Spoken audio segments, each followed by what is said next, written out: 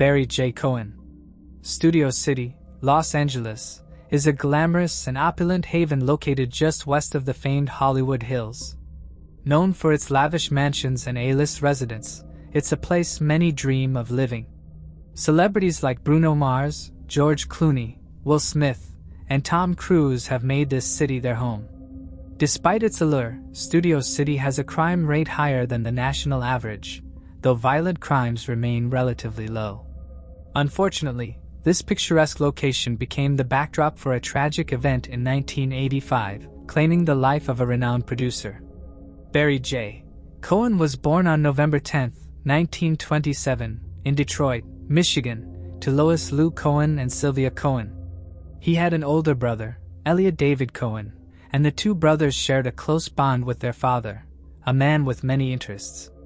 It was during their early years that their father introduced them to the game of bridge, a pastime that would significantly influence Barry's life.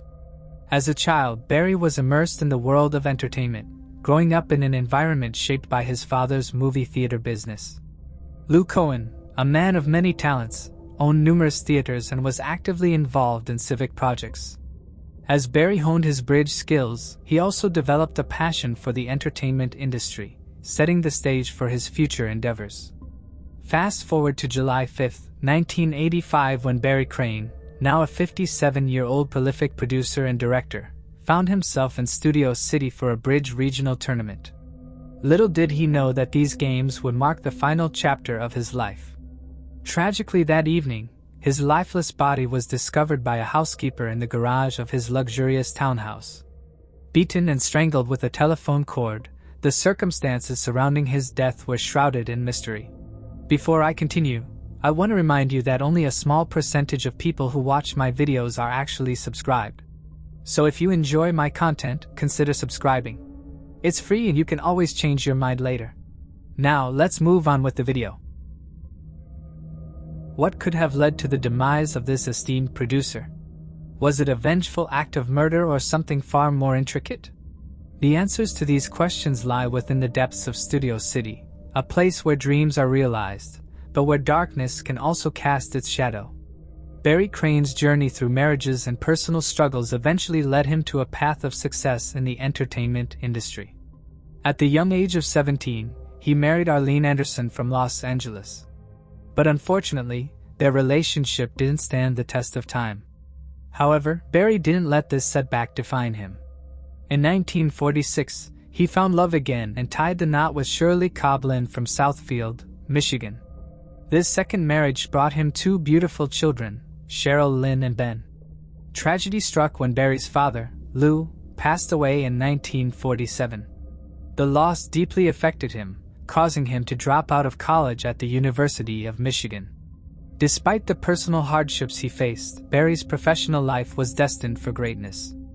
His second marriage also ended in divorce in 1954, leaving him searching for a fresh start. In his pursuit of a new beginning, Barry decided to change his surname from Cohen to Crane for professional reasons. With a renewed sense of purpose, he packed his bags and headed to Los Angeles, California in 1955. This move marked the beginning of a remarkable transformation in his life. Barry's first step towards success was working at the Pasadena Playhouse, where he immersed himself in the world of performing arts. It was here that he discovered his passion for television entertainment. He pitched an original screenplay that caught the attention of RKO Pictures and King Brothers, leading to a 3-picture deal. Although the film based on his script, titled The Seven Lanterns of Japan, was never made, it served as a stepping stone for Barry's career. His talent and dedication soon paid off.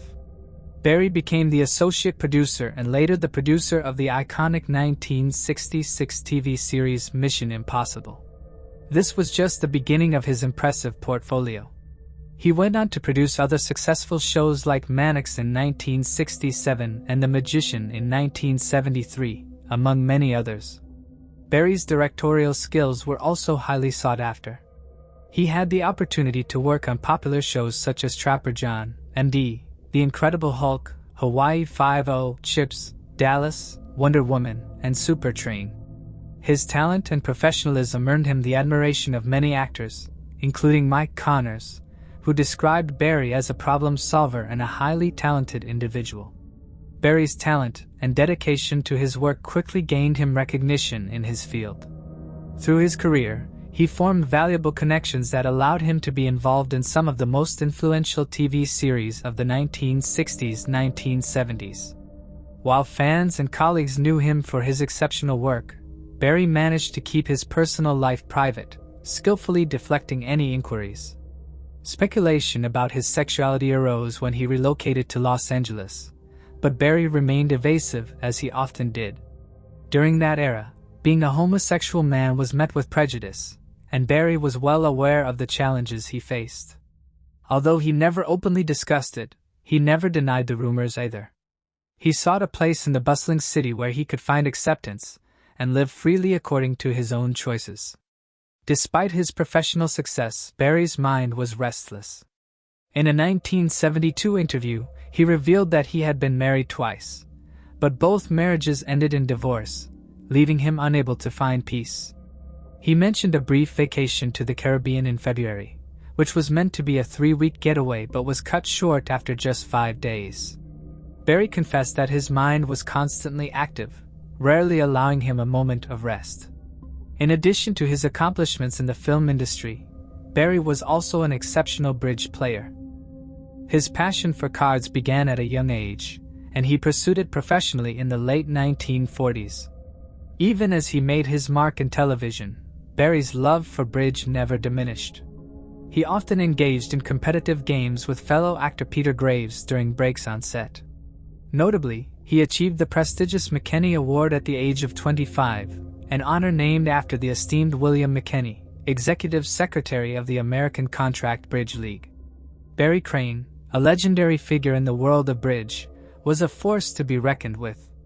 His dominance in tournament play earned him numerous accolades and the respect of his peers. For an impressive 30 years, Barry either challenged or emerged victorious in the competition for the award given to the player in North America with the most master points in a calendar year. Throughout his lifetime, Barry's achievements were nothing short of remarkable. He claimed the prestigious McKenney Trophy on 6 occasions in the years 1952, 1967, 1973, 1975, and 1978. Additionally, he secured the Mott Smith Trophy twice, the Asbury Trophy 4 times, the Stoddard Memorial Trophy once, and the IBPA Award for Best Personality in 1985. Barry's prowess in bridge extended beyond these accolades as he became a 15-time North American champion and a Grand Life Master in the American Contract Bridge League. Even after his passing in 1985, Barry's legacy continued to shine brightly. He held the record for the highest number of master points in bridge history until 1991 when it was finally surpassed by Paul Salloway. In recognition of Barry's remarkable contributions, the American Contract Bridge League renamed the award for the highest bridge master points in a year to the Barry Crane Trophy in 1995, a decade after his death. Furthermore, Barry was honored with induction into the American Contract Bridge League Hall of Fame. Beyond his achievements in bridge, Barry was known for his amiable nature and was highly regarded by his colleagues in both the TV industry and his bridge career. One individual who shared a close bond with him was his bridge partner, Carrie Schumann. Together, they formed an exceptional team, winning the World Mixed Pairs title in 1978 at a bridge competition held in New Orleans. Barry's aggressive gameplay combined with Carrie's strategic defense made them one of the most formidable duos in the history of the game. Barry's talents extended beyond the bridge table as he found success as a producer and director in the television industry. His iconic TV series from the 1960s-70s propelled him to stardom, and his opulent house in Studio City and white Cadillac Eldorado were symbols of his growing success in Hollywood. In the early 1980s, some of his final projects included directing episodes of Flamingo Road, 7 Brides for 7 Brothers, The Powers of Matthew Starr, and the movie Conquest of the Earth, which was the third and final installment of the Battlestar Galactica trilogy. Fast forward to July 1985, Barry was in Pasadena for a Bridge Week regional tournament at the Pasadena Convention Center. He was all set to win with his team and even played a pair game with Billy Miller, a Silver Life Master and Bridge Bulletin columnist. On the July 4, 1985, Barry invited Miller and his ex-wife to dinner, but excused himself upon arrival, claiming he wasn't feeling well. The next day, July 5, Barry was nowhere to be found at the tournament center, causing a stir among the players. Kerry Schumann, Barry's trusted teammate, stepped in to fill his spot. While Barry's team was excelling in the tournament, Barry was at home on Colfax Avenue, supposedly enjoying his holiday. Little did anyone know, that evening would take a dark turn. Around 3 p.m., Barry was discovered dead in his garage by his housekeeper Elizabeth. His body was wrapped in black plastic tied with a telephone cord and surrounded by blood with his Cadillac parked nearby. The police were called and an investigation into his murder began. Reports suggested that Barry was first beaten in his bedroom and then strangled with a telephone cord before being moved to the garage. It appeared to be a crime of revenge. Barry's life was abruptly cut short in a chilling murder case that left everyone baffled. The fact that all of his belongings, from his wallet to his TV, were left untouched indicated that this was not a simple robbery gone wrong. The police were at a loss, unable to identify the murderer, and as time passed, the case grew colder and colder. Initially, there were suspicions that Barry's sexuality may have played a role in his tragic demise, but no leads were found to support this theory. The authorities even questioned individuals in the movie and bridge industries, but they hit a dead end with no clear suspect in sight. The devastating loss of Barry left his loved ones heartbroken and shattered. However, a glimmer of hope emerged when a fingerprint was discovered on a ceramic statue found on Barry's bedroom floor, the very object used to strike him down. This lone piece of evidence became the focal point of the investigation. Unfortunately, without a match, the case was put on hold, leaving it unsolved for over 3 decades. But in 2006, with advancements in technology, the Los Angeles Police Department decided to reopen the case. The fingerprints were sent for testing, and after years of waiting, a breakthrough finally occurred. On May 9, 2019, the cold case detectives arrested Edwin Jerry Hyatt, a 52-year-old truck driver from North Carolina based on a positive fingerprint match. Edwin had a troubled past with a criminal history involving auto theft, assault, and drug abuse. Initially, he denied any connection to Barry, but eventually confessed to the murder. According to Edwin's statement, he had known Barry since the early 80s and had occasionally done yard work for him. On the fateful day of the murder, Barry had allegedly invited Edwin to his home. Edwin alleged that Barry made a sexual advance towards him, which led to a violent confrontation that tragically resulted in Barry's death. Edwin was charged with the murder and extradited to California to stand trial. After more than 30 years of uncertainty, Barry's friends and family finally found closure. The arrest of Edwin provided a sense of justice that had long been missing. Barry's legacy as a talented producer, director, and bridge player endures, and his story remains a powerful reminder of the relentless pursuit of justice. Moving on to the next case. Derby Wagner Richardson. The tragic death of Derby Wagner Richardson sent shockwaves through Racine, Wisconsin, leaving the community grappling with grief and fear. Known for her kind nature, her death seemed senseless, and questions immediately arose as to who could have committed such a brutal act and why. The answer was believed to be someone close to her, someone with a history of violence. Despite several accusations of battery and abuse against this individual, the justice system had failed to convict him, allowing him to remain free. The failure to hold him accountable left many wondering how many more lives could be taken before authorities finally took meaningful action. People in the community were left questioning their safety, as they had witnessed the system's inability to protect the vulnerable. The question of why Derby's death had to happen when so many red flags had been ignored was at the forefront of people's minds. Would justice ever be served, or would this cruel cycle of abuse continue unchecked? Ruth Elaine Wagner's life was shaped by her roots in Wisconsin's turkey capital. After marrying Robert Lindner and having 2 children, Deborah and Byron, Ruth's family was central to her existence. Deborah, born on May 2, 1958, in Boscobel, was especially close to her grandparents, Bertha and Harry Wagner, who cherished her deeply. Derby's early years were marked by a sense of instability due to the frequent moves. As a result, she had difficulty forming lasting friendships and finding a sense of belonging. It wasn't until she was almost 9 that she began to connect with other children, which marked the start of a more settled period in her life. Her mother did settle down in Madison in May of 1967 when she went through a messy divorce with Robert Linder. Ruth Wagner stayed single for a long time, focused on caring for her children, but she found love again in 1974 and married James Erickson. Derby was upset with her parents' divorce. She decided to run away from home when she was 14 years old. Back home, her mother's marriage ended, and she would remarry in 1986 again. Derby found herself feeling isolated as her family dynamics changed. With the arrival of Douglas Coppin into her mother's life and the addition of her stepbrothers, Daniel and Alan, along with her baby sister Gina, Derby felt increasingly left out. She struggled with a sense of abandonment, leading her to seek a life of her own, away from the complexities of her evolving family. 2 years after running away from home, Derby walked into a bar in Racine. Like a bad joke and like any impressionable teenager, she fell in love. She met Fred Wagner Richardson at his bar. The 30-year-old was quite experienced. He had joined the U.S. Army under a false name, and that impressed young Derby. What Derby didn't know was that Douglas Coppin was a man with a dark past.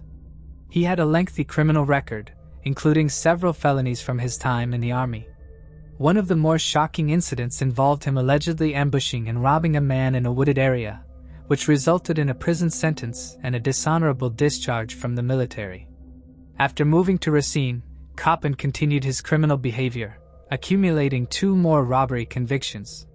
He only served a portion of a 15-year sentence. Why he was allowed to roam the streets so freely was only because of the criminal justice system. Criminals can walk free based on small legalities. Upon being released from Leavenworth Prison, he decided to live in Racine. Racine has been a typical industrial town and provided the opportunity Fred was looking for.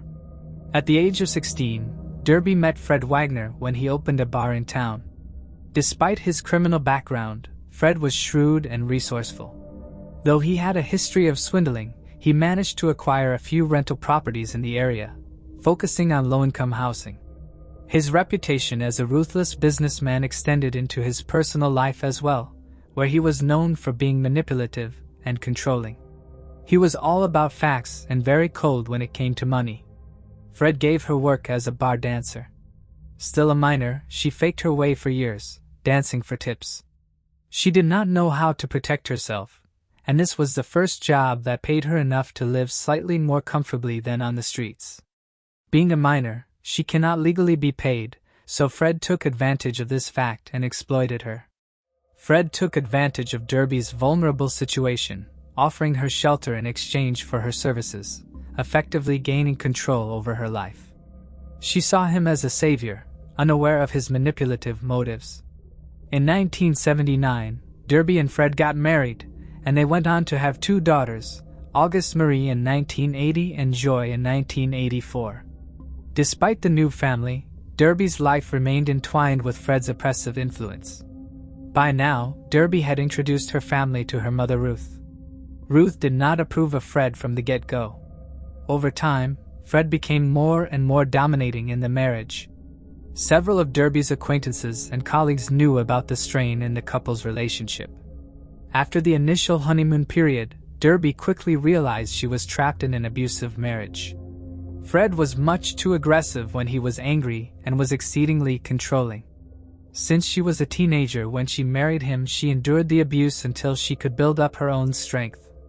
Her friend and colleague Kelly Williams Cherry would often babysit the couple's young girls. Kelly was among the people whom Derby confided in about the mistreatment she endured from Fred.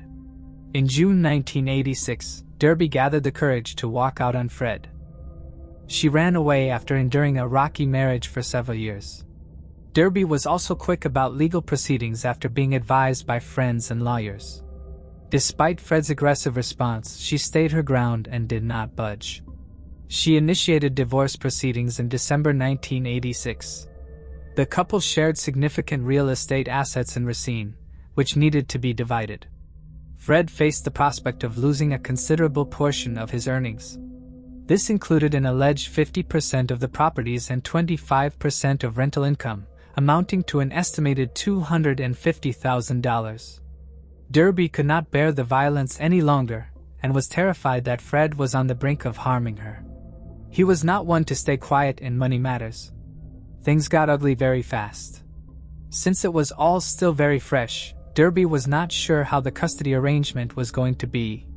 So she agreed to let Fred take the girls every other weekend. But Fred was vindictive. He had something else in mind. On January 21, 1987, Derby was preparing to send the girls off to their father. Fred showed up and beat Derby in front of the little girls, 7 years old. They were scared out of their little minds. He strangled Derby till she fainted. 5 days later, she filed a temporary restraining order against him. He was also convicted of battery a few weeks later. Things were escalating fast. She knew she had to get away and save her life. Derby was working very hard to turn her life around. She was working very hard to provide a good life for her girls. She was only 28 years old, so she had a lot she could plan for her future. Derby held down a lot of jobs. She served as a secretary at the Visiting Nurse Association of Kenosha and worked as a security guard for Guardian Protective Services. She also acted as a fitness counselor at the Racine YWCA over the weekends. She had recently applied for the role of Deputy Sheriff of Racine County. She wanted to work for Racine County Sheriff's Office and aspired to become part of law enforcement one day. She wanted to help teenagers that were caught in helpless situations, perhaps also help women out of abusive marriages. On March 21, 1987, a meeting occurred between Derby, Fred, and their respective attorneys. It ended in a manner that made Derby feel like her life was in danger. Her attorney concurred and notified the police to request police protection for Derby. Barb Smith, who served as a victim witness specialist at the Racine County District Attorney's Office, guided victims through the legal proceedings. She vividly remembered helping Derby when she sought a temporary restraining order. Smith explained that it was a time before domestic violence cases required mandatory arrest policies. This meant that the police had the discretion to decide whether to arrest the alleged abuser. In 1987, victims had to physically visit a police station to file criminal complaints. When Derby reported her battery, obtaining a temporary restraining order was a separate process. Smith expressed frustration with temporary restraining orders. She described them as largely ineffective and often igniting the situation. She recalled advising victims, "This is the most dangerous time for you." She emphasized that the restraining order could escalate existing violence. As Derby left, Smith could vividly remember her saying, "It does not really matter. He is going to destroy me anyway." In that particular meeting on March 21st, the pair were dividing multiple rental properties that they owned together, including rental income. Reportedly, Fred cried and said, "I am very hurt. I am very hurt." Fred Wagner Richardson pointed a threatening finger at her and said, "I do not like being hurt." Fred was deeply upset by the prospect of losing money from his rental properties in the event of a divorce. Derby, working as a night shift security guard at Styberg Engineering on 1600 Gold Street, had to patrol the locked building, surrounded by a barbed wire fence. On the evening of March 21, 1987, she left her daughters with Kelly, a trusted friend who babysat for her. Before leaving, Derby always made Kelly promise to keep Fred away from the girls if he ever showed up. Kelly was the only one she trusted with her girls as she went off to do multiple jobs to make ends meet. This was about 12 hours after her hair-raising meeting with her soon-to-be ex-husband. Despite being emotionally shaken, Derby had to go on. Derby usually checked in with her firm at 1 a.m. She failed to do so that night. The firm grew concerned when they realized she was not responding and was nowhere to be seen. The management of Styberg Engineering called authorities around 1:30 a.m. when they could not locate her. Investigator Al Felian responded to the scene that morning in his capacity as a patrolman. Officers proceeded to Styberg and initiated a search for her and her Pontiac Sunbird, but they were unsuccessful in locating her. 7 hours later, around 8 a.m., an officer spotted Derby's car.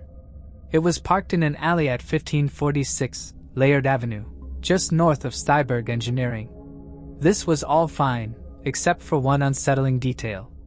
Blood was dripping from the drainage holes in the trunk of her car. The blood ran down the pavement. Inside the trunk, police recovered Derby's lifeless body. She was completely naked, and her mouth had been gagged with white duct tape. Her throat and wrists had been slashed brutally. She was nearly decapitated, such was the aggression of her neck wounds. Over the next 24 hours, her clothes were recovered scattered along the street. Her tan uniform, her security badge, and a shoulder patch from her uniform along with a brown shoe were found. A man living on Island Avenue found some of her papers and her ID. In the early hours of the next day, a newspaper carrier found her appointment book on Spring Street and Highway H. Investigators also recovered a pair of black and red bolt cutters from the scene of the crime. DNA analysis was still not well known, but everything was well preserved as was the procedure at the time. The medical examiner revealed some disturbing details, but they would help paint a picture of what exactly happened. Derby still had all her jewelry on her body, so she was not being mugged or robbed when this tragedy happened. That was ruled out as a motive. There was also no evidence of assault. A pathologist carried out a thorough examination. He confirmed that the injury to Derby's head was caused by bolt cutters. Investigators discovered that the suspect had entered the Styberg Engineering property by cutting a section of the chain-link fence along its east side. Crime scene photographs revealed a shoe print on the property with a pointed toe resembling a cowboy boot. This matched the footwear worn by someone she knew, as investigators later learned. Derby had a routine of bringing her children's clothes to work for folding. She often parked her car by the lunchroom door to easily carry the laundry basket back and forth. So the perpetrator was waiting for her and attacked her while Derby made one of her trips. Her jacket was found with inside-out sleeves. An examination revealed that someone had attempted to grab Derby from behind. She managed to squirm away and flee towards the nearby office as marks on the door indicated that Derby locked herself inside. They could see denim marks on the door. It looked as if someone repeatedly pushed against the door with their shoulder wearing a denim jacket. The assailant struck her unconscious, then proceeded to tape her mouth with white duct tape. Then she was transported to the trunk of her car. The presence of duct tape suggested premeditation. According to experts, Derby's personal items were scattered around town to mislead investigators. It seemed plausible that the perpetrator feared becoming the prime suspect. Investigators deduced that the assailant drove Derby to another location where she was stripped and subsequently lost her life. He then drove the car back to her workplace, perhaps because the perpetrator needed to retrieve their own vehicle. This was vengeance, a hateful crime against Derby. So 3 things were certain. Number 1, the perpetrator was probably someone with a personal vendetta against Derby. Number 2, it was someone she knew because they were familiar with her workplace routine. And number 3, Derby had struggled and fought till the end. A relative realized that the black and red bolt cutters in evidence belonged to none other than Fred Wagner Richardson.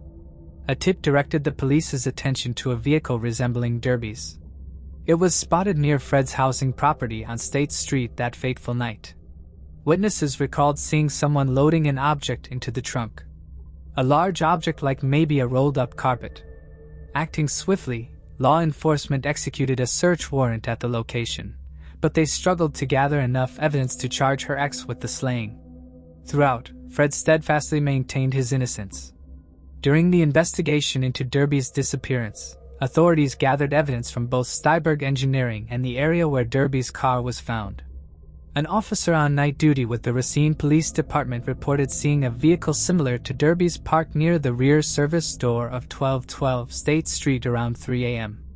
The property was owned by Fred Richardson, and residents confirmed that the basement and rear door, where the car had been parked, were exclusively used by Fred. None of the tenants had keys or access to that section of the building. They recovered a sales receipt for red bolt cutters, the same type found on the crime scene. Fred had made some unusual comments to his friends. A lot of them seemed made up and would turn out to be untrue as officers interviewed various witnesses and friends. He allegedly told a friend that he was too busy to make plans over the weekend because his children were going to spend the weekend with him. It was Derby's turn to have the children that weekend, so it did not make sense for him to lie about it. What was he trying to hide? When another friend wanted to meet up, he said he was sick in bed all weekend. Brian Linder, Derby's brother, insisted Fred was the only one who would want to harm his sister. Ruth Wagner, her mother, and all of her loved ones repeatedly asked the police to investigate Fred. The tragedy took a toll on Derby's mother. Ruth had been looking forward to Derby's independence. She had finally walked out of an abusive marriage and was going to progress in life. Now her granddaughters were left without a loving mother. And most frustratingly, the man she knew was behind her demise was walking free. Initially Ruth took in the two little girls, but then Fred fought for them. After a 2-year-long bitter custody battle, he won custody of his daughters. Not one to sit around helplessly, Ruth became an advocate for victims' rights legislation in Wisconsin. She got busy working as an accountant, realtor, and even a prison guard. From an office manager to a tax collector for the state, she had a diverse experience. She did everything so she did not have to face the pain of losing her daughter. She regularly urged the police to work on her daughter's case and solve it somehow. Days turned to weeks, weeks to months, and finally, the months gave way to years. A decade after the tragic discovery in the industrial alley, the case remained unsolved. Her mother held a 10-year anniversary in hopes of motivating the police.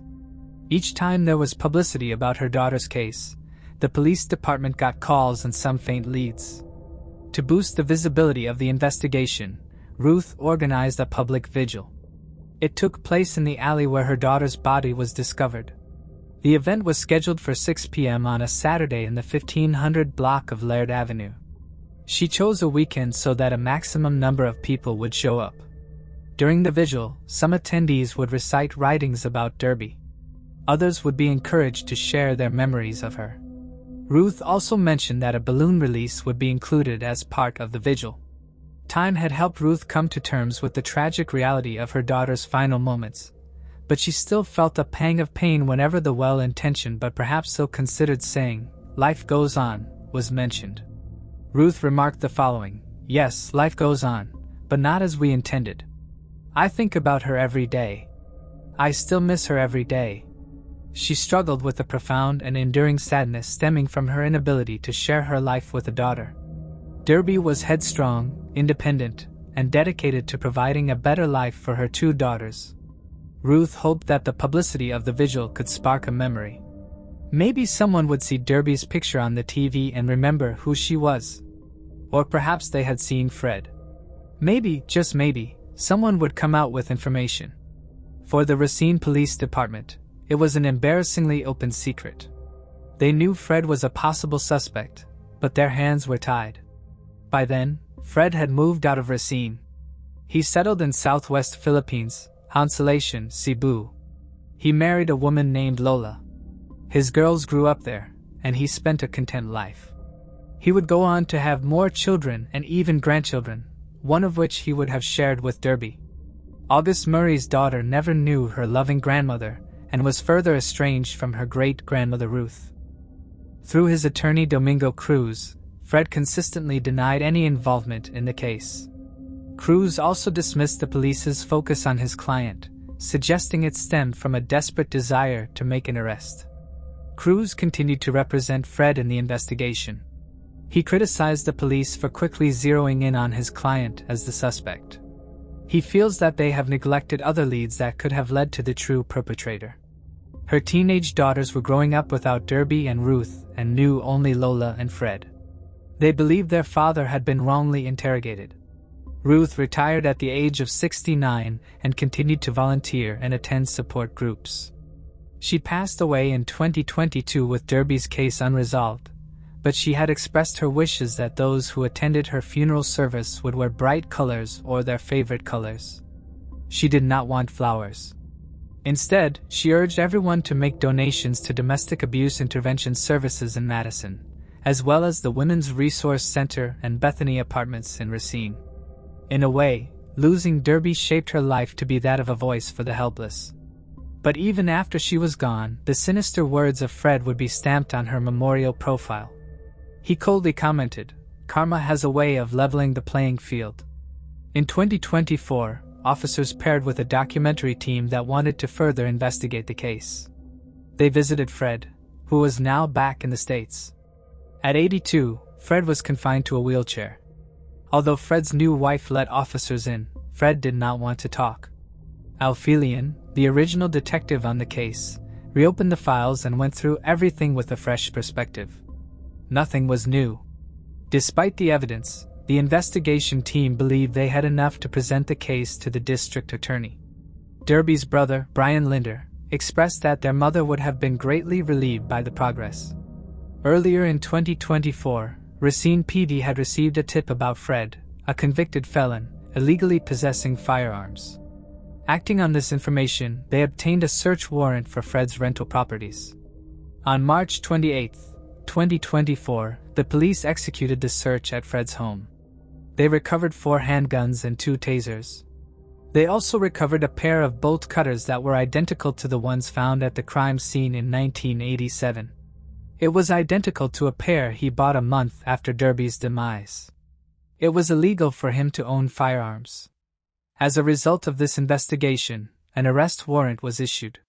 Fred was arrested at one of his properties that same day.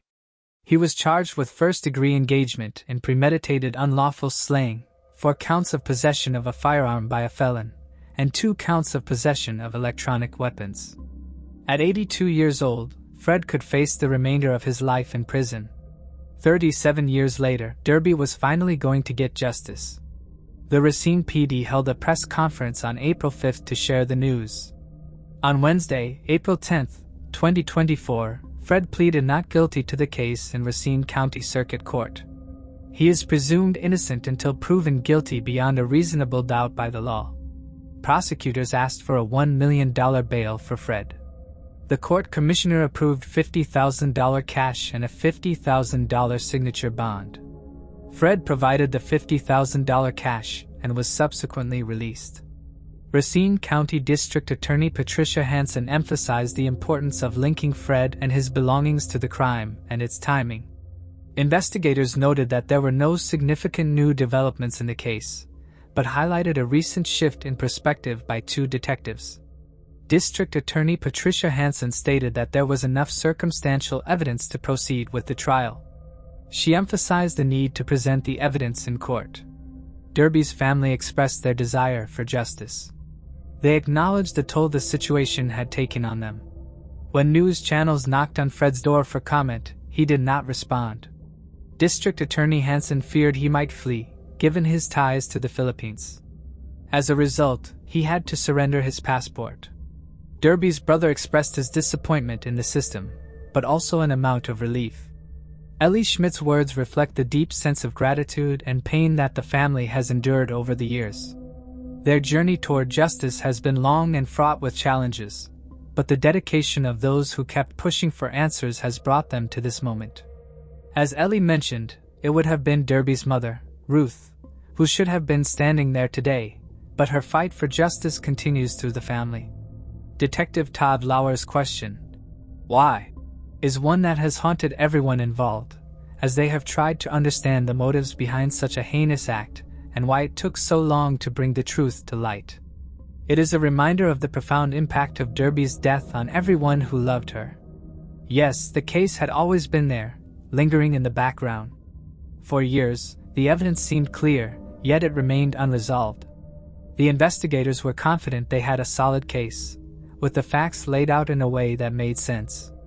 But in a small town like Racine, where resources are often limited, the path to justice was a long and difficult one. Still, it was always clear to those who knew the case that Fred was responsible, and now, after so many years, it's time for the truth to finally be heard. The investigators faced challenges due to limited resources for further investigations and follow-ups. Additionally, they knew that a grand jury would require more evidence than they currently had. Despite this, all the evidence pointed toward Fred. He had the means, the motive, and the opportunity to take Derby's life. After 37 years, justice is long overdue. Fred went on to remarry, have a son with Lola, and enjoy time with his grandchildren. In contrast, Derby's life was tragically cut short by vengeance, leaving her with no opportunity to experience those same joys. A status conference regarding the case is scheduled for July 12, 2024. Moving on to the next case. Donald Rendell. In August of 2003, skeletal remains were discovered in Bradford Township, Minnesota, during an excavation project by a landowner along Highway 5 and County Road.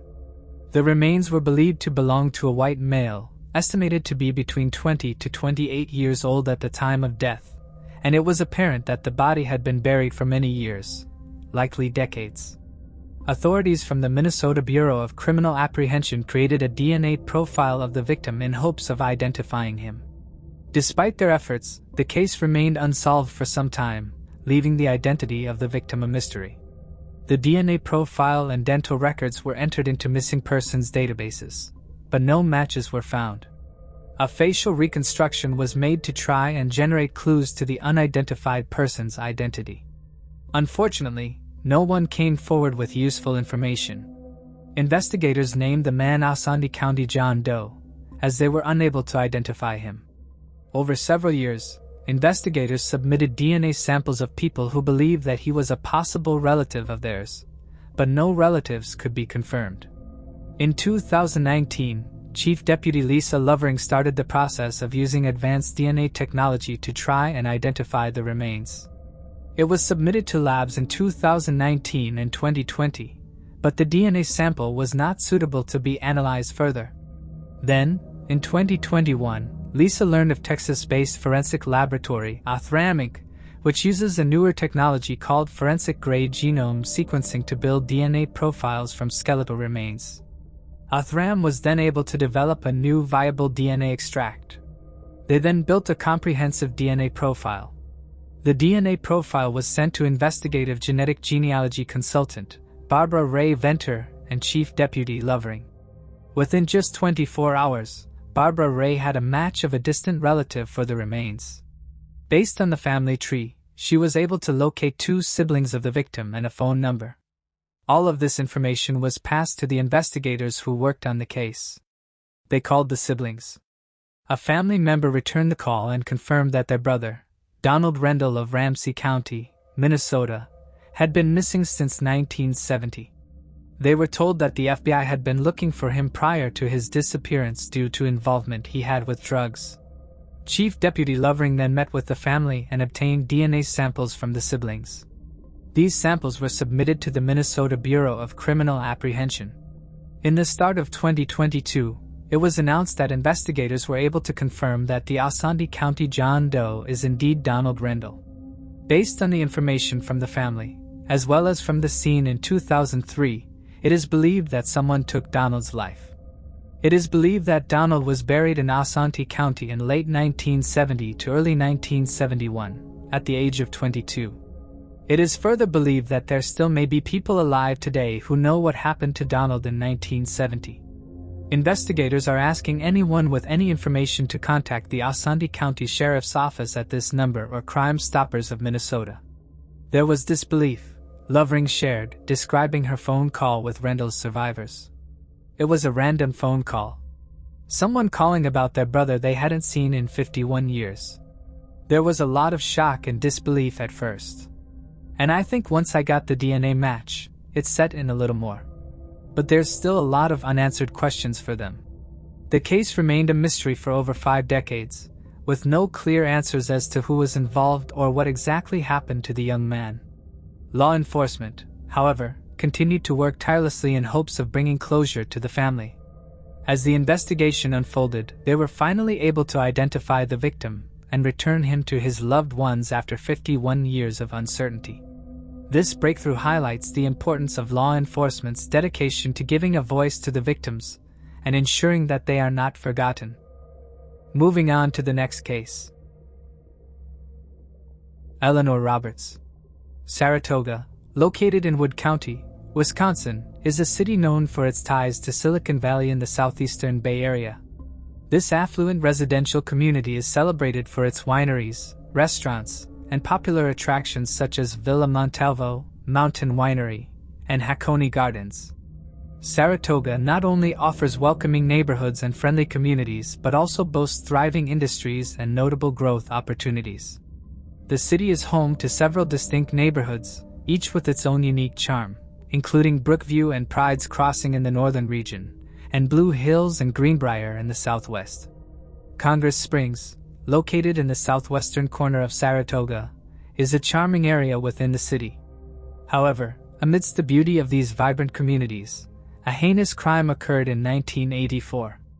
A 73-year-old woman was tragically and brutally murdered in her own home, leaving investigators with little evidence to go on. Eleanor Roberts, a beloved resident of Nakusa, Wood County, Wisconsin, was born on April 10, 1911.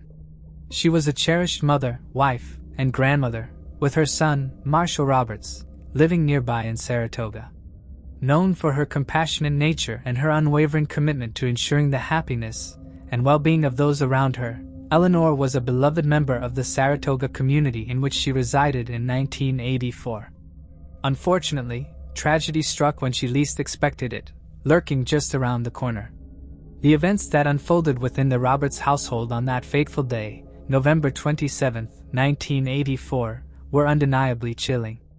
Eleanor's brother grew concerned when she failed to meet him at an automobile dealership where she had planned to purchase a car. He subsequently went to her home on South Hollywood Road in Saratoga. However, when Eleanor did not respond to his knocks on the door, he reached out to her son, Marshall Roberts. Unbeknownst to Marshall, he was about to encounter a scene of horror that would haunt him for the remainder of his days. Aware of a hidden key to his mother's house located outdoors, Marshall made his way to her Saratoga residence. Upon unlocking the door and stepping into the house, he immediately sensed that something was wrong. The atmosphere was heavy, and an eerie silence filled the air. However, it wasn't until he reached the bathroom that he truly comprehended the gravity of the situation. As he opened the bathroom door, Marshall was confronted with a sight that he could never have anticipated. His mother, Eleanor Roberts, lay motionless on the floor, surrounded by her own blood. Shockingly, her head was concealed by a bath mat, which Marshall swiftly removed, only to be faced with an unimaginable scene. His mother's lifeless body bearing signs of violent trauma. In that moment, Marshall realized that he was standing in the midst of a crime scene, one that would forever alter the course of his life. Without hesitation, he dialed 911 and reported the tragic discovery to the police, providing them with the address. Within a matter of minutes, officers were dispatched to the scene. Soon after making the call, the Wood County Sheriff's Department detectives and forensic team personnel arrived, swiftly filling the premises. The forensic pathologist who conducted the autopsy determined that Eleanor's cause of death was a combination of blunt force trauma and multiple stab wounds, likely inflicted by a pair of scissors based on their shape and other factors. There were no indications of natural causes contributing to her demise, leading to the conclusion that her death was a result of homicide. As stated in the sheriff's office report, Eleanor had been brutally stabbed and beaten, sustaining broken ribs and punctured organs consistent with scissor wounds. Upon further investigation, authorities discovered that the only missing items from the house were a pair of scissors, a knife, and a telephone. Despite their efforts, the killer had left no discernible clues, leaving the authorities with a perplexing mystery to unravel. However, just as all hope appeared to be fading, a ray of light emerged in the form of a palm print discovered in the bathroom where Eleanor's body was located. The knife was found on Hillcrest Avenue in Saratoga on the same day, not far from Roberts' South Hollywood Road residence. The scissors were located the following day, approximately 1.25 miles away, and the telephone was recovered 4 months later in March 1985 in the Wisconsin River, about 2.5 miles away. On the day of Eleanor's passing, an officer found a ski mask hanging from a tree branch opposite Eleanor's house as stated in the criminal complaint. The mask seemed to have been tossed there. The mask, knife, scissors, and phone were all discovered along the same path. Investigators speculated that the potential suspect resided along this route. Further examination revealed that the evidence trail led to John Sarver, an employee at a store where Eleanor had previously bought a lawnmower.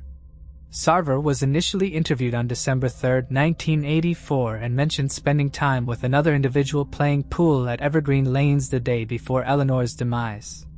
It was discovered that Eleanor had interacted with Sarver when she purchased a lawnmower from Competition Cycle, where he was employed during the summer of 1984. The lawnmower required warranty repairs, which Sarver had carried out. When Eleanor lodged a complaint on May 1, 1985, Sarver was questioned again, confirming his last encounter with Eleanor in the summer of 1984 when he repaired the lawnmower she had bought. Following the identification of Sarver's palm print in the bathroom, he was interviewed once more. Sarver claimed his final interaction with her was in late summer, early fall 1984, aligning with other investigative findings. However, Sarver denied ever entering her home, raising questions about how his handprint ended up there. The other witness Sarver claimed to have been with during the murder was also interviewed. Although the witness couldn't recall all the details of that night, he stated that he never remembered playing pool with Sarver. During the interview, investigators discovered that Sarver had provided multiple alibis, none of which could be verified when they questioned the witnesses he claimed to be with. In fact, one of the witnesses Sarver mentioned confirmed to investigators that they were alone that evening. Throughout various interviews, Sarver gave inconsistent explanations of his whereabouts at the time of Eleanor's murder. None of his explanations or alibis could be substantiated by investigators. Another witness around the time of Eleanor's death informed investigators that Sarver was facing financial difficulties and had borrowed $2,000 from him. However, the witness stated that he was never repaid after the murder. In 2005, a confidential informant revealed to investigators that 17 years prior, Sarver had confessed to killing a woman by delivering a karate chop to her neck, which matched the injuries sustained by Eleanor. Several small claims cases were filed against Sarver since 2006 for unpaid bills, and another similar case was filed shortly after his arrest. Despite the mounting evidence against Sarver, the case eventually went cold. Lieutenant Robert Lewandowski, a retired investigator from the Wood County Sheriff's Office who worked on the case, mentioned that it often encountered obstacles throughout the years. Former Sheriff's investigator Jay Schroeder dedicated countless hours to organizing years' worth of information. Disagreements between investigators and prosecutors regarding the readiness to reopen the case were not uncommon according to Lewandowski. For decades, the case remained unsolved, seemingly insurmountable. Nearly 30 years after the incident in May 2013, investigators obtained a search warrant to collect DNA from John Sarver, who had long been considered a key suspect in the case following Eleanor's tragic death.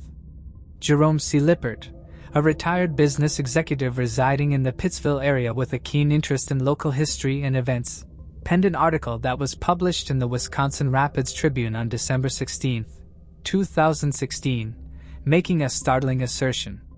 Not all law enforcement officers involved in the investigation should be commended. This revelation unraveled a narrative within a narrative. In the late 1980s, John Sarver worked as a civilian informant for the Wood County Drug Enforcement Unit under the guidance of Detective Brian Illingworth, also known as Big AI in the field. Illingworth, who later retired as a detective and former Wood County Sheriff, provided testimony during the trial. Despite his efforts to portray his collaboration with Sarver in a positive light, evidence presented in court indicated that the former sheriff had developed an overly close relationship with his informant. Notably, Sarver was not fingerprinted when he began his informant duties, a standard protocol that was only followed 2 years later by another officer. Moreover, Illingworth attended Sarver's wedding, a practice that was considered unusual. There were questions raised during the trial about Sarver being heavily intoxicated while under Illingworth's supervision, a clear violation of departmental regulations. In 1988, during the investigation into Eleanor Roberts' murder, a mysterious meeting occurred at a cabin in Adams County where Sarver and Illingworth were reportedly alone before other law enforcement officials arrived to interrogate Sarver. The contents of that private conversation, if any, have never been disclosed. Additionally, Lippert possessed crucial information that never surfaced during the trial. In the 1990s, a member of the Roberts family approached then Sheriff Illingworth with a Reader's Digest article discussing advancements in DNA testing, hoping it could assist in their case. Regrettably, the sheriff responded insensitively, stating that the suspect was a friend of his, and dismissively returned the magazine. This type of response is completely unacceptable from any law enforcement officer when a grieving family member seeks justice for their loved one. It is now evident that not all police officers involved in this case deserve commendation. This attitude or conflict may have contributed to the delay in achieving justice. Additionally, there was a peculiar incident towards the end of Sheriff Illingworth's career in Wood County that may be relevant. It is possible that some long-term residents recall Illingworth being admitted to a Rock County institution in 1997, reportedly due to depression and struggles with substance abuse. Initially concealed from the public, this information eventually came to light, leading Illingworth to decide against seeking re-election in 1998. He retired from law enforcement without much attention the following year. In that same article, Lippert also mentioned a primary suspect at the time, although he couldn't disclose the individual's name for obvious reasons. However, that person was Mr. Sarver. Lippert also suggested that the entire story was not being revealed, and indeed, the trial confirmed the accuracy of his statement. He called for renewed interest in the case, prompting investigators to diligently pursue the killer of Eleanor Roberts. Wood County Sheriff's Officer, Heiser, stated, "Our initial step was to thoroughly examine all the evidence, meticulously review the 5,600 pages of reports compiled over the years, and subsequently meet with all the investigators who had previously worked on the case." Sarver, the accused, was 21 years old when Eleanor passed away. He was employed at a business that sold her a lawn mower and had visited her residence to service it. Initially, he denied ever entering Roberts' home when questioned by the authorities. However, investigators later discovered his palm print on the bathroom counter, contradicting his statement. In April 2020, a witness who had chosen to remain anonymous finally came forward after almost 4 decades of suppressing his memories out of fear. This witness confirmed that there were indeed 3 individuals present at the crime scene in 1984. During the trial, Mr. Sarver was described as a scary dude due to his connections with the police, which instilled fear in the witness and prevented him from speaking up. However, in 2020, he mustered the courage to share his painful memories, realizing that it was better to confront them before it was too late. His testimony was incredibly compelling, leaving the courtroom in complete silence. According to the complaint, the witness informed investigators that he had heard Sarver confess to breaking into Eleanor's house through the rear entrance with the intention of robbing her, resulting in her accidental death. The criminal complaint also highlights the department's persistent efforts to submit DNA samples for testing from 1988 until 2020, utilizing increasingly advanced techniques as they became available. Unfortunately, the case faced a setback in 2020 due to the global pandemic following the pressing of charges. The Wood County Sheriff's Office and Wisconsin Department of Justice jointly announced that on August 27, 2020, John Sarver, the primary suspect in this case from Port Edwards, Wisconsin, was apprehended in connection with the first-degree murder of 73-year-old Eleanor Roberts. It found guilty Sarver, who had been detained with a $1 million cash bond, could potentially face a life sentence in prison. Sarver, through his legal representation, requested Wood County Circuit Judge Nicholas Brazeau Jr. to postpone the trial initially set for March 14, 2022. Despite the plea, Roberts' son and Assistant Wisconsin Attorney General, NEJ, acting as a special prosecutor, urged Judge Brazeau to maintain the trial dates as per the online court records. Sarver's legal team, consisting of Jeremy Meyer, O'Day, and Taylor Hart, expressed the need for additional time to conduct interviews with witnesses and conclude their investigation. Consequently, Judge Brazeau rescheduled the trial and set a hearing for updates on March 15, 2022.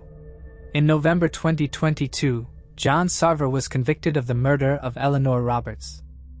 Due to the timing of the crime, the judge has no jurisdiction over Sarver's parole eligibility.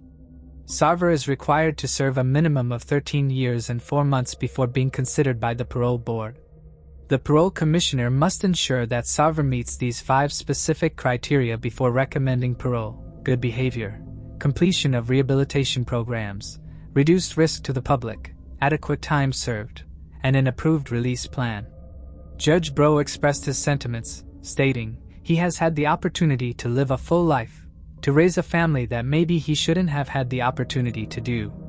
It's a good thing that he did it because there are good people in this world, but there isn't anything in my mind or heart that makes me think that he should have opportunities to get out there."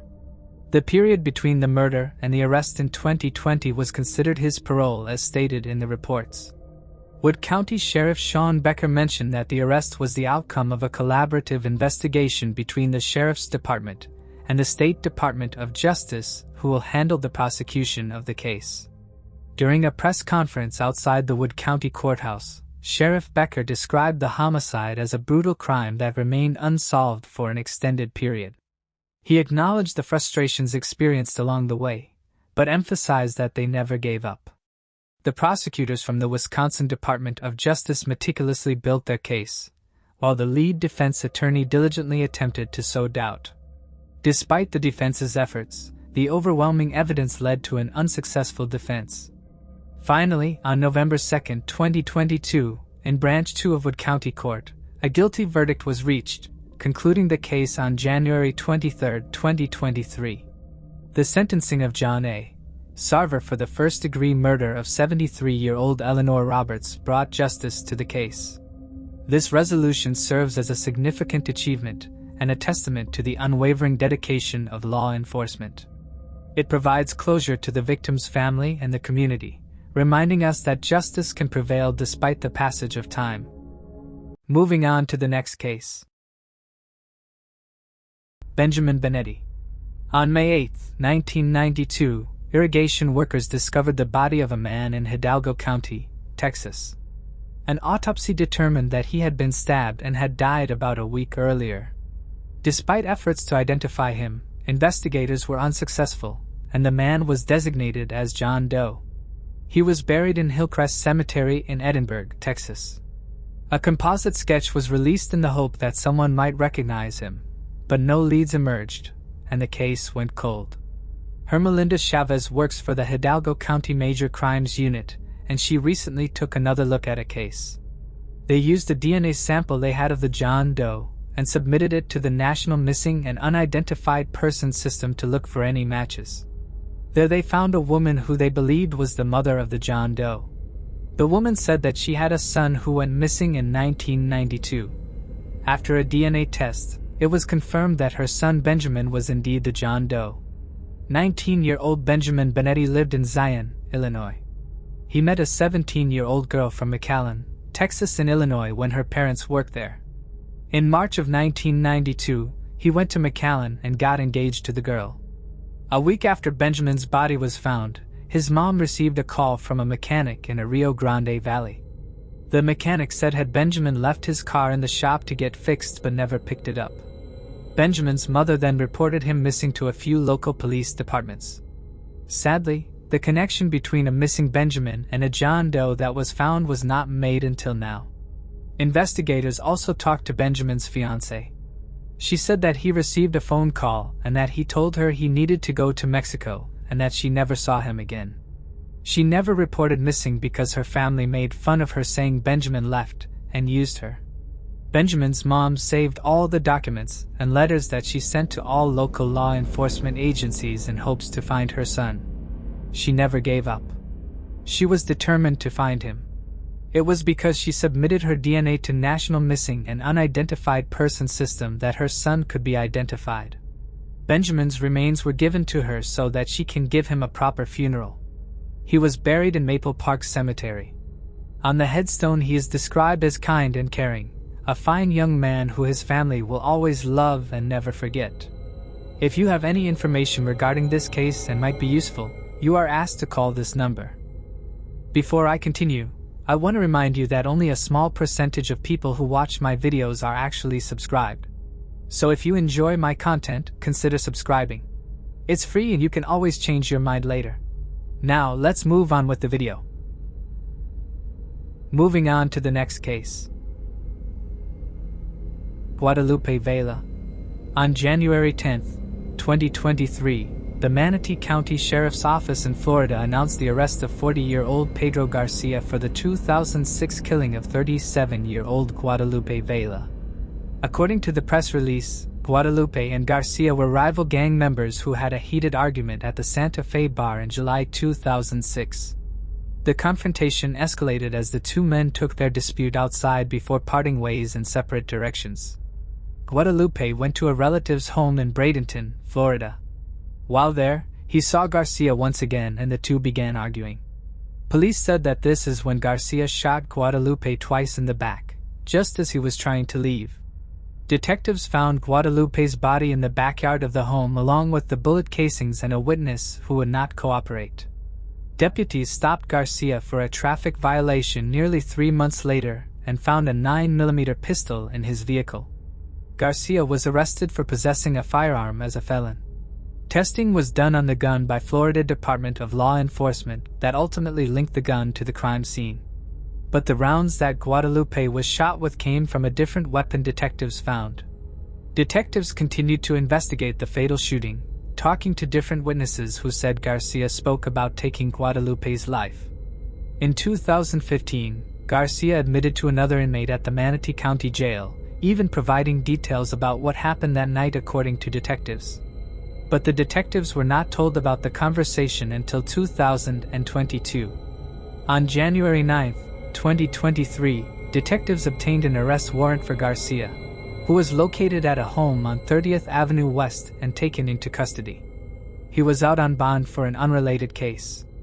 The detectives said it was possible Garcia was connected to other unsolved violent crimes dating back to the mid-2000s, and they asked anyone with information to call the Manatee County Sheriff's Office at 941-747-3011 or Manatee Crime Stoppers at 866-634-8477.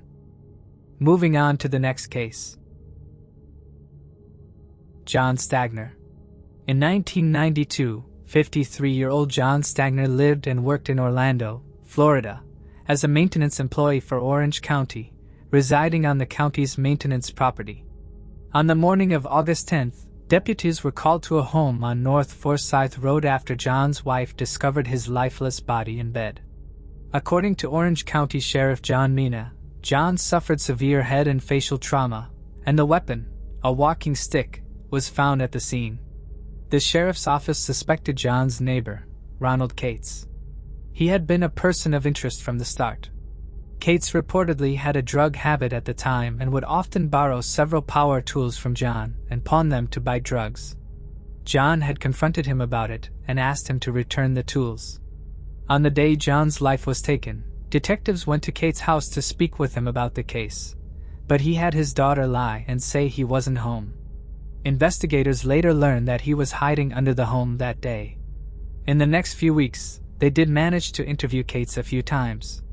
They noticed a lot of inconsistencies in the timeline that he gave and what his family members were saying.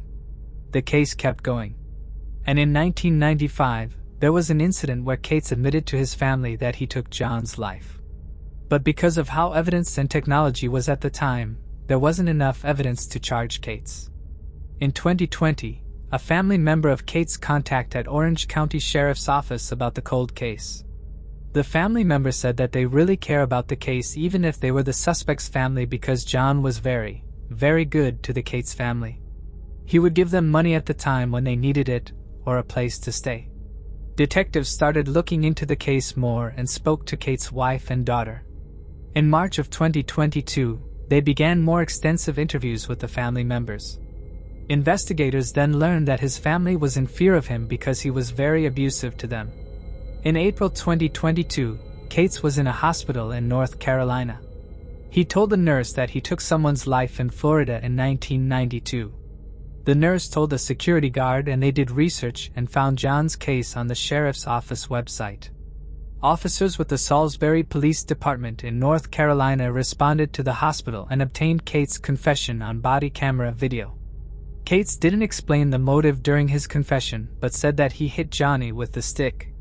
Investigators were able to confirm from Cates' family members that he used a walking stick to get around and that he owned the one that was found at the crime scene. Detectives then had enough evidence at that point to interview Cates again and charge him. Cates was arrested on August 5, 2022 and is being held in a North Carolina jail, waiting to be taken back to Florida.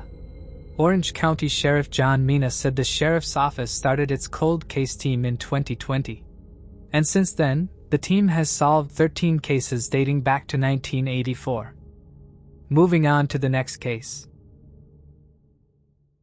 Juliet Rivera. On July 17, 1992, a farm worker in San Mateo County, California, discovered the body of a woman near an irrigation pond. An autopsy revealed she had died from blunt force trauma to the back and left side of her skull, caused by a flat object. The victim was identified as 25-year-old Juliet Rivera, a legal secretary from Alameda.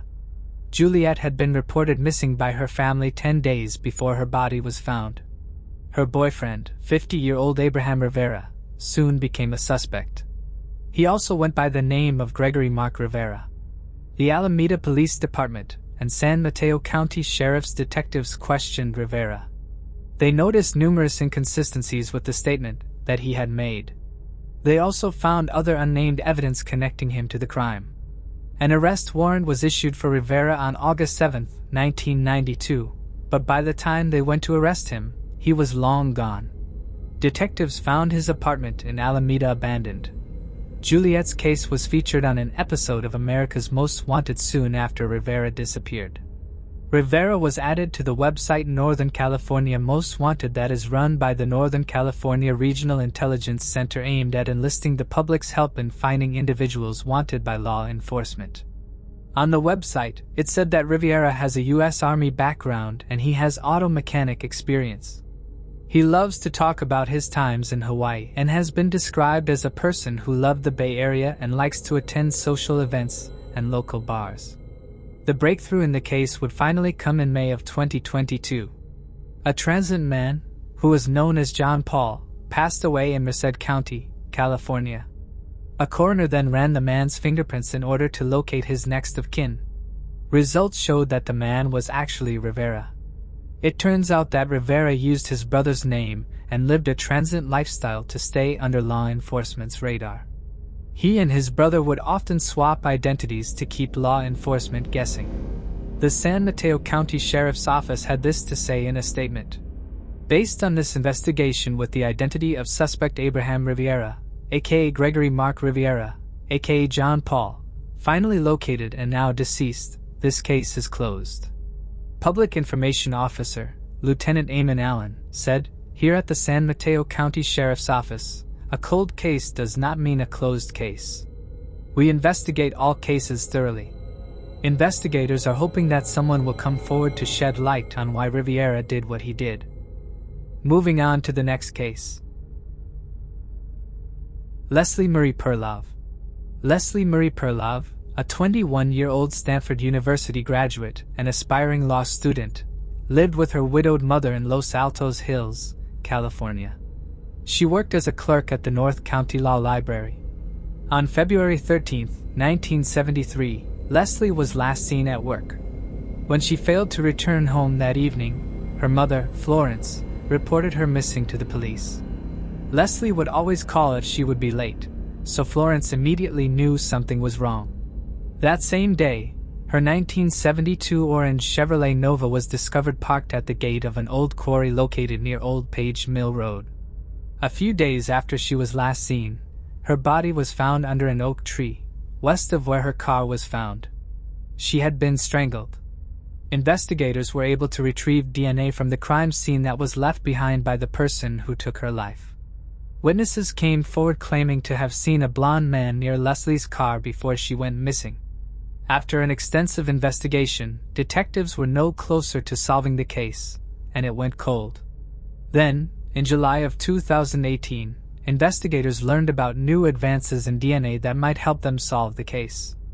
They submitted the DNA from the unknown male collected at the crime scene to Parabon Nano Labs. A DNA profile was then created, and using genetic genealogy, they were able to identify 74-year-old John Getro as the person who took Leslie's life. He had previously served time in Germany for assaulting and strangling 15-year-old Margaret Williams in 1964. Getros served nearly 6 years out of a 10-year sentence for assault with fatal consequences. He was released after idiotic officials determined he was likely to lead a righteous life. Investigators were able to confirm that Getros also took the life of Janet and Taylor using DNA in 2018. Janet's case is very similar to Leslie's. On March 24, 1974, she visited her friends at Stanford University. That evening, 21-year-old Janet was seen walking along Junipero Serra Boulevard. The next morning, her body was found by a delivery driver. Her body had been dumped by a wooded area close to a bridge just off Sand Hill Road. Janet attended Canada College and was the youngest daughter of football legend and former Stanford coach, Chuck Taylor. Investigators always believed that what happened to Leslie and Janet were connected, but only proved it in 2018. John Getros's trial was supposed to take place in 2020, but he fell ill and it was delayed. It is believed that he is responsible for more crimes and is still being investigated by the police. Leslie Perlov's sister Diane had this to say after hearing about the arrest. "I have been waiting for this call for 45 years, and now that it came, I am just a bit stunned. Not a day goes by that I do not think about Leslie in some way. She was my big sister, always looking out for me. She was and remains always with me." In September of 2021, John Getros's trial started for the Janet Taylor case. He was convicted of taking her life on September 14th. John Getro was convicted based on DNA evidence obtained from a disposable coffee cup he discarded in 2018. This DNA matched samples taken from Janet Taylor's pants.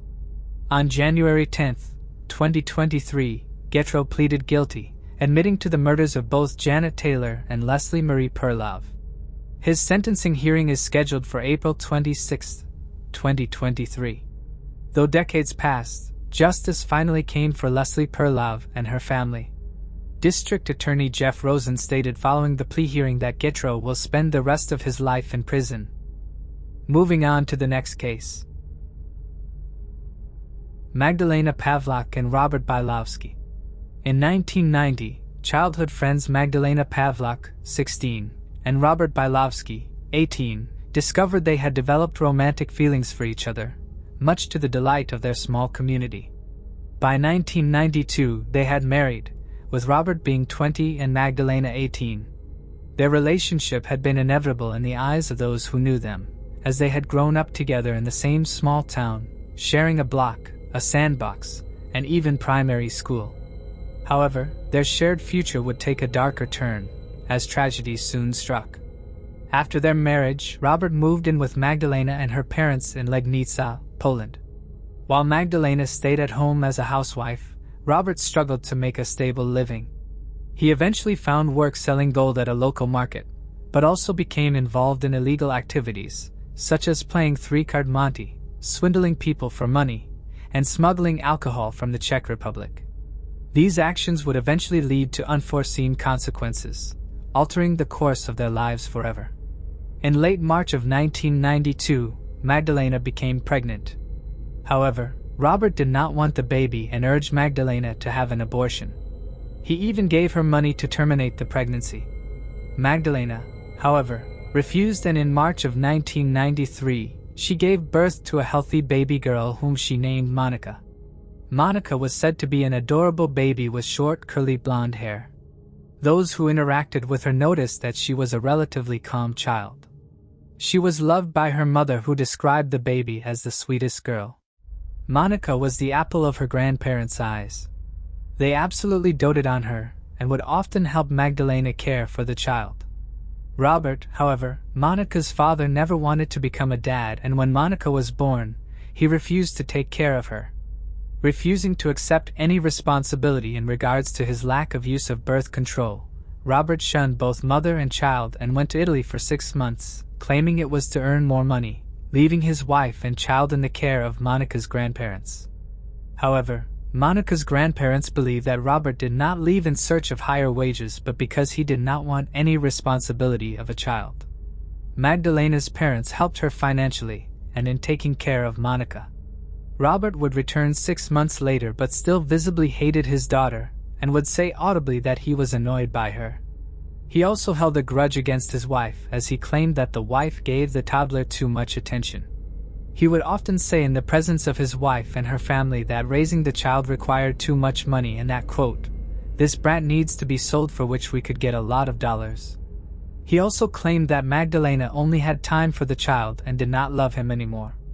Monica's grandparents hated Robert as well, as he never helped around the house or spent time with Monica. Both parties, however, avoided each other as to stave off conflict. Robert was also physically abusive towards Monica. Monica's grandparents had noticed bruising and pinch marks on her neck several times. It was found that the child had also been previously beaten and kicked. Magdalena recalled that once Robert punched the baby in the face in front of her. The mother at this point should have done the responsible thing and fled the house with the baby, not for her own comfort but for the safety of her child.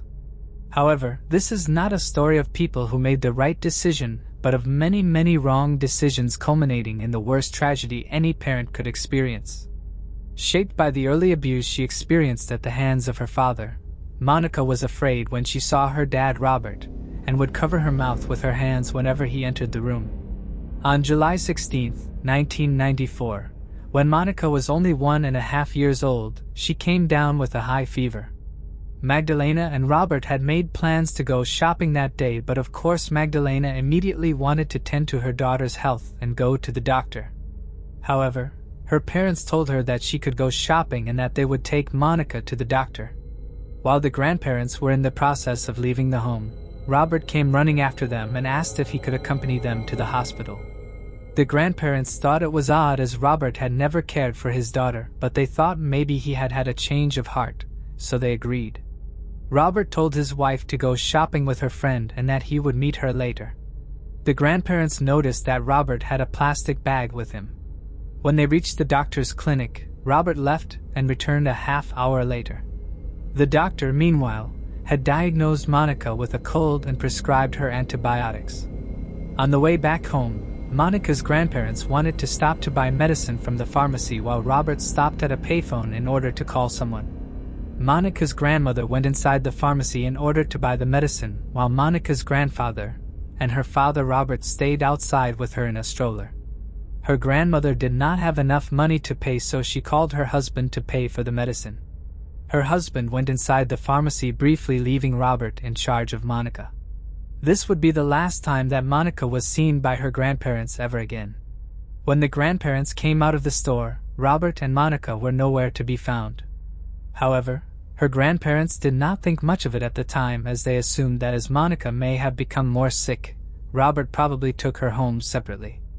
After returning home, they learned that Robert never arrived, and in searching around, they found that Monica's clothes and Robert's passport were both missing.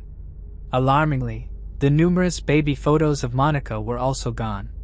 It is at this point that they remembered that Robert had been carrying a plastic bag with him.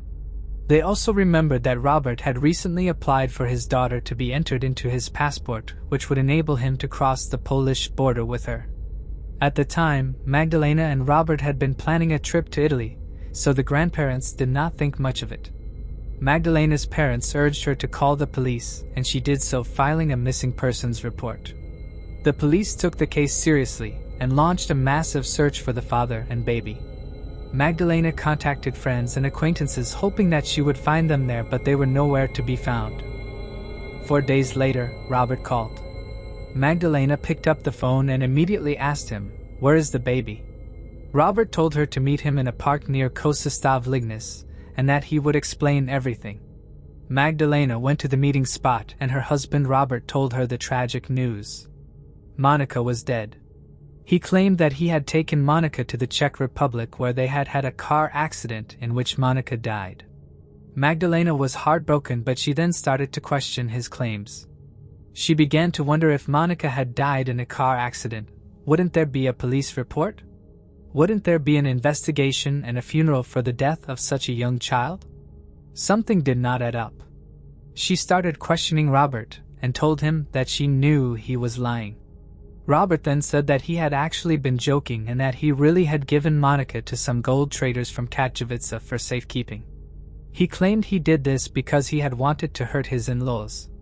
He told Magdalena that he would go with her to get Monica back. However, he had a condition. He told her that she had to withdraw her police report which she had submitted in hopes of finding Monica alive. Desperate, Magdalena went to the police station and dropped the kidnapping charges on her husband.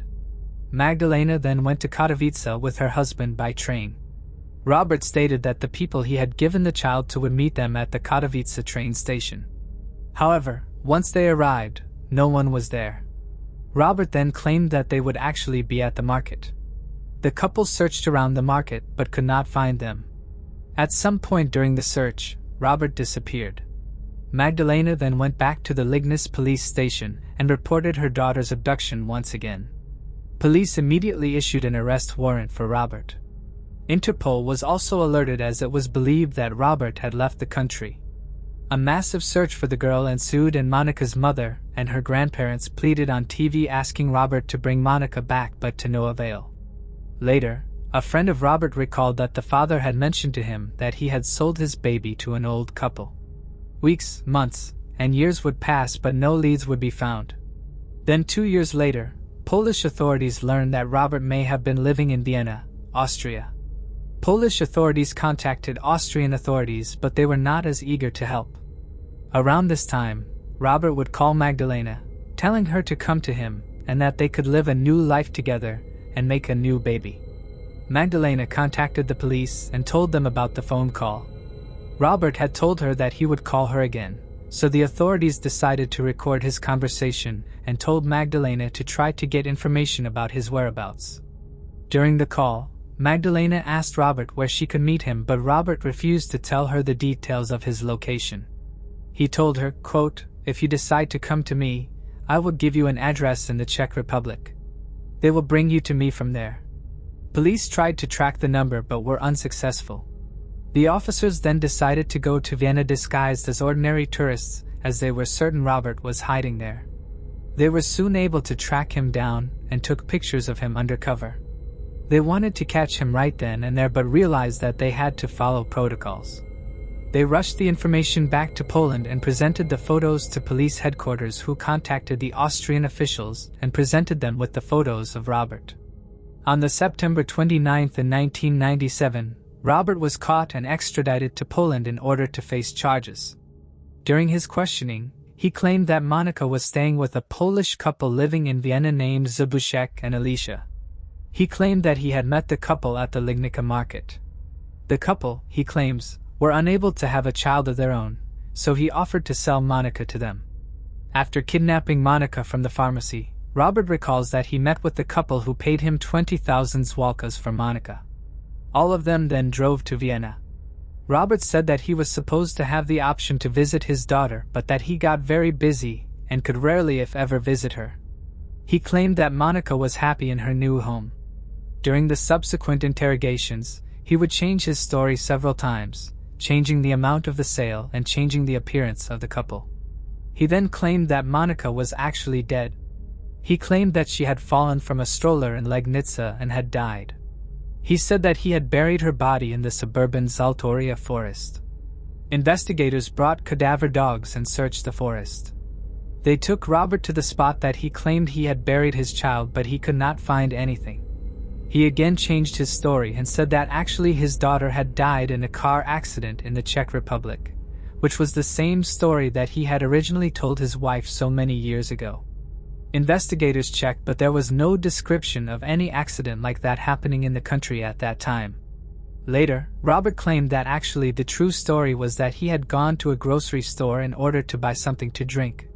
He said that he had left the baby in the stroller in front of the grocery store. He claims that he does not remember anything after that as he had taken 12 benzodiazepine pills that morning resulting in memory lapses. He said that he doesn't remember if he took the baby with him from the store or if he left her there. When asked about the store's location or name, he could not remember. In another interrogation, Robert claimed that his in-laws had actually stolen the baby and sacrificed her. He also tried to fake mental illness by banging his head on the wall, screaming and threatening to commit suicide. However, the psychologist that was brought in did not buy the story and wrote in his report that Robert is, quote, emotionally immature and lacking in higher emotionality. The psychologist went on to say, quote, he would be able to act to get rid of his daughter by selling her, giving her away, and contributing to her death. Robert was also given a polygraph test, and when asked if he had killed his daughter, he showed signs of nervousness. In the fall of 1998, the Polish district attorney's office had his indictment ready, but as no body had been found and there was no actual evidence of a murder, Robert was merely charged with kidnapping and the selling of his daughter. However, it took time to send the indictment papers to the court as they needed additional documents from Austria. Unfortunately, a year had passed since Robert was in custody, and in order to extend his detention, the consent of the Supreme Court of Poland was needed. The prosecutors from Legnica needed the approval from the General Prosecutor's Office in order to send an application to the Supreme Court. However, the General Prosecutor refused. As a result, Robert had to be released from custody. After his release, Robert unsurprisingly left the country and would disappear for the next 10 years. In 2008, Robert, through his attorney, contacted Polish authorities and told them that he wanted to stand trial and explain the case voluntarily, but with one condition, that they would guarantee him to remain free until the court issues the final verdict. In 2008, the trial would finally commence. Robert this time would testify that all of his previous explanations were not true and that he was actually innocent. He claimed that on that fateful day, he had actually taken a walk with his daughter while her grandparents were in the pharmacy. He then stated that he returned to the pharmacy and gave the stroller to his father-in-law. Robert claimed that he was already scheduled to go abroad that day and that his in-laws had known about it. He said goodbye to his in-laws and left. He claimed this was the last time that he ever saw his daughter. When asked why he had said that he had sold his daughter years ago, he explained that those statements were all made under duress. The trial went on for over a year, and in 2009, Robert was found guilty of kidnapping and selling his daughter. He was sentenced to 15 years in prison. However, in the original deal, Robert had requested not to be arrested until the final verdict was given. Using the language of this appeal, he waited for the appellate court to finally review his case, and when the higher court upheld the verdict, Robert, before being remanded, escaped and fled the country once again. He would remain missing for 4 years. He would be captured again on 12th of September in 2013 by the Austrian police and again handed over to Polish jurisdiction. Magdalena Pavlock's heartache and determination remain, as she holds on to the hope that her daughter Monica will one day return. Even after nearly 30 years, the pain of not knowing the fate of her child has not faded. Despite her grief, the case remains open, and a recent development has brought a glimmer of hope. In the mid-2020s, a 27-year-old woman from the United States, after discovering that she was adopted, came across Monica's description in a database. Believing she might be Monica, the woman reached out to authorities. However, DNA testing quickly ruled her out as a match. Monica's grandparents passed away without ever finding out what happened to their beloved granddaughter. Now, as the years continue to pass, Magdalena's longing for her daughter only grows. She continues to believe that Monica might one day return, whether through a miraculous reunion or perhaps in a future life. If you have any information regarding the disappearance of Monica Pavlock, please contact Polish authorities or Interpol. Your help could bring closure to this heartbreaking case. Moving on to the next case. Nona Sty Cab. 29-year-old Nona Sty Cab lived in Cleveland County, North Carolina, and was a widow with a 3-year-old son named Josh. Due to a drug problem, Nona lost custody of her son, who was sent to live with her sister, Vicki Gregory. On the night of July 6, 1992, Nona was last seen at the Welcome Center on Interstate 85 in Cleveland County. She was observed getting into a truck driven by an unidentified male. After that, Nona disappeared without a trace, and her whereabouts remain unknown. The circumstances surrounding her disappearance have led to an ongoing investigation, but her case remains unsolved. The next morning at 6:15 a.m. on July 7th, her body was discovered on the northbound side of Interstate 77 in Surry County, North Carolina. She had been strangled and assaulted. Investigators collected male DNA from her body. It would take 3 years before investigators identified a suspect. They interviewed Sean Patrick Goebel. He was a trucker from Asheboro, North Carolina. Goebel denied having any involvement in what happened with Nona. He was, however, later convicted for taking the lives of 3 other women. He was sentenced to 2 life sentences, plus 14 years in prison. Of course, this made investigators in the Nona case believe that he was the man they were looking for. Investigators took the male DNA they collected from her body and compared it to Goebel's DNA, but it was not a match. He was then ruled out as a suspect. In April of 2021, special agents with the North Carolina State Bureau of Investigation Cold Case Investigation Unit and investigators with the Sheriff's Office re-examined the physical evidence collected from the crime scene back in 1992. With the help of Dr. Colleen Fitzpatrick, the founder of Identifiers International LLC, investigators were able to identify Walter Luther Alexander as a possible suspect by matching his DNA profile to the DNA left on Nona's body. Officers with the Diamond Head Police Department in Mississippi arrested Alexander on March 15, 2022. He is currently being held in the Hancock County Jail as he awaits extradition back to North Carolina to face the charges against him. The North Carolina State Bureau of Investigation emphasized that the investigation into Alexander remains ongoing and authorities are looking into the possibility that there may be more victims. Moving on to the next case. The Ravine Killer case. The story of Almeria, a picturesque coastal city on the southeastern coast of Andalusia, Spain, is one of stark contrasts.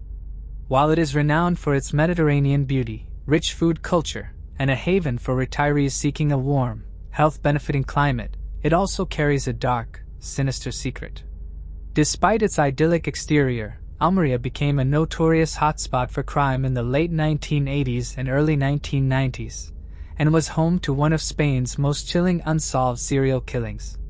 Between 1988 and 1996, a brutal serial killer known as the Ravine Killer claimed the lives of at least 10 women in this otherwise tranquil beach town. These victims, primarily working as escorts and living on the margins of society, were subjected to horrifying violence. The killer's modus operandi often involved raping and murdering his victims, then leaving their bodies in remote areas such as ravines, adding to the eerie nickname that became synonymous with the crimes. The victims were often women with few connections and families, many struggling with addiction or living on the streets, making them vulnerable and largely forgotten by the general public. Critics argue that this contributed to the slow response from authorities, who were accused of not taking the cases seriously enough, possibly because the victims were seen as marginalized or disposable by society.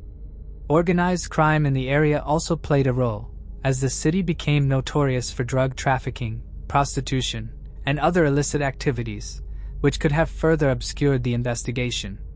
The Ravine Killer's ability to evade capture for nearly a decade, and the seeming indifference toward the victims' lives, has left a deep scar in the community. Though the killer's identity remains a mystery to this day, the case has sparked debates about the treatment of women in society, and the importance of giving voice to those whose lives are often overlooked. Authorities may not have fully understood the gravity of the crimes at the time, but the legacy of the Ravine Killer serves as a haunting reminder of the need for justice for all victims, regardless of their social standing. And while Spain today has a far more tolerant socio-political stance on the business of sex, critics point out that the city's continued culture of violence against women is pervasive, as evidenced by the fact that even in recent decades, Almeria has possessed the third highest rate of gender-related crime in all of Spain. At the time of the brutal killings, the murders did not cause a media frenzy nor social outrage, resulting in a lack of a proportional police response. This is unlike the much more well-known Spanish case of the death of the Alcazar girls, 3 young women kidnapped and tortured in 1992. The death of those 3 women received far more attention nationally due to the girls being of a higher social status, while the death of at least 9 escorts would be underreported and underinvestigated. The first known act of this killer, who would go on to reign their terror for almost a decade, began on October 23, 1988, when a used auto parts dealer was searching for scrap metal from a ditch located on A334 road near the town of Piscina, about 30 miles or 50 kilometers north of Almería City. Noticing the putrid smell, he followed the scent and saw that a pair of human feet were sticking out of a sewage drain pipe. The body was visibly female, clothed in a red t-shirt which had a drawing of snowy mountains inscribed with the words, "Skydiving Sensation" written in English below the landscape. The victim had on no bottoms but wore red shoes. A later autopsy showed that she had been bludgeoned to death, and crime scene photos display the extensive injuries she received on both her head and neck. The medical examiner noted that her parietal bone was smashed. The parietal bones are flat cranial bone that covers the mid-skull, helping to form the shape of the head and shielding the brain from outside trauma. In this case, the bludgeoning she received was enough to crush even the most protective of bones. The forensic team also found out that the victim had suffered a broken right fibula about 2 years prior to her death. According to the autopsy, she had died in June or July of 1988. She stood just under 5'3", or 160 centimeters, and weighed around 8 pounds 145 or 65 kilograms. The victim's hair was strawberry blonde, and forensic experts estimated her age to be around 30 years old at the time of her death. Based on the ruggedness of the victim's skin and hands, investigators surmised that the woman may have grown up in a rural environment such as on a farm, and that she may have done a lot of physical work during her life. Internet sleuths later pointed out that she may have worked in Almeria's greenhouse in the production of fruits and vegetables, as the area's climate allows for such bountiful harvests that Almeria is a major source of off-season tomatoes, peppers, cucumbers, and melons for people all over Europe. This area is known as El Mar de Plástico, the Sea of Plastic, because of the many greenhouses which pepper the area's seaside landscape. The extent of police presence and effort in identifying the woman has been criticized, and to date no one has come forward to identify her. Investigators discovered that the victim had been killed elsewhere and later dropped into the sewage culvert. Detectives surmised that the woman was possibly tossed out of a car post-mortem by her killer or killers.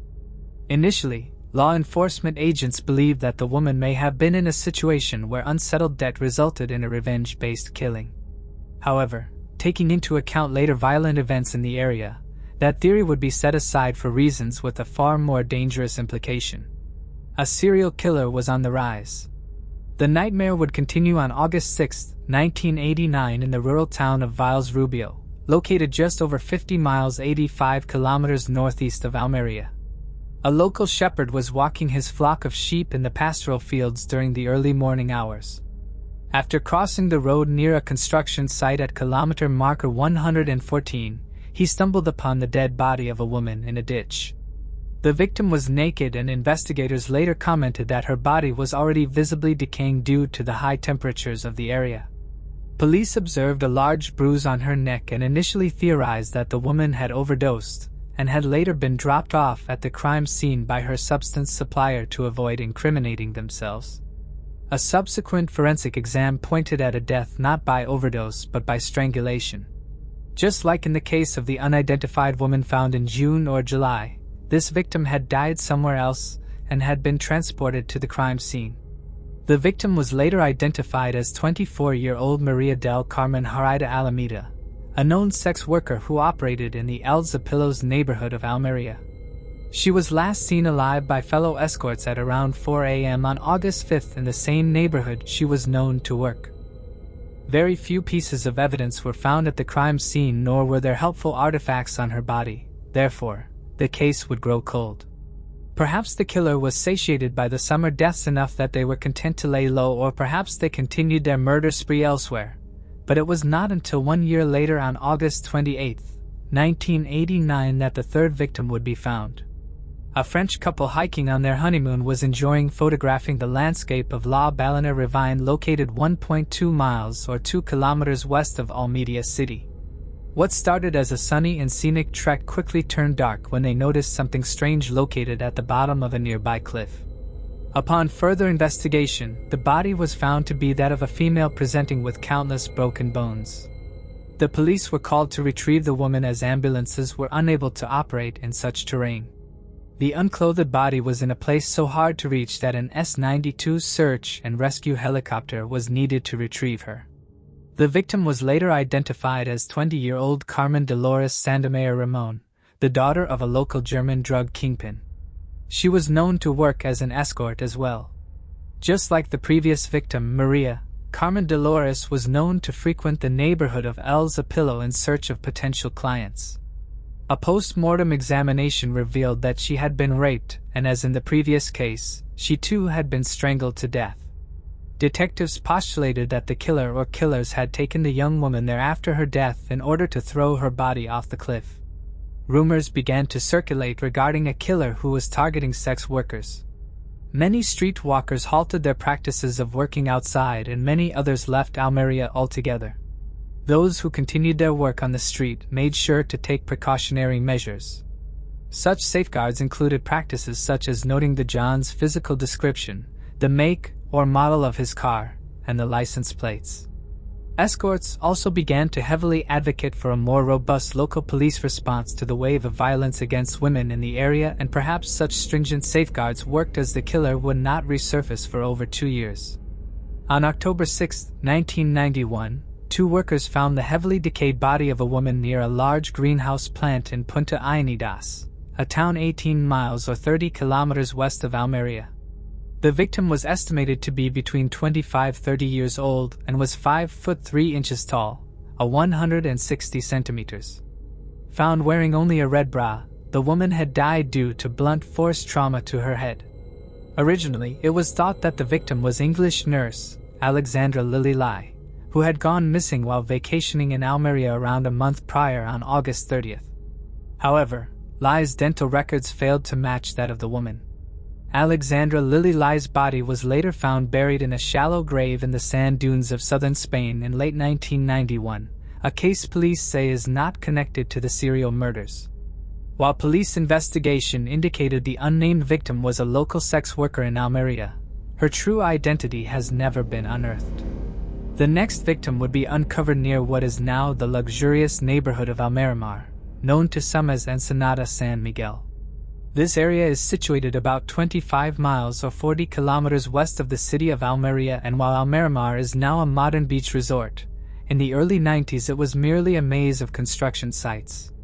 Workers on such a site would have their labors halted on March 7, 1992 upon the accidental discovery of a nude female body face down upon the rocks. Later identified as Maria Jesus Munoz Borrego, 28, the victim, like the woman before her, was a known sex worker from the area of El Zapillo, and like the previous victims of what was now clearly a serial killer at large, Maria Jesus had been sexually assaulted and then strangled to death.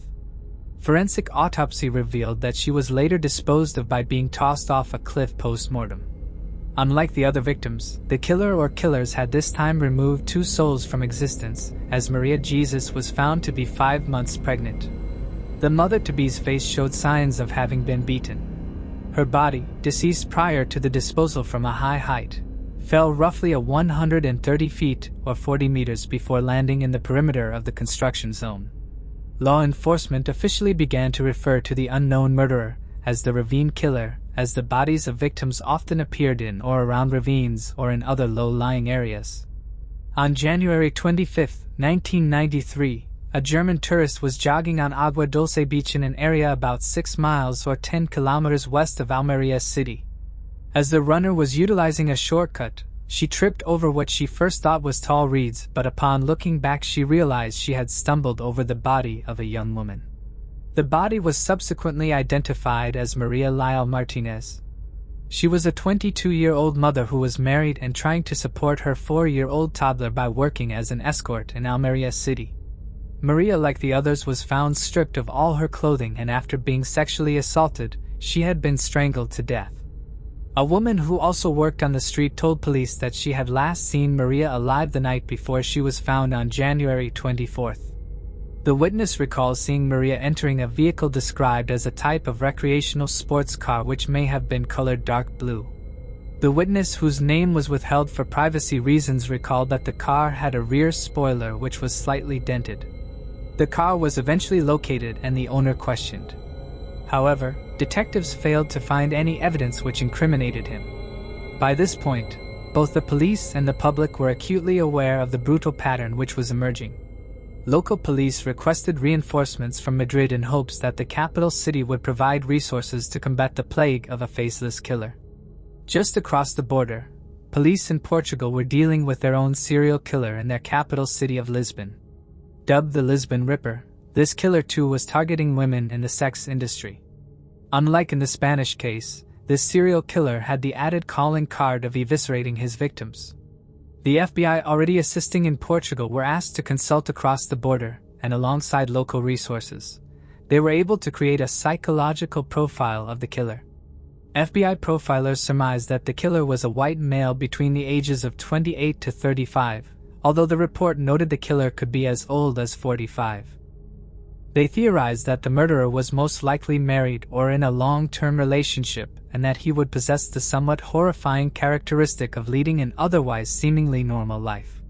The profile went on to detail that the male was likely of great strength and most likely was known to possess an unpredictable and explosive temper. The FBI went on to say that the man responsible for these deaths likely was intimately knowledgeable about local roads and terrain, and theorized that they may work in the transportation industry, possibly as a truck driver or a cab driver, allowing for less detectable travel amongst the provinces of Momiria. Using this information, the FBI was able to cross-reference such traits from databases and cases in Belgium and the Netherlands. On July 5, 1993, just 6 months after the last woman was found, the 7th victim would surface. Some say that other victims may have been recovered during this time span but were never officially connected. Media reports indicate that there was a burned Jane Doe found in between the span of times that some theorized may have been another victim, but due to the difference in MO, she was excluded.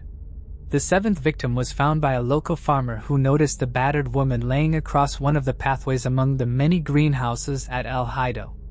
The victim was a 25-year-old Moroccan woman named Khadija Mansar, known to her friends as Kadi. Autopsy revealed that Kadi had been sexually assaulted and then strangled to death. Her body showed artifacts of having been tied up as her extremities donned the telltale ligature marks. The killer or killers had placed a strip of duct tape on her mouth before she died. Investigators surmised that it was in order to muffle her screams to anyone that may have been nearby to witness them and potentially alter her fate. Notably, the 7th victim was found wearing only a red bra. Her shirt, pants, and underwear were later located buried underneath the wall of a nearby greenhouse. Detectives realized there was a trend in the clothing of some of the victims. Many of them were found wearing singularly red items, namely in their underwear and shoes. Police wondered if the color red might play into the killer's motives or if possibly the items were planted. Regardless of their origins, a pattern was emerging. On August 2, 1994, just over 1 year after the 7th victim was found, a resident of the neighborhood of Los Angeles in Almeria was taking their usual morning walk and discovered the lifeless and naked body of a young woman near a local soccer field. The 8th victim was identified as 22-year-old Nadia Hakamar. Like the last victim, she was Moroccan, and like all the victims, she was a sex worker who was known to work the area of El Zapal. The medical examiner wrote in his report that the victim had been raped and had later been strangled to death, a shared feature amongst the victims. Unlike the other victims, however, Nadia's autopsy showed that the person who had taken her life had made a vertical gash deep on both sides of her buttocks, although it is unclear in media reports if such wounds were inflicted pre- or post-mortem. Nadia's body showed numerous indications of a violent struggle, and forensic examiners hypothesized the killer may have attempted to leave misleading artifacts of the crime in an effort to distance himself from the now commonly known MO, instead tricking police into believing the victim was not that of a serial killer, but that of a robbery gone wrong.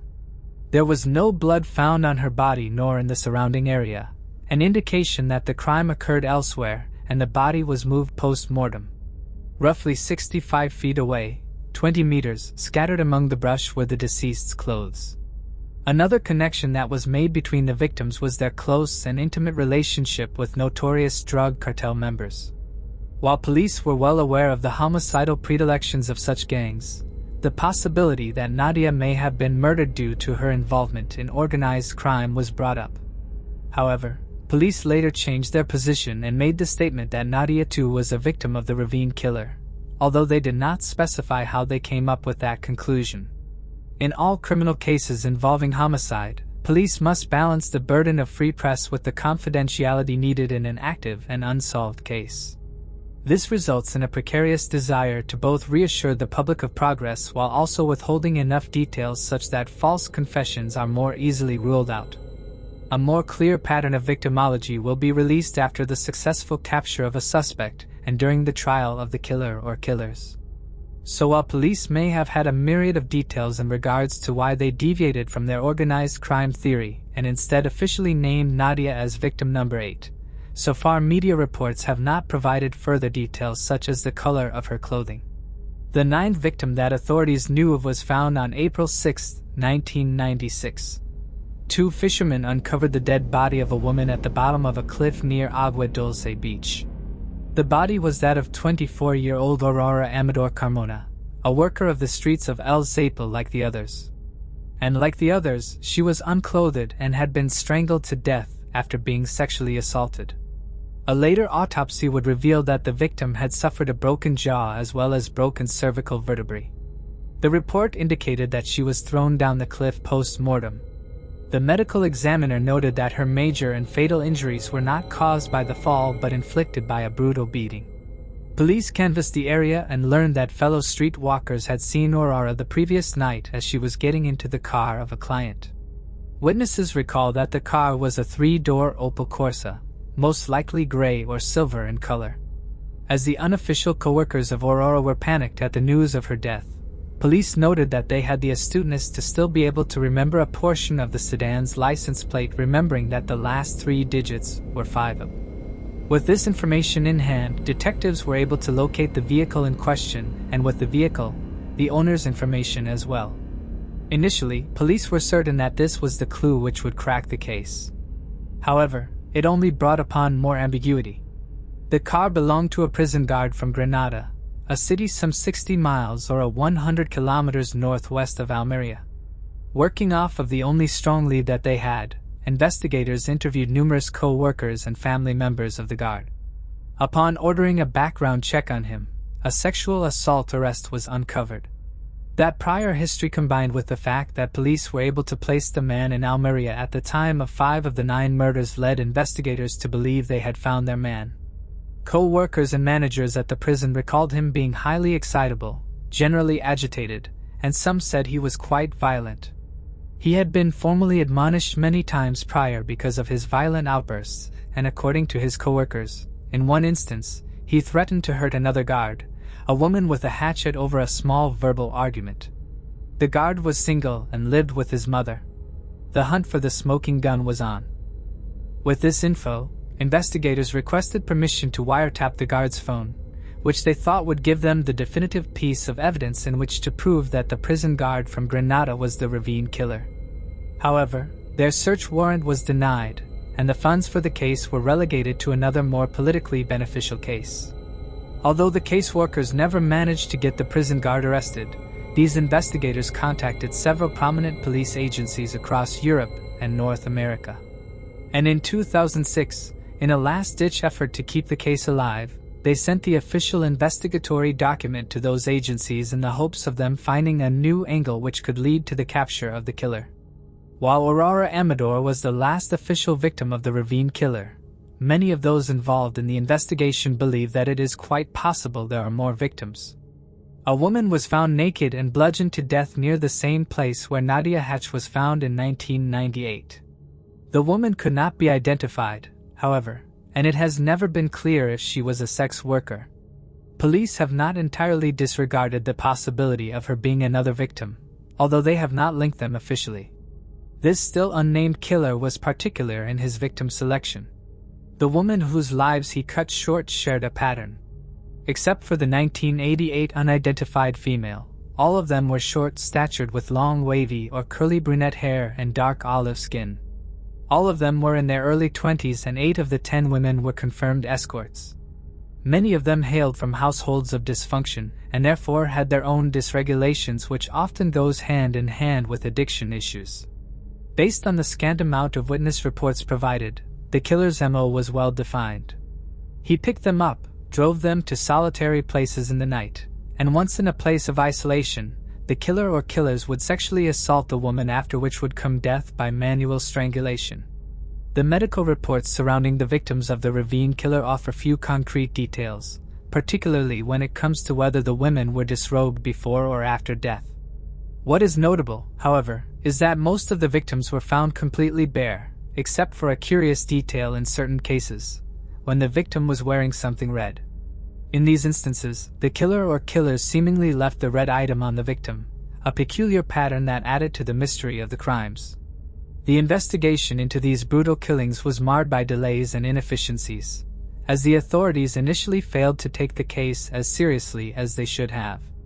One notable figure in the investigation was a prison guard from Grenada who came under suspicion but was never formally charged.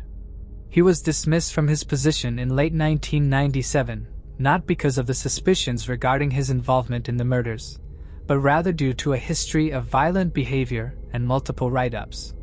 His firing added to the confusion, with some speculating that his dismissal was more about internal prison politics than any connection to the killings. Despite these suspicions, the case was officially closed in 2016, 20 years after the death of the final confirmed victim. The lack of victim advocates, coupled with the complexities of the case, meant that resources dedicated to solving the mystery were limited, leaving the case with little progress. While some still hope for new leads or a breakthrough, the killer, or killers, have evaded justice, and the Ravine Killer remains an open wound in the history of Almeria. The tragic truth is that, despite the horror these women faced, their cases were largely overshadowed by their marginalized status, leaving their families and loved ones without closure, and their stories lingering in the dark corners of Spain's forgotten crimes. Moving on to the next case. Vincent Marion Trapp. On March 12, 1992, the remains of a male were discovered in San Canyon, Nevada, after police received an anonymous tip. The area, located in Nevada's high desert, is approximately 100 miles from Reno.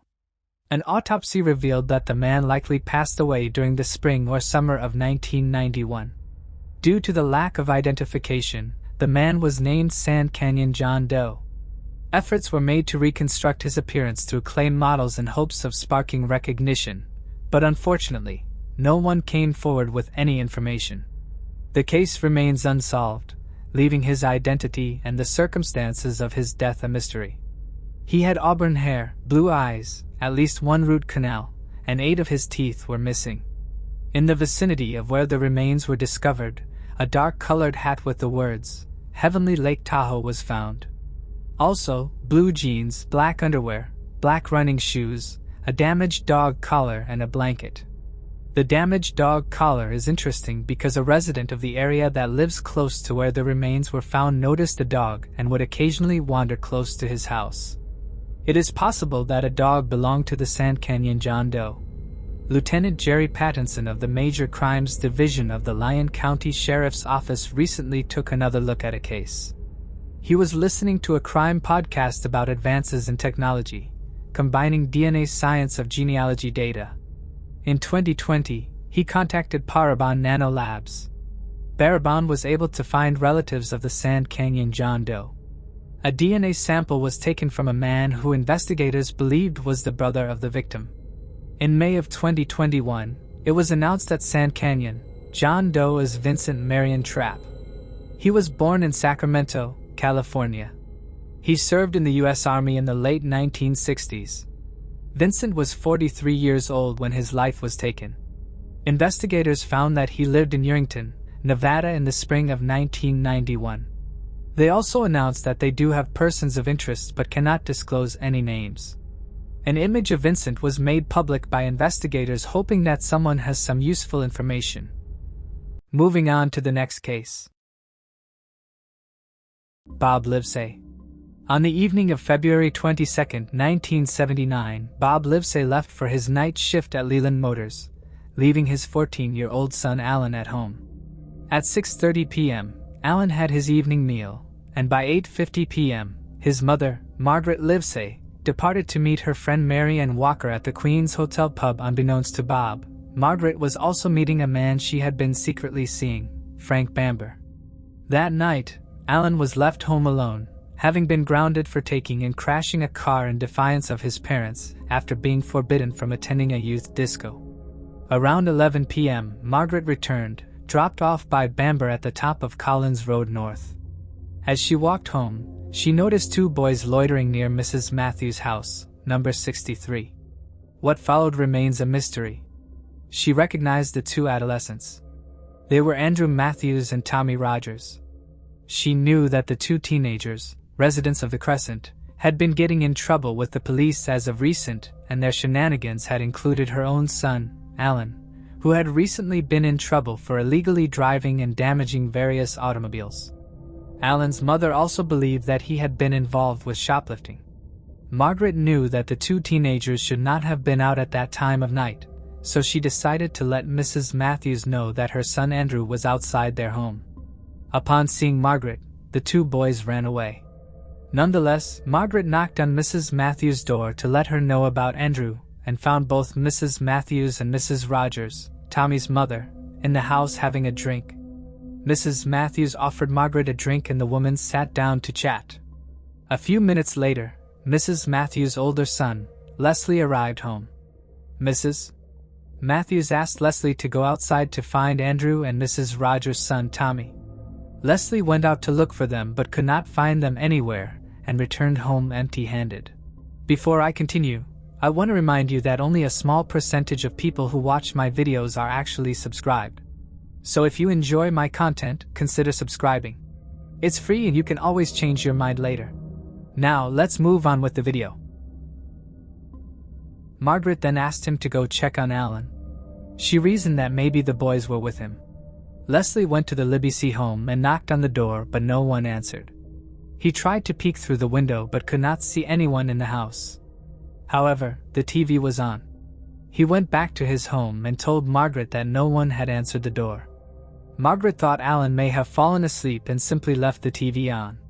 She gave Leslie her house keys and asked him to go in and check up on Alan. Leslie headed back to Alan's house and opened the door. As soon as he entered the house, he was met with what he described as a quote funny smell. He realized the house was filled with gas. He then made his way to the fireplace where he found Alan laying face down on the carpet between the sofa and the fireplace. He was dressed in his youth army uniform and had his hands tied behind his back. Leslie rolled Alan over and realized he was all wet. He noticed a red sock around his neck. As Leslie removed the sock, he saw multiple cuts and gashes around his neck. He was horrified. He tried doing CPR but nothing positive happened and blood spurted out of the wounds on Alan's neck. Leslie immediately went back to his home and notified Margaret. Both headed back to the home, and after seeing Alan's body, Margaret Livesey dropped to her knees and said, "Oh Alan, oh Alan." Margaret then tried to close Alan's eyes and said, "I don't want him to die with his eyes open," but this attempt was unsuccessful. Leslie tried to open the windows as there was gas throughout the home, but Margaret instructed him to call police immediately. Leslie went to the nearest phone booth and called police. The call was placed at 11:28 p.m. and is the only reliable time check in the entire timeline of the crime. The killer had turned on all the gas taps, but after finding Alan's lifeless body, Margaret promptly turned them off. When the police arrived just 3 minutes later at 11:31 p.m., the house was full of gas. So all the windows were open to clear the gas, which resulted in difficulty in estimating the exact time of death for Alan, as when the window was opened, it let cold air into the home. One of the methods used by pathologists in the 1970s in order to determine the time of death was by checking the body temperature. Alan's body had been first subjected to gas and then to cold temperature, which meant that by the time the body was examined at 2:40 p.m., the different temperatures interfered with determining the time of death. During their investigation, police could not find any sign of a struggle. There was no blood spatter on the floor nor on the walls nearby. There was blood on the carpet around the body, but no sign of blood on the furniture nor on the fireplace. If Alan had been attacked while standing, there would have been blood splatter on the wall around the body. Alan's clothing was rumpled, his vest and jersey pushed up towards his chest. This suggested that the killer had sat astride him and possibly had tortured him with the point of a knife before forcefully plunging it into his neck. 6 of the stabbings were deep gashes, while the other 4 were superficial nicks inflicted by the tip of the knife, one of which was a cut upon his eyelid. It seemed that the knife was placed on his eyelid gently, and then pressed down with just enough force to cut the skin. The red socks that were found around his neck had multiple cuts on them, suggesting that Alan had it around his neck during the stabbing and was stabbed through the socks. This explained why there were no blood spatters around the body. Alan's wrists had been bound with a necktie. The tie had been looped around both wrists and tied in the middle, bringing the wrists close together. It then went around each wrist individually and tied again. The 2 ends were then secured by a reef knot. The strangest artifact of the scene, however, was Alan's uniform. His mother told police that Alan had been wearing trousers and a jumper when she left the home around 8:50 p.m., but now he was wearing his Army cadet uniform and his new boots. He was a keen Army cadet and had joined in 1977. Police did not believe that this was a frenzied murder made in the moment of extreme anger, but that of a vicious game gone terribly wrong. The police searched the front as well as the backyards of all the homes in the Crescent, hoping to find the murder weapon, but to no avail. Police questioned friends and family as well as neighbors. The neighbors told police that they had heard noises coming from the Livacy's home, but they could not remember the exact time. Neighbors said that Alan had a habit of having other boys in his home whenever he was alone. The day after the murder, a witness by the name of Peter Nightingale came forward and told police that on the night of the murder, at around 10 p.m., he had left his friend's house in order to walk to his sister's home. His sister, Susan Warren, was the next-door neighbor of the Livacys. Peter said that as he was climbing the back fence to go to his sister's back garden, he heard the kitchen door of the Livacys being closed. He then saw a man walking down the back garden pathway, hopping over a fence and disappearing. Peter described the man to be about 5 feet 10 inches tall with whitish blonde hair which bounced when he walked. Peter believed that the man was probably wearing an anorak as he heard the sound of the material rubbing against his arms. Peter's sister, Susan Warren, who lived next door, was also interviewed by police. Susan said that she did not hear anything during the early part of the evening, but when she was putting her daughter to sleep just before 10 p.m., she heard a voice from Alan's home. She said that it seemed like Alan was fooling around with someone. Later, she heard Margaret shouting, "He's bloody dead," when Alan's body was found. Susan Lauren's boyfriend, Ronald Mason, was also interviewed. He too stated that he had heard the same noise around 9:55 p.m. He was sure of the timing because he had just finished watching The Streets of San Francisco, a TV series. He described the noise as, quote, various shouts, and had believed that Alan was fooling around with somebody. Later, he too heard Margaret's voice when Alan's body was found.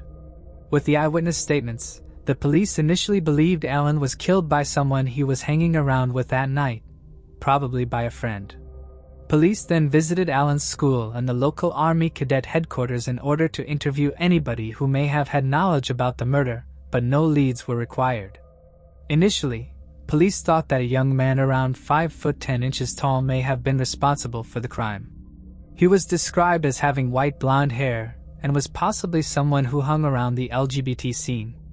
However, a few days later, police completely dropped that theory with no further details given to the media other than the fact that police were now completely shifting their focus and turning their sights on a new suspect, Alan's own mother, Margaret Livesey.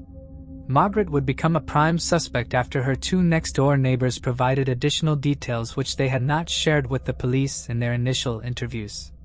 Christine Norris was the right-side neighbor of Margaret, while Susan Warren was the neighbor on the left. While Susan's home was attached to Margaret's house by the common wall, Christine's house was detached from the Livesey home. Christine was also interviewed by the police early on in the investigation. She claimed that she had not heard anything that night except for when the police finally arrived at 11:31 p.m. She did not have much to say, and the police did not even bother to take her written statement at that time. But 4 days later, Christine talked to Susan and changed her story. In fact, both women changed their stories. Christine now claimed that she had actually heard a violent argument between Alan and his mother at around 10:45 or 10:50 p.m. on the night of the murder. Christine said that she was reading a book until 10:30 p.m. and remembered hearing voices from the Livesey home. She even said that she heard Alan cry out, quote, "Help me." She also told police that the relationship between mother and son were strained. She said that Margaret would give her son, quote, "irritable slaps." She also claimed that the NSPCC had received reports about Margaret's alleged cruelty to Alan. The NSPCC is a child protective service aimed at preventing further child abuse. The agency talked with the boy, but he denied that his mother had hit him and did not show any signs of physical abuse. Christine also alleged that Margaret would lock Alan in his bedroom for hours upon end and that she would see him sliding down the drain pipe in order to get out of the house. When asked why she did not tell the police about this in her earlier interview, she said that she did not want to get involved. However, when she talked to her mother and to Susan Warren, she decided to come forward. Susan Warren would also be re-interviewed, and she too changed her story. She repeated her original story but also said that she had heard Alan and his mother arguing between 10:45 p.m. and 10:50 p.m. She also claimed that she had heard Alan's head being banged against the wall. In the second interview, she also corroborated Christine's NSPCC story. Ronald Mason, Susan's boyfriend, stuck to his story throughout the subsequent interviews and said he did not hear Alan nor Margaret fighting that night. On February 27th, 5 days after Alan's murder, Margaret Livesey was brought to the police station for questioning. She gave the same statement as she had in her previous interview. She said she was dropped off by Frank Bamber at the top of Collins Road North around 11 p.m. and then went to the Matthews home. The police, however, told her that her neighbors had heard her arguing with Alan at 10:45 p.m. Margaret denied it. When asked why the neighbors would believe that she would be shouting at Alan in the days prior to his murder, Margaret replied that as a teenager he was always wanting something and often did not do as he was told. She said that she had been worried about him as she had found 6 new batteries in his coat pocket which she believed had been shoplifted. The police then alleged that on the night of the murder, Margaret had been angry about Alan, so she had gone straight back to her home and in a heated argument with her son murdered Alan. They then alleged that she had cleaned up the murder weapon, a knife, turned on the gas taps, and walked the long way around the crescent, thus entering Mrs. Matthews' home. Margaret denied it and started crying. She then replied, "Well, if you said that I have done it then I must have, but I cannot remember." Margaret was visibly distraught and confused and started asking silly questions. She asked the investigators what her husband would think of all this. She also said that she could not go back to her house at number 41 The Crescent and asked if they thought that she should get a new home on Clayton Brook. The interview went on for 4 hours with Margaret ultimately confessing to murdering her own son. According to the police, she said that when she had come home, she walked into the living room and Alan was wearing his cadet uniform laying on the carpet watching TV. She figured that he had gone out of the house despite being grounded. She said that Alan denied breaking his grounded status. The investigator then asked her what she did next. Margaret reportedly replied, "I stabbed him and stabbed him." She said that she had used the kitchen knife which she uses for peeling potatoes. She said that she then covered his neck as she did not want to look at all the blood. Police supposed that she must have tied Alan up to make it look like someone else had broken into the home and murdered him.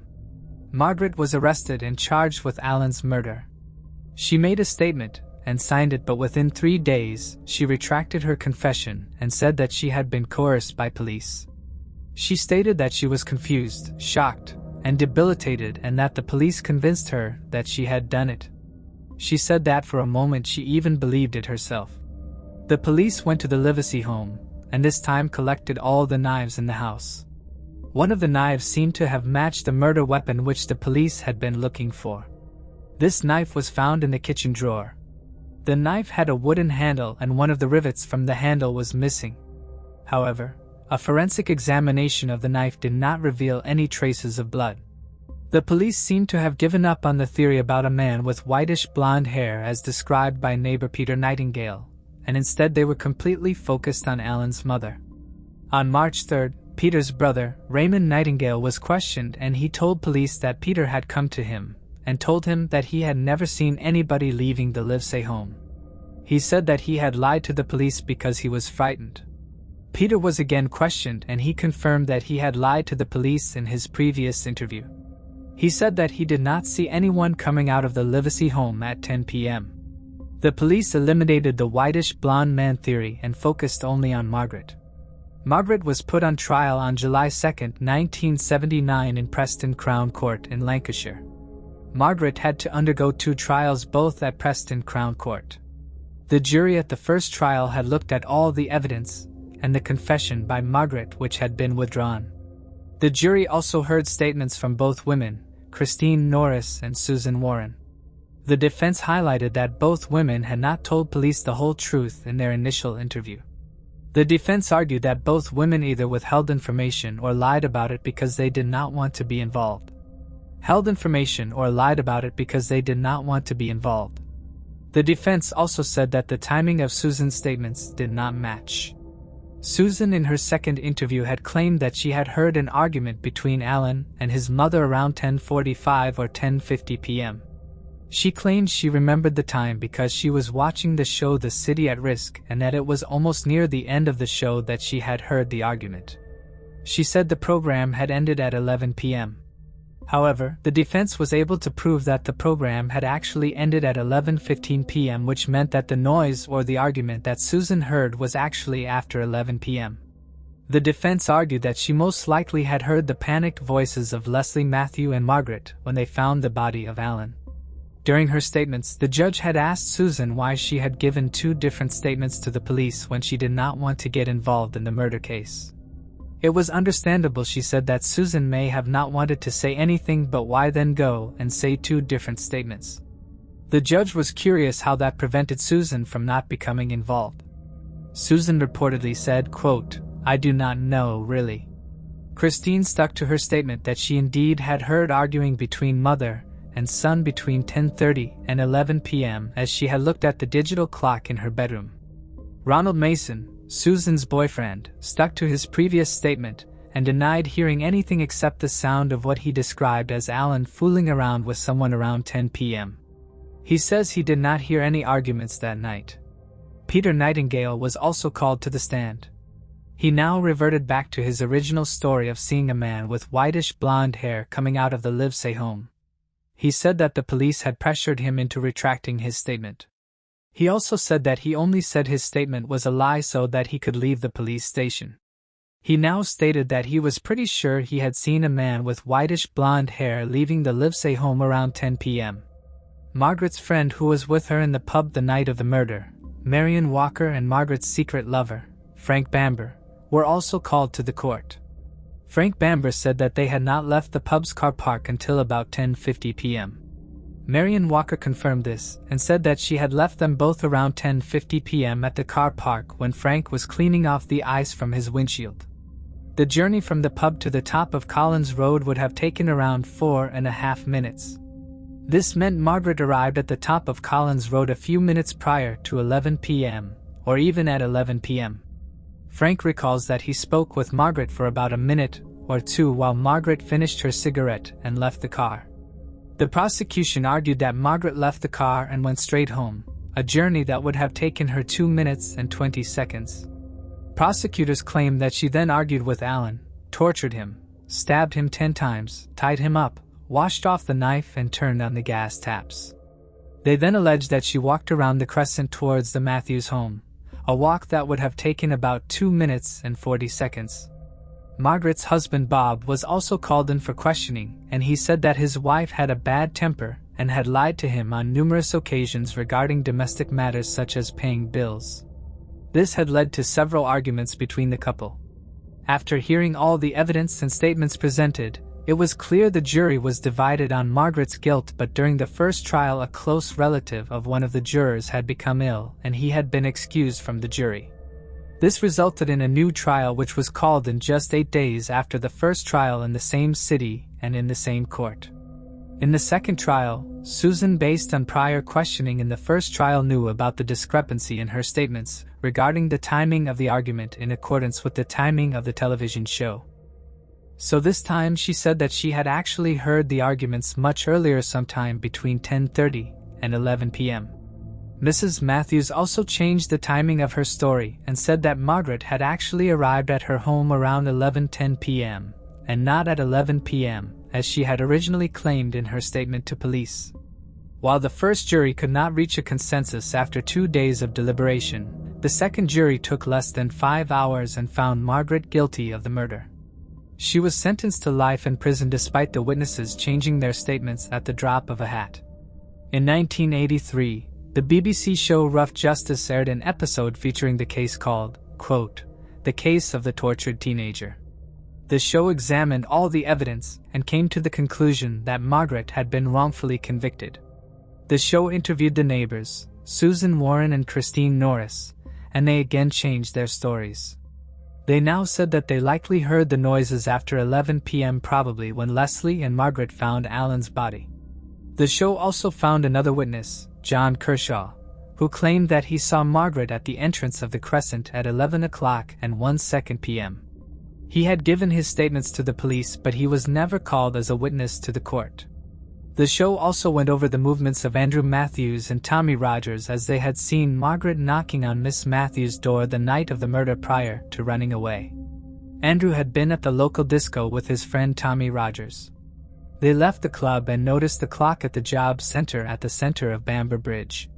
The time was 10:55 p.m. It would have taken them about 8 minutes or less to reach home. Andrew and Tommy arrived home and crept under the window to see what was going on in the house, as his mother had not given him permission to go to the disco. Andrew was trying to sneak upstairs to his bedroom without getting caught by his mother when he noticed Margaret coming towards the house. That would put Margaret at Miss Matthews' home around 11:03 p.m. to 11 o'clock and 5 seconds p.m. It would have been simply impossible for Margaret to arrive at the top of Crescent at 11 p.m., then walk or even run the 2-minute and 20-second walk to her house first, torture and murder Ellen, clean the murder weapon, turn on the gas taps, and then walk or run to Mrs. Matthews' home and still be at the house at 11:03 to 11:05. There was another small detail which the prosecutors had overlooked. When Leslie Matthews arrived at the Livesey home, he had smelled gas in the house. This, they believed, was obviously done by the killer, so that whomever entered the home would cause an explosion, destroying the incriminating evidence. If Margaret had killed Alan and opened up all the gas taps, why would she ask Leslie Matthews to check up on Alan, the only one in the home who did not smoke? The murderer most likely was hoping whomever entered the home was either already smoking or would light a cigarette after entering the house. Margaret did smoke cigarettes frequently, so possibly the killer knew Margaret would be the one to enter the house, thus causing an explosion. Another minor detail that was overlooked was the fact that Margaret had tried to close Alan's eyes after his body was found but was unable to. It is normal for the eyes to become rigid after an hour to an hour and a half after death due to rigor mortis.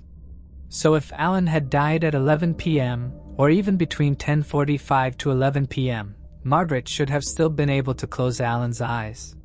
Mrs. Matthews and Mrs. Rogers, who had had a drink with Margaret, were also asked if they had noticed anything unusual about her. They both said they did not notice anything out of ordinary about the mother. They were then asked if they had seen blood splashes on Margaret, and both women denied seeing any blood. There were plenty of other details and evidence which had either been overlooked or not presented at the trial by prosecution. The first detail overlooked was the fact that prosecutors alleged Margaret had cleaned the knife that was found in the Livesey home, which they believed was the murder weapon. The knife in question had a missing rivet. If it had been used in the attack, it surely would have been stained with blood, but forensic analysis did not find any traces of blood. It would have been impossible for Margaret to completely clean the knife, as due to the missing rivet and the looseness of the hilt, the blood would have gone into the crevices of the wooden handle and would have still remained within the handle of the knife no matter how much one tried to clean it. If that knife was not the murder weapon, then where was it? The Crescent had been thoroughly searched by police, but the murder weapon was still not found. At no time did Margaret leave the Crescent either.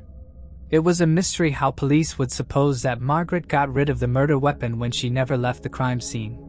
The show Rough Justice consulted Professor James Cameron, Secretary General of the British Academy of Forensic Sciences. He believed that the murder involved homosexual bondage, and that Alan may have consented to tying his hands and having someone sit on him. The killer then slowly dragged the knife over his body before inflicting serious deep cuts. This theory was based on the superficial injuries sustained by Alan. Professor Cameron reviewed the pathology report. He stated that from the pathologist's findings taken at 2:40 a.m., based on the temperature of the body and the presence of rigor mortis, the muscle stiffness after death, along with the way in which the blood had pooled into the dependent parts of the body, suggested to him that the murder had actually taken place about 5 hours earlier. This would place the murder around the time of 10 to 10:30. He also stated that the report cites little digestion of the stomach contents, and as Alan had had his last meal around 6 p.m., the professor estimated that Alan had died approximately 3 to 4 hours after his last meal, which would put the time of death around 9:30 to 10:30 p.m. He believes that the time of death is around 10 p.m. This would coincide with the noises heard by Susan Warren and Ronnie Mason. It would also coincide with the sighting of the whitish blonde-haired man by Peter Nightingale. The show also found evidence which was neither tested for forensic analysis nor presented during the court trial. Police had found 3 packets of cigarettes in the home, all from different brands: one Dunhill cigarette packet which Margaret and Bob used to smoke, one which was an unopened Player's No. 6 packet which was occasionally a brand smoked by Alan, but the third was most significant. The third pack of cigarettes, a pack of Benson and Hedges, were found laying on the carpet about 2 feet from Alan and were never presented to the court nor to the defense lawyers. No one in the house smoked Benson and Hedges. This was only later noticed in the photographs taken by the crime scene photographer. In the crime scene photographs, they also noticed several cigarette butts in the ashtray on a table near the body, but those were never forensically tested either. Another thing to note is the supposed confession by Margaret herself. In her confession, she stated that she stabbed Alan in the neck and put the sock on his neck afterwards because she could not bear to see him bleeding. However, the sock had cuts on them, suggesting that the killer had put them on before stabbing Alan in the throat. Moreover, Margaret claimed that she had tied Alan up after the murder, even though investigators believe Alan was tied beforehand and had had someone sit astride him. It was also questionable how police could justify the expertise in the knot tying. The binding on the teen's hands, complete with the reef knot, were unlike anything that the mother Margaret was capable of. Over the years, people have come up with their own theories. Some point to a copy of the Daily Mirror newspaper present in the room where Alan died, which featured torture methods utilized by paramilitary groups. If Alan and his friend had read this, that could explain why he was in his army cadet uniform and positioned so strangely. Some in the community wondered if this was a case of boyish roughhousing gone terribly wrong. Might the Daily Mirror article have inspired their own experimentations? It was theorized that the presence of the socks on Alan's neck could have been to shield him from actual stab wounds, but being teenagers, the boys did not realize that the knife would penetrate the sock. In this speculation, it is thought that Alan may have willingly laid on the floor in order to role-play such torture tactics, which would explain the lack of blood spatter on the wall or on the fireplace, as this would mean Alan would have started in a supine position. Margaret Livesey served in prison until 1989, despite a reinvestigation by West Yorkshire Police in 1983 and an appeal in 1986, both of which upheld her conviction. After her release on life parole, she relocated to Surrey to live near her daughter, Janet. In 2000, she returned to Lancashire, residing in a sheltered accommodation in Walton Liddell. 4 months later, Margaret passed away from throat cancer, maintaining her innocence until her death. The case remained stagnant until 2016, when a forensic review was initiated. Detectives began re-examining the evidence to determine if the case warranted reopening, but the results of the review remain undisclosed. Moving on to the next case. Jack family disappearance. The Jack family's disappearance remains one of the most perplexing and tragic cases along the Highway of Tears in British Columbia, Canada. On August 2, 1989, Ronald, Doreen, Russell, and Ryan Jack, a hardworking family from Prince George, mysteriously vanished without a trace, leaving the local community and the broader region in a state of confusion and disbelief. Their sudden disappearance adds to the long list of unsolved cases in an area known for a disturbing number of missing persons, particularly along the stretch of highway that has earned its grim nickname.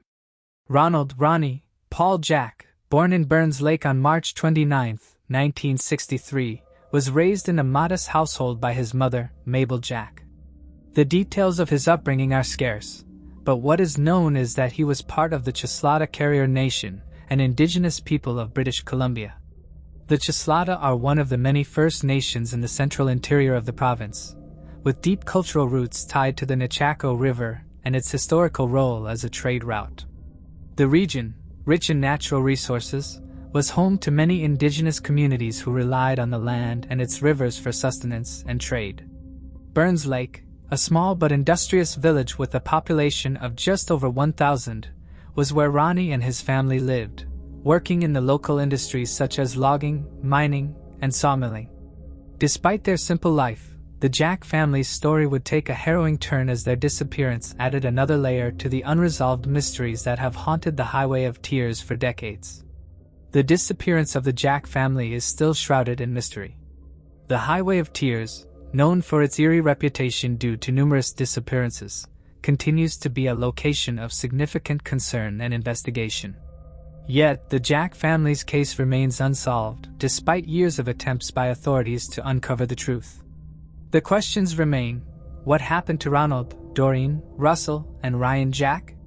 Was their disappearance tied to the growing list of unresolved cases along the highway, or was it something else entirely? The Chislata Carrier Nation is spread across 8 reserves based on the south shores of Francois Lake, and has about 340 current-day members, living both on and off the reservations. Along with those approximately 340 members was Doreen and Jack, a fellow native to the Carrier people and childhood friend of Ronnie. Doreen was born on April 24, 1963. She has a more well-known yet darker upbringing. Doreen had 4 other sisters by the name of Marlene, Lorain, Jocelyn, and Charlize, fostering a close relationship with each of them early on in life. Their mother left when they were toddlers, leaving them at the hands of their incredibly abusive father. Marlene Jack would later speak at a panel in 2017 discussing the tribulations her sisters endured and the horrifying stories of sexual assault and authoritative punishment dealt by their father, and the men he'd bring home after nights of drinking. Marlene did her best to protect her younger sister Doreen from the violence, but there weren't many places the sisters could escape to avoid the wrath of their father and his cronies. All that being said, the evil nature of the family's patriarch wasn't the only thing to define Doreen and her sisters. They truly did hold a close bond with one another. They enjoyed hanging out at the rodeo in the summer months and racing cars with their uncle. Marlene loved to tell the story of a time when Doreen and her uncle raced on the highway between Burns Lake and Prince George, with Doreen coming out victorious when their uncle was pulled over for speeding by the highway patrolman. It was these happy flashbulb memories that kept the spirit of the sisters ablaze amidst troubled times at home. Sadly, the tight-knit sisterhood frayed at the seams later on when Doreen, Marlene, and the others were sent to Le Jack Residential School in Fraser Lake. It was here the nuns in charge would separate the girls when they came together for fellowship, roughly pulling them apart and telling them that they'd be useless when they were older to try and keep them in line. The demeaning tutelage eventually wore the sisters down, and they left the school without much volition, scarred by those who were meant to guide them into adulthood with confidence. Afterwards, Doreen and her sisters split up for good. Marlene moved to Vancouver's downtown east side, where she struggled with alcohol addiction and homelessness. She would occasionally talk to Doreen on the phone, but they basically fell out of touch too when Doreen settled in with her childhood friend, Ronnie Jack. Together, the couple had 2 baby boys. First, Russell Fabian Jack on February 28, 1980, followed by Ryan Paul Jack on July 26, 1985. The family resided at a small apartment complex on Strathcona Avenue in Prince George, British Columbia, with Ronnie working at a nearby sawmill and Doreen at home tending to their sons. Their home life was also filled with some aggressive incidents as well, dealing with occasional domestic unrest and frequent arguments. In the late 1980s, Ronnie injured his back while at work at the sawmill and had to quit, leaving the family on welfare and struggling to pay the bills whilst caring for Russell and Ryan. Just as they were on the brink of extreme poverty and potential homelessness, the Jack family's prayers were seemingly answered when Ronnie encountered the offer of a lifetime to finally get their lives on track. That is until the track didn't exist, but rather led to Highway 16, an infamous route of tragedy and misfortune in the law of British Columbia crime. Let's now turn to the timeline of events that led to the unsolved disappearance of the Jack family. On the night of Tuesday, August 1, 1989, Ronnie Jack spends an evening at the First Lita pub located at 1744 Strathcona Avenue in Prince George, British Columbia. The pub is an infamous watering hole and favorite bar of the Prince George locals, sitting just a few blocks away from the Jack family home. Ronnie knew the area like the back of his own hand, but found himself at the First Lita under hard times, recently laid off work due to back pain and surviving on the bare minimum of government money with his wife Doreen and his two sons, Russell and Ryan. At some point after dinner time, an unidentified man approaches Ronnie and sits at the bar next to him. He's described as a bearded and burly figure that the regulars at First Lita don't remember seeing around town. The bearded man strikes up a conversation with Ronnie, who opens up about his family's impending doom from the struggles with finding work and putting food on the table. A few minutes into the conversation, the bearded man presents Ronnie with a golden opportunity, a chance at redemption and hope that must have felt like winning the lottery. He tells Ronnie about an employment gig at a logging camp 40 kilometers west of the Bednesty area in the vicinity of Klookhold Lake. He says it's the perfect job for Ronnie with his history in manual labor at the sawmill, and a way to reset his finances for the future of his family. Ronnie then asks the bearded man about his wife, Doreen. The bearded man has a solution for her too, claiming the camp to be like a ranch of sorts with an entire kitchen full of like-minded workers. He says Doreen can join in on the endeavor as a cook and make some money herself, only sweetening the deal in the hungry eyes of Ronnie Paul. But a couple of serendipitous moments later, Ronnie realizes a roadblock is sitting firmly in his path. His two young boys, who are of no age to either stay at home by themselves, let alone work at a logging camp. Yet again, the bearded man bears good news. He tells Ronnie that with the abundance of families at the ranch, there is daycare provided for parents who work, but need someone to watch over their children. He quickly assures Ronnie that Russell and Ryan will be looked after, and he need not to worry. By the end of the conversation, Ronnie beams with awe and gives thanks to the bearded man, who tells Ronnie to gather his family and pack up their belongings camp. Ronnie mentions that neither he nor Doreen own a vehicle, to which the bearded man offers to drive them. A few hours before the clock strikes midnight, Ronnie Jack walks out of the First Lita pub feeling like a new man. Like an explorer who has just discovered a cavern of silver and riches after trekking through miles of fear and insecurity. He hurries home and shares the news with Doreen and the kids. They gather their things and prepare for the journey ahead. At 11:16 p.m. that night, Ronnie enthusiastically phones his brother and tells him about the conversation with the bearded man and the job opportunity at the logging camp. A couple of hours later, Ronnie calls his mother, Mabel, up in Burns Lake neighborhoods where they grew up. He shares the same information he told his brother, adding that he and Doreen plan to stay 10 to 14 days before returning home so Russell could start the next school year on time. Mabel wishes the family good luck and looks forward to hearing about their time at the camp once they return. Ronnie hangs up the phone, and this is the last confirmed contact the Jack family ever makes with their extended relatives. In the very, very early morning hours of Wednesday, August 2, 1989, at exactly 1:26 a.m., Ronnie, Doreen, Russell, and Ryan Jack are seen leaving their home at 2116 Strathcona Avenue and climbing into a four-wheel drive, dark-colored pickup truck driven by the bearded man. This is the last confirmed sighting of each family member. Over 3 weeks pass, and no one hears from either Ronnie or Doreen. They are officially reported missing on Friday, August 25, 1989. The Royal Canadian Mounted Police quickly launch an investigation in late August. Authorities search for the logging camp in question, but find no evidence that such a place exists. They interview other patrons at the First Lighter pub and send out missing persons flyers with both information on the Jack family and the bearded man. However, no trace is ever established, and the precious hours after the report is filed are quickly gone in the night. The case grows cold over 6 long years before a significant tip finally comes into RCMP airwaves early on a chilly Sunday morning, January 28, 1996, when at 8:33 a.m., an unidentified man makes a garbled call to the Vanderhoof Police Department. It lasts only around 10 seconds and is incredibly hard to discern, but the man can be heard saying, quote, "The Jack family are buried in the south end of," and then an inaudible word followed by ranch. The name of whoever's ranch is mentioned cannot be made out, and the tip is sadly thought to be useless even after consulting audio experts to clean up the quality. In the following days, RCMP officers take their best guess at what the man could be saying in the clip and believe he may have said, "The Jack family are buried in the south end of Jordy's ranch." However, after searching a real-life ranch called Jordy's in the general area, no sign of the Jack family is unearthed. When investigators go back to the source of the phone call, they are finally able to trace the telephone's origins later that winter. They discover the call was made from a line in the Stony Brook, BC area near Vanderhoof.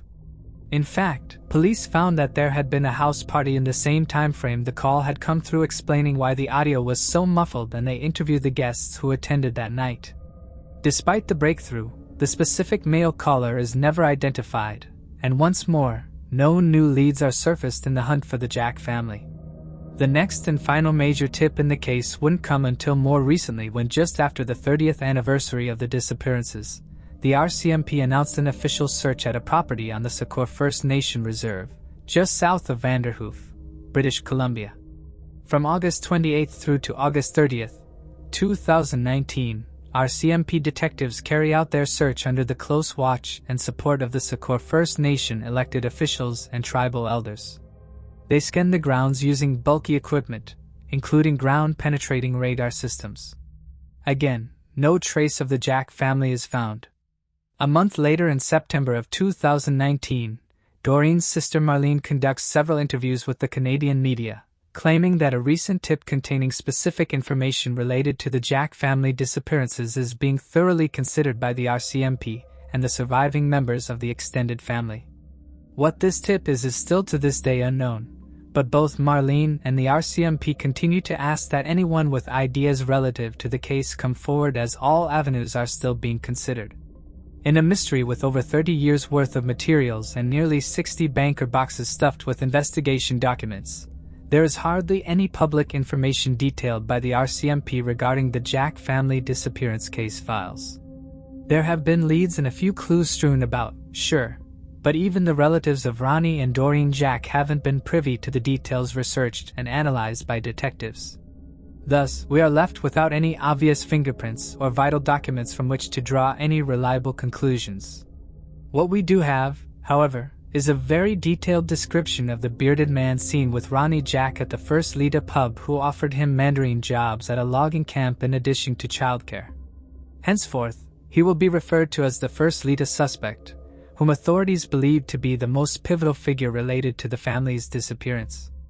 There were 2 separate witnesses who attended the pub the night Ronnie spoke with the First Lita suspect, and each gave descriptions of the man to the RCMP.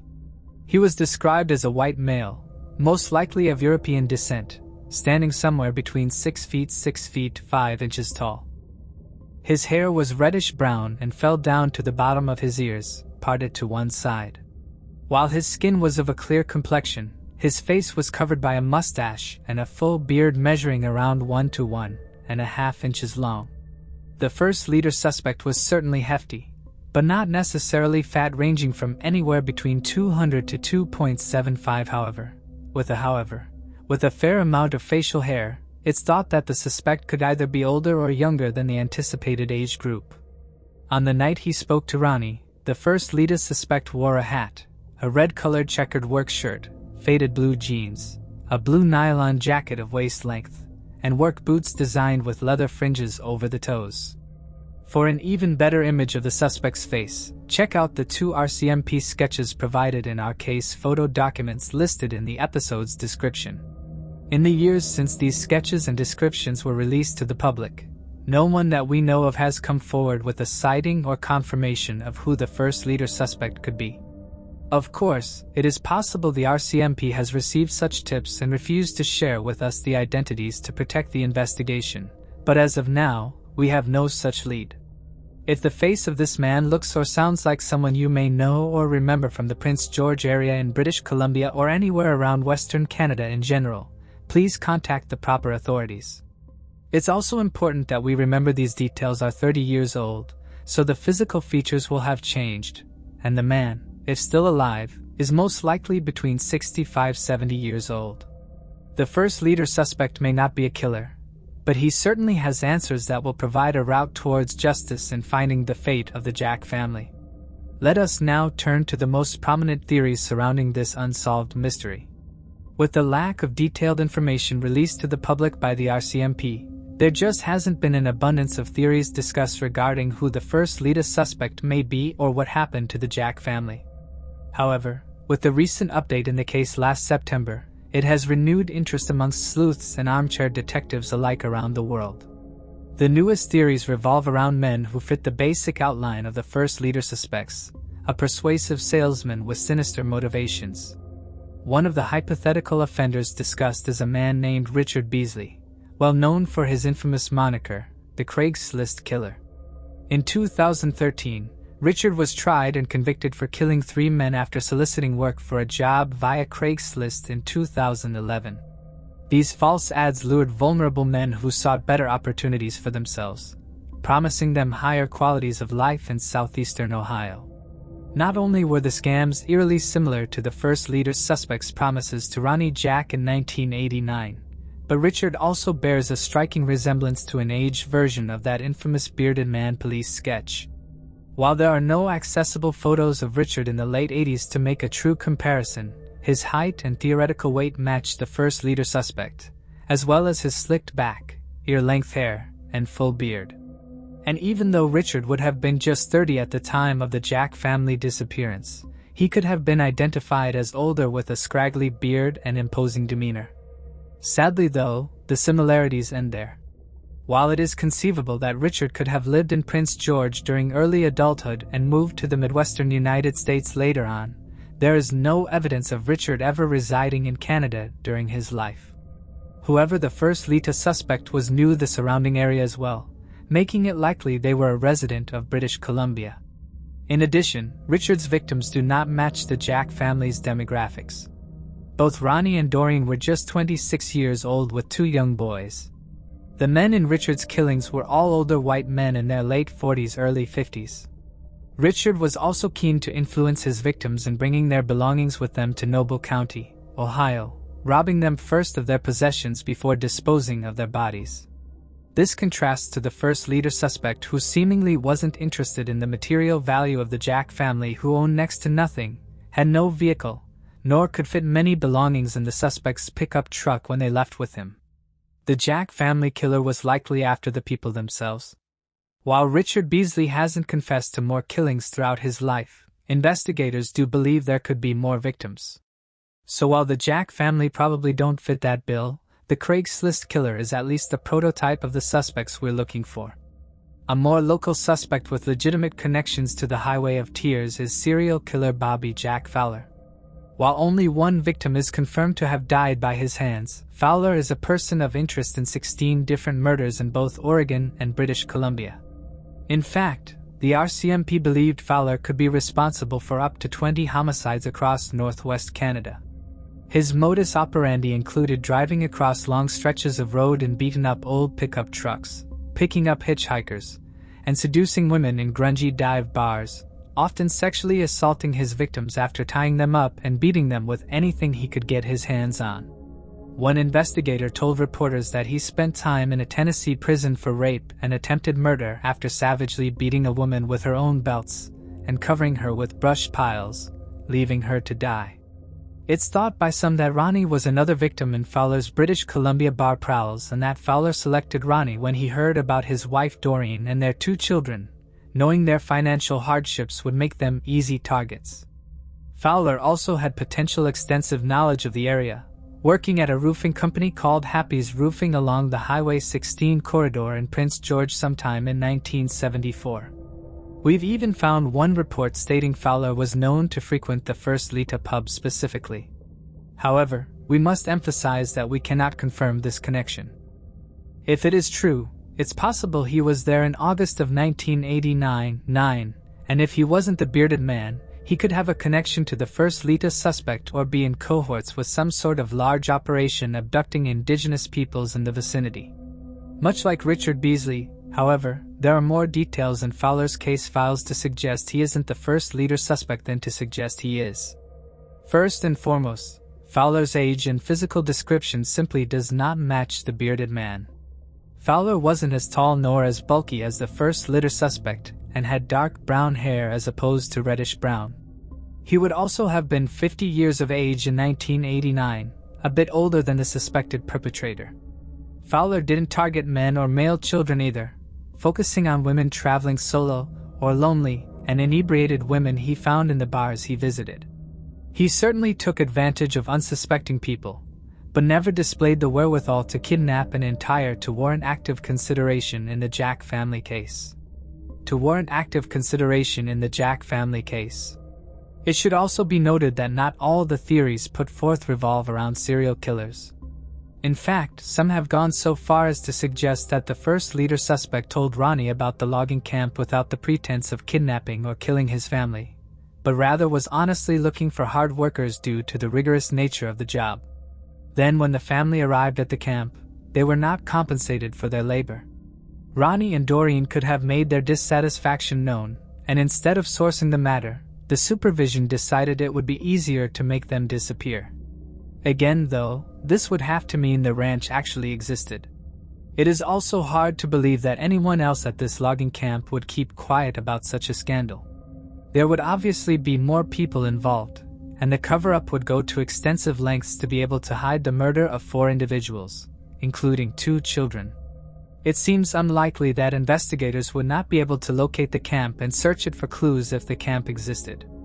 Although it certainly is a compelling theory, there are perhaps too many coincidences for this to have been the case, and it makes little sense when all factors of the disappearance are strung together. A much more plausible theory comes from a specific circle of sleuths that believe Ronnie was behind his own family's vanishing. They claim that while Ronnie may have had a conversation with a bearded man at the First Liter pub the night of August 1, 1989, no one has confirmed that what they discussed is what Ronnie informed his brother and mother of a few hours later. Some people wonder if Ronnie was looking for a way out of his current circumstances, and hired the first leader suspect to help him get out of the area whilst disposing of his wife and children. Then he called his relatives to establish a shoddy alibi and disappeared into the night, never to be heard from again. While we personally don't believe this theory holds much weight, there were warning signs that Ronnie may have a dark side. In an interview in 2017, Doreen's sister Marlene Jack spoke of how Doreen was a victim of domestic abuse, not just at the hands of their father, but at the hands of Ronnie too. The couple were never officially married, and despite having 2 children together, it was known that their relationship was not in the best standing.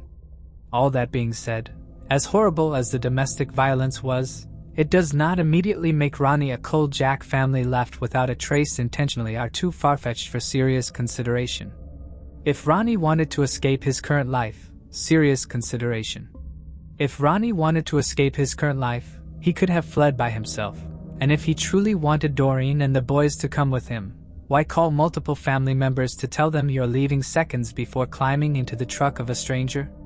Of course, these questions are left unanswered, but they must be raised when looking at the big picture. Before we divulge our hypothesis of Ronnie, Doreen, Russell, and Ryan Jack's unsolved disappearances, we want to make known our conclusions presented in Cold Case Detective are purely logical speculation based on evidence, circumstance, and factual subtext. We are only privy to the same information presented in each episode, and we do not attempt to promise certainty, or an expert guarantee on the findings we reach in closing. We simply observe, research, and report. In the case of the Jack family, we firmly believe they were kidnapped in the early morning hours of August 2nd in the hope that the first leader suspect was truly going to make their lives better at the fairy tale logging camp. We believe that the first leader suspect found Ronnie vulnerable in the pub that night, learned of his wife and children, and struck at their weakest moments. Knowing the patterns and tendencies of serial killers, Doreen, Russell, and Ryan were probably the perpetrator's intended targets, hunting women and children and using a desperate Ronnie as the vessel to reach them. We do not believe there was any job waiting for the Jack couple and that the truck they climbed into at 1:26 a.m. transported them to their unfortunate fate. This leads us to the ultimate question of who was the first lead of suspects. Obviously, at this point in time, it's impossible to pinpoint an exact identity, but there is enough to profile a general feeling for who he could be. Firstly, it should be noted that the first Lita pub is infamous in Prince George for hosting the criminal element in the area. There are hundreds of bars around town, but locals have said there are none sketchier than the first Lita. It would make sense then for the first Lita suspect to use such a nefarious locale as their hub of operation, knowing they could blend in with the fellow villainy lurking in its shadows. This leads us to believe whoever he was, the bearded man was also intelligent. He knew how to pick Ronnie out from the crowd, and did so in a way he never came across as up to no good. The first leader suspect came across as up to no good. The first leader suspect was also an excellent con man, able to sell an opportunity that seemed too good to be true from the onset, but enticing enough to draw in any rational human being. Sadly, this is a widely used tactic among serial killers and repeat offenders, using job postings and false employment advertisements to attract potential victims. If you remember our episode on Indigenous Canadian Amber Takaro, you'll probably remember our profiling of known sex offender and serial rapist, Pat Carson, who lured unsuspecting women and even couples to his horse ranch in Alberta with the guise of internships and life-changing opportunity. While nothing outside of his sexual assault charges have been proven, and while we do not believe him to be a suspect in the Jack family case, Pat Carson is living proof that these tactics work and that they are widely used. The bearded man is likely one of these types of criminals, cunning and subtle, hence why not even a trace of the Jacks have been uncovered. It should also be pointed out that because we do not have 100% confirmation that the family is dead, we do not have a killer's exact modus operandi to further weigh in the list of suspects. This last lingering uncertainty clouds the judgment of anyone who attempts to reconcile with this tragedy and makes concluding who might be at fault an immensely difficult task. Nevertheless, we will persist. Without a doubt, the best way of finding more clues and giving investigators the best chance at locating missing persons is raising awareness on the largest of scales so that motivated minds may come together and recollect that one memory or one experience that will charge the search with newfound optimism. It is optimism that must flood the paths towards justice for Ronnie, Doreen, Russell, and Ryan Jack. Optimism, not tears. For optimism is what drove these four souls into their final moments of happiness and contentment. This belief in a brighter future is probably the final bit of positive emotion each member felt, and therefore it will be the way we will memorialize their story.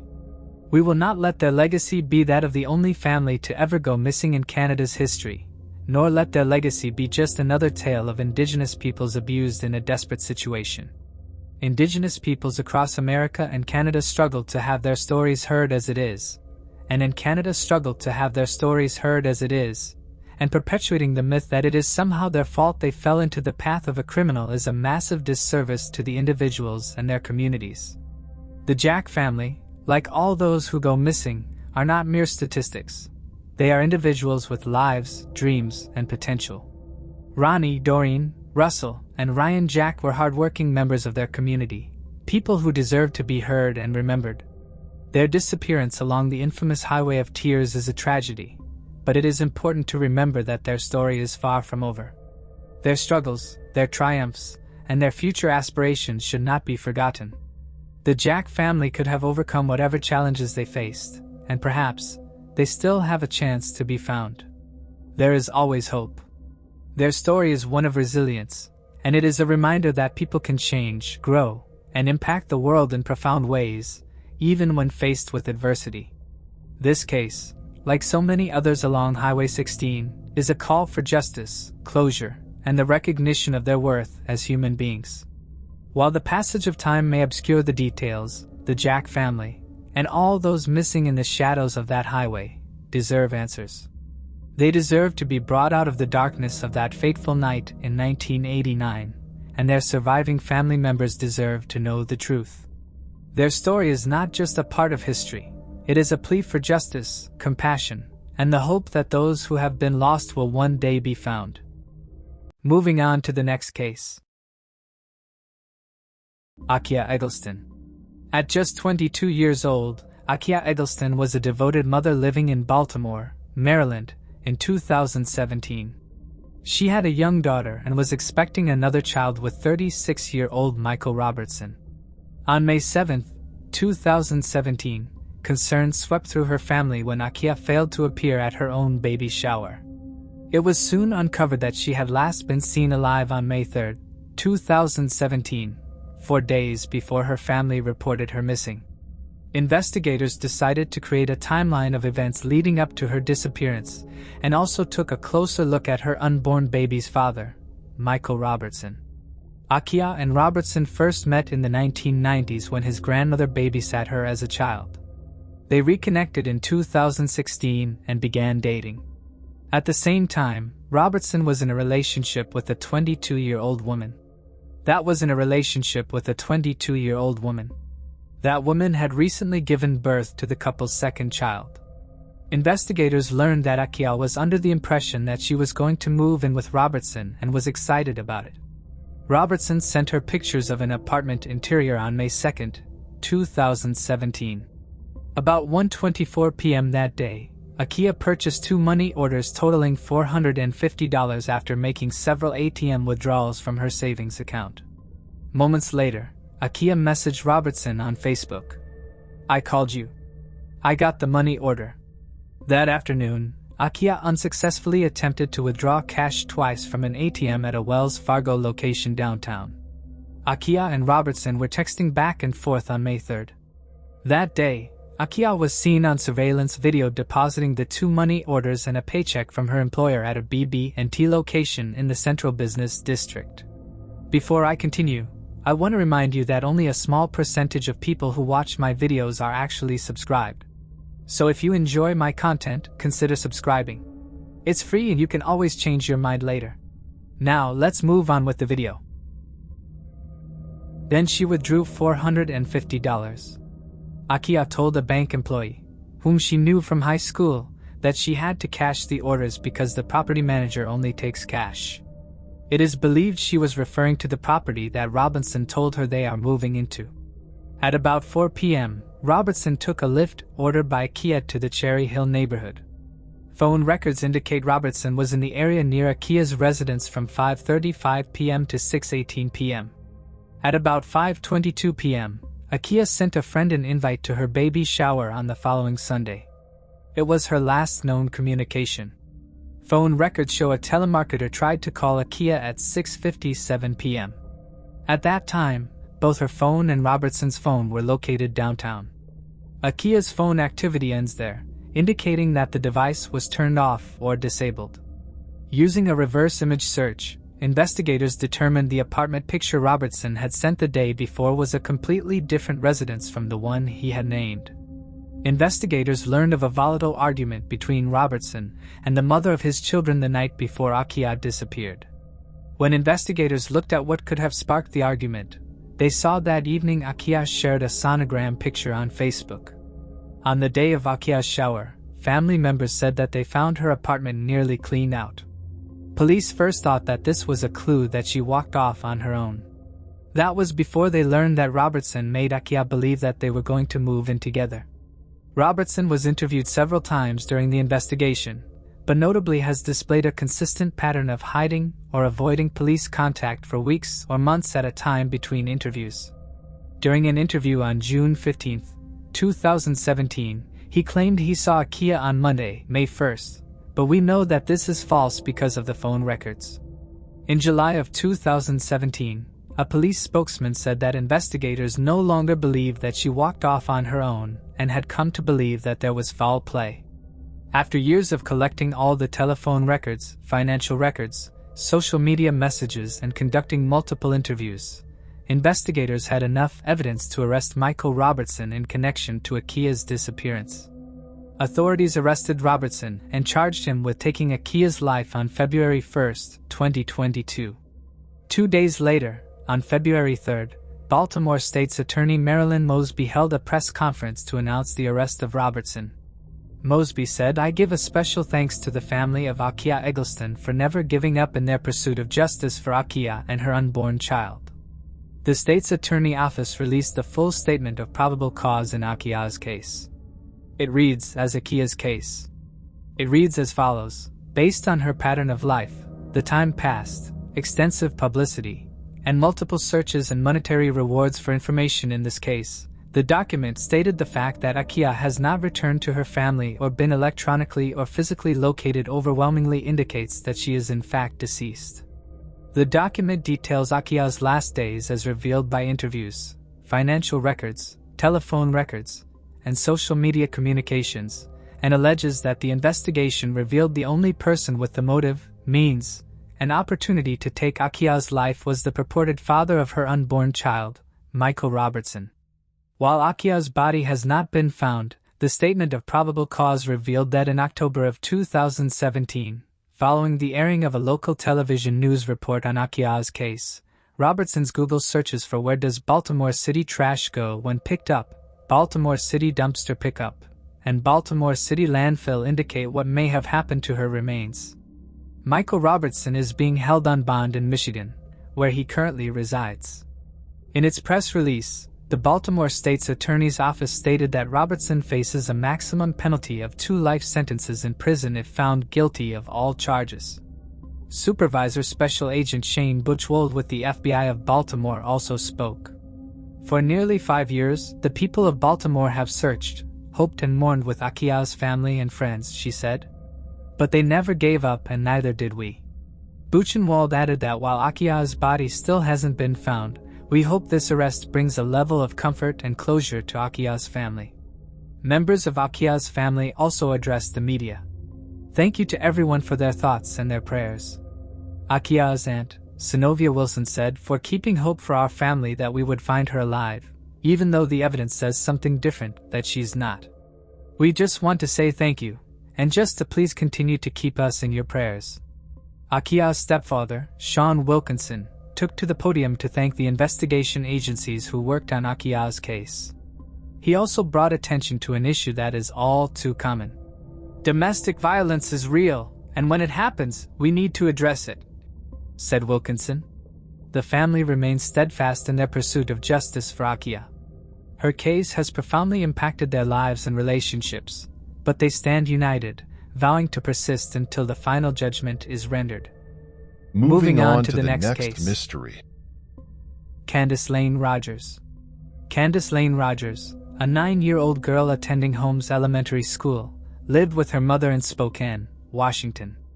On March 6, 1959, Candace was out selling mints for her Camp Fire Girl Scout troop in the neighborhood when she suddenly disappeared. Later that evening, after Candace failed to return home, her mother reported her missing. A massive search was launched, with police officers, volunteers, and family members all scouring the neighborhood and surrounding areas in hopes of finding her. Helicopters were also called in to search from above, and sadly during the search one of the helicopters crashed, resulting in 3 casualties. 12 hours later, a police officer found 6 boxes of mints scattered near a bridge. However, there was no sign of Candace. Police would receive more than 750 tips in the following days, but none of them panned out. Her case was covered in the media, and her mother appealed to anyone who could help them provide any information into her disappearance, but to no avail. Then 16 days later, 2 hunters found Candace's shoes while hunting groundhogs in the remote woods. They notified police, and soon a search of the area found the body of Candace. She was found 12 miles away from her home. She had been buried under a pile of pine needles and brush. Her legs had been tied together at the ankles with parts of her own slip. An autopsy revealed that she had been sexually assaulted and strangled to death with a piece of her own slip. Over the years, several people confessed to the murder of the child, but none of the confessions were credible. Alfred Graves and James Howard Barnett were considered suspects, but they committed suicide shortly after. The only prime suspect was Hugh Byron Morse. Morse was a convicted serial killer and had murdered 2 Spokane women in a killing spree between 1959 and 1961. In 1955, he was charged for attempted molestation of 28-year-old girls while they were selling Girl Scout cookies in Fairfield, California. He was admitted to Atascadero State Mental Hospital for therapy and released as cured in January of 1957. Morse admitting to killing 3 women but denied that he had anything to do with Candace's murder. In 2001, investigators were able to retrieve an unknown male's DNA from Candace's clothing. A DNA test ruled Morse out as a suspect. Police interviewed multiple suspects over the last 6 decades, but none were ever charged. In 2020, the investigators reached out to a Texas-based company, Orham Labs, who were able to build a DNA profile. The DNA profile was entered into genealogy databases, and investigators found 3 possible suspects. The suspects were all brothers but were already dead.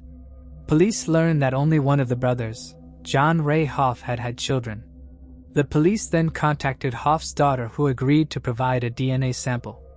A DNA test revealed that it was 2,900,000 times more likely that Hoff's daughter was a genealogical match to the DNA sample found at the crime scene.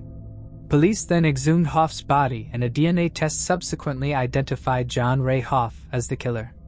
John Ray Hoff was 20 years old in 1959 and was never a suspect in Candace's murder. Hoff was a troubled teenager, and at the age of 16 he ran away from a state boys training camp near Olympia. Authorities captured Hoff and 3 other boys near Yakima. His troubles would continue even after he was married and had children. In 1970, Hoff committed suicide by shooting himself in the head. In an eerie coincidence, police learned that Candace and Hoff were both buried in the same cemetery. It was also discovered by investigators that Hoff's stepsister was Candace's big sister in her Girl Scout campfire group. Hoff's wife and daughter later took Hoff's body from the cemetery to give Candace's family some privacy. After 62 years, the case was finally solved, though it brought little peace to anyone involved. Moving on to the next case. Helen Brazinski. Helen Brazinski, a 20-year-old woman from Massachusetts, was studying at Wheaton College in her home state. In January 1980, she moved to Colorado to work as an intern at a Denver radio station, embarking on the beginning of her adult life. Helen was living with a friend at her aunt's house in Englewood, Colorado. On January 16, 1980, Helen went to work. After work, she took the bus like usual. She was not seen again after leaving the bus station. Helen's aunt got worried when she did not arrive home and reported her missing. It did not take long for police to find her. Her body was found the next day in a field. She had been stabbed, investigators believed, as she was abducted right after she left the bus station. DNA from a male was found at a crime scene. Unfortunately, in 1980, DNA technology was not very advanced and they could not identify the man. They did, however, store the DNA, so they can one day use it again when DNA technology has advanced. Helen did not know a lot of people in the area since she only lived there for 2 weeks and did not have any known enemies. Investigators did not receive a lot of leads and the case went cold. In 1998, the DNA were uploaded to her database after a DNA profile could be created, but it did not match to anyone. In 2017, her case was reopened and investigators tried again to solve her case. They uploaded the DNA to jetmatch.com and phoned a couple of potential family members of the suspect. One of the family members they came across was Rob Deal. Rob was very eager to help. He explained his entire family tree as best he could and gave them a sample of his DNA. The investigators then used the help of C.C. Moore and Parabon Nanolabs to find a family member who would give them an exact match. In December 2019, they really narrowed it down to James Curtis Glanton. He was a very distant cousin of Rob. James was a truck driver living in Lake Butler, Florida. Investigators saw that he had a criminal history and found that he was on parole for an assault in Arkansas after serving 4 years in prison in 1980. He was released to live in a Denver home of a former counselor who offered to help him. This meant that he was in the area when Helen's life was taken and that he had a violent history. Investigators followed James for a few weeks. They retrieved a beer mug that he was drinking from at a bar. The DNA was tested, and it was an exact match. Early in 2020, James was arrested. We're now also looking into other possible crimes he could be responsible for. Helen's sister, Janet Johnson, is now the only living close relative of Helen. At 70 years old, Janet was overjoyed to hear news about the case and expressed her deep love for her sister. "I want people to know what a special person Helen was. She was my best friend, and she had a bright future ahead of her," Janet shared. Moving on to the next case. Kelly Ann Workman. Kelly Ann Workman was a 24-year-old woman living with her parents in Douglas County, Missouri. Described as quiet, independent, and determined, Kelly was the daughter of dairy farmers and was always willing to help with farm tasks. To supplement her income, she offered lawn care and maintenance services, often working on yards and properties in the Dogwood area. On June 30, 1989, Kelly was mowing the grass at Dogwood Cemetery, located next to Pleasant Southern Baptist Church. Known for her attention to detail, she carefully mowed around the rows of headstones and used trimmers to cut stray blades of grass around each marker. This was a routine task for Kelly, but it would tragically mark the last day she was seen alive. She began her work at 3:30 p.m. and at around 5 p.m., it started raining. So, Kelly went home to feed the calves while her parents milked the cows at their rented Seymour farm. When the rain stopped at 5:40, Kelly was back at the cemetery. Her uncle saw her mowing as he drove past the lot on Missouri 14 in Douglas County. This was the last time Kelly was ever seen alive. 20 minutes later, with less than half of the job completed, it appears that Kelly left the mower beside a tombstone and disappeared from the cemetery. When she failed to return home for dinner later that night, her parents became worried and reported her missing to the police. However, police told her parents to wait as they suggested Kelly might have run away. Her parents vehemently disagreed as Kelly was dependable and would not have left her work unfinished, nor would she have left her tools simply sitting out in the cemetery. Her parents and friends organized their own searches, and soon, despite suggesting that Kelly had run away, the police launched their own county-wide search in and around Douglas. Kelly's 1986 Oldsmobile was soon found in the church connected to the cemetery's parking lot with its key in the ignition. For several days, the search involved hundreds of volunteers as well as sent tracking dogs and helicopters, which scoured the countryside. However, nothing would be found. Then 7 days later, on July 7th, a farmer and his son in nearby Christian County stumbled upon Kelly's remains submerged in water from the waist down. Her body was found about 10 miles from where she disappeared. She was found fully clothed, but so badly decomposed that it took dental records to identify her. How she died remains murky. Her death certificate merely lists, quote, homicidal violence. Authorities believe that Kelly was abducted from the cemetery with the motive of sexual assault. However, at the time, the autopsy stated she was not sexually assaulted. It was only more recently that investigators confirmed Kelly was indeed sexually assaulted. They say she probably died in the early hours of July 1st. However, due to the advanced state of decomposition, they could neither determine the time nor the cause of death. Kelly's mother, Joan Workman, believes she knows the exact moment Kelly died. She said that after reporting her daughter missing on July 1st at 3:30 a.m. as she sat on the living room couch and worried about Kelly with family and friends, she felt a surge of panic and pain in her chest. She says that she thought to herself, "Hang on, Kelly, hang on," but then she says the feeling passed, leaving her, as she described, feeling dead inside. Kelly's body was interred at the Dogwood Cemetery, which she so lovingly helped maintain. Kelly's parents harbored frustration towards the Douglas County Sheriff's Department, feeling that had the police treated the case with the gravity it deserved from the onset, there might have been a chance to save Kelly. Their anger stemmed partially from the police's failure to dust Kelly's 1986 Oldsmobile Cutlass for fingerprints. Moreover, they expressed disappointment that crucial pieces of information such as reports of a screaming woman were overlooked amid the chaos of the initial night.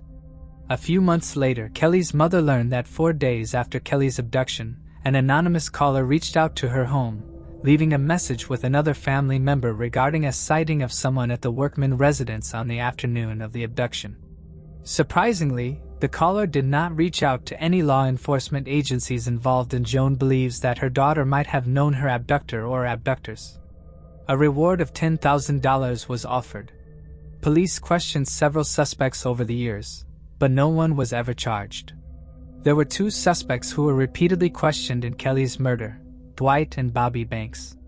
Dwight and Bobby Banks were 2 brothers who had been pulled over by a Missouri Highway Patrol officer in 1990 as they were traveling down the highway in a pickup truck on the night of Kelly's disappearance.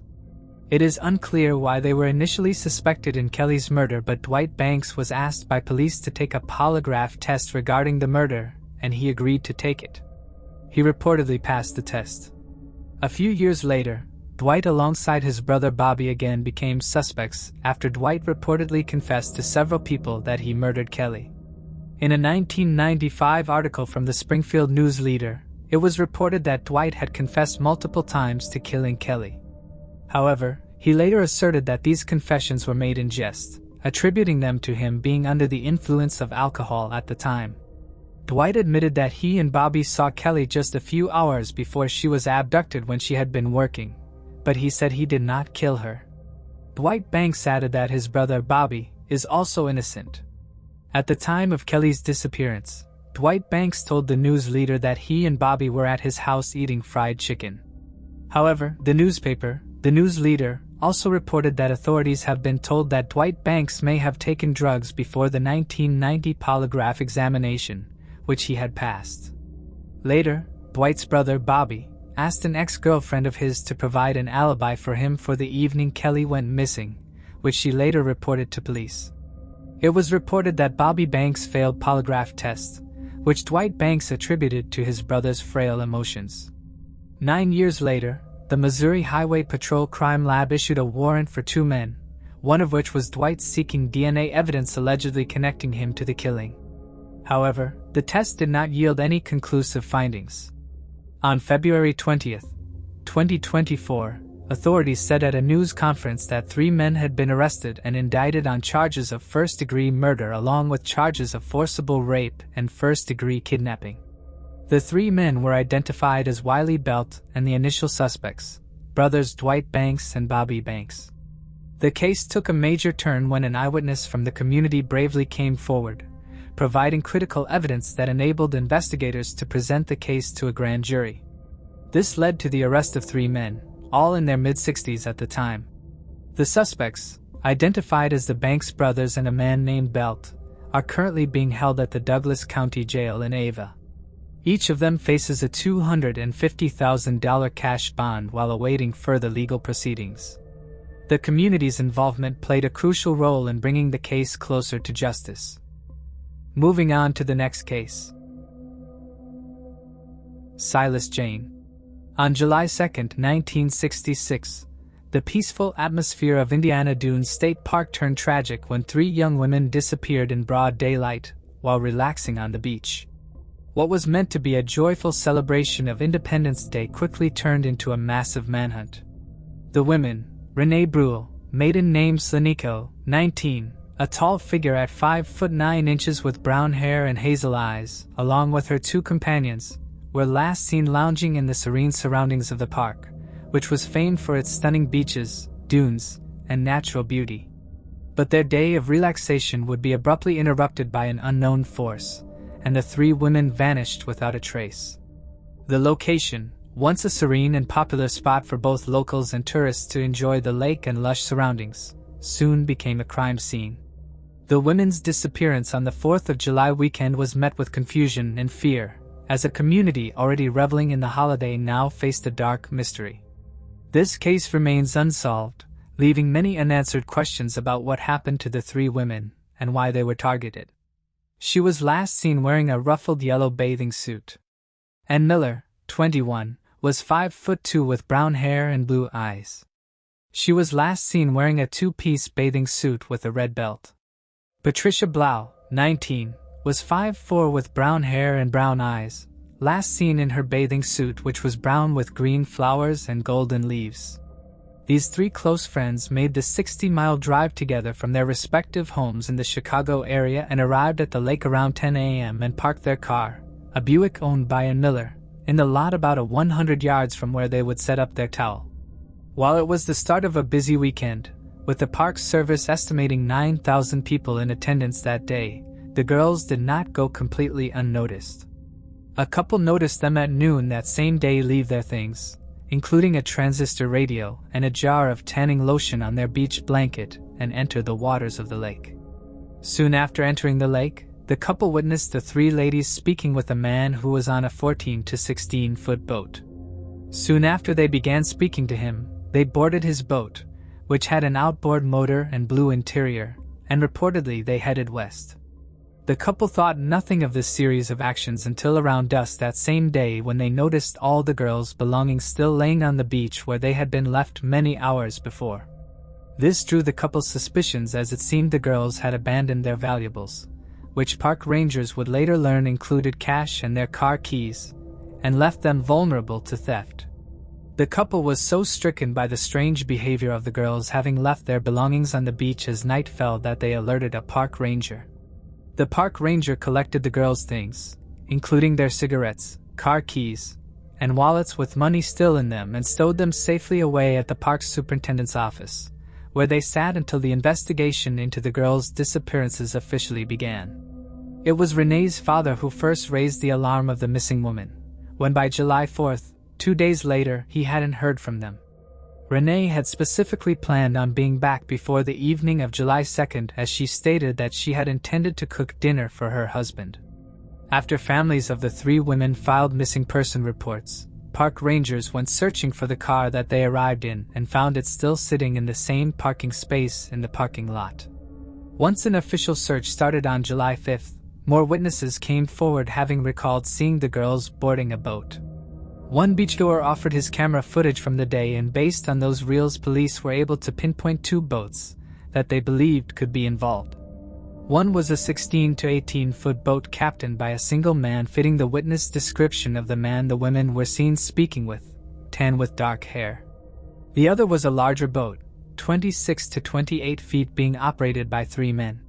Both boats showed in the camera's footage had three female passengers on them matching the features of the ladies, so both were considered possibilities.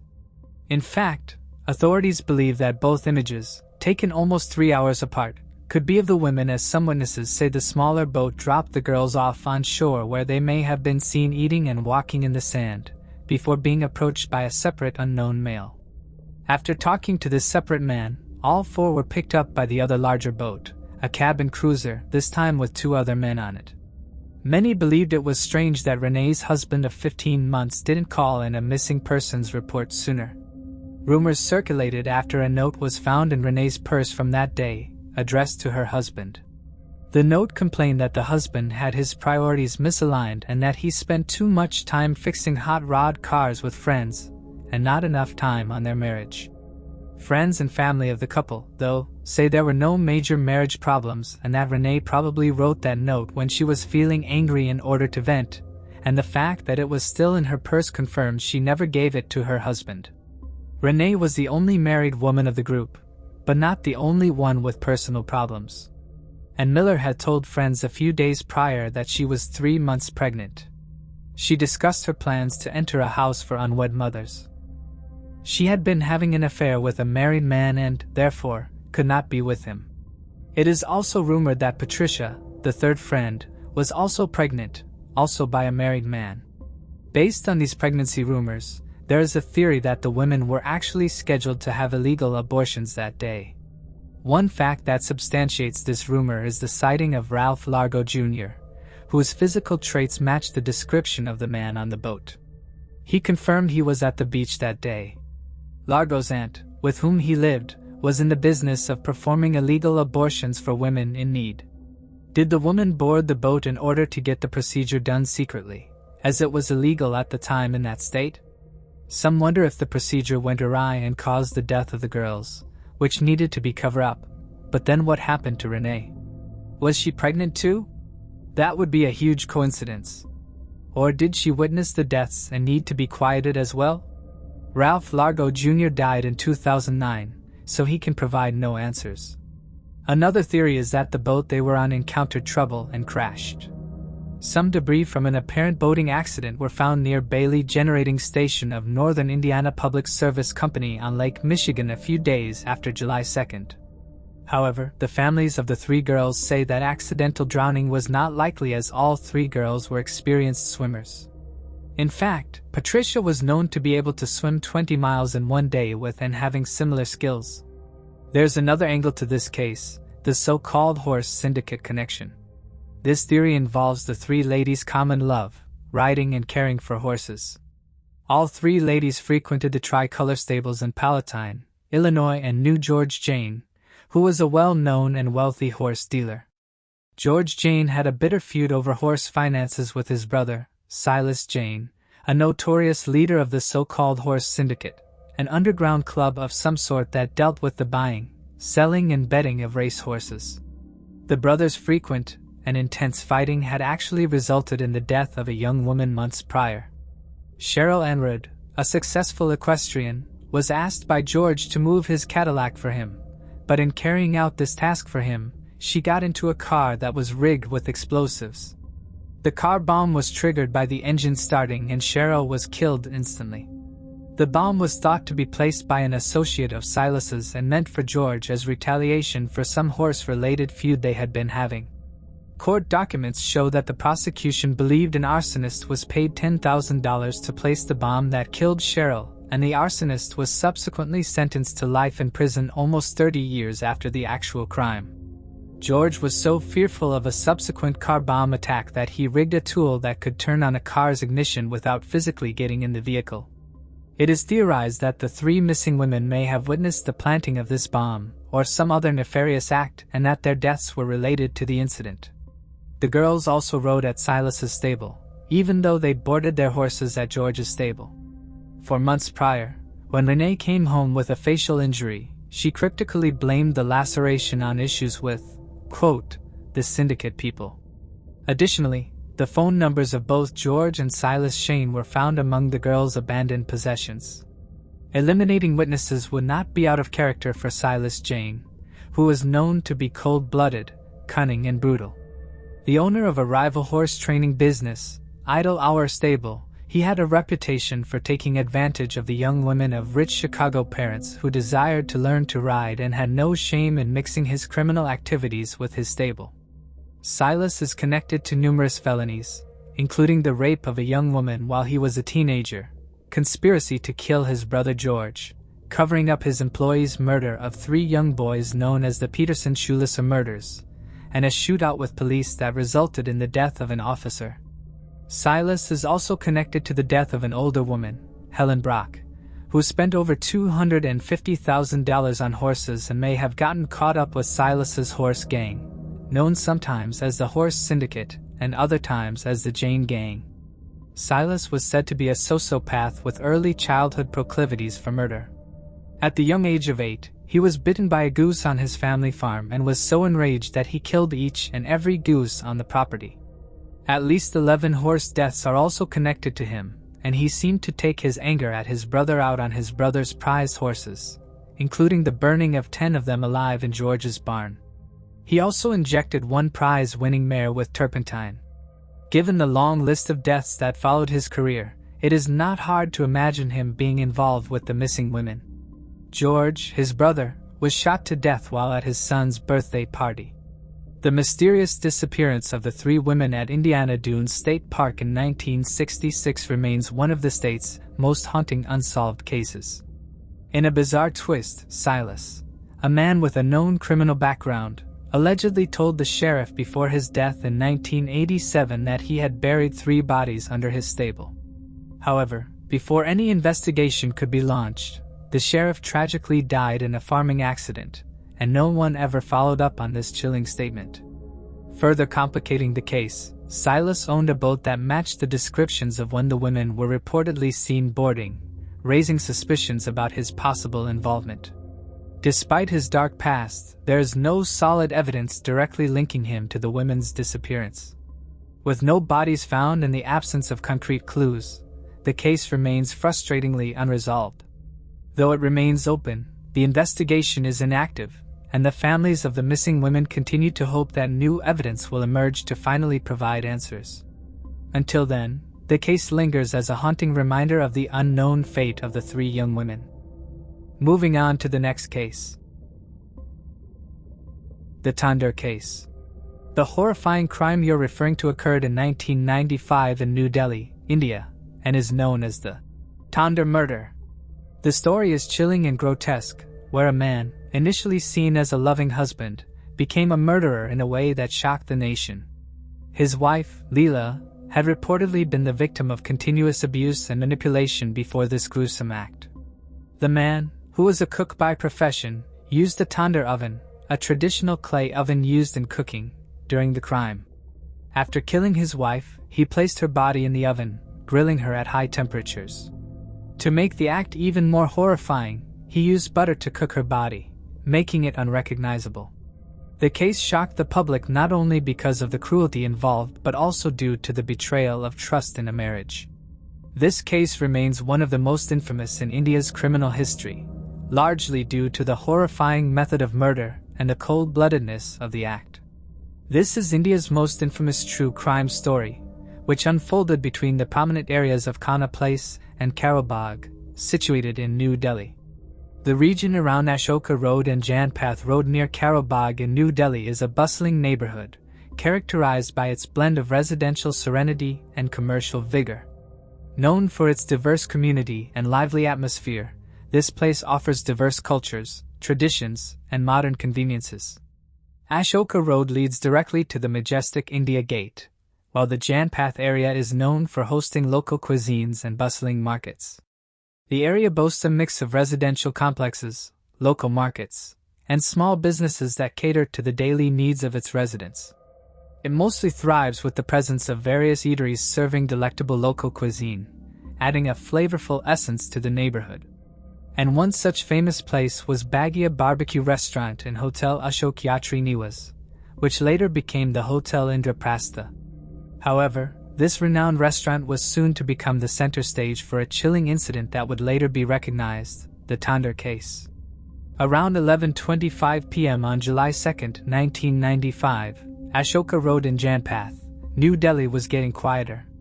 2 policemen, Constable Abdul Nazir Kunju and Home Guard Chandler Pal, were patrolling the area. As they got closer to the Asha Jayatri Niwas Hotel, Kunju noticed flames coming from some nearby buildings. Concerned about a potential fire outbreak, the duo swiftly embarked on an investigation. Kunju made his way towards the main entry gate of Yatri Niwas, making a beeline for the front of the Baggia Barbecue Restaurant situated on the left, just inside the hotel's main entryway. From this vantage point, he observed flames emanating from the rear kitchen area of Baggia. As he approached, a uniformed security guard intercepted him, already briefed about the situation. The guard explained that the fire originated from ignited wastepaper and cardboard near the outdoor tandoor, reassuring Kunju that everything was under control and there was no cause for alarm. Satisfied with the explanation, policeman Kunju and Chan Pal proceeded to walk away towards Jump-Off Lane. As they began to move, Anura Devi, a middle-aged vegetable vendor often seen showcasing her produce beside the Mother Dairy milk booth at the lane's entrance from Ashoka Road, hurriedly approached them. With her voice trembling in fear, Anuru exclaimed about the hotel being on fire. Her panicked outcry had attracted the attention of several men nearby who also began to raise the alarm. Kunju realized how serious the situation had become upon seeing the size of the fire. The flames were already clearly visible from the lane, showing that it was more than just a small fire with thick smoke soaring high, reaching to about 30 to 35 feet above Baggia's outer wall on Janpath Lane. Kunju and Chanda hurried back to the closed restaurant's entrance. By that time, Kunju started quietly cursing as he expressed his frustration, mentioning that those involved were attempting to burn the entire hotel down. Kunju then moved beyond the hotel entrance and approached the canvas screen situated in front of the Baguio barbecue. Upon lifting the screen and gazing into the dimly lit restaurant, he encountered a slender man, approximately in his late 20s or early 30s, standing about 5 foot 10 inches tall and attired in a white kurta, a traditional Indian garment. This man casually informed Kunju that they were just burning some old posters and reassured him that the fire was under control. He mentioned that they had taken adequate precautionary measures, and there was no reason to worry. Despite the man's reassurance, Constable Kunju remained unconvinced. He left Chandra Pal near the hotel and quickly made his way to a nearby phone booth, only to find it closed. He then jogged towards the police picket situated at the rear of the Western Court complex located a couple of 100 meters away.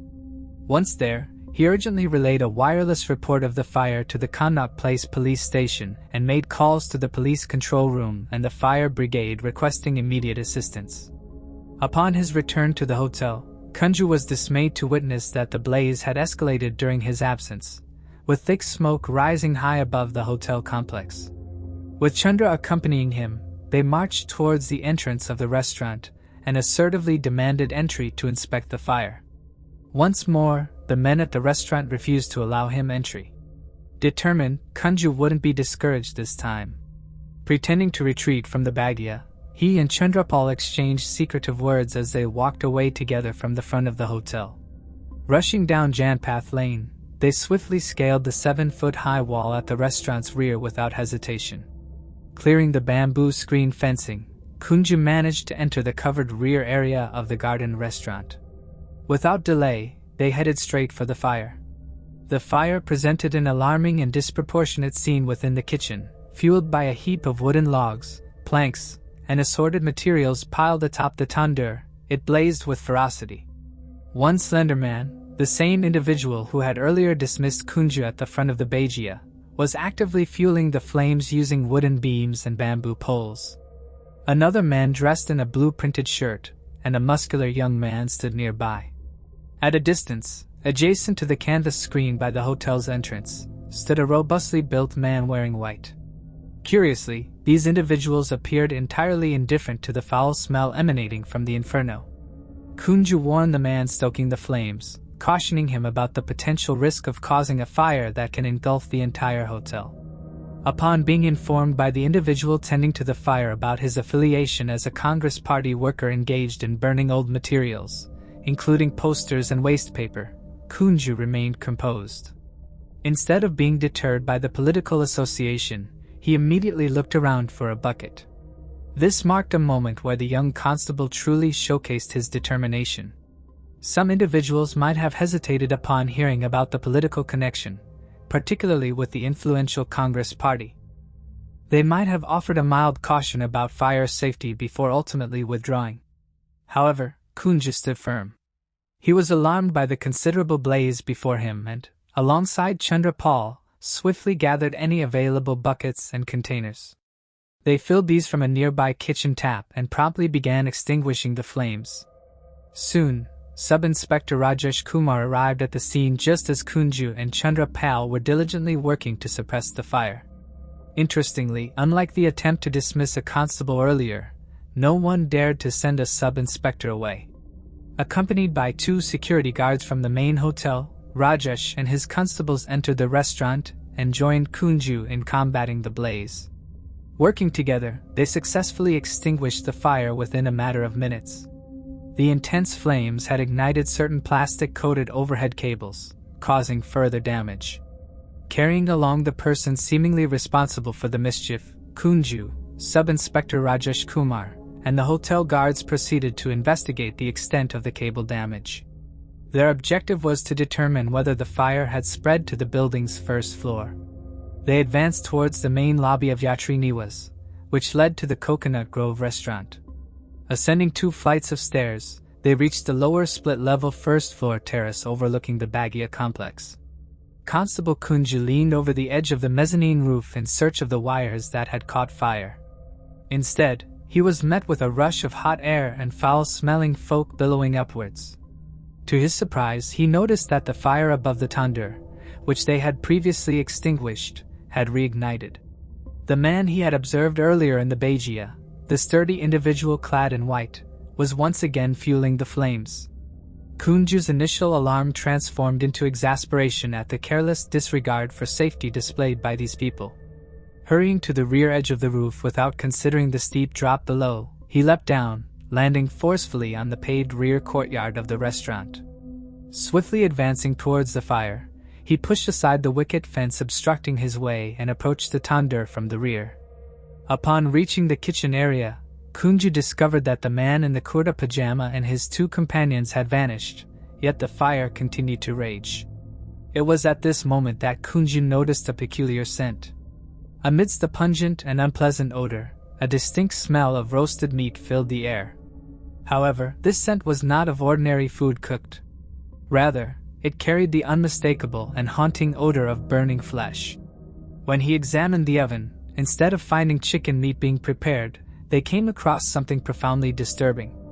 The oven contained a human body, dismembered and partially burnt.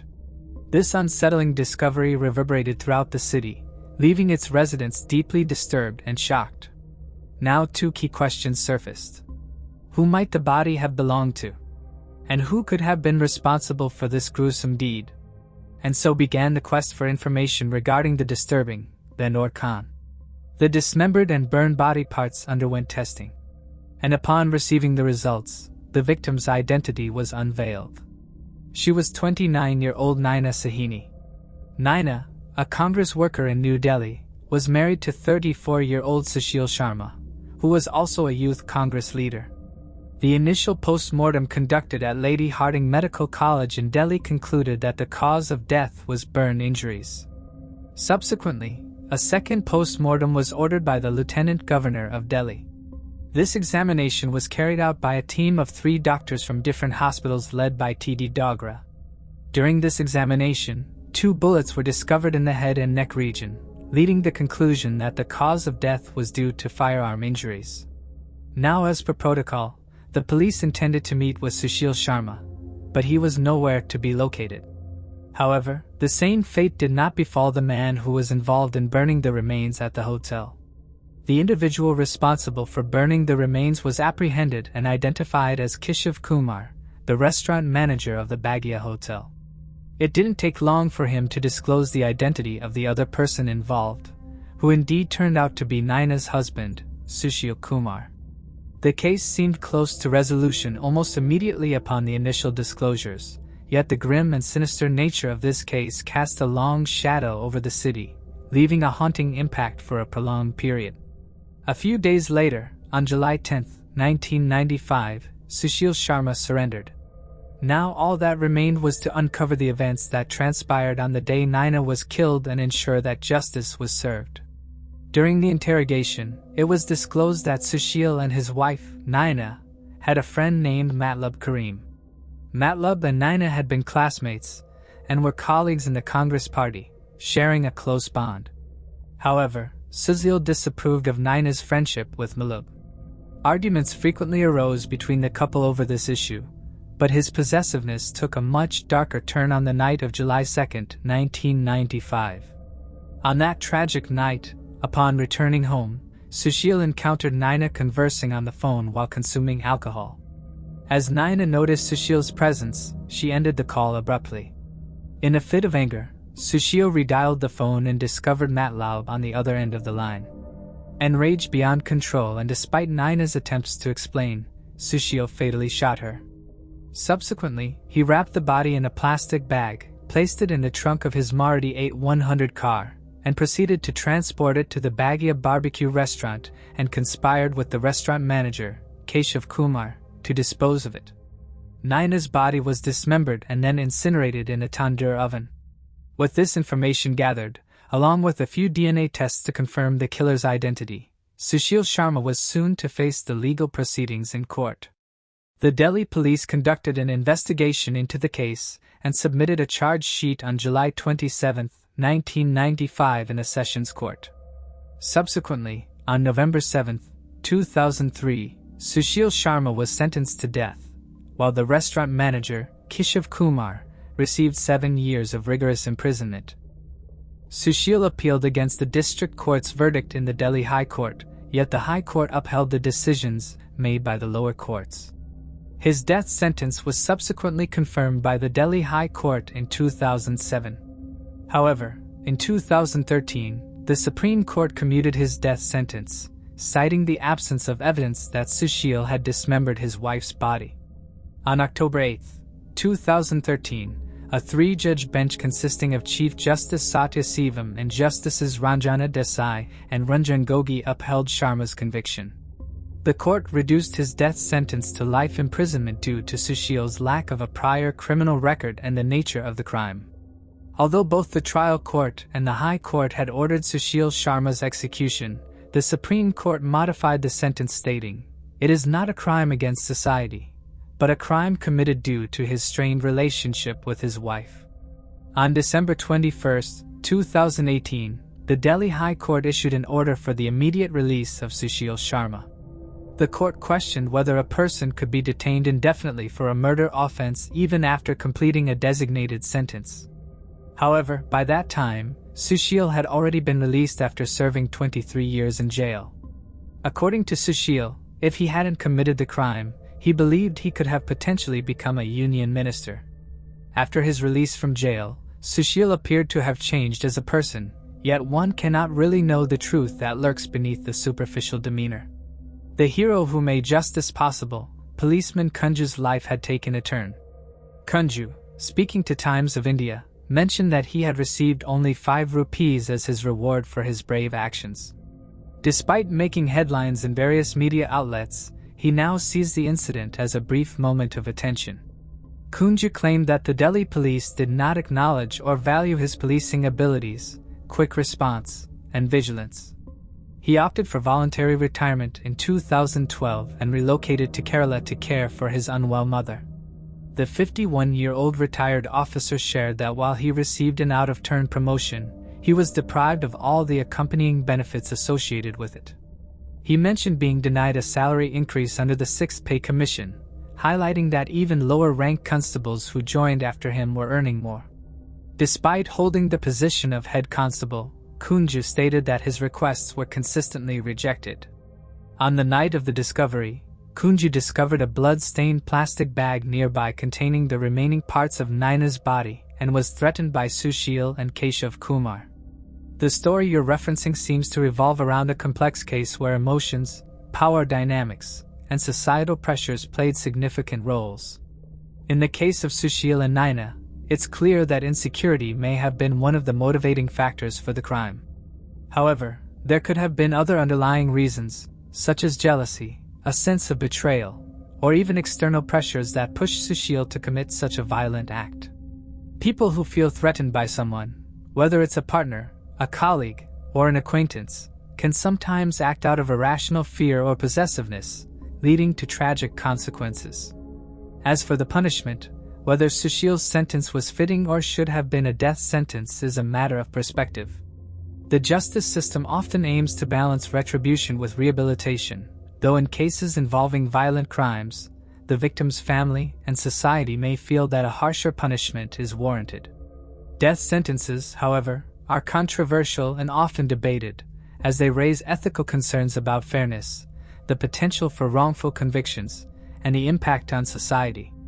Ultimately, the severity of the punishment should reflect not only the crime but also the values of the legal system and society at large. What do you think about the balance between justice and rehabilitation in such cases? Should personal insecurities ever be considered a valid reason for such extreme actions? Moving on to the next case. William and Ina Campbell. William and Ina Campbell, a couple in their 80s, lived peacefully in their home on Jackson Road in Clarksville, Tennessee, in 2010. On January 29, 2010, their neighbor, Daniel Champagne, who had a close bond with the Campbells and considered them like second parents, tried calling them several times. Daniel, who also had a key to their house, became concerned when he couldn't get in touch with them. So when they did not answer any of his calls, he went inside. He found that the house had been ransacked. The kitchen cabinets were all open. Daniel also made a gruesome discovery. He found William and Ina in their bedrooms, each with a gunshot wound to the head. They had medical issues and slept in separate beds. Ina still had her oxygen tube inside her nose when he found her. It was determined that their lives were taken while they were sleeping. Neighbors told investigators that this is strange, as their dogs would have barked if a stranger came in and woke the Campbells up. It led investigators to believe that the person responsible knew the dogs and the couple. Their adopted son, William Roger Campbell, then became a person of interest. It was speculated that he would gain financially from the crime. No evidence that he took his parents' lives could be found, however, and the case went cold.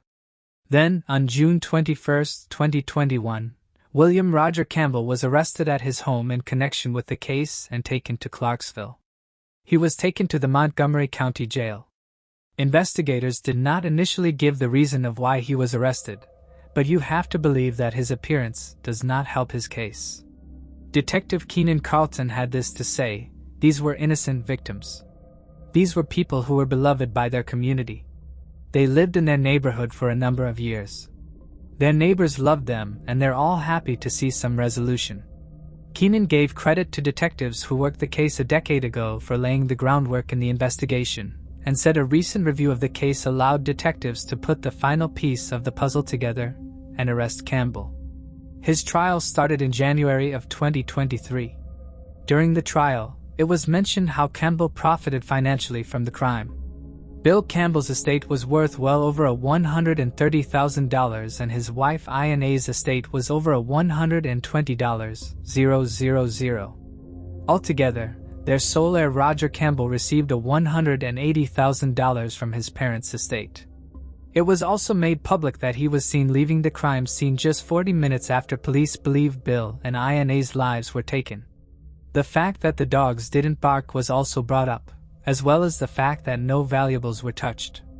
Jewelry boxes appeared undisturbed. Lock boxes had not been tampered with. Approximately $2,800 was still there.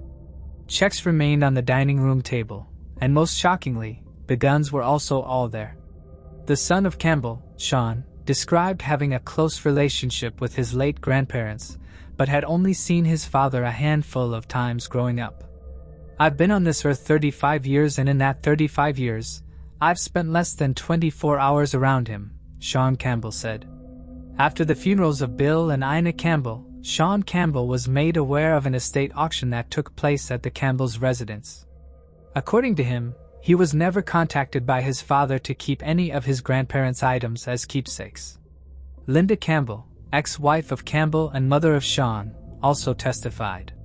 At the time, she worked at the commissary. On January 26, 2010, 3 days before the bodies were found, Linda was paged to Register 17 where she was startled to see Campbell and his mother, Ina. Before then, she hadn't seen or spoken to him in almost 13 years.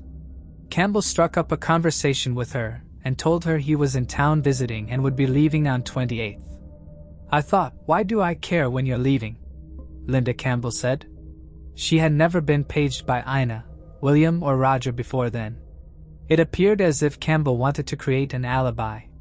Agent Frederick McClintock, a CPD drug agent and crime scene investigator in 2010, said that during their detailed search of a crime scene, he found a bottle of Palmolive dish soap with a red-brown material on the back that appeared to be blood. In a field test swab, the material tested positive for blood. Later, this blood was identified through DNA to be Roger Campbell's. Bill and Ina Campbell owned an antique Lenskirch grandfather clock, and according to Andrew Smith, owner of its time clock shop, it was rare. Smith holds a degree in horology, which is the study and measurement of time. He had serviced the Campbell's grandfather clock for many years, visiting the home to perform maintenance annually. When he first laid eyes on the clock, he said he offered Bill Campbell $5,000 for it. Coincidentally, in front of Roger Campbell. Bill turned him down, saying he knew the clock was rare and antique, and he wasn't willing to part with it. In February of 2010, less than a month after Bill and Ina's lives were taken, Smith received a call asking if he was interested in buying the Lenskirch grandfather clock. When he arrived at the Campbell residence, Smith expressed his excitement to the courtroom that he was finally going to be able to buy the clock. However, instead of his normal customers, he was met by Roger Campbell. "I said, 'Where's your mom and dad?'" Smith told the court. He seemed nervous and shaky and said, "Didn't you hear? Mom and dad were shot in their bedrooms." On January 23, 2023, after about 4 hours of deliberation, 66-year-old Roger Campbell was found guilty of taking the lives of his own parents, William and Ina Campbell, in Clarksville, Tennessee. The evidence presented during the trial showed that Roger attempted to take control of his parents' estate by insisting that he was the sole heir and pressuring a neighbor to finalize the transaction. Now, Roger awaits sentencing for his actions. Moving on to the next case. David Glenn Lewis. David Glenn Lewis, born in 1953 in Borrego, Texas, was the youngest of 2 children. He graduated from high school in 1972 and went on to attend Texas Tech University, where he excelled academically. David earned a degree in political science before obtaining his doctorate in jurisprudence from Texas Tech University Law School in 1979. With his law degree, he became a member of the American Bar Association and began practicing law in Amarillo, Texas. During his time in law school, David married Karen, and the couple later had a daughter together in 1981. David's early career as a lawyer was promising, with his strong academic background and dedication to his profession shaping his future. From all outward appearances, David was a family man who never his paternal and civic duties. He volunteered for various charities, was a Sunday school teacher at the church he attended weekly, a member of the Dumas Community Education Advisory Council, and was involved in the Boy Scouts of America as a district chairman. In late January of 1993, in preparation for Super Bowl weekend that was about to occur, David's wife and daughter took a trip from their home in Amarillo, Texas to the metropolis of Dallas, a 365-mile journey for a girls' weekend of shopping. They departed Amarillo on the January 28th, leaving David at home alone. Little did they know this would be the last time they ever saw their beloved and cherished David, husband and father, alive. On the January 31st, which was the actual day of the Super Bowl trip and the day that Karen and her daughter returned home, they walked in to find the TV still recording the football game long after the match had ended, as well as fresh food in the fridge. Before I continue, I want to remind you that only a small percentage of people who watch my videos are actually subscribed. So if you enjoy my content, consider subscribing. It's free and you can always change your mind later. Now let's move on with the video. David's wedding ring and his watch had been set on the kitchen counter, but David was nowhere to be seen. It has been discussed in the media that the TV recording machine David used, presumably a VHS, was not one that capable of recording on a preset function, meaning that he would still have to press record when wanting to start the tape recording of the game. Because the tape was still recording the subsequent television programming when his wife and child got home, the idea that his VCR was a manual one and not an automatic one is supported. The house was calm and quiet with no signs of a struggle, or anything missing or disturbed. Thinking David had left to watch the game from another household or that he may have slipped out to do some errands, his wife and daughter initially thought nothing of his absence. However, by the morning of February 1st, with still no sign of David, his wife became increasingly worried. She then called Amarillo Police Department to report her husband missing. That night, unbeknownst to David's wife, a body would be found some 1,600 miles away. At 10:30 p.m. in Yakima County, Washington, several people spotted an individual on Route 24 near Moxie, several miles from Yakima Airport. That person was reported to be either walking in the middle of the road or lying by the side of the road, but was a hazard either way, so much so that the people in the car that witnessed this turned around on the road to head back the opposite way to warn incoming motorists of the danger to both themselves and the wayward man. But when the driver came back after warning the approaching motorists, he found the man already dead. The deceased man was middle-aged and dressed in military-style clothing and was wearing work boots. The man had been struck head-on by a vehicle who, understandably, didn't see him in the position he was on the road, but in a callous act of inhumanity fled the scene. A Chevrolet Camaro was seen speeding away around the time he was struck. Lacking any traces of the usual drugs tested for in his system and with no alcohol in his blood, police were flummoxed in regards to why this man was wandering on a dark road late at night. With no idea on his person, the police had no idea what had happened. Meanwhile, back in Amarillo, on the 2nd February, the investigation into David's disappearance takes a turn when his car is found. The red Ford Explorer was located outside of the Potter County Courthouse in downtown Amarillo.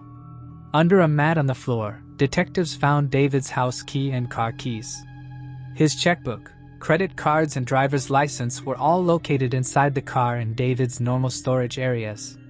Back at home, detectives would continue to puzzle over the fact that David's wedding ring was set out at home and that all of his normal items that David would usually bring along with him on any outing were accounted for. If they were at home, then where was David? Upon further interviews with David's wife, Karen, she revealed that he had cryptically told her that his life was in danger. He wouldn't, however, tell his wife any information about the threats he believed to be on his life or what the cause of the danger was. When the police looked into the days before David went missing, they found that on January 28th, David left his law firm, Buckner, Lara and Swindle at around noon. He told his co-workers that he wasn't feeling well and was going home. Shortly after, his credit card was used to pay for gas. Even though he had stated that he wasn't feeling well, he taught a government class at Amarillo College until 10 p.m. that night. The next day, on January 29th, one of his friends claimed to have seen David hurrying through the Southwest Airlines terminal at Amarillo International Airport, and he wasn't carrying any luggage with him at the time. On that same night at around 10:30 p.m., a police officer claimed to have seen David's red Ford Explorer parked outside the Potter County Court's building. However, the vehicle was not there the next day. On January 30th, someone deposited $5,000 into David's joint bank account. A neighbor claimed to have seen the Ford Explorer at his house on that day. The next day, on January 31st, a sheriff's deputy saw the Ford Explorer parked outside the Potter County Court's building again, and a man resembling David was standing across the street from the court's building. The man seemed to be taking pictures of the vehicle. On the February 1st, a cab driver claimed to have driven someone who resembled David from a hotel to the Dallas-Fort Worth airport. The driver said the man seemed very nervous and fumbled while paying in cash. David's family believes that his job as an attorney may have contributed to his untimely demise. They postulate that perhaps a past client that was unhappy with his work on their case, or maybe even a rival from David's professional life that he had made angry or jealous. Of course, David didn't win every case he tried as a lawyer, and perhaps a verdict that was unfavorable led to someone seeking out revenge. More specifically, David was meant to be in Dallas 1 week after his disappearance. He was set to give a deposition as witness to a conflict of interest case between himself, his former law firm and one of their wealthy ex-clients. In a conversation he'd had with his father before his mysterious disappearance, David had said that he had no plans to help cover up any wrongdoings on the part of his former firm and told his father that his plan was to, quote, tell the truth, whoever it hurts. While this idea of David being in danger was promising for investigators in terms of motive, those leads led to nowhere. One concrete piece of evidence detectives did find was puzzling. It was 2 plane tickets purchased in David's name around the time of his disappearance. The initial ticket they found was purchased on January 31st and had David scheduled to fly from Dallas to Amarillo. Detectives couldn't discern if this ticket was related to the same journey that David's wife and daughter had made on the exact same day as they too went from Dallas to Amarillo. It's unclear how David's wife and daughter traveled, whether it was by plane, train, or automobile, but his wife stated that they didn't ever have plans for David to accompany them, as the main reason they were getting away was for him to enjoy the Super Bowl. The day this ticket was bought was the same day his wife and daughter returned home to an empty house. The second ticket was purchased 1 day later on February 1st and was a ticket from Los Angeles International Airport to Dallas. This is the same day that the body of a John Doe was discovered in Washington. It's unclear if any of the plane tickets had actually been used or had been attempted to be used. The true meaning or motivation behind these 2 tickets is unknown. If David did intend to use the plane tickets, how?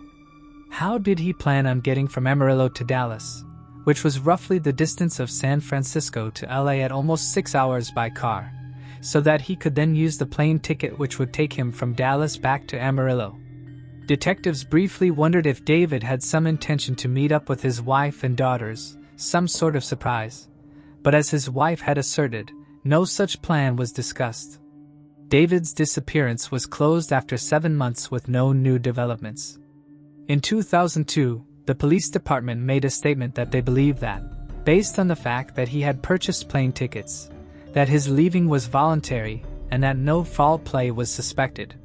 They believed that David voluntarily walked away from his life in Amarillo and disappeared into the night off the grid. 2003 marked 10 years since a John Doe was discovered wandering the road on the day after the Cowboys win against the Bills at the 1993 Super Bowl. Nearly a decade after David's disappearance, Washington Patrol detective Pat Ditter was reading a newspaper series called Without a Trace, which was about missing persons cases that had gone cold. Ditter, a consummate detective, learned more about the main impediments to positive identification and closer and missing persons investigations. Particularly, Ditter read about the deep flaws of the NCIC's, the National Crime Information Center's, computer system at that time. Motivated by the potentiality that the answers were already waiting just ready to be cataloged, cross-referenced and shared, Ditter decided to use what seems to have become the best friend to real-life detectives and armchair investigators alike, Google. Starting with the pretense that the information needed to find these missing persons had actually just fallen through the cracks of computer databases, Ditter utilized the power of Google by inputting characteristics of roughly a dozen unidentified bodies in the hope of finding missing persons cases that matched their physical descriptions. Only a week after Ditter first began to look up descriptions of unknown victims, a potential hit. The Yakima County, Washington John Doe that had been found the night after the Super Bowl under more than unusual circumstances was linked through the keywords of his phenotypical descriptions to a man missing out of Dallas, Texas. All of this information was found under the Doe Network, a database created in hopes of bringing closure to families worldwide. On the website's search results and a display of various images of those who might be a potential match based on keywords, one caught Ditter's eye in particular. The picture of David Glenn Lewis of Amarillo, Texas was extraordinarily similar to the one Ditter had of the John Doe found in the dark road the night after the Super Bowl. The only difference from the picture of David in comparison to the one of the man found deceased was that the unnamed man found in the road was not wearing the usual eyeglasses David always wore. But sure enough, in looking at the catalog of contents found with the body, they had listed a pair of eyeglasses. Sure that there was more to this case than mere coincidence, Ditter contacted investigators in Amarillo and sent them a few items found on the John Doe from Washington that could be used to positively identify him. One of the items was the military-style work boots David was wearing, the other was a preserved tissue sample from the deceased. In October of 2004, using DNA provided by David's mother, Esther, they were able to match the 2 cases definitively. 11 years after his mysterious disappearance, family man and attorney David Glenn Lewis was positively identified as the deceased man found on Route 24, 1,600 miles from his home. Although the victim that had been killed in the hit and run would finally have a name, that seemed to be the only thing that was certain and straightforward about this case. It is unknown why David would have headed to Washington, and neither friends nor family have been able to offer any insight into a link that he may have had to the area. While the John Doe was finally given a real name, David Glenn Lewis, the realization brought about more questions than it did answers. Why was this established family man, set to have a calm weekend of football and leisure, found wandering the dark roads of a Washington highway? With no traces of alcohol and the normal talk screen coming up clean, what was an educated father doing on the side of a road? Had he made plans to meet someone in Washington? Had he been lured there by whomever he believed was trying to hurt him? And what was with the military-style clothing? David's wife and mother attested to the fact that David had no military ties, nor did he own, or have reason to own, any military clothing. His wife was sure that neither the clothes nor the shoes David was wearing were actually from his home. Ditter believes David's death on the road in Yakima County may have been an accident rather than a suicide. But even if that is true, why did he disappear to begin with? David Glenn Lewis was a man with a promising future, a devoted husband, father, an active member of his community. His disappearance in 1984 shocked everyone who knew him. Leaving his wedding ring on the counter at home, David seemingly vanished without a trace. His reappearance, 1,600 miles away in Albuquerque, New Mexico, just days later was equally mysterious. He was found disoriented, unable to explain how he had gotten there or what had happened to him during his absence. Sadly, only days after being found, David met his untimely death in what many believed was a suspicious manner. While no clear answers have surfaced over the years, David's case remains surrounded by unanswered questions. His sudden disappearance, confused reappearance, and tragic end have left his family and community desperate for answers. Despite ongoing efforts, no new leads have been uncovered, but investigators continue to hope that someone, somewhere, might hold a piece of information that could finally provide closure to this chilling mystery. Moving on to the next case. Frederick Valentic. Over 40 years ago, a young pilot named Frederick Valentic, flying a Cessna 182L, was en route to King Island when he became part of one of the most intriguing mysteries in aviation history. After reporting to Steve Rui on the flight service radio, Valentic's flight would end in an unexplained disappearance, placing him among the 20 known cases of pilots encountering the unknown. At just 20 years old, Frederick was an experienced member of the Air Training Corps and had held his private pilot's license for just over a year.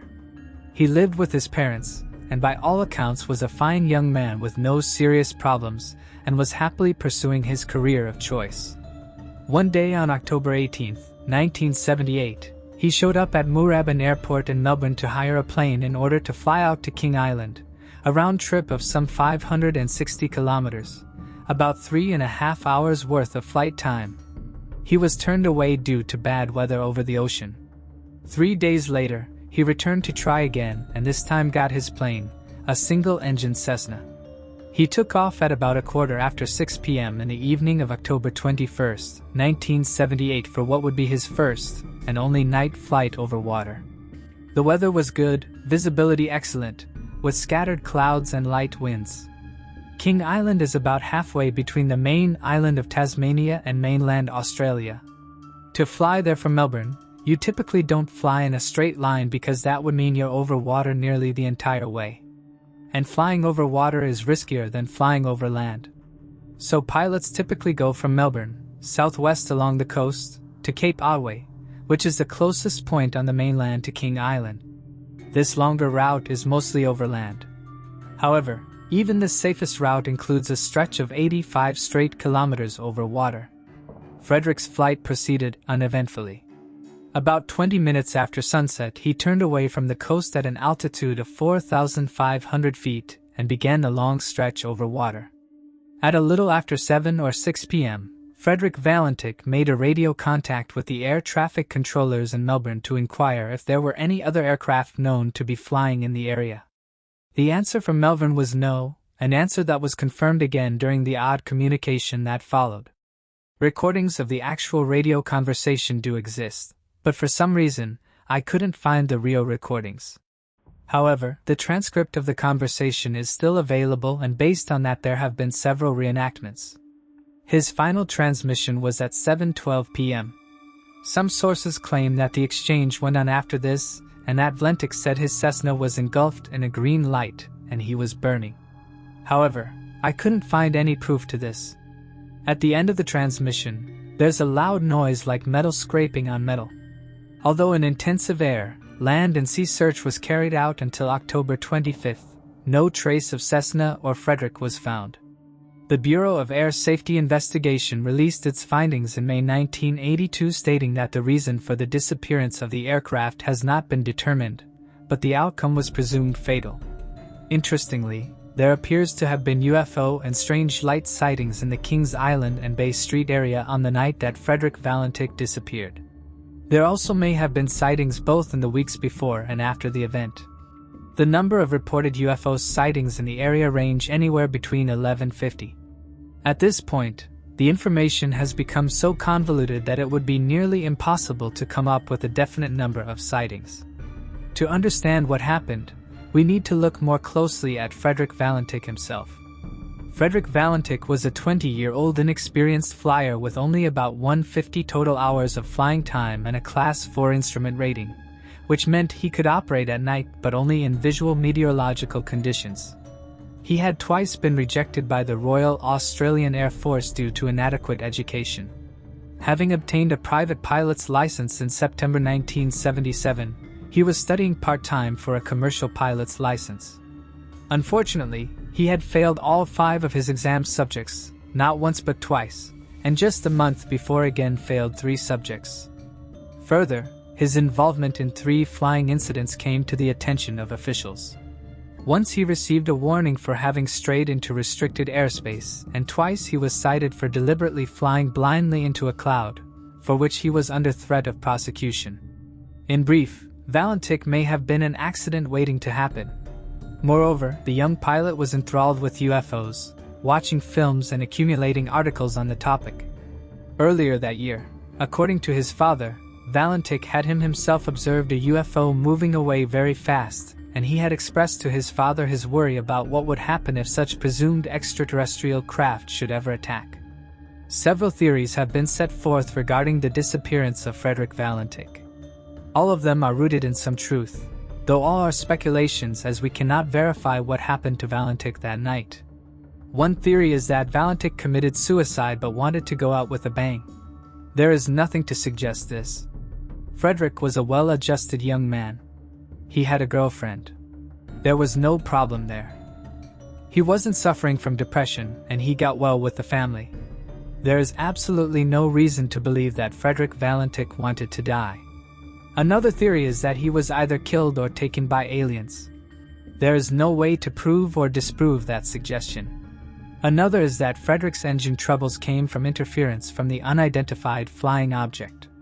Again, this is yet another theory that cannot be proven, but it is supported by the fact that Valentic reported engine trouble during his encounter with it.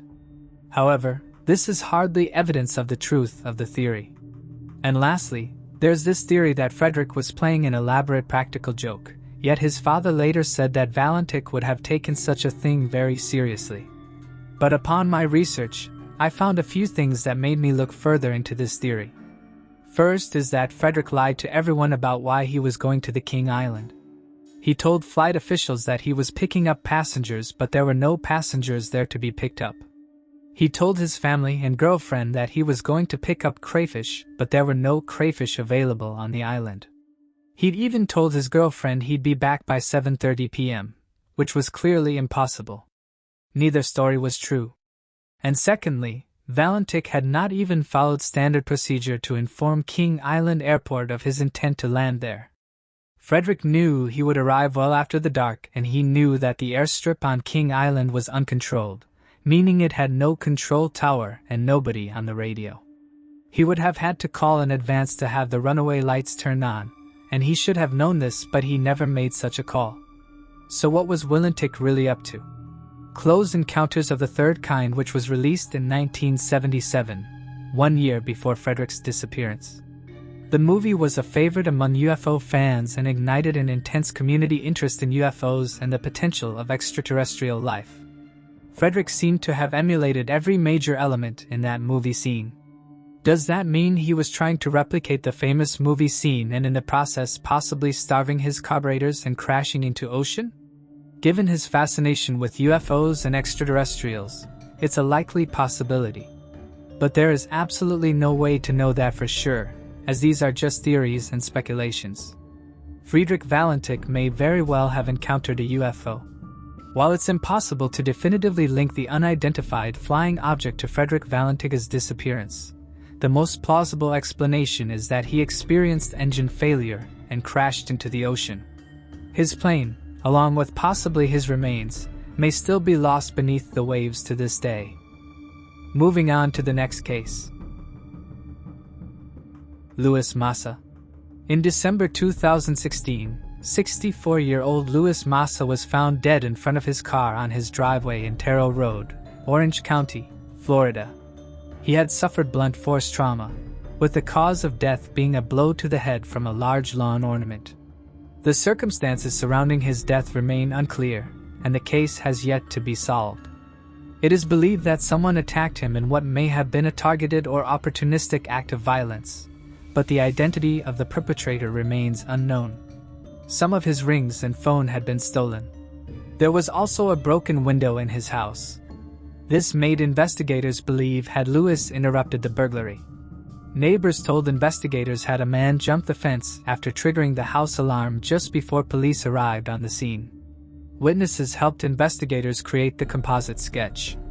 Investigators also found that another burglary took place less than a mile from Louis's home, a few days before his life was taken. Fingerprints were collected at crime scene. Recently, these fingerprints were tested to see if it matches anyone in a Cody's database. This led investigators to Devon Hill. When questioned, he admitted he took Louis's life. He was arrested on January 29, 2021. He is currently being held in Orange County Jail, without bond. Moving on to the next case. Harold Wayne Lovell. Harold Wayne Lovell, a troubled 19-year-old in 1977, is an example of how cold cases can sometimes remain unsolved for decades before being resolved. While many cold cases are solved thanks to advancements in forensic evidence, particularly DNA testing, there are cases like Lovell's where the path to resolution may involve piecing together new clues or revisiting old ones. Even though solving such cases often brings families closure, it also means revisiting painful memories during hearings or trials. The evolution of forensic technology, particularly in DNA analysis, has made it possible to solve many cold cases that once seemed hopeless. He lived in Chicago with his parents and two siblings. In May 1977, he had an argument with his mother and decided to leave home. Harold told his family he was going to look for a construction job, which he did. He left behind his mother, his stepfather, brother Tim, and sister Teresa. His family didn't hear back from him after he left, and he never returned, so they got worried about him. They got even more worried about Harold when they heard about John Wayne Gacy. Gacy entered the lives of 33 young boys and men in the 1970s. K.C. was arrested in 1978. K.C. also worked at construction sites during that time and in the same area. He buried lots of victims under his house. 8 of the bodies found under Gacy's Chicago home was not positively identified. In 2011, the police asked all families who believe they are related to one of the 8 unknown victims to come forward and send in their DNA. Howard's 2 siblings, Tim and Teresa, sent in their DNA since they strongly believed Howard was one of the 8 victims. The DNA did not help solve this case. Before the test could be complete, there was a shocking revelation made. Tim and Teresa's nephew found a mugshot on mugshots.com of a person with the name Howard Wayne Lovell. The photo was of a man from Florida who was arrested in 2006 for possessing marijuana. The family quickly tracked Howard down in Florida. Howard immediately came to visit his family. He told them that he did go to work on construction sites, and believe it or not, but he did work with John Wayne Gacy for a while. Howard used to work in Gacy's garden every now and then. Gacy always tried to get him to come inside the house, but Howard always said no, because something felt wrong. Howard was sad to learn that his family thought he was not alive anymore. He never contacted them because he was under the impression they didn't care about him and wouldn't miss him at all. Howard had a few run-ins with the police, one of them resulting in a mugshot that led to him being found. While he was gone, he married and moved to Wisconsin. But when he got divorced, he decided to move to Florida. Howard's brother had this to say: "I always had that inkling of hope he was alive. I would say, God, let me see my brother one more time." Moving on to the next case. Leslie Prier. Leslie Prier, a 49-year-old woman from Chevy Chase, Washington, D.C., was living a happy and fulfilling life. On May 2, 2001, she said goodbye to her husband, who left for work early in the morning. Leslie then began her preparations for her day at her job with the popular advertising firm, Specialties Incorporated. Known for her punctuality, Leslie was always reliable and never missed a shift. However, on this particular day, she failed to show up for work, which raised immediate concern. This was completely out of character for her. If she needed time off, she always notified her boss. If she was ill, she would always call. Her boss decided to contact Leslie's husband Carl, who said he had no idea where Leslie was. Concerned, Carl and Leslie's boss then decided to check on Leslie at her home. Upon arriving at the house, they knocked at the door with no response. Calling out Leslie's name, they were met with silence. Upon entering, they were met with a horrifying sight.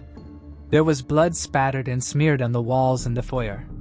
In the corner by the door, dried blood marred the floor next to a puddle of water. An overturned table lay nearby and a rug, also stained with dried blood, had been moved from the foyer into the living room. Calling out his wife's name, Carl was met with an eerie silence.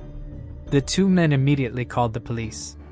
Police quickly arrived on scene only to make a gruesome discovery upstairs. Police found Leslie Prieur dead in her bedroom. A detective later told a reporter it was a pretty brutal crime scene. An autopsy revealed that Leslie had been brutally beaten, suffering multiple blunt force traumas and deep bruising to her neck, which suggested strangulation. Her injuries were consistent with her head being battered into the foyer floor. This led investigators to believe that her head had been smashed into the sharp edges of the baseboard molding of the home. Police found blood under Leslie's fingernails and bruising on her arms, suggesting she had fought her attacker fiercely. Her body was found in the shower of her primary bedroom, where investigators believe her killer had carried her from the foyer so he could wash away the blood and prevent further bleeding in the home. The killer tried to clean up the crime scene. A luminescence test revealed additional evidence of blood in the foyer, and in a trash can, as well as in sinks in the kitchen, and in the downstairs bathroom, and on door frames and the back of the bedroom door. The horrific crime left the close-knit community in a state of shock and disbelief. In the days after the murder, police took as much evidence as they could, which included processing the scene for fingerprints, swabbing suspected blood samples, taking photographs, and vacuuming the foyer area for hairs and other artifacts. But due to the limited DNA technology at the time, no suspects were ever identified. Neighbors said they had not seen anything unusual on the day Leslie was killed, and her husband Carl was ruled out using samples of his own blood. With no leads nor suspects, the case eventually went cold. In 2022, police submitted the DNA collected from the bloody crime scene to Othram. Utilizing funds collected from both private and public donations, both of which are key in solving cold crimes, Othram was able to develop a DNA profile for the killer. The DNA profile soon yielded a common surname for the suspect, Gilgore. On June 4, 2024, police uncovered an old tip submitted back in 2002 about someone named Eugene Gilgore. The tipster, a previous neighbor of Gilgore's, said that he thought that he may be somehow related to the Leslie Prieur murder. He was 21 when the killing occurred. At that time, he was neither interviewed nor swapped for DNA. With this new information in hand, detectives waited at Dulles International Airport as Eugene Gilgore opened the water bottle, drank from it, and threw it away. Only after Gilgore had moved on did detectives grab the bottle. His DNA was extracted from the water bottle and tested with DNA found at the crime scene. It was a clear match. Eugene Gilgore was charged with first-degree murder and was arrested in Washington, D.C. on June 18, 2024. Gilgore had an extensive criminal history, including weapons possession and driving under the influence, as well as theft. It was found that Gilgore had actually dated Leslie's daughter, Lorain, for 5 years. They had begun dating when they were in high school. Gilgore grew up in the same neighborhood as the Priors and their families were acquainted.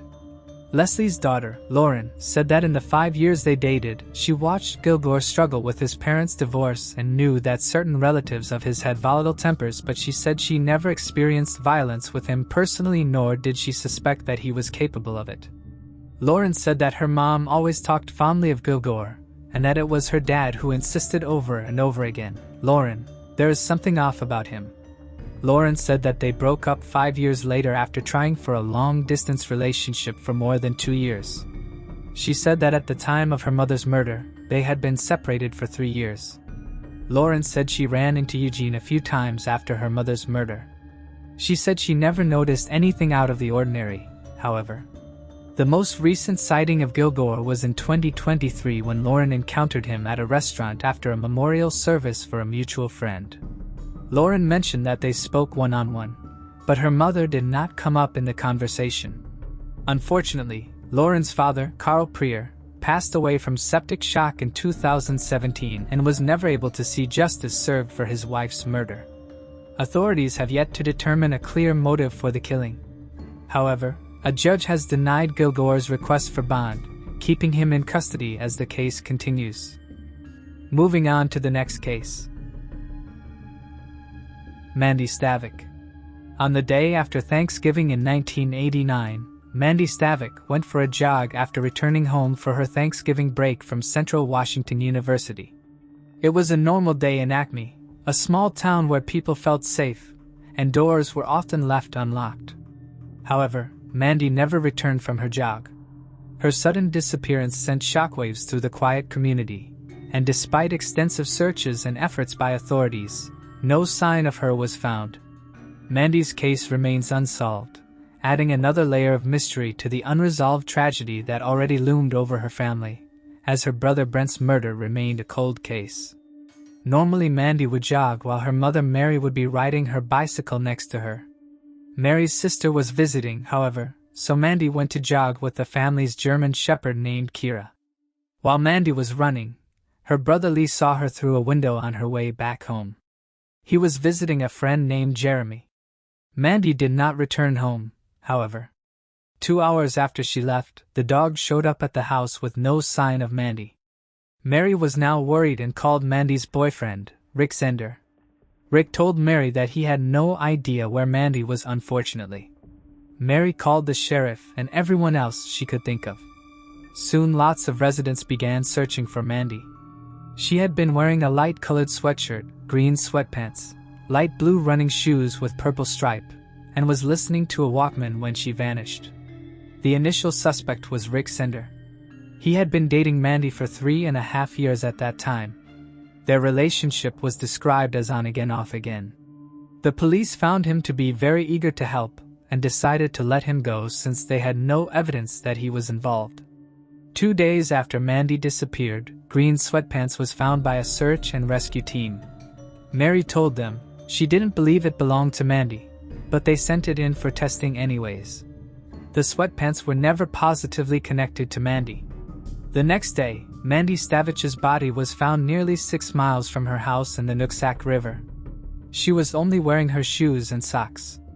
Her autopsy that was then revealed that the cause of death was asphyxia by drowning.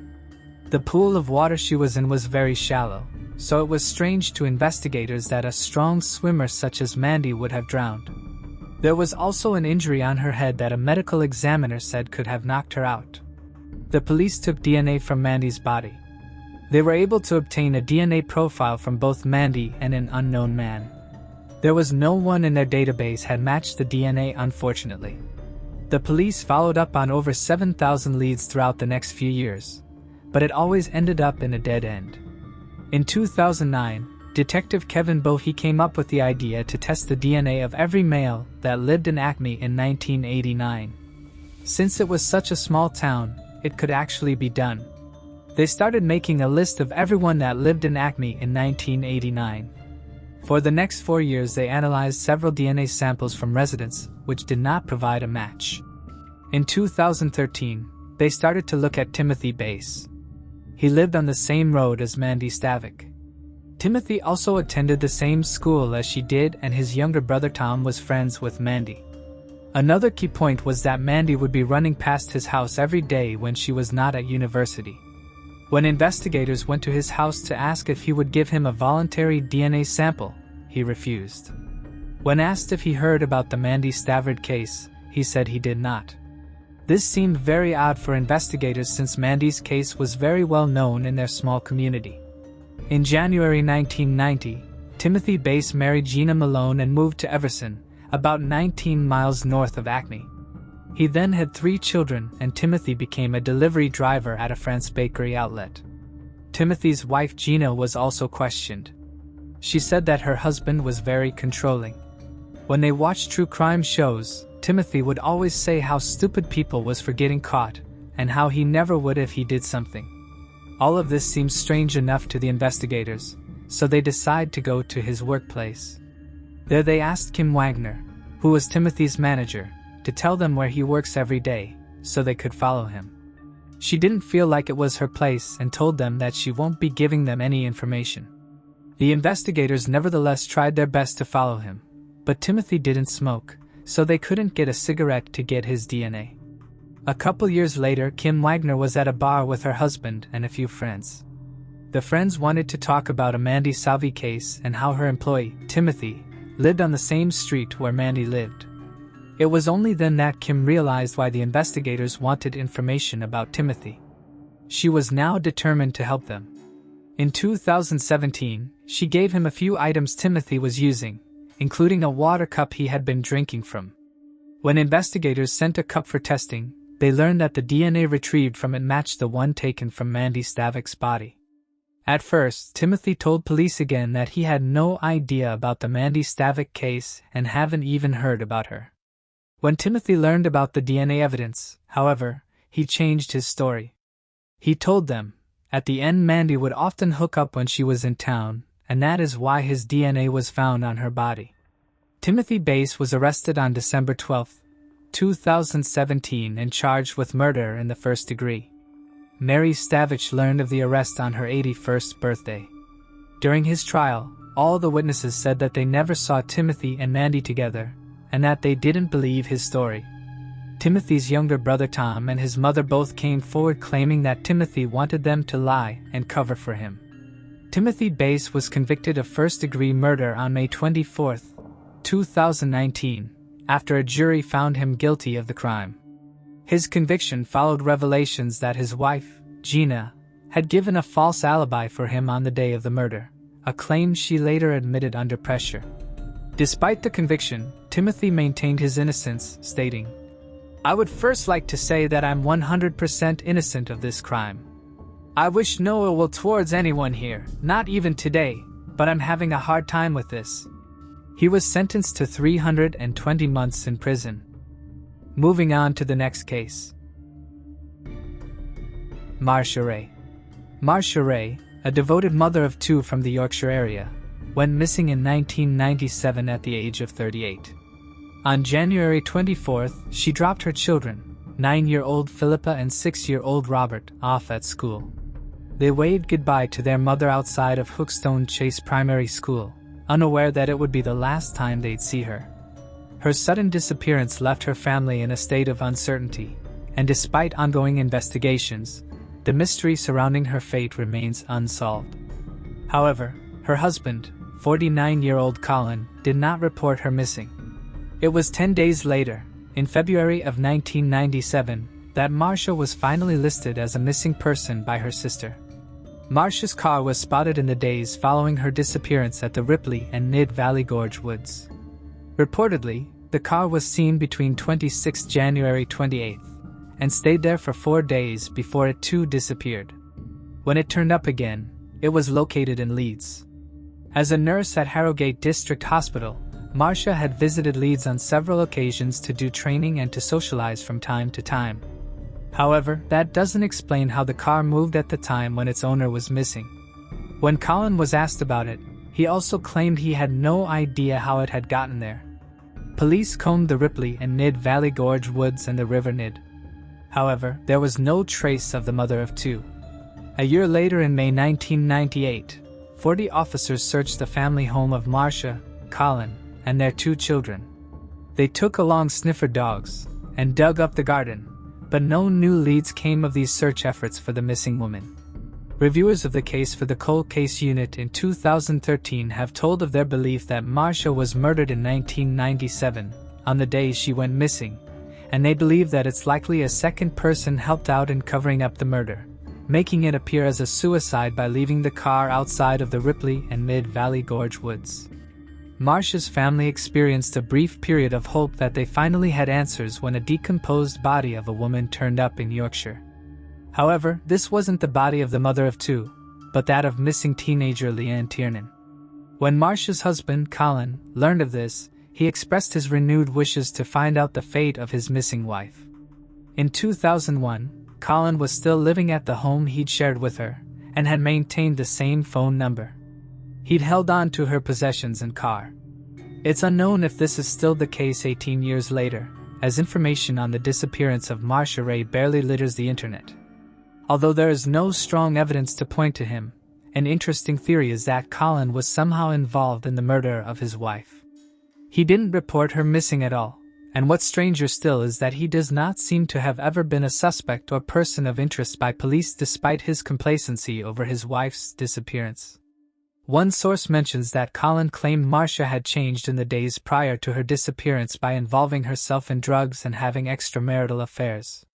But just one source mentions this, and otherwise, Marsha's family have remained silent.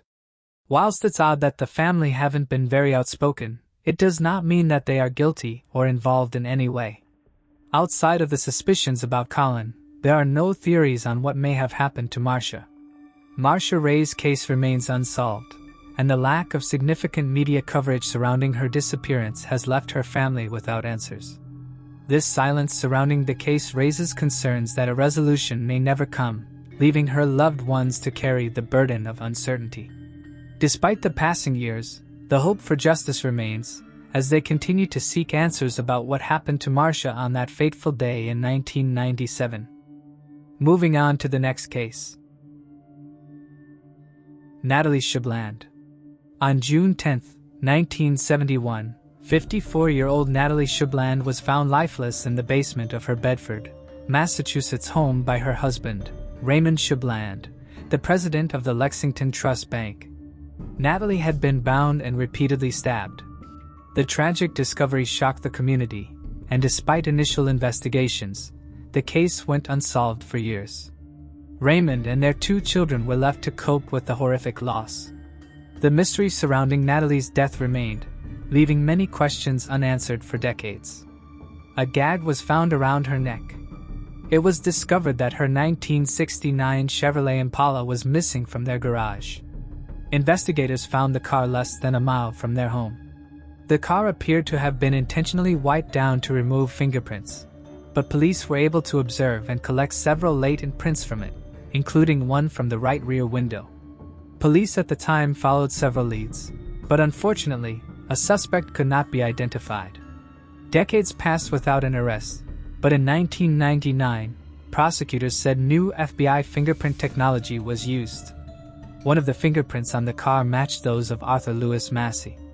When interviewed by investigators, Massey denied any involvement. Later, he claimed that he was solicited by an organized crime associate to take the life of the wife of a banker and to make the crime look like a break-in. He said that he refused the solicitation. Investigators found no evidence that Raymond Shand was involved in a plot to end his wife's life. Throughout the years, investigators continued to look into Massey to get enough evidence for an arrest to be made.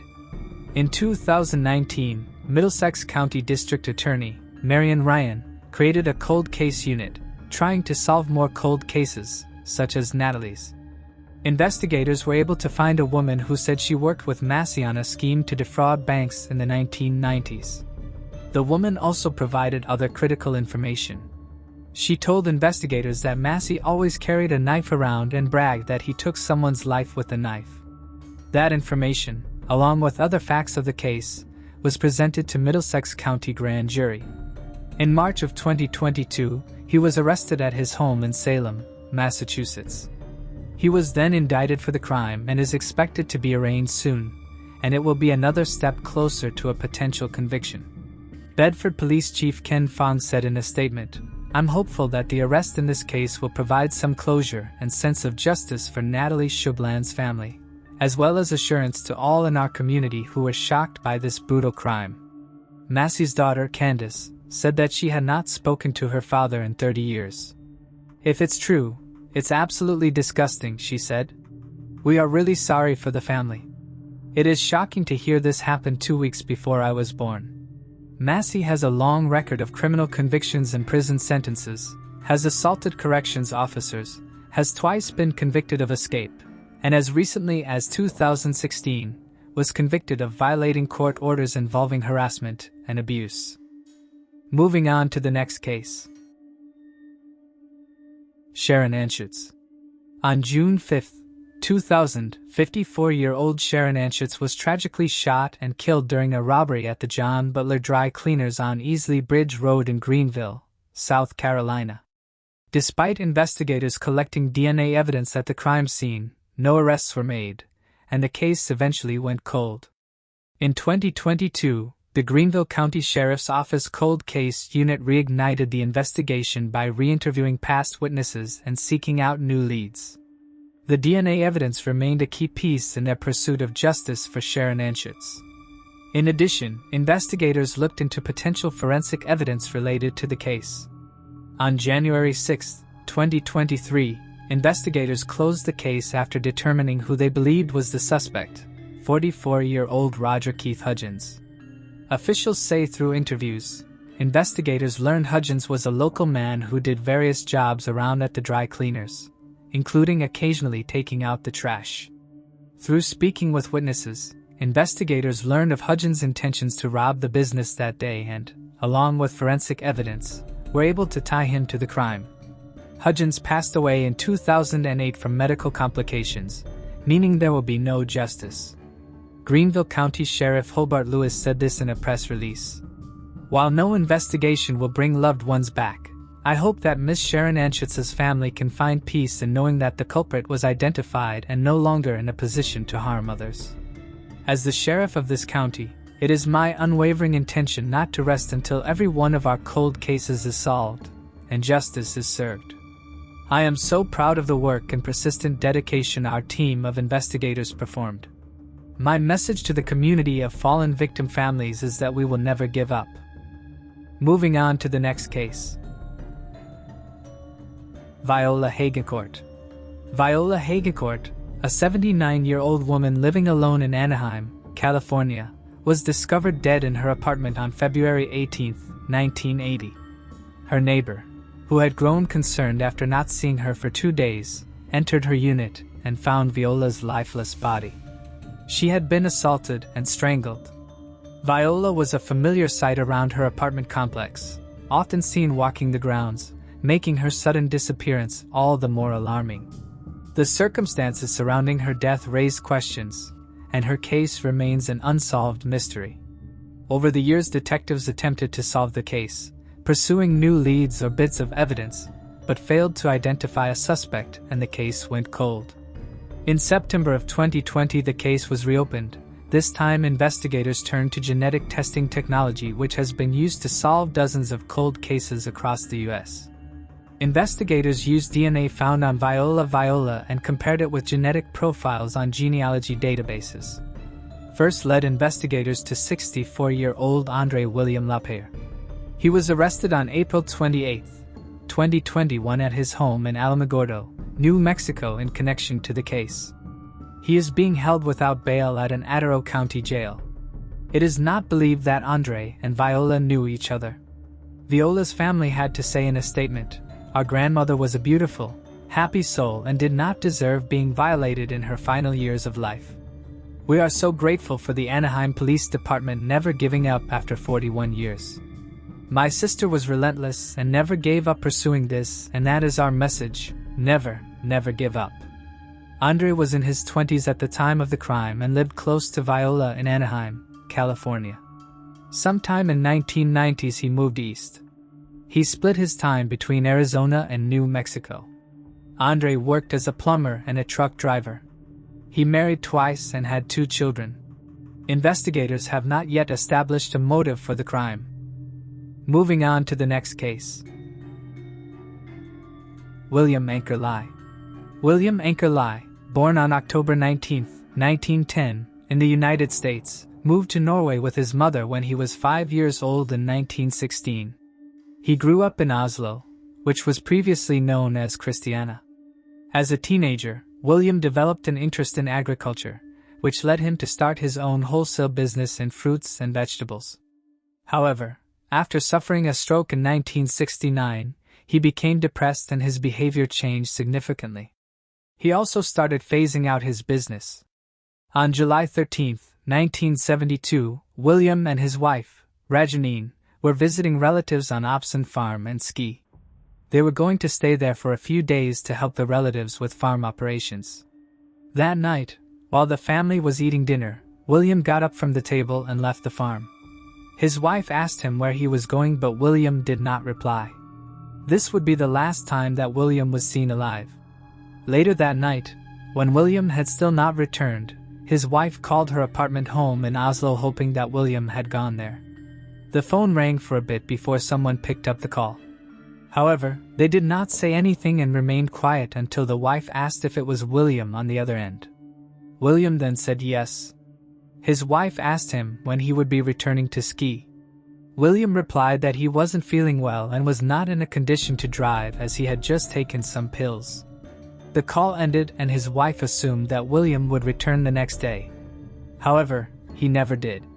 When William had still not returned after 2 days, his wife and his brother went to the Oslo apartment. However, William was nowhere to be seen. Strangely enough, his wife's clothing and paintings were carefully cut up and placed on the coffee table in the living room. William was reported missing. A search investigation was launched and missing person flyers were distributed throughout the police stations in Norway. William's car, a white Vauxhall Cresta with the license plate number DA1427, was also missing. His wife told investigators that along with the car, camping equipment including folding tables, folding chairs and a few other items that were kept in the garage were also missing.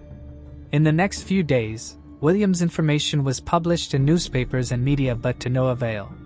1 month later, an investigating was reading the newspaper when a report caught his eye. It mentioned that someone had found abandoned camping equipment near a lake in Nesbyen.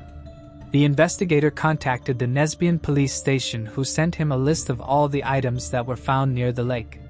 The list included a travel radio, a small outdoor table, a travel briefcase, camping chairs, a water jug, a yellow warning light, a coffee pot, a jar of strawberry jam with the handwritten words Strawberry 1971 on it, and a cover for a propane stove. The travel radio still had a sticker on it from the electronics store it was purchased from in Oslo. The police contacted the store and they told them that they had sold the radio to one William Ankor Li. His wife was called in, and she was able to identify most of the items, including the jam jar which she had hand-labeled herself with the word Strawberry 1971. The police then interviewed the man who found the abandoned camping equipment and the items near the lake. He told police that he and his wife had been traveling to Vassred around 10 or 11 a.m. when they noticed a man sitting in his chair near the lake. They noticed that he had a camping table with a tablecloth and a thermos next to him. Later that evening, while returning back to their home and passing by the lake, they could not find the man anywhere. However, his camping equipment was still present. Finding the abandoned camping scene suspicious, they notified police. In the next few days, police would receive another tip from a business associate of Williams who claimed to have seen him somewhere along the road between Haldon and Nesbyen. He said he had been wearing a blue coat. William's family confirmed that William did have a blue coat that he kept in his car. He used to wear the coat if he needed to wash or polish his car. The police then searched the area but could not find any trace of William or his vehicle. The police, however, did not search the lake, stating that the car could not have ended up in the water as it was too shallow to hide a vehicle. With no leads, the search was soon stopped. In 1974, William was declared dead by a court and the case grew cold. In 2019, Arsted Norge, a detective show in Norway, began investigating the case. In autumn of 2021, they decided to check Lake Tridjern as that was the only place during the earlier investigation which had not been searched. A search of the lake was conducted using sonar and underwater drones. Soon an object was picked up by the sonar at around 10 meters under the water. The drone was then used to investigate, and on September 10, 2021, a car with the license plate number DA14027 was located laying vertically with the front part down in the mud in the seabed. They notified police and the car was pulled out and examined. As the car was buried in the seabed in the front, the paint was preserved and stayed as it was in 1972. The police found human remains inside the car. The remains were then sent for an autopsy and identification to Oslo University Hospital. A DNA test later confirmed that the remains did belong to William Ankor Li. Investigating the car, police found several objects inside. The objects were well preserved despite the car being underwater for almost half a century. The objects included a farewell letter, a signed letter of resignation, and a few other documents. Because the objects were wrapped in plastic, they remained well preserved over the years. Tragically, William's wife and brother passed away without ever learning what had happened to him. After William's immediate family was contacted, they requested that his body be returned to his hometown of Oslo for burial. Based on the contents that were discovered, it is believed that William took his own life. After 49 years, the case was finally closed. Moving on to the next case. Jennifer Doherty. On February 11, 2010, a truck driver traveling through Greensburg, Pennsylvania, noticed something odd on the otherwise quiet streets. As he passed the Greensburg-Salem Middle School, his attention was drawn to a tipped-over trash can. Though it would have been simpler to ignore it, his curiosity got the better of him. When he investigated, he discovered a gruesome sight. Inside the trash can lay the badly mangled and bloody corpse of a woman. While he couldn't make sense of what he was seeing, he immediately dialed 911 and the police rushed to the scene to inspect the remains of what seemed like a nightmarish act. On their arrival, the cops saw the body haphazardly stuffed into the dumpster with several knife stab wounds. Besides, they shockingly discovered that the woman had several bruises on her, indicating she was badly beaten by her attacker before they had killed her. The corpse also looked mysteriously out of place in a dumpster outside a middle school, suggesting that it was not the site of the murder, but the site of disposal. While searching the battered body of the woman, the police found a note in the back pocket of her pants. The condition of the body completely betrayed the contents of the note, and the only shred of truth it carried was the name of the unfortunate victim, Jennifer. What really happened to this woman? How horrifying were her final moments before she ended up getting killed in such a terrible manner? A little more scrutiny enabled the cops to track down the parents of the now deceased Jennifer Daughtry, who were then called in to identify her body. The parents, Richard and Denise Daughtry, were shocked out of their wits on seeing that their sweet daughter was taken away from them in such a vicious manner. They informed the police that Jennifer was 30 years old. However, her intellectual and psychological challenges had limited her mental age to that of a 12 to 14-year-old girl. Born on November 8, 1979 in Latrobe of Westmoreland County, Pennsylvania, Jennifer was a bright soul who had a very warm and welcoming vibe. While she got bullied by several kids in her school days because of her mental challenges, her personality allowed her to befriend several likable companions. On that fateful day, while talking to Jennifer's parents, the cops surprisingly came to learn that she was a resident of Mount Pleasant. This made them question what she was doing in Greensburg and who really took her life. Before I continue, I want to remind you that only a small percentage of people who watch my videos are actually subscribed. So if you enjoy my content, consider subscribing. It's free and you can always change your mind later. Now, let's move on with the video. The Daughtries told the police that their girl regularly visited Greensburg for her medical appointments. She was also taking life skill lessons at the West Place Clubhouse in Greensburg, which also involved getting trained to become a mechanic. This time, however, she had arrived in the city to meet a new group of friends for a sleepover. Jennifer had met this group of 6 people via Angela Marinucci, whom she bumped into while taking her lessons at the West Place Clubhouse. Both girls hit it off very well, and Angela introduced Jennifer to her friends, Ricky Smyrns, Melvin Knight, Amber Menninger, Robert Masters, and Peggy Miller. While Jennifer had been battling with mental challenges, surprisingly, she wasn't alone anymore. Everyone in the new gang of friends had their own cognitive challenges, and so they stuck close to each other. Many of them had developed these issues because of bad childhoods trampled with negative experiences. Such relatable issues helped Jennifer to quickly bond with the group and be happy in the company of others like her, who were also trying to live despite their psychological struggles. Jennifer's parents showed complete trust in this new group of friends since they had observed that their daughter was very happy with them. Before going out on February 10, 2010, Jennifer had left a note for her mother saying that she would be back home after the sleepover by the next day afternoon. In fact, she even mentioned the contact details of all 6 friends to reach out to in case of any unforeseen emergencies. Sadly, these words turned out to be her last bits of communication with her parents, and the first lead in the investigation of her murder. According to the Daughtry, something must have happened after the time Jennifer got off the bus so as to reach the house where the fun getaway was planned. The police decided to meet this group in good faith and ask if they knew anything about this gruesome murder. But little did they know that they would discover something completely sinister and unbelievable. From the outside, the house where Jennifer was supposed to meet her friends seemed rather dull and ordinary. It still had some lights on its exterior, suggesting that the Christmas decorations hadn't been taken off. But when the cops walked in through the door, they discovered that the house, which adorned a semi-festive look, was plagued with the stench of gore and blood. The house occupied by Jennifer's friends turned out to be the crime scene where she was badly beaten and killed, with almost every corner of the house reeking of the grim nature of the incident. The cops apprehended all 6 in the group who didn't try very hard to deny what had happened in the face of all the glaring evidence in the house. While just a glimpse of Jennifer's body screamed torture, the evidence found in the house of the Greensburg 6 confirmed that she was badly humiliated before being killed.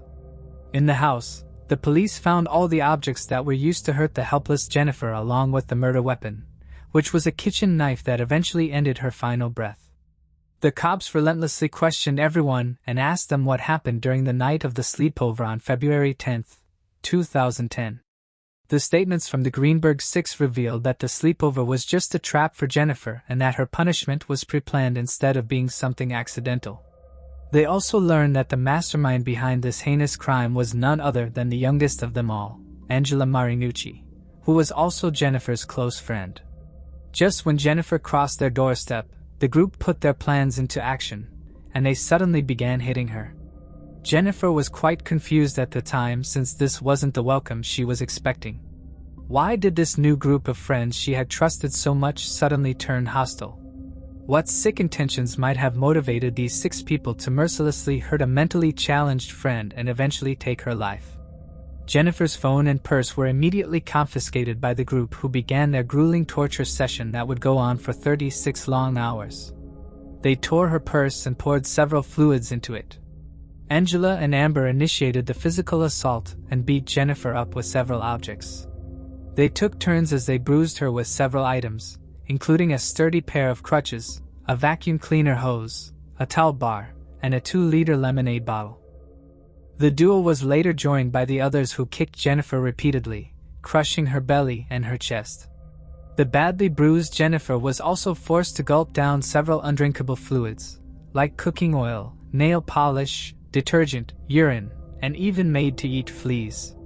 All of these were poured onto her head, followed by oatmeal and spices. Jennifer retaliated against the assaults, as she tried to throw her limbs around to attack her assailants. Unfortunately, Jennifer ended up choosing the wrong target by hitting Amber hard in the stomach. The group said that Amber was pregnant and escalated their assault on Jennifer after tying her with Christmas lights and decorations to prevent her from standing up to them again. The group shaved Jennifer's head and smeared her face with nail polish while continuing to thrash her. Unable to fight, Jennifer tried begging her attackers for mercy. The group neither stopped nor explained while she became the victim of their sadism. Instead, Melvin Knight took off Jennifer's clothes and forced himself on the heavily bruised victim while everyone else watched. After Melvin was done, they forced Jennifer into the bathroom to have a shower, citing the trouble they were having with her stench. While Jennifer thought that her captors were done with her, you would discover next that she couldn't have been more wrong. The thrashing instantly resumed, and Jennifer's mini-illusion was instantly shattered. But things did come to a stop afterwards since the Greensburg 6 got bored of constantly beating Jennifer to a pulp. The group then decided to vote to either let Jennifer go on the expectation that she would remain quiet or to kill her and get rid of her body. Jennifer begged her supposed friends to set her free. But the next morning, February 11th, she learned that all 6 had unanimously voted to end her life. Before killing her, the group somehow thought that making Jennifer write a note would shield them whenever her body was found. For reasons unknown, the group made Jennifer take several antibiotics, painkillers, and sleeping pills before Ricky Smerms asked Melvin to stab her in the chest. This could either be due to an unexpected return of their conscience, or an attempt to prolong Jennifer's suffering using medicines. The latter stands more probable since they didn't spare the life of the already tortured Jennifer. Thus, any consideration of the Greensburg SIX's empathy towards their unfortunate victim was completely out of the question. Instead, Melvin plunged a knife into Jennifer's body thrice, striking her chest and her throat. He later checked on her to find that she was still alive and slashed her wrist to end Jennifer's life. The group didn't immediately dispose of Jennifer's body. Angela Marinucci asked the group to prop the dead body up and wrap it in Christmas lighting to get a dazzling display of their monstrosity. But when the damaged Christmas lights didn't work, the frustrated group stuffed her body in a trash can where it was eventually found. All of this clearly showcased that none of the 6 had any form of remorse over their actions. But what really made them carry out this torture-cum-murder? After learning of such a horrifying account, cops cracked down hard on everyone to find out why they made Jennifer suffer so much. The Greensburg 6 revealed that Jennifer had developed a crush on Ricky, who was Angela's boyfriend at the time. Moreover, Angela once caught Ricky secretly speaking with Jennifer over the phone. This made her furious with jealousy, following which she decided to punish her new friend for crossing the line and hatched a plan with Amber. Cops found that this flow of romance wasn't one way, as Ricky later revealed that he loved Jennifer as well. Both had confessed their love to each other, and had also been intimate on a few occasions behind Angela's back. This really made the detectives think as to why Ricky participated or even approved of whatever happened with Jennifer. Especially, he could have avoided everything by simply warning Jennifer and asking her not to come for the sleepover. The confession from the other members of the Greensburg 6, especially Peggy Miller and Robert Masters, revealed that Angela was a very dangerous woman, and they were very afraid of her. Peggy and Robert also said they didn't participate in any of the violence, and were willing to cooperate with the police and get a plea deal in court. However, the fear analogy didn't stand true for everyone, especially Melvin Knight, who seemed to have enjoyed torturing and assaulting Jennifer the most. Nevertheless, when things came down to the point for each member to vote, none of them voted to let Jennifer live despite already having made her go through a hellish nightmare. However, the police now had what they needed to get justice for Jennifer Daughtry. The hearing for the case began on November 3, 2010, revealing that Angela, Ricky, and Jennifer had a very complex love triangle, with Ricky being at the center of it all. Angela had actually overheard Ricky speaking with Jennifer when she had heard him saying that he loved her and wanted to marry her. This made Angela fume with rage since she had been his girlfriend for several years. The state of Pennsylvania had never seen a heinous and violent crime of this degree. On August 3, 2011, when giving the verdict, the court found the charges against Angela serious enough for death penalty. But since she was only 17 at the time of the incident, she ended up receiving life imprisonment without parole for first-degree murder, kidnapping, and conspiracy to commit murder. Due to certain unrelated developments, her sentence saw some revisions, with the final order coming in May 2022. Angela is now undergoing her sentence, and would be eligible for parole only in 2070. Ricky Smerns and Melvin Knight, however, received the death penalty on February 28, 2013 and April 12, 2012 respectively. Knight later challenged his sentence in September 2014, stating that the jury was prejudiced towards him, but the Supreme Court of Pennsylvania upheld his sentence twice. Speaking about her judgment on Knight, Pennsylvania Supreme Court's Chief Justice Deborah Todd said that the jury was not biased in its judgment to give the death penalty to Melvin Knight. She instead noted that the decision was made after a thorough examination of a large pool of evidence, which proved Knight and the rest of the Greensburg 6 having subjected Jennifer, a mentally challenged woman, to several forms of assault and torture, eventually killing her. Amber Menninger pled guilty to third-degree murder, conspiracy, and kidnapping. Though she had initially tried to get some relief citing her pregnancy, once she found out she could be facing the death penalty, she chose to cooperate as a witness and received a sentence of 40 to 80 years in prison on December 4, 2013. Prior to the trial, Peggy Miller and Robert Masters had already agreed to testify as witnesses. During the trial, Robert revealed that he had almost helped Jennifer in escaping and also returned her clothes while Melvin and Ricky were outside the house, but they returned before Jennifer could flee from the place.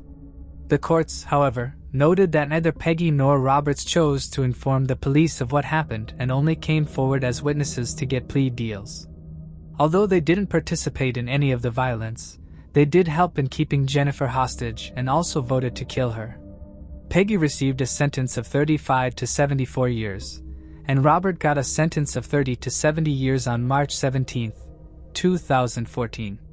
The accounts of Peggy and Robert also ushered in the need for a law in Pennsylvania to charge anybody witnessing a violent crime and withholding the information from the police with third-degree murder. This law was proposed by Senator Kim Ward in 2012, and he tabled the proposal as Jennifer's Law. Speaking at the trial of the murderers of her sister, Joy Buckholder said, "Jennifer was exploited. Her kindness and her handicap made her very vulnerable. She did not have a single mean bone in her body." Jennifer's family also took the blame of their beloved's murder on themselves since they thought they shouldn't have left Jennifer alone despite knowing that she needed the love, help, and support of someone close at almost all times. The horrifying and gruesome end of Jennifer Doherty really shook one and all concerned from within. Jennifer's parents were especially devastated to know that their daughter was tortured, assaulted, murdered, and hoisted as a trophy in cold blood. To add to their grief, she was killed by the very people she trusted and someone whom she had fallen in love with. The doctors had been thinking of getting Jennifer a place of her own in Greensburg where she could live more independently with a network of reliable friends by her side. The murder of Jennifer Doherty remains one of the most chilling cases, largely due to the brutal and senseless nature of her death at the hands of the Greensburg Six. Evidence suggests that several of the perpetrators had known mental health struggles, which could have influenced their actions. However, it's important to consider whether their mental challenges fully explain their participation in such a horrific act or if the cruelty and violence they exhibited were rooted in something darker, like a propensity for sadistic behavior. Ultimately, while mental health issues might have played a role, the capacity for such cold-blooded torture and murder seems to stem from deeper, more complex factors. Moving on to the next case. Julianne Williams. Julie Williams, 24, and Laura Winans, 26, embarked on a camping trip along the Appalachian Trail in Shenandoah National Park, Virginia, in May of 1996. The couple, who had met nearly 2 years earlier at With Women, a nonprofit focused on adventure travel for women, shared a deep love for the outdoors. Along with Laura's golden retriever, Taj, the pair set out on May 19, 1996, looking forward to their time in nature. Tragically, their trip would end in a mysterious and unsolved double homicide that left their loved ones and authorities searching for answers. However, they never arrived back home. Nearly 2 weeks later, on May 31, 1996, Thomas Williams, Julie's father, reported his daughter missing after neither of the women's families had heard from them. Park rangers immediately launched the search of the area for the missing couple, and soon they located Julie and Laura's car just north of Skyland Lodge. During the search, Laura's golden retriever, Taj, was found wandering around seemingly unharmed. The next day, rangers came upon a campsite and discovered Julie and Laura's bodies. Laura was found in her tent, gagged with her hands bound with duct tape. Her legs were tied with a pair of thermal underwear. Although partially undressed, there were no outward signs of sexual assault. Subsequent forensic analysis showed that the duct tape gag had previously been used to bind Julie's hands. Julie was found 75 feet from their tent in her sleeping bag. She was naked, gagged, and had her hands bound with duct tape. Investigators noted that unlike Laura, her legs were not tied. While there was no outward evidence of sexual assault, It was suggested that the May 2nd have been tortured, though no specific details were released. Both women died from having their throats slashed with a sharp knife. Determining the time of death was challenging, but the coroner estimated that the deaths occurred between May 26th and May 28th, although some indications suggest that the deaths may have happened the night of May 24th. Photos left behind in the couple's camera offer a glimpse into the final days of Julie and Laura's lives. The women arrived in Shenandoah National Park on May 19, 1996, setting off into the woods of the White Oak Canyon Trail only to return a few days later due to rain. They then hitched a ride with the park ranger and renewed their camping permit before venturing out again. They climbed Hawksbill, the highest mountain in Shenandoah, and made their camp that night in a picturesque spot next to a stream near the Appalachian Trail. Surrounded by the peacefulness of nature, it would be shortly after they set up camp that Julie and Laura's lives would come to a vicious and violent end. Given the women's sexual orientation and the brutal and calculated nature of the murders, authorities wondered if they were victims of a hate crime. An incarcerated man named David Dorrell Rice became a suspect in the case. He was known for expressing his hatred toward women and the LGBT community specifically. He was later arrested after an attempted abduction of a female bicyclist in Shenandoah National Park. He would eventually serve a 10-year sentence for the abduction attempt. Investigators continued to look into possible connections between him and the double homicide, and in April of 2002, Rice was indicted on capital murder charges in the Shenandoah National Park killings. In the statement of facts, authorities claimed that he targeted Julie and Laura out of a hatred for women and for the homosexual community. However, 2 years later, the charges against Rice were dropped once it was determined that DNA and hair samples from the crime scene did not match to Rice. Additional testing revealed that the hair found was visually similar under a microscope to that of known serial killer Richard M. Evenitz. In June of 2002, Evenitz was about to be arrested for an unrelated crime, but he ended up killing himself as police closed in. Forensic evidence eventually linked Evenitz to the unsolved murders of 3 teenage girls, all killed in the mid-90s. As these crimes also occurred in Virginia around the same time that Julie and Laura were murdered, Evenitz was considered a suspect, but nothing else connected him to the crime directly. For the next 25 years, the case remained cold, but in 2021, a new FBI Richmond investigative team was assigned to review the case. The task force re-examined previous leads and interviews as well as evidence recovered from the site of the killings. The team sent the evidence collected from the crime scene and had it retested by an accredited private lab. The private lab collected DNA from, quote, several items of evidence, and with the help of Virginia State Police, the DNA profile was sent to the FBI's Combined DNA Index System, also known as CODIS. Finally, in June of 2024, the DNA was positively matched to Walter Leo Jackson Sr., a convicted serial rapist from Cleveland. Jackson, who had painted homes for a living, died in an Ohio prison in March of 2018. He had an extensive criminal history, including convictions for kidnapping and assault. At the time of the killings, Jackson, who officials said was an avid hiker, was believed to have been driving a 1984 chestnut brown AMC Eagle 30 and later drove a Ford van. At a press conference, the FBI revealed details about the vehicles associated with the suspect, Jackson, and released photos of him, seeking the public's assistance in determining whether he may have had additional victims. Despite ongoing investigations into possible further crimes, after 28 years, the murders of Julie Williams and Laura Winans are now officially considered a closed case. The tragic killings remain a haunting reminder of the dangers lurking even in the most serene of locations. And though justice has been served for these 2 women, questions surrounding other potential victims linger. Moving on to the next case. Linda Hazzard. In the 19th century, alternative medicines were often marketed as miracle cures for a wide range of ailments, despite their dangerous properties.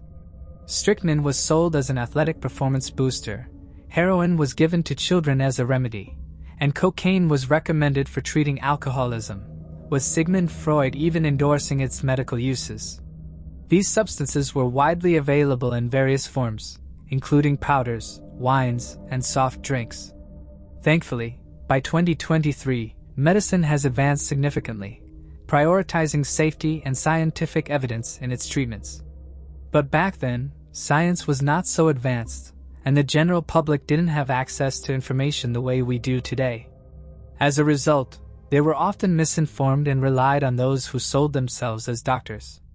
One of the most nightmarish figures of the late 19th, early 20th century who masqueraded as a health professional was a woman by the name of Linda Hazzard. Hazzard was born Linda Lorain Burfield on December 18, 1867 in the small city of Carver nestled along the banks of the Minnesota River. While today, the city has almost 6,000 residents, back in the 1860s, it had a population of just over 700 people. Hazzard was the oldest child born to Susanna Neal and Montgomery Burfield, and had 6 siblings. At the age of 18, she married and went on to give birth to 2 children.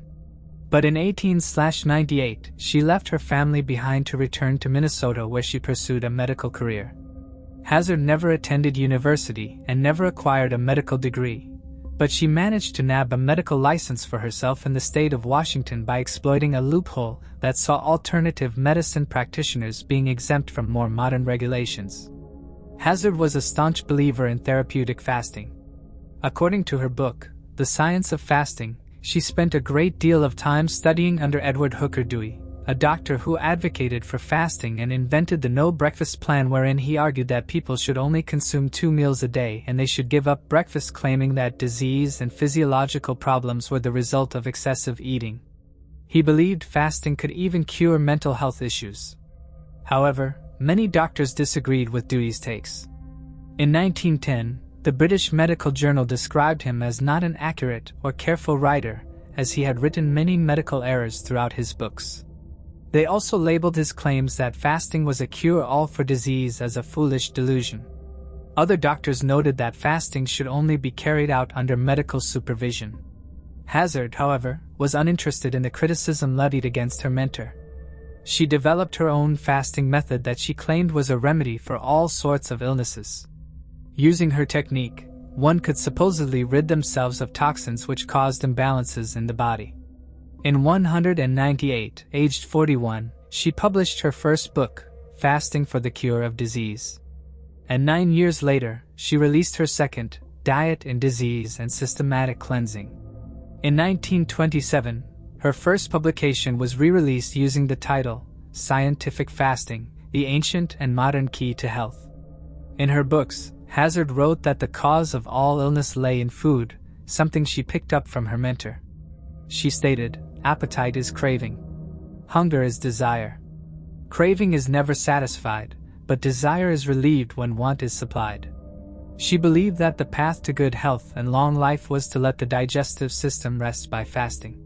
Despite both Hazzard and Dewey receiving disapproval from the wider medical community, the public found the concept of fasting interesting, and it was seen as trendy to partake in it. The success of Hazzard's written work helped her to establish a specialized hospital called Wilderness Heights in Olalla, Washington. Inside the walls of Wilderness Heights, inpatients fasted for days, weeks, and even months. Their diets consisted of tiny portions of various fruit and vegetable juices and broths. What they were eating was unsurprisingly nowhere near enough to sustain them, especially since the broth often consisted of a tomato placed in hot water and then removed before the broth was served to patients. While some patients survived their trip to the hospital and would then publicly endorse Hazzard's methods, many died while in her care. In defense of her techniques, Hazzard would tell people that those who died had succumbed to a separate undiagnosed illness such as cancer or cirrhosis of the liver.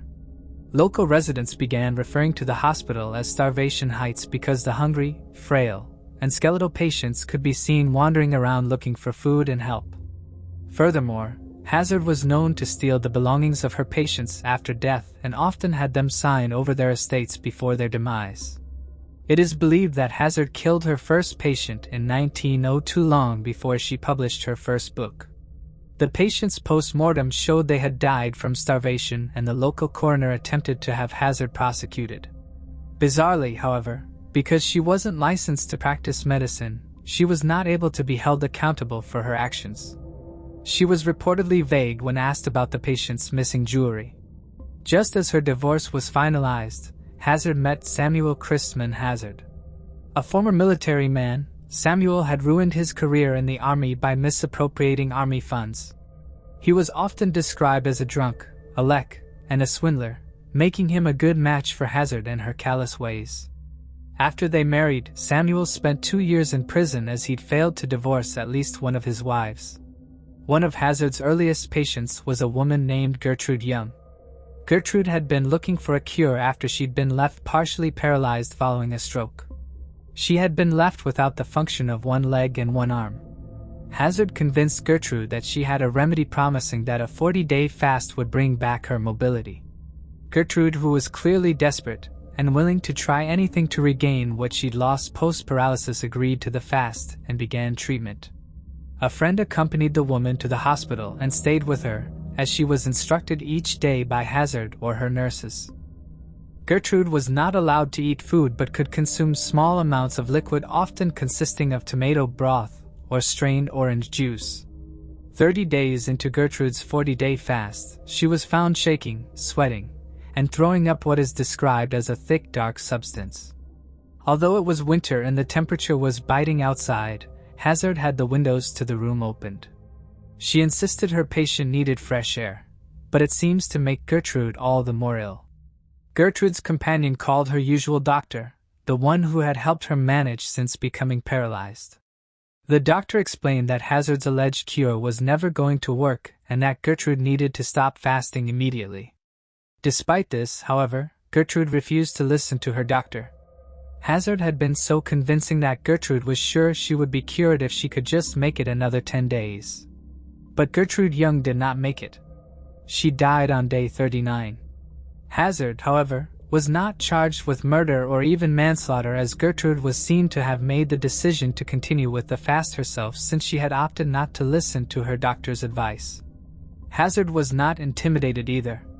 She continued to treat patients at her establishment in the exact same way, completely unfazed by her brush with the law. On March 28, 1910, Earl Edward Erdman, a civil engineer based in Seattle, died from starvation in the Seattle General Hospital. Notably, he'd kept a diary of his time at Wilderness Heights, and he'd written down the details of Hazard's methods during the weeks he was in her care. Beginning February 1st and spanning the entire month, Earl ate less than one meal a day. On his very first day at the hospital, his dinner and supper each consisted of mashed soup dinner. 5 days later he had the same, this time with 1 orange for breakfast. 2 weeks into his treatment, he had only 2 oranges for breakfast and no dinner or any supper.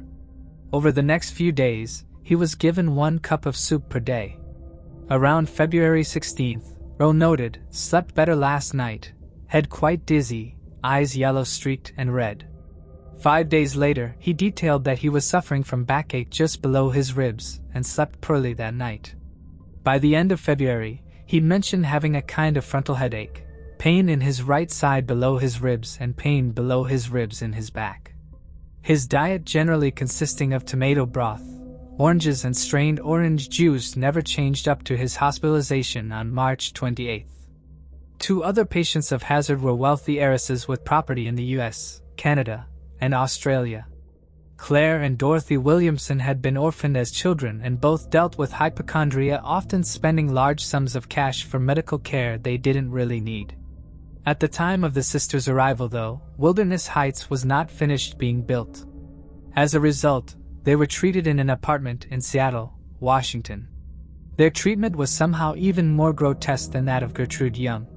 The 2 women were starved, beaten, and subjected to needless hours-long enemas. Nurses would later state that as a part of the inpatient's treatment plans, they were to undergo massages, but that these massages often sounded more like violent physical assaults. The 2 sisters eventually became so frail that they struggled to walk. Neighbors in the apartment complex recalled hearing them crying and screaming. Hazard knew that they were becoming aware that something odd was going on in the apartments, so she ended up placing them on gurneys and having them moved from the building to her unfinished hospital in Olalla. The 2 women had been starved so greatly, they had become delirious. Hazard, though, as cold and callous as she was, decided that this was the perfect opportunity to make herself an extraordinarily wealthy woman.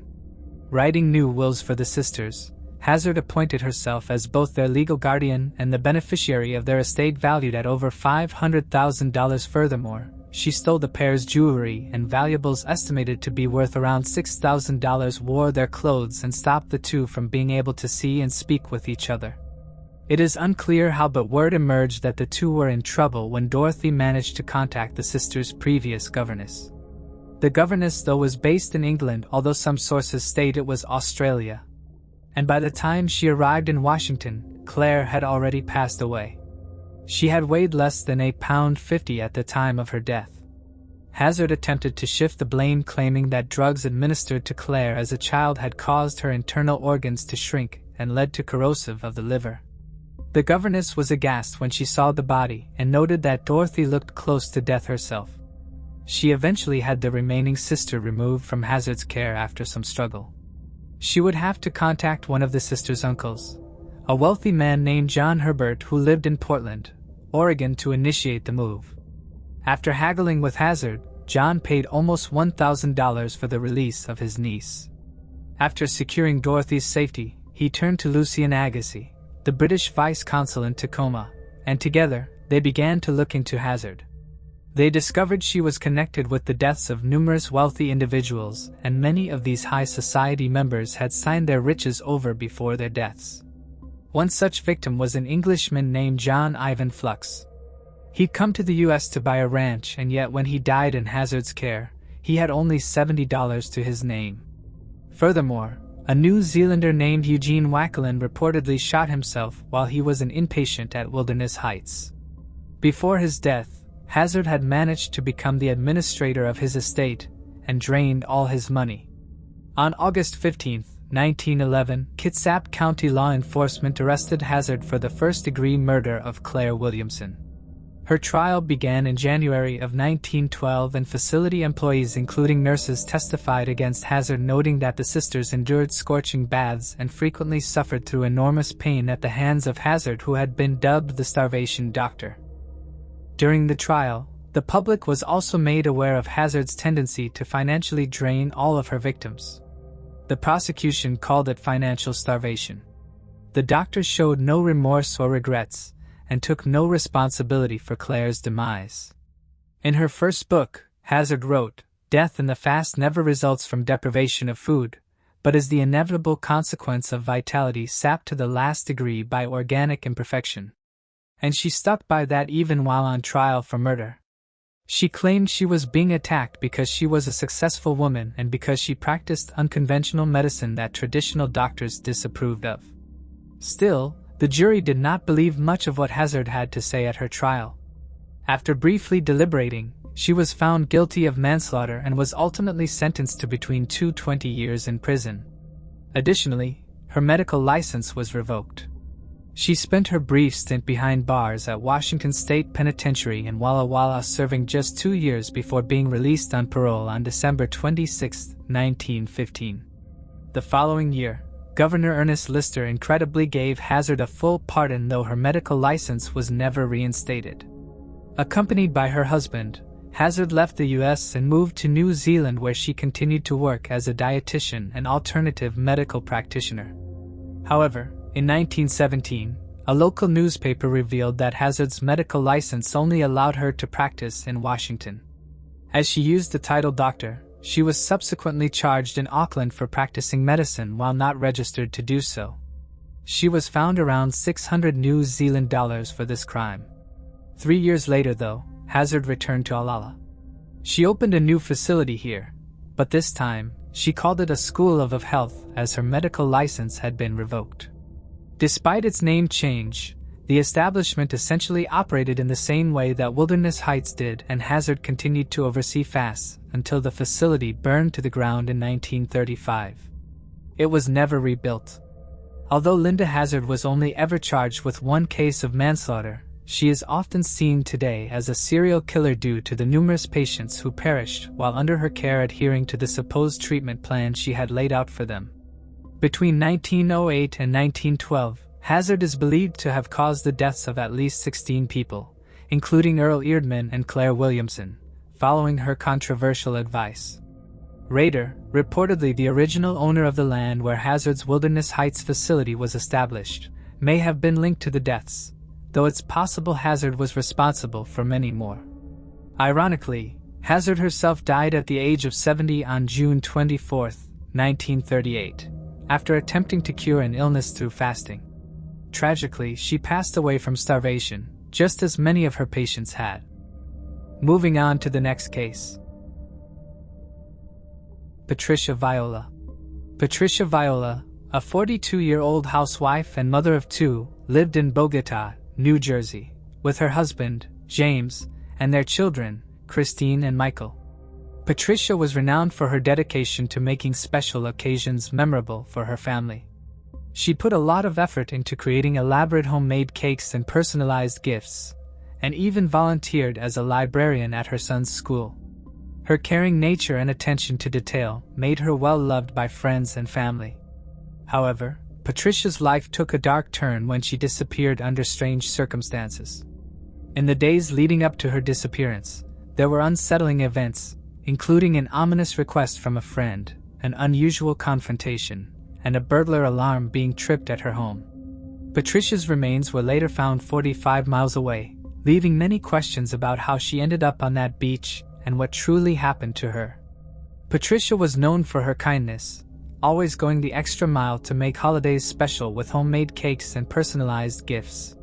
She dedicated her time as a volunteer librarian at her son's school and was deeply loved by friends and family for her generosity and nurturing nature. In the months leading up to her disappearance, Patricia had been under significant stress, having spent countless hours caring for her sick mother-in-law and assisting her sister-in-law, Donna, who was staying with the family after going through a difficult breakup. Despite her selflessness and devotion to others, this period of added responsibility weighed heavily on her. She evidently held herself to high expectations, said one family member, and the people in her life had come to expect her for going above and beyond. Patricia had epilepsy and normally carried her medication with her at all times. Roughly 3 months prior to her disappearance in November of 2000, Patricia experienced a grand mal seizure. Following this, her driver's license was suspended for 90 days at the recommendation of her doctor. This was hugely limiting to Patricia's independence and mobility, and reportedly impacted her morale heavily. She could no longer easily do the things she loved, such as going to the mall alone to buy presents for her family, which she expressed sadness about during the Christmas season. Additionally, it made family obligations even more difficult.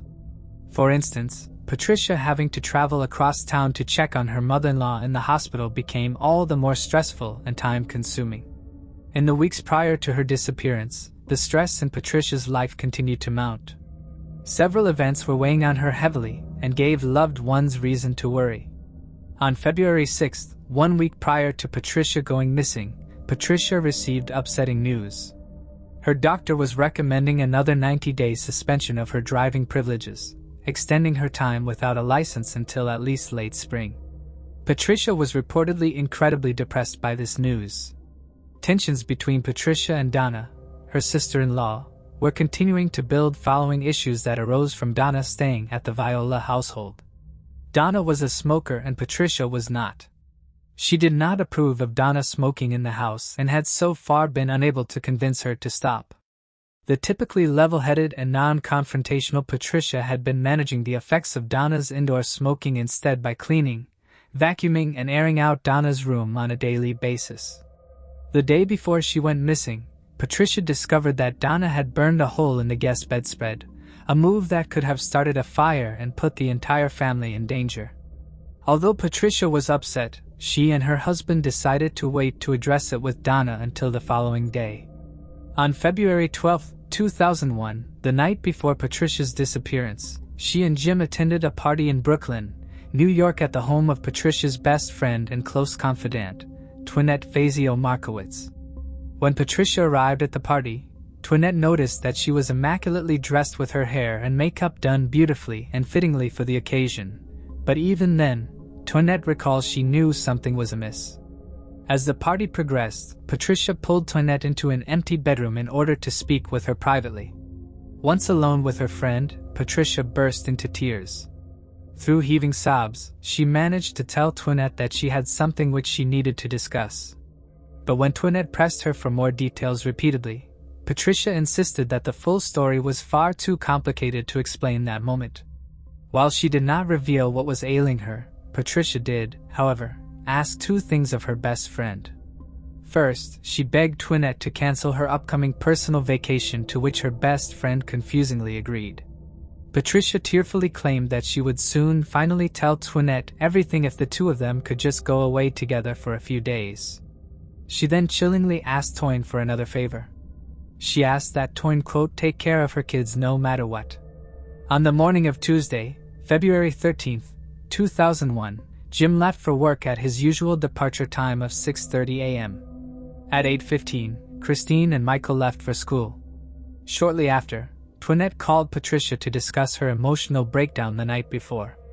Shockingly, Toinette recalls Patricia brushing off the situation completely, instead redirecting the telephone conversation to the topic of a gag gift that she intended to buy Jim for Valentine's Day, which was to occur the next day. The present she discussed buying Jim was that of a singing monkey in a cage, similar to one that Toinette had bought for her own husband.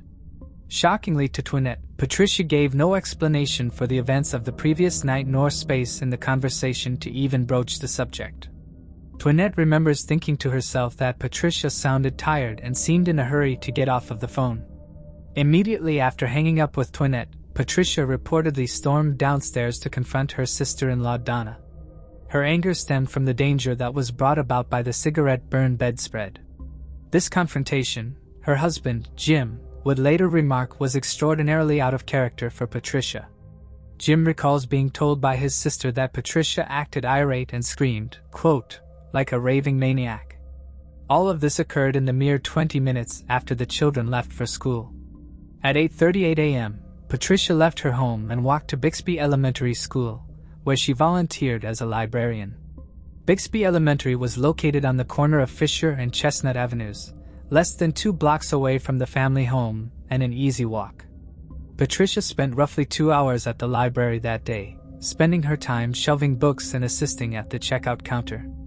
At some point after Patricia left for the library, a local security company got a report of a security alarm going off at the Viola home. At first, they tried to contact Patricia, but they were unable to reach her. Those close to her say that while Patricia did have a cell phone, she rarely turned it on. The security company then tried to contact Jim, who was unreachable due to his being at work. The alarm company then called Patricia's mother, who answered the call and promptly called the Viola home to check on her daughter. Finding no answer to her phone call, Patricia's mom left officers from the station performed a visual check of the exterior of the home by walking the perimeter of the property and checking in the windows. Ultimately, they determined that nothing looked abnormal and deduced that the front door probably did not close fully when Patricia left. Such a situation would have triggered the alarm and had happened in the past, so the scenario was not out of the ordinary for the quiet town. Between 11:35 and 11:40 a.m., Patricia left her volunteer position at the elementary school and began her walk home. On her short trip, Patricia was witnessed by a crossing guard on Palisade Avenue. She also waved at a passing mailman. This would be the last confirmed sighting of her. Patricia arrived home to the answering machine blinking. Reports say that she listened to the message from her mother and returned the call. During this telephone conversation, Patricia assured her mother that everything was fine at the home and that she was aware of the alarm situation. Her mom recalls that the rest of the conversation was normal. This would be the last time that anyone on record ever spoke with Patricia Viola.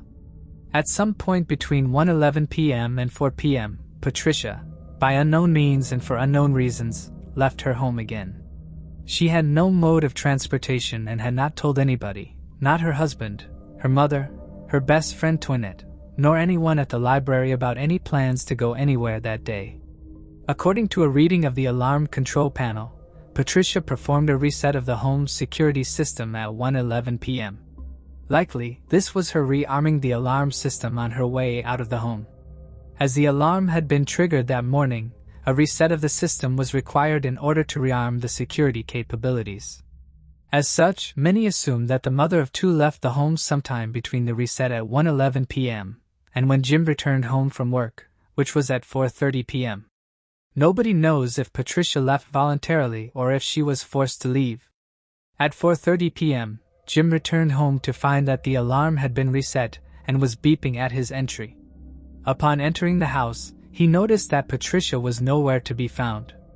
As the family only set the alarm system before going to bed or prior to leaving the house, Jim deduced that his wife was not home, but he did not become concerned until he saw that was left behind. Although Patricia's coat was missing, her purse, keys, cell phone, ID, and epilepsy medicine was still at home. The fact that Patricia failed to bring her anti-seizure medication was the most concerning to those closest to her, as she was meticulous about taking and carrying her medication. She required the medicine twice a day in order to stave off future seizures, which could further restrict her driving capabilities. Because of the architecture of the back door, the Viola family had to use a key to lock it. This key was always left inserted into the deadbolt. Strangely, when he got home, Jim found the key lying on the kitchen table, which was out of place. Confident that Patricia could have only departed the home on foot, Jim called friends and family while also consulting bus schedules to try and locate his wife. With no luck and having exhausted his options, at 11:58, Jim, now frantic, called police to report Patricia missing. Captain James Sepp of the Bogota Police Department took his complaint, and over the following days, local police conducted door-to-door searches to speak with neighbors, consulted taxi logs from all the car services in town, and stopped buses to be searched along the main routes. While the community response was robust, it was all to no avail. The Bogota Police Department also consulted with Port Authority police to inspect flight manifests from nearby airports. They also checked that no jumping attempts had been reported at the George Washington Bridge that day. The Viola family, alongside concerned neighbors and friends, papered the area with missing person flyers. 3 days after Patricia's disappearance, investigators brought in police dogs to search the ground while also conducting aerial searches. Law enforcement kept in touch with area hospitals as well. However, no Jane Does nor Patricia Violas were ever checked in. Nothing, no evidence, no trace of Patricia's whereabouts or even her mere presence turned up in the ensuing days. Each day that progressed with no news caused Patricia's family to fear that the worst had happened. 2 weeks after Patricia went missing, frustrated at the stagnation of the investigation, Jim and Toinette intensified their own search for Patricia. Toinette spoke to every drugstore and corner shop within walking distance from the Viola home. The pair noted that the singing monkey gift that Patricia had mentioned wanting to buy for Jim was in stock at a Rite Aid pharmacy nearby. Toinette showed the store clerk a picture of Patricia, and the worker did recall seeing Patricia in the store on the day she went missing. However, he said that he had no idea where or in which direction she went after leaving the store. Jim focused his search on local hospitals, as well as his theory at the time was that Patricia may have had another epileptic seizure, of which amnesia could be a possible side effect. But just as police had canvassed and come up with no leads, so too did Patricia's husband. Jim himself was investigated, as the husband or romantic partner is statistically the most likely to have committed violence against the missing woman, but he was ruled out by investigators. He first drew suspicion when it was discovered that he had taken the afternoon off of work the day that his wife went missing, but his alibi of being out shopping for Valentine's Day gifts for his wife checked out. He also passed a polygraph exam and has been fully cooperative with the investigation. Jim has continued to keep Patricia's case alive through legislation, media coverage, online discussions, and posters. Some close to the case wondered if there was more to the conflict that Patricia had had with Donna, Patricia's sister-in-law. It was agreed by all that her confrontation and subsequent harsh words were extremely out of character. Some suggested that possibly Donna had tripped the alarm in order to draw Patricia home early, and some also wonder where she was the day Patricia went missing and whether or not she was in the house when Patricia returned home from the library. Those close to the case say that it is odd Donna has not participated in any of the interviews or TV specials related to the case. 1 month after Patricia's disappearance, investigators received a tip from someone who said he saw the woman in East Stroudsburg, Pennsylvania while stopped at a red light. The Viola family did have a timeshare in nearby Shawnee, Pennsylvania, but although there was hope that the sighting would prove legitimate, nothing ever came of this, and it is unclear if the witness ever saw Patricia or merely a woman who looked similar to her. 1 year after Patricia mysteriously vanished, a man called the Bogota Police Department and claimed that Patricia was in fact dead. He also claimed responsibility for the killing. He said to investigators on the phone, quote, "I killed the old girl." But soon, the police were able to rule this out as a false confession, as the caller had also claimed to have Patricia's driver's license with him, which she had most certainly left behind when she vanished. Further investigation by police into this matter eventually proved this man's confession a hoax. Then, on the stifling hot summer day of July 27, 2002, a left foot, shoe and sock were discovered washed up on the 123rd Street stretch of Rockaway Beach in Queens, New York. This was roughly 45 miles away from the Viola's home in New Jersey. Rockaway Beach runs roughly 5.5 miles across the Atlantic Ocean with projected currents, making it so Patricia's origination was undetermined. Police did conduct additional searches on foot and by helicopter, but no additional remains nor clues ever surfaced. DNA samples were along with the remains in 2005 to be tested. In 2009, New York sent the DNA sample to the Combined DNA Index System lab in West Texas. In 2008, New Jersey finally adopted Patricia's law after tireless efforts by her husband, Jim, to get laws concerning missing people passed.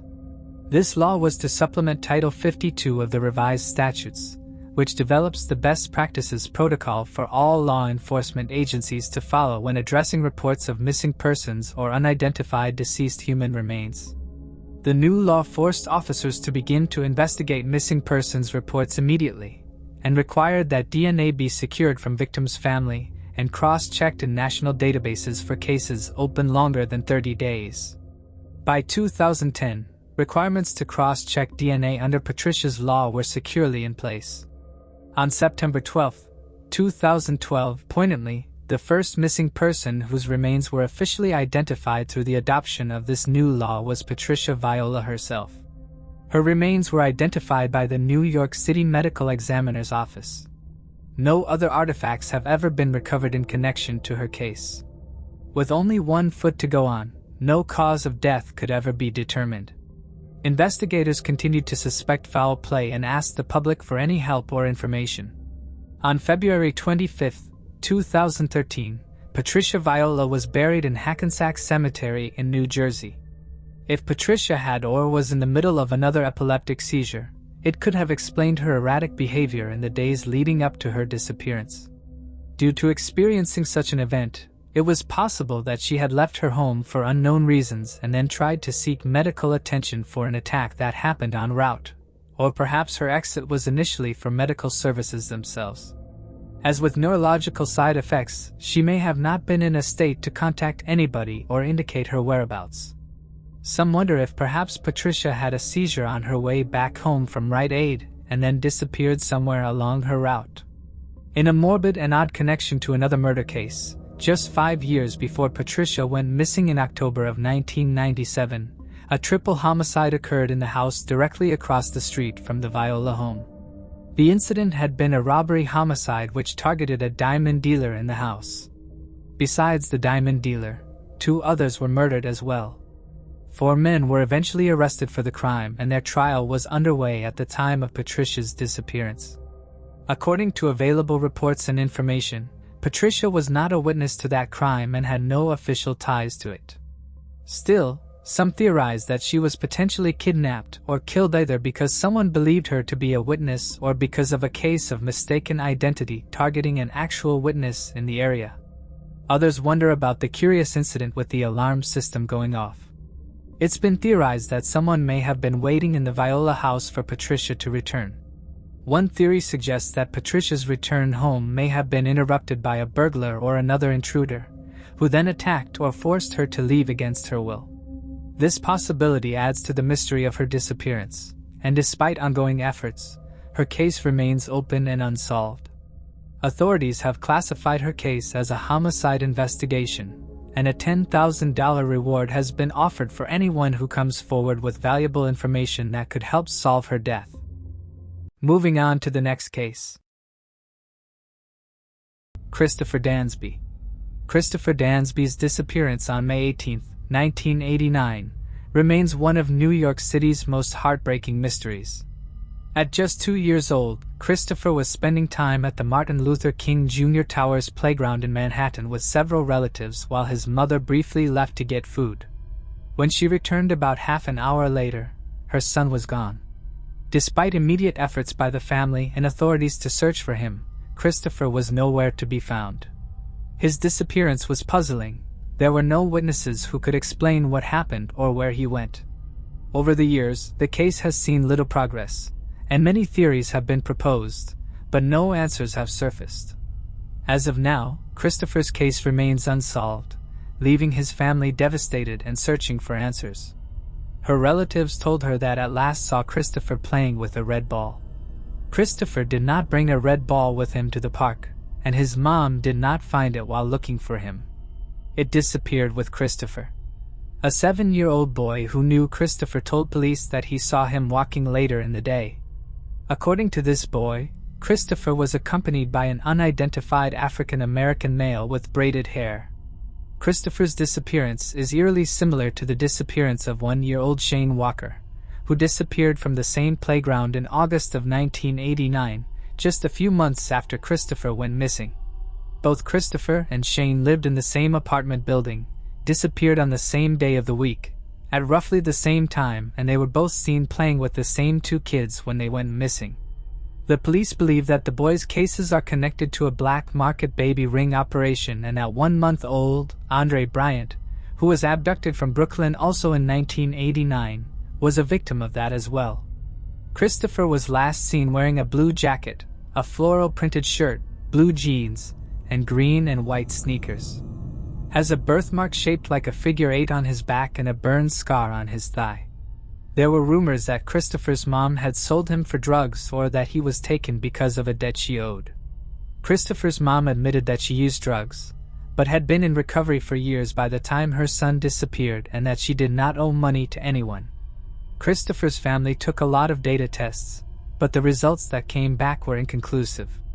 If you have any information on the missing boys mentioned in this video, you can contact the New York Housing Police Department at 212-876-7100. I know what you guys are thinking. Before I continue, I want to remind you that only a small percentage of people who watch my videos are actually subscribed. So if you enjoy my content, consider subscribing. It's free and you can always change your mind later. Now let's move on with the video. Who are those 2 children that both Christopher and Shane were playing with when they disappeared? This is what I found.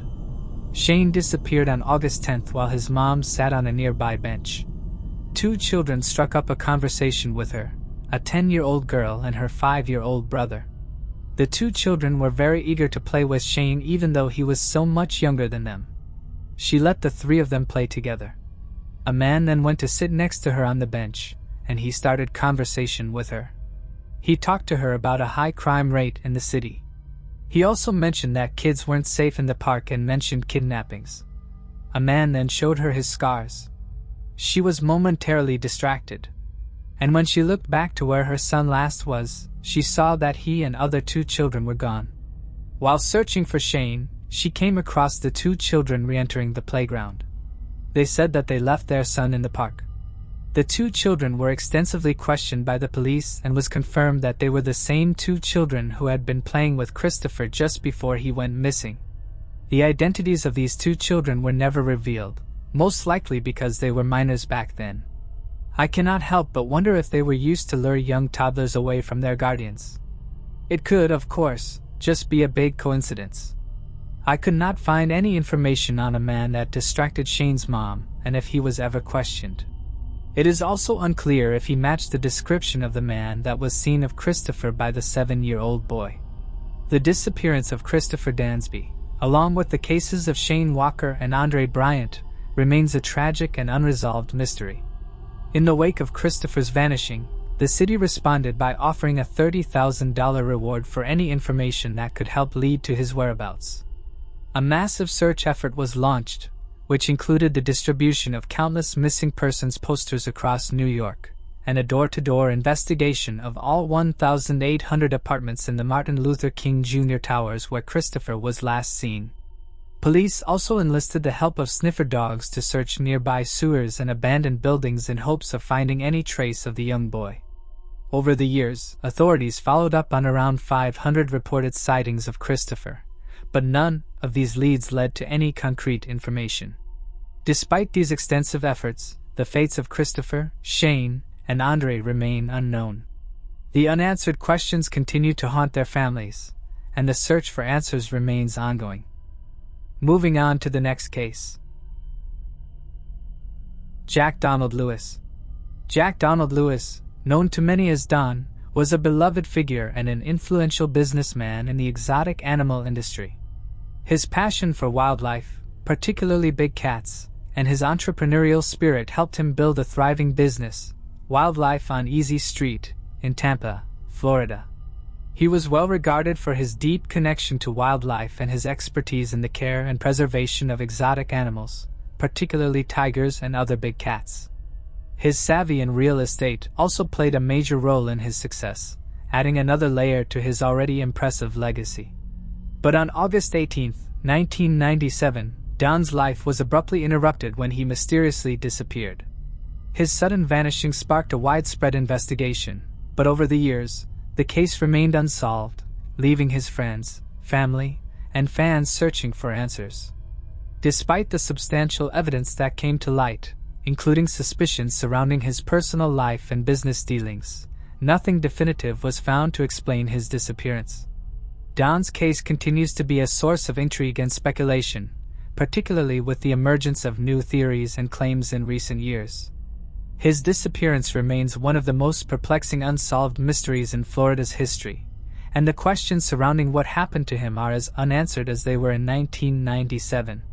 As investigators continue to sift through evidence and revisit old leads, the mystery of Don Lewis's fate remains one of the most baffling and unresolved in the world of true crime. In Don's early years as a child, his father abandoned the family and left Don's mother to raise him and his two siblings. While Don's mother did her best to support her children through freelance gigs as a for-hire seamstress and bread baker, her income wasn't quite enough. Thus, to help aid his mother and take care of the family, Don started working at a young age, forming the foundation to his business ethics. As an adolescent, Don helped out a local mechanic and worked as a farmhand for nearby ranch owners, and successfully graduated from Pasco High School in 1955. When he was only 17 years old, Don married his first wife, known today as Gladys Lewis Cross. Together, the couple had 3 daughters and adopted a son, just as Don continued to expand his economic prowess. He worked countless odd jobs around Florida and eventually settled in the used car business and automotive trade. Slowly but surely, Don built his brand scrapping old machines, selling parts and metal resources while simultaneously investing in real estate opportunities. Don would buy parcels of land to develop and resell, sometimes keeping tracts of land for himself for future business ideas. Before long, Don was a self-made millionaire and the prime example of the American dream in action, starting from nothing and forging his own path to success. Friends and associates of Don would say that no one could tell his success just by looking at him. He always dressed like a normal laborer and kept his public life simple. However, he would keep a $500 bill in his pocket at all times, a symbol of his ability to turn anything he touched into profits, a true green thumb. However, Don's personal life wasn't quite so perfect. It was a well-known fact after his first marriage that he was a womanizer, and often found mistresses or second girlfriends to take care of, despite having the family back home. One such instance occurred in 1981 when Don met a young woman named Carol Murdoch at the time on Nebraska Avenue in Tampa, Florida. Carol was walking alone at night and crying after struggling with her then-husband, Michael Murdoch. Don asked Carol if she needed a ride, and initially, Carol rejected him. However, Don circled around in his truck anyway, even offering the gun in his passenger seat to Carol to use as protection while he drove, explaining that he needed someone to talk to as well. Carol finally agreed, and after conversing with one another for a while, Carol stayed with him that night, and the two fell in love. Of course, this sent shock waves through Don's family, and tensions arose between him and his then-wife, Gladys. Nevertheless, Don continued his relationship with Carol, who joined his real estate business and helped increase his profits through major land sales. Not long afterwards, Don and Carol's relationship became too serious to ignore, and they divorced their respective spouses and married in 1991.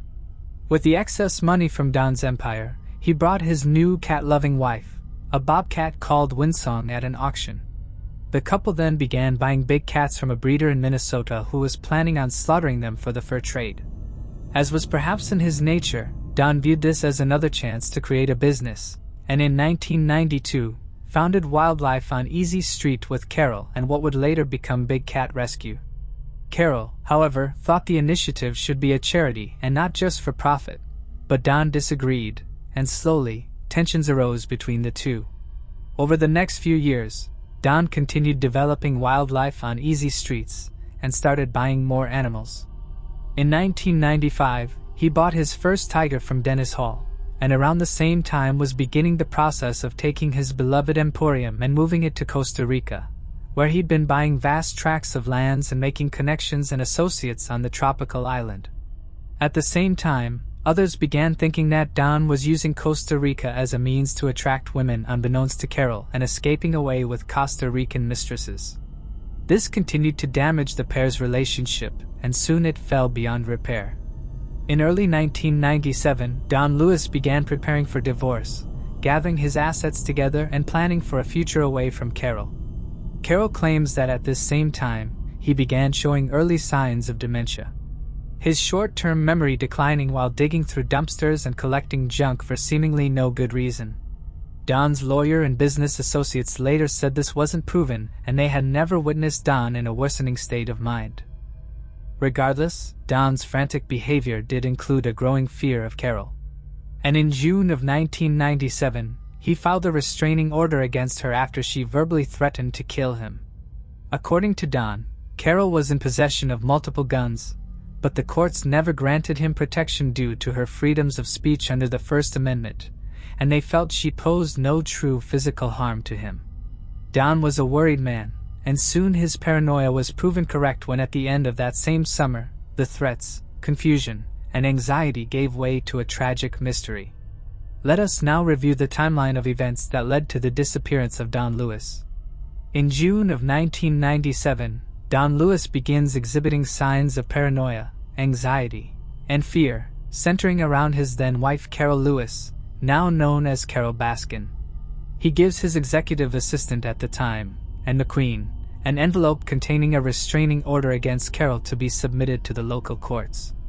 This document contains unnerving quotes by Don, such as, quote, "This is the second time Carol has gotten angry enough to threaten to kill me. Carol got in a big fuss. She ordered me out the house or she would kill me. She has a .45 revolver, and she took my .357 and hid it." Later that June, the Florida courts denied protection from the restraining order, saying Carol is no immediate threat, and that the First Amendment granting free speech allows her to say such things without consequence.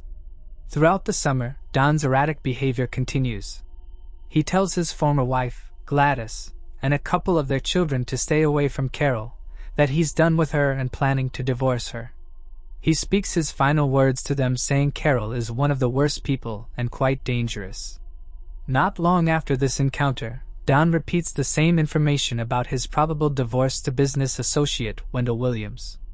Don signals to Wendell that he is putting most of his possessions in a protective state that would allow him to keep most of what he owned and away from a settlement. Sometime in July of 1997, Don gets together with another friend, Mike McCarthy, tells him that he feels his life is in danger. As July turns to August, Don informs his lawyer, Joseph Fritz, he's in search of another small passenger plane to add to his collection of planes. He finds one he likes, but the aircraft needs work to be able to fly for longer durations of time. At some point during the first 2.5 weeks of that same August, Don has a conversation with his longtime handyman of 15 years, Kenny Farr, while they build a new complex cage for the big cats. Don remarks that he has vague plans of some sorts, plans he never fully explains to Kenny, but is intent on carrying out. At the end of their talk, Don says, quote, "If I can pull this off, it will have been the slickest thing I've ever done in my life." Before Kenny can ask for clarity, Don leaves to attend a phone call and never finishes his thoughts. It would be the last thing Don ever says to Kenny. On Friday, August 15th, Don's assistant and McQueen calls Don regarding paperwork for cars he's preparing to take down to Costa Rica. Despite multiple attempts to reach him by phone, and isn't able to make contact, and continues calling throughout that weekend, but she still has no luck. In the evening of August 17th, Don prepares to drive down to Miami and then travel on to Costa Rica. He tells Carol he needs a truck made available for travel by his handyman Kenny, but it's unknown if he ever secures one. That night and into the early morning hours of August 18th, Carol makes her own plans to do chores and run errands for the Big Cat Resort. At around 3 a.m., Carol goes to a shop called Albertsons to buy milk byproduct for the cats. Her car breaks down, but she's saved by her brother, a local sheriff's deputy, who gives her a ride back to her home.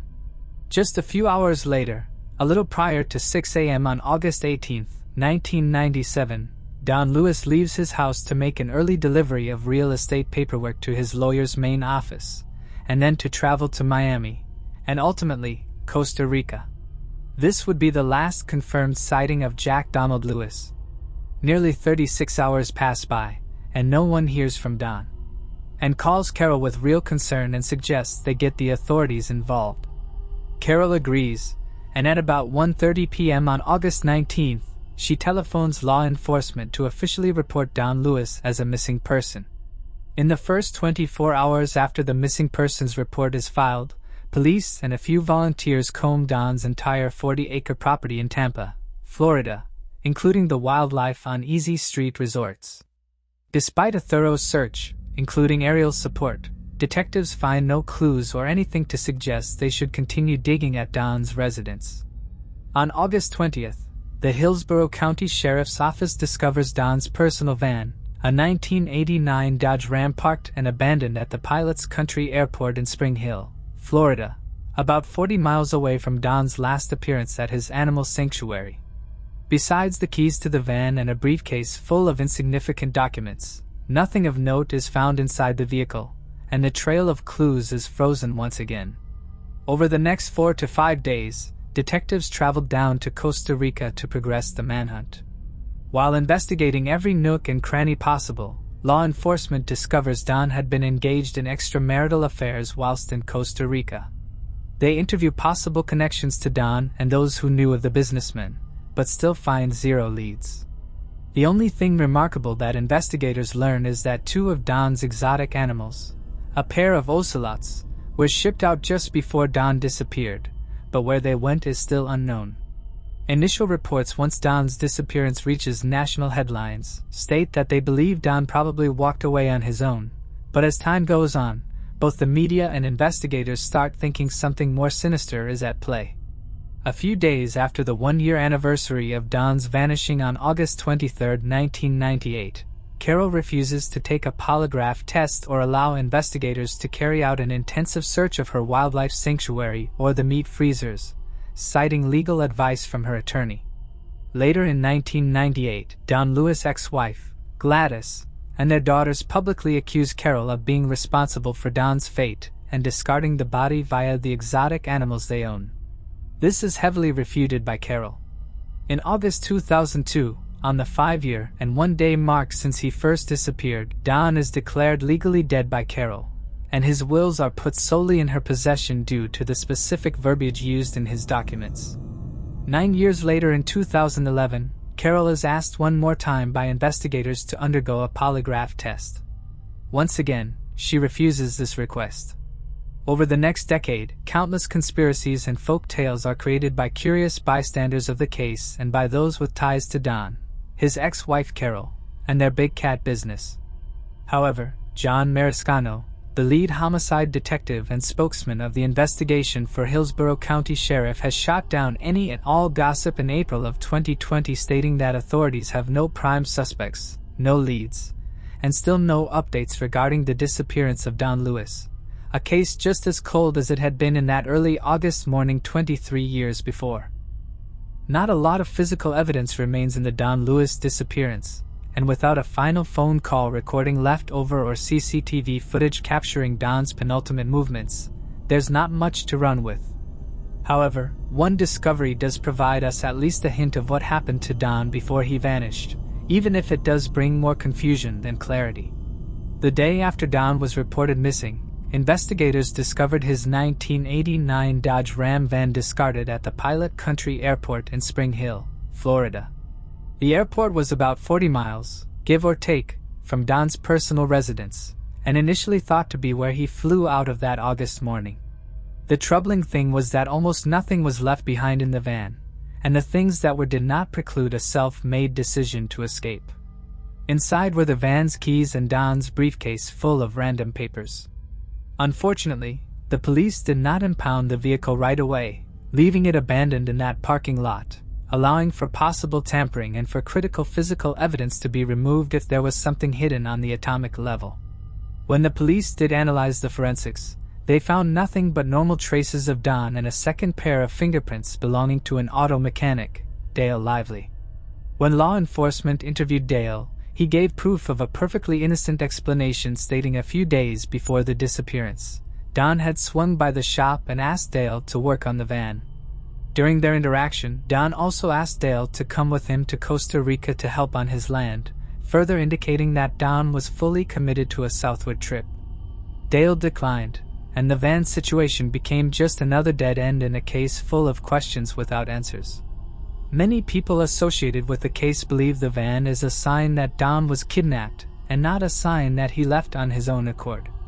Detectives agree, thinking the van was planted at the airport either to simply get rid of it or to make investigators think it was Don's final stop. Regardless, the amount of time it took authorities to analyze the insides of the van for forensics creates a massive what-if in the search for Don, and it is sadly the biggest clue they've received to date, one which may have been regrettably squandered. With the facts of the case understood, now let's turn to the dominant theories in the case of the disappearance of Don Lewis. Like so many cold cases around the world, the disappearance of Don Lewis has been the fodder for some truly outlandish claims and conspiracies sparked by both family members and those with disdain for Don's former partners. Sadly, these brash and borderline barbaric theories have been glamorized and focused on by one particular documentary series and its ensuing publicity. So we will do our best to dissect each theory with clarity and reasoning backed by evidence to properly respect the facts of the case and the man who went missing. It's our belief that truth and respect to the facts of the case should always take precedence, and it is insulting to Don Lewis's memory and potentially damaging to his case to sacrifice these in the pursuit of an over-dramatized quote-unquote good story. The first real theory purported by those involved with Don Lewis's personal life came from his daughters and his first ex-wife, Gladys Lewis Cross, in 1998, only 1 year after Don went missing. They made a public interview in People magazine, theorizing that Carol Baskin had indeed killed Don, and then disposed of his body via a meat grinder, and then feeding it to her tigers at the Big Cat Rescue Sanctuary.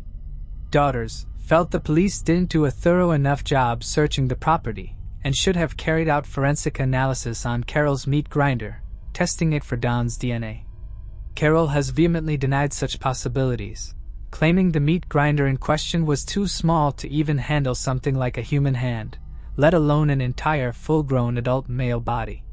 Not only this, but what many people fail to realize and what one documentary fails to make widely known is that the meat grinder in question was removed from the Big Cat Rescue weeks before Don went missing, confirmed by the sheriff's office investigating Don's case.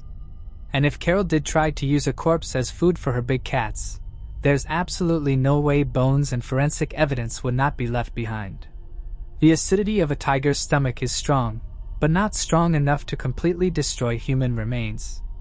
There would be a significant amount of bones, blood, and tissue left over, and to try to clean up every bit of the leftovers and leave absolutely no hints of the act is too far-fetched to believe. Such a vile act, even if utilized, would leave behind too much evidence, and investigators certainly would have picked up on something. Nevertheless, these outlandish claims only picked up steam when notorious big cat collector and nemesis of Carole Baskin, Joe Exotic, created an obscene music video flaunting the tiger feeding hypothesis. But that wasn't his only crazy claim. Joe Exotic became obsessed with another theory that while Carole was still responsible for her husband's disappearance, she actually hid his body under the ground at Big Cat Rescue, digging up the dirt where her septic tank rested, and putting Don's body in that, covering it up, and pretending as if nothing had happened. Joe made many public pleas for investigators to excavate the earth around the property, and check the septic tank. And this idea spread around his own exotic zoo where employees began believing that same conclusion. However, the documentaries covering Joe and his theories also failed to share the information that debunks his theory as well. The septic tank in question, in a similar vein to the meat grinder, was not installed on the Big Cat Rescue Sanctuary until multiple years after Don went missing. If Don was buried somewhere on the property, it was nowhere near the septic tank. In addition, it makes little sense for Carole to bury Don on her own property, where future digs and construction work will almost assuredly take place and risk discovery. Now, all this being said, to completely remove Carole Baskin as a suspect would be premature. While she has consistently denied any involvement, there are pieces to her past that might suggest a motive, or at least further consideration. The major piece of the case that might preclude motivation for Carole is Don's promiscuity, an overall stance on the wildlife projects he and Carole had created. It is well known that Don saw the tigers and various big cats as nothing more than a business, and thought of it as a means to make money rather than any real charity. While they were initially together in that viewpoint, Carole eventually wanted the sanctuary to be exactly that, a place where rescued cats could live approved by fellow activists, saving them from immoral breeding and cub abuse. This requires a lot of money, and Carole had Don to fall back on. Some in Don's inner circle said he hated losing his money to her spending, and that being a millionaire married to someone without much money is a treacherous combination. But we mustn't pretend that Don was perfect either. He was also involved in various extramarital affairs, having multiple girlfriends despite his marriage to Carole, including a secret mistress down in Costa Rica. With a clashing philosophy and a dying marriage, Carole may have sought to end what was becoming a toxic situation. In fact, pages from her personal diaries exposed by various sources found entries written by Carole stating things such as, quote, "I wish there was some way out of her relationship with Don, not to mention her verbal threats." Eventually, her wish was granted, and most suspiciously of all, Carole Baskin did end up the biggest beneficiary of Don's vanishing. Not long after he went missing, Carole cut off all the utilities to Don's office, took out his wills and powers of attorney, and held onto them until the very first date she was allowed to declare him legally dead, the 5-year and 1-day anniversary of his disappearance. Even stranger was that when the powers of attorney were read, lawyers found that a special clause had been written granting Carole head of Don's estates, not after his death, but specifically after his disappearance. Multiple lawyers have said this is an irregular clause for such legal documents, as people rarely expect to disappear. Not only that, but Carole ended up inheriting 90% of Don's worth, leaving just 10% behind for Don's former family. Now it should be stated that Don had instructed Carole to leave them with 0%, that she decided to help them regardless, citing their blood relationship to Don as meaningful. Does the strange disappearance clause in Don's will, combined with his infidelity and strict business-minded pursuits, make Carole the killer? No. But it does raise suspicion in her motivations, as $1 million were at stake to keep her dream of saving big cats alive. Some have pointed out that just because she had Don legally declared dead the first day possible doesn't mean she was the mastermind either. And they have a point. Wouldn't it be ridiculously obvious to carry out such a suspicious legal action? If Carole was indeed at fault, drawing attention to the matter wouldn't be her priority. It's also possible that she wasn't the killer, but rather had blood on her hands, arranging for someone else to handle Don. It is undoubtedly deeply suspicious. There are many people afraid of Carol, including Don himself, but fear, circumstantial evidence, and speculation unfortunately does not mean the party is guilty without physical evidence. Of course, Carol Baskin isn't the only one subject to theories of involvement. In fact, many people wonder if Don wasn't involved with anything malicious or any third party at all, but rather left on his own accord or died trying to do so. With his vast resources and $1 million, Don certainly had the capital necessary to pull off a stunt and escape his previous life. Perhaps he was done with the big cat operation and the hassle of dealing with such a consuming business. Perhaps his affairs with women were catching up with him, and he wanted to start over. Or perhaps he was truly fearful of Carol, and set up his estate so she would profit over his disappearance while he got to start over on the far side of the world. These theorists believe Don faked a kidnapping, fully intending to fly out of Miami that August morning and never return. He could have put his van in a different airport parking lot to throw police off his trail, hopped on another flight, and vanished in the blink of an eye. It's not out of the realm of possibility that Don had money outside of his known estate, or was saving up for this exact scenario. Don was full of secrets, and constantly plotting his next move, preparing for the future better than most. In fact, Don's personal handyman, Kenny Farr, told reporters he knew Don would bury money in gold bars around his various properties, and was probably worth around $20 million, $15 million more than his lawyers thought. Remember that Kenny was the person Don told, quote, "If I can pull this off, it will be the slickest thing I've ever done in my life." Could it have been a great escape plan? Many think it to be possible, but not Kenny.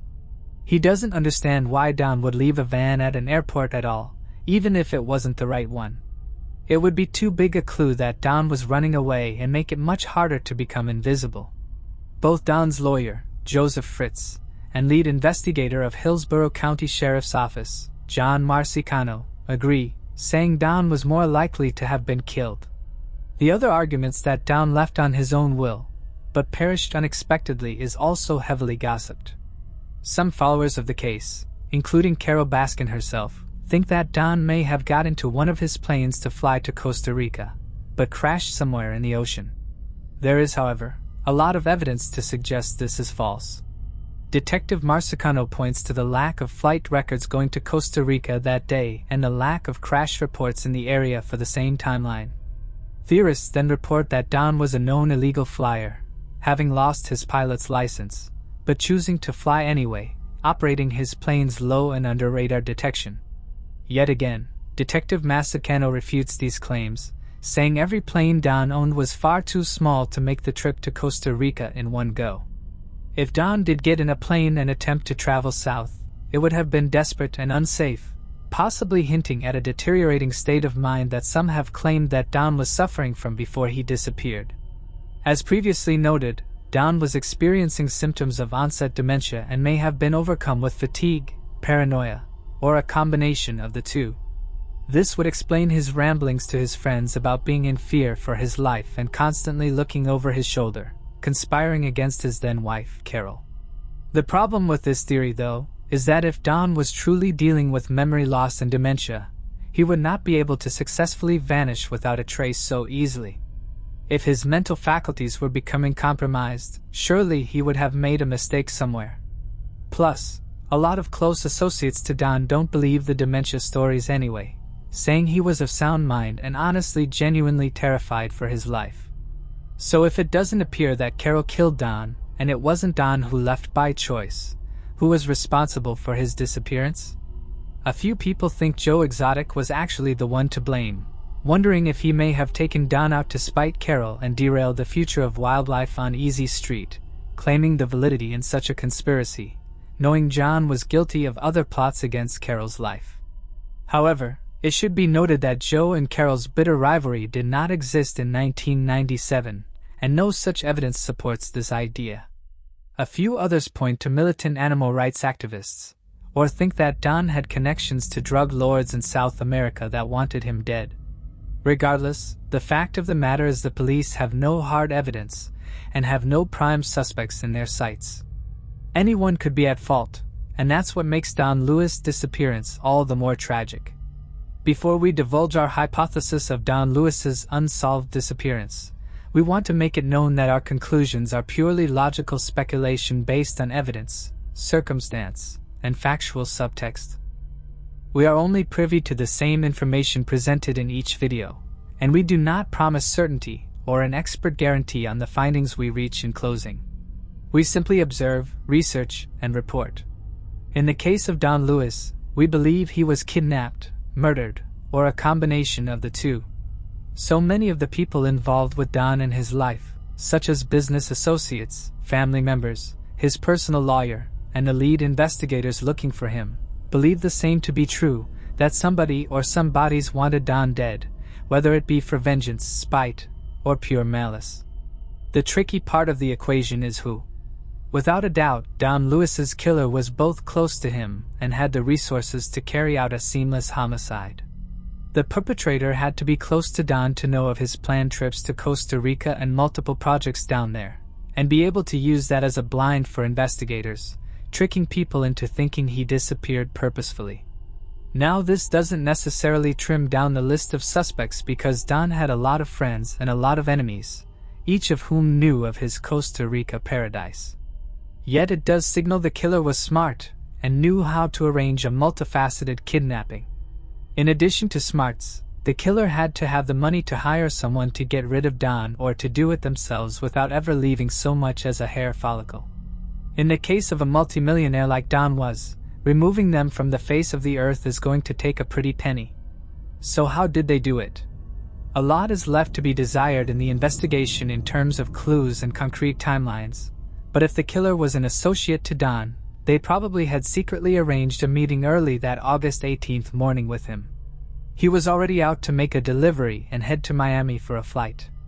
So the arrangement was probably just another stop. It was here they likely kidnapped him, drove his van to the airport as a fake-out, and disposed of him elsewhere. There's also the idea that Don could be meeting someone with his own planes, and when they took off, he was pushed out over the ocean by his murderer, a theory brought up by his lawyer. Whatever the method was, it ended with a clean getaway.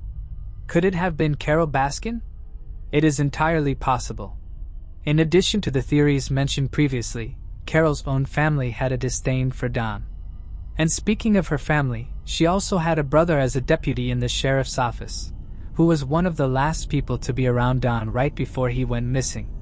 Plenty of people have come forward to quickly strike down theories of collusion in law enforcement, or any involvement from Carol's brother, citing their weak relationship to begin with.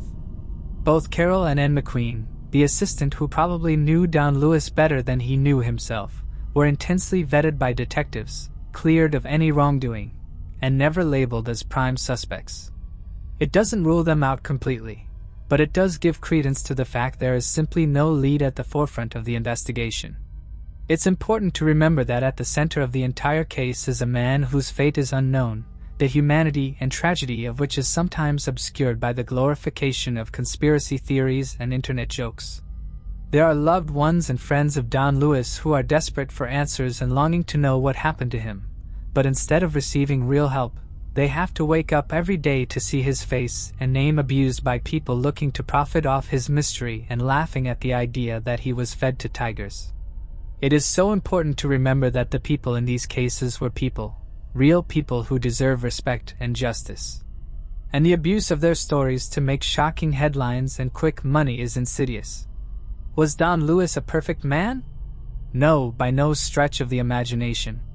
He, like all of us, had his issues and shortcomings.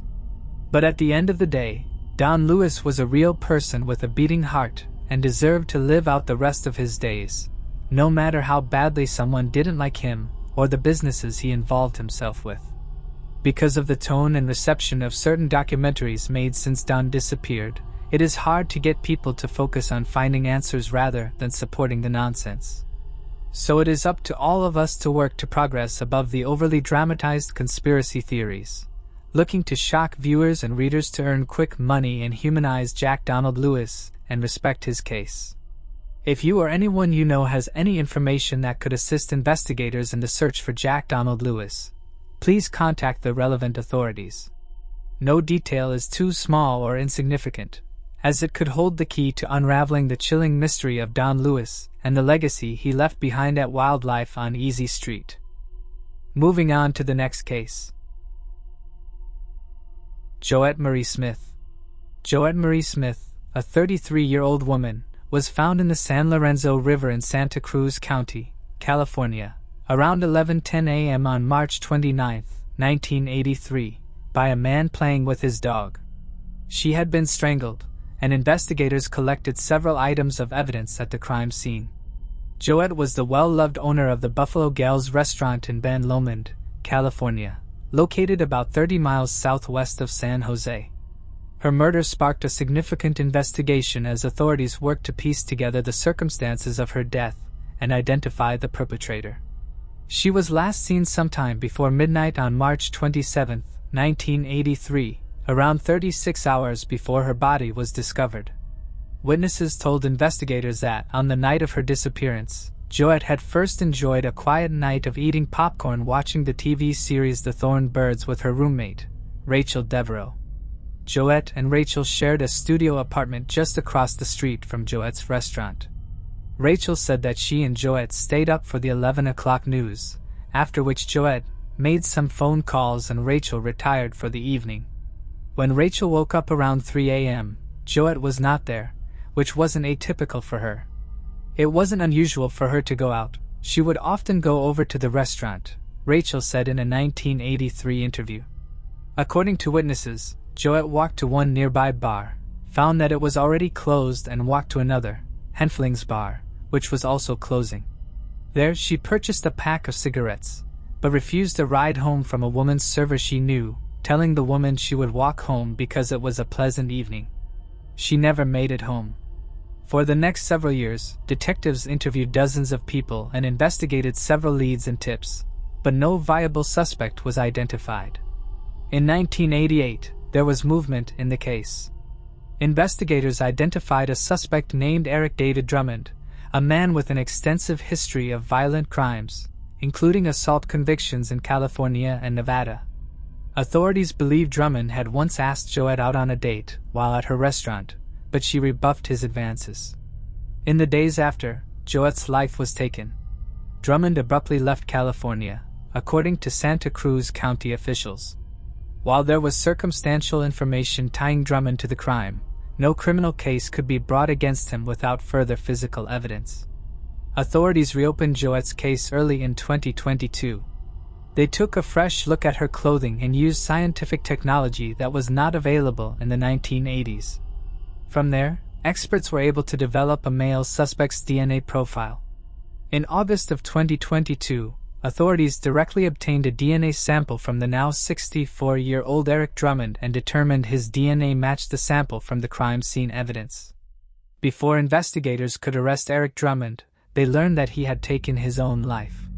The sheriff's office came out with a statement saying, "Unfortunately, while the final investigative steps were taken to obtain an arrest warrant, Drummond chose to end his own life in the hills of Sierra County." While Drummond will never face criminal charges or a jury of his peers, the sheriff's office is confident that the evidence in this case would support a conviction of Drummond for taking the life of Joette Smith. The sheriff's office extends our condolences to the family and friends of Joette Smith.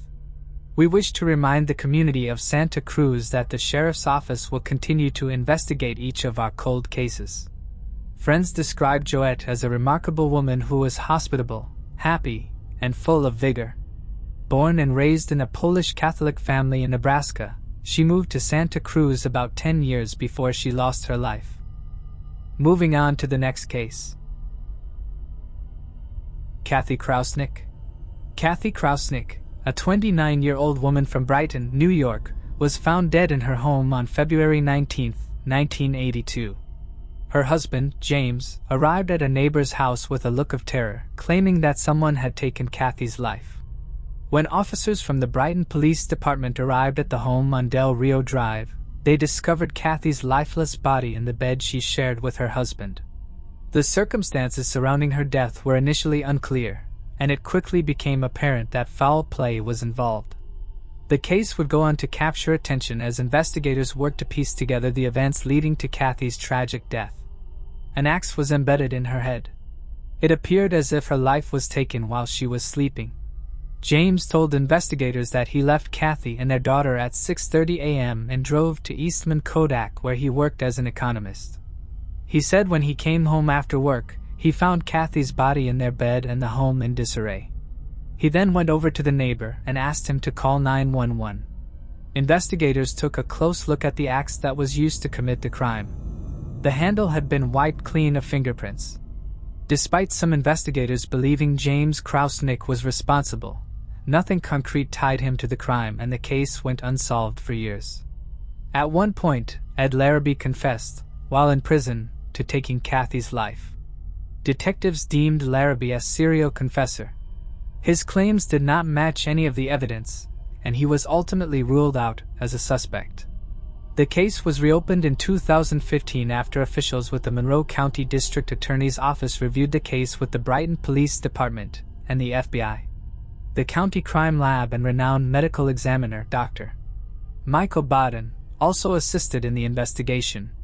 Then, in November 2019, James Krausnick was arrested by officers with the Brighton Police Department and charged with taking Kathy's life. He entered a plea of not guilty and was released after posting a $100,000 bail. Brighton Police Chief David Catholdi said that after thousands of hours of investigation, detectives found no evidence that anybody else was in the home other than James and the couple's daughter. No other physical evidence at the scene, including DNA, points to anyone except James Krausnick Jr., Catholt said in announcing James' arrest. What we did not find was any evidence that points to anyone else that was in that home. There's no boogeyman out there. There was no outside party in the house during the commission of that crime, he added.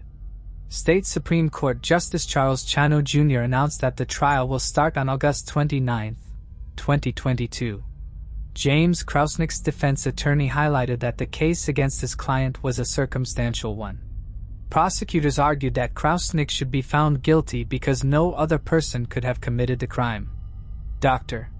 Baden said that it was his opinion that Kathy's life was taken between 9 p.m. the previous evening and 4 a.m., hours before Krausnick left for work. Attorneys also focused on the theory that Krausnick decided to end Kathy's life after she discovered he had lied about his background. He began working at Eastman Kodak on the pretense that he held a Ph.D., though investigators later learned he hadn't earned his doctorate. Prosecutors also said that the crime scene was staged to look like a burglary and that the items of evidence, including the axe handle, had been wiped clean of fingerprints. On September 26, 2022, 70-year-old James Krausnick was found guilty of taking his wife's life. Krausnick is scheduled to appear before New York State Supreme Court Justice Charles Chano on November 7, 2022 for sentencing. Assistant District Attorney Patrick Gallagher said, "I am proud to be part of the team who found justice for Kathleen Krausnick 40 years after James Krausnick took an axe from his garage and used it to strike her in the head while she was asleep. It has been one of the greatest pleasures of my career to get to know Kathy's family and to be able to help in securing justice for their loved one." Kathy's father, 95-year-old Robert Schlosser, spoke with reporters following the guilty verdict. "I've got one thing to do," Robert said. "I'm going to get my daughter's body removed from the Krausnick plot and move back with her mother and brother." Robert explained he wanted to live long enough to see justice prevail before bringing Kathy's body back to Michigan. "My wife passed away 4 years ago," he told reporters. "She didn't make it." Moving on to the next case. Lorain Stall. In May of 1974, Connecticut State Police received a tip that led them to investigate a home on Cheviot Road in Ledyard, Connecticut. Upon searching the property and surrounding area, investigators discovered 2 decomposed bodies in shallow graves several hundred feet behind the house. The man was identified as Gustavus Lee Carmichael, a convicted serial bank robber who had escaped from custody. Carmichael had committed multiple bank robberies across the country, and in 1970, he was apprehended for stealing $60,000 from a bank in New Jersey. The woman found with him was not immediately identified, but her connection to Carmichael's activities and escape was part of the investigation. The discovery of their remains raised further questions about Carmichael's actions and the circumstances surrounding his death. Additionally, throughout his lifetime, he faced convictions for various offenses such as burglary, kidnapping, attempted burglary, grand larceny, assault and battery, and armed robbery. However, in October of 1970, during his transfer from a Massachusetts jail to a federal court in Hartford, Connecticut, he and another inmate managed to escape custody, prompting the FBI to issue a federal warrant for his arrest. While on the run, he would eventually meet a woman, and they began to go by the names Dirk and Lorain Stall. They were staying at the home of Richard DeFreitas and Donald Brandt, fellow bank robbers. DeFreitas and Brandt possessed several safe houses utilized to harbor fugitives evading law enforcement. Nonetheless, the woman, Lorain Stall, confided in DeFreitas' wife that she was afraid of the lifestyle they were leading. When DeFreitas learned about her fears, he told Brandt, and they decided to eliminate Carmichael and the woman, fearing that her potential capture could lead to the exposure of their illicit operations. Given the perceived difficulty of eliminating just the woman without Carmichael's likely intervention, they opted to murder Carmichael as well.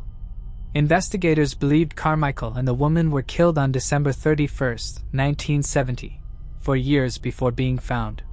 DeFreitas and Brandt fatally shot Carmichael and the woman, then dumped their bodies, which remained undiscovered for more than 3 years. Richard DeFreitas and Donald Brandt were eventually convicted of the murders and have since died.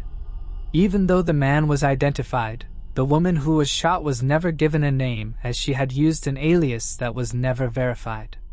Before going by the name of Lorain Stall, she was known to use the names Connie and Sandy and was known to drive around in a 1964 green Oldsmobile with either Massachusetts or Maine plates. The car was eventually found dumped in Hartford with a Maine registration sticker on the license plate. She was also known to have possibly worked in New York City.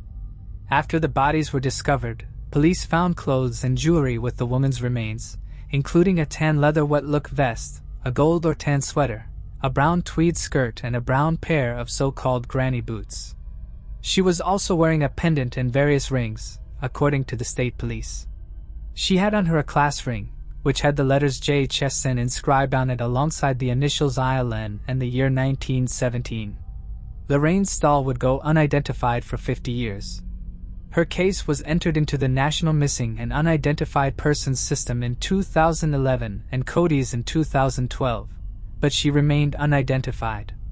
Then in 2022, DNA samples were sent to Orthram Labs and they were able to build a DNA profile of the victim.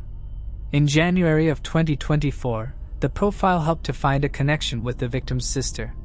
They also found out that the victim had a daughter, and she provided DNA samples. Soon Lorain Stall was identified as Linda Sue Childers. Childers was born September 4, 1946, and was originally from Louisville, Kentucky.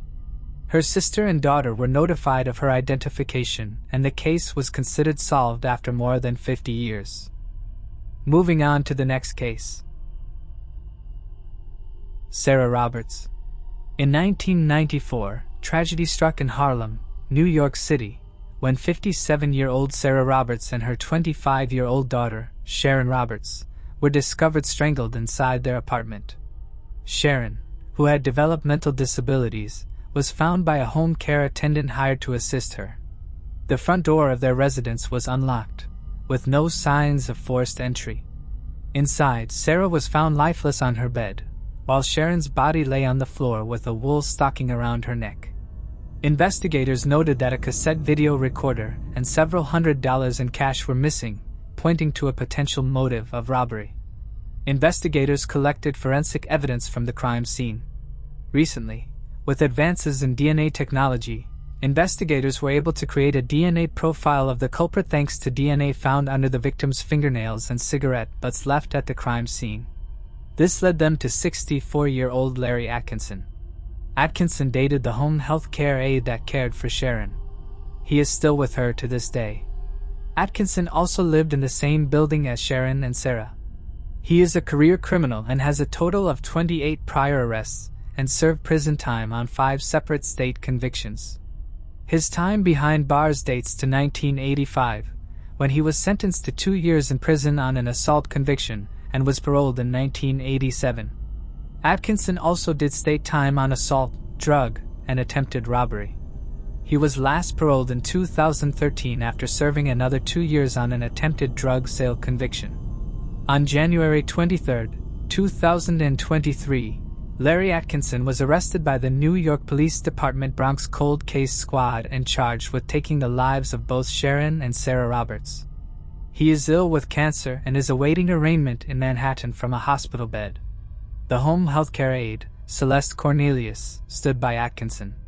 "I know he didn't do it," she said outside their Harlem apartment. "I don't want you to misquote me, but I know he did not do it. I don't care about the DNA. None of that mess. He didn't do it." Their neighbor, Juliet Wilson, said Atkinson and Cornelius have lived together in the building for at least 20 years, describing him as a heavy-set man who uses a walker. "He's a nice guy. They don't fight about anything," a witness remarked, expressing shock at the events. "This whole thing is surprising to me." The reasons behind the actions remain unclear, but investigators have considered robbery as a potential motive since a cassette video recorder and several $100s in cash were stolen from the Roberts apartment. Tanya and Atman. On the morning of July 1, 2007, deputies from the Hillsborough County Sheriff's Office responded to a grisly scene at the Nature's Trail mobile home park in Thonotosassa, Florida. Jonathan Burns, a resident and co-owner of the park, had called 911 to report being stabbed during an altercation with a tenant. Upon arrival, deputies discovered the lifeless body of 41-year-old Tanya and Atman outside her rented mobile home. Tanya had suffered a deep laceration to her neck and 4 stab wounds to her chest. Her body was found lying on her back near the mobile home. About 29 feet from her body, investigators found suspected blood near a trash bin, and blood leading back to the Burns home. Investigators found a bloody knife inside. Forensics tests at the time showed that the blood on the ground and the knife matched Burns's DNA profile. An autopsy concluded that Tanya lost her life from stab wounds to the chest that penetrated her heart and lungs. Burns, who was 43 years old at the time, had 2 wounds to his abdomen. He told investigators that Tanya had stabbed him. He was taken to Tampa General Hospital for surgery for 2 wounds to his mid-abdomen. Detectives also said both of his arms appeared to have scratches with small lacerations on his fingers. When detectives learned that Toynge used a walker and a wheelchair, had a hard time getting around, and could be unsteady on her feet, they started to doubt that Burns acted in self-defense. The case was presented to the state attorney's office, which concluded there was insufficient evidence to refute Burns' version of the events. Then, in 2021, the Hillsborough County Sheriff's Office Cold Case Unit started revisiting the case. On January 14 of 2022, a detective went back to Jonathan Burns' home in the park and interviewed him about the events surrounding Toynge's stabbing. Burns told the detectives he had been drinking heavily that night, and Toynge started yelling at him while he walked to the laundry room to close it.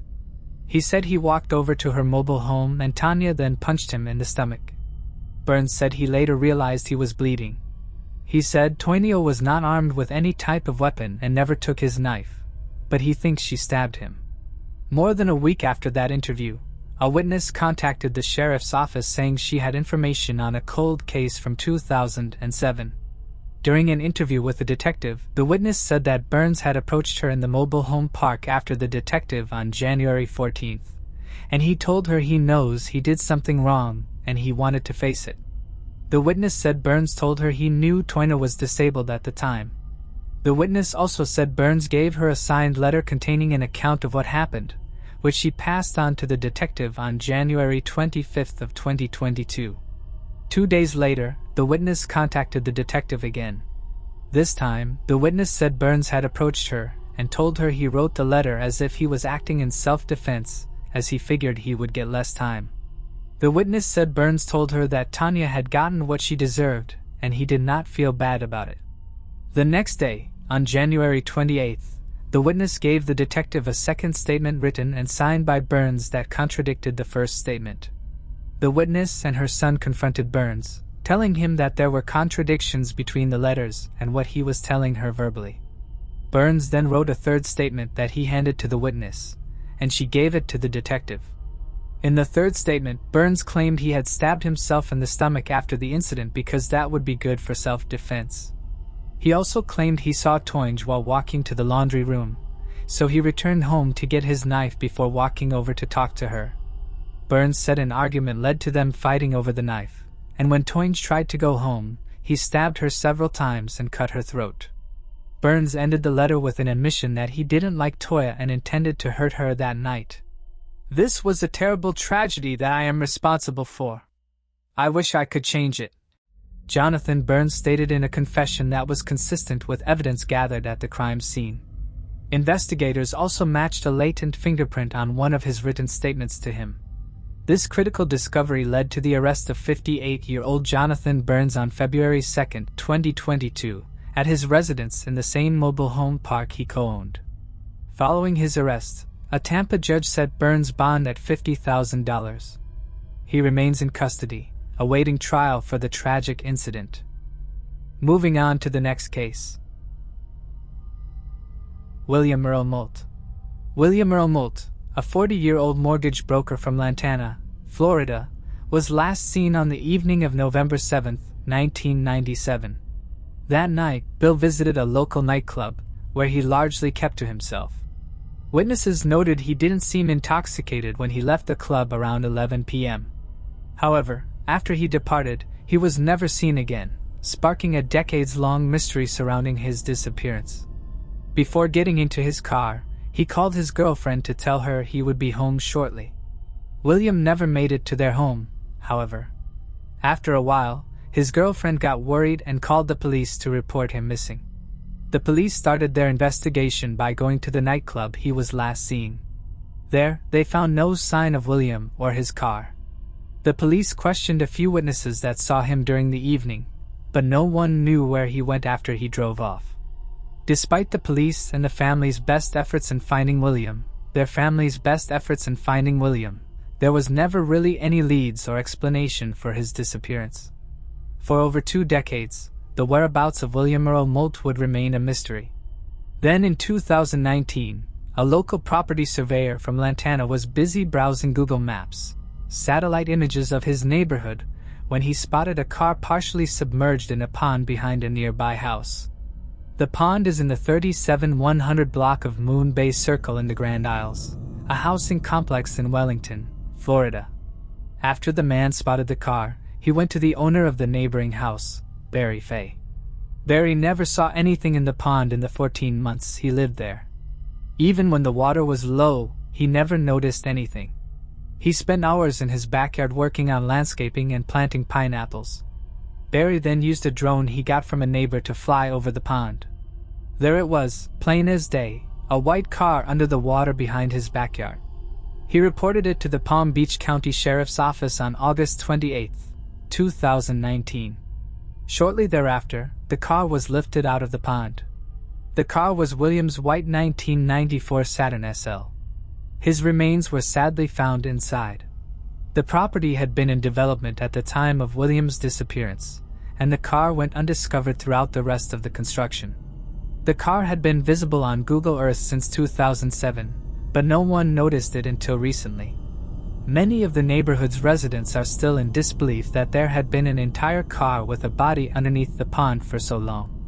A police spokesman told the BBC, "You can't determine what happened that many years ago, what transpired. All we know is that he went missing off the face of the earth, and now he has been discovered." William's family can now finally find some semblance of closure, though the circumstances leading to how he ended up in the pond may forever remain a mystery. Moving on to the next case. Amina Imam. On Christmas Eve of 2014, as the world buzzed with holiday excitement, 34-year-old Amina Imam, a marketing manager for Costco in Cardiff, South Wales, was getting ready for the festivities. She had plans to visit her family in Essex the day after Christmas, but first she was looking forward to a special date that evening. Before meeting her date, Amina made a quick stop at Costco to pick up a bottle of wine. Little did she know this would be the last time anyone would see her. As Christmas came and went without Samina returning home to visit her family, her absence grew more concerning. Her friends and family reached out to her repeatedly, their worry mounting with each passing hour. Days went by, yet there was still no sign of Samina. Where had she gone? What could explain her sudden disappearance? Cardiff, located in South Wales on the southeastern coast of the country, is the capital of Wales. Cardiff transforms into a winter wonderland during Christmas.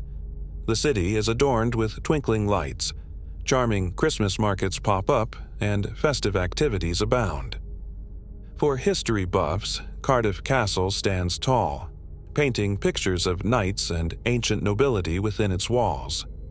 Wandering through Cardiff Market is a feast for the senses, with scents of freshly baked bread and spices filling the air, drawing you into a world of local flavors and crafts. Yet, Cardiff isn't just about its history of market. It's alive with laughter, chats in the streets, and the genuine Welsh hospitality that fills its pubs and restaurants. From museums to the Wales Millennium Centre, Cardiff offers diverse experiences for everyone. But back on Christmas 2014, though the city gleamed under the warm glow of a million lights, unsettling shadows lurked beneath the surface. Before we continue, we want to remind you that only a small percentage of people who watch our videos are actually subscribed. So if you enjoy our content, consider subscribing. It's free and you can always change your mind later. Now, let's move on with the video. Amina Imam's life began in 1980 in the UK, nurtured by her loving father, Imam Dean, and a mother whose name remains cherished within the family. Her Pakistani heritage was a vibrant thread that wove through her life, enriching her with traditions and values. Samina's youth blossomed within the walls of Loxford High School in 1998, where she emerged as a bright and ambitious young woman. As a 34-year-old, Samina found herself in Coventry, where she took on the role of marketing manager at Costco. While details of her personal life were scarce, her presence was deeply valued, bringing joy to her family and colleagues. In 2014, amidst the bustling aisles of Costco, Samina's path crossed with 41-year-old Roger Cooper, a warehouse manager whose 2 decades of experience in logistics had kept him rooted in the same store. Their encounter marked the beginning of a new chapter in Samina's life, one filled with the promise of fresh beginnings. Everything seemed to be falling into place for Samina.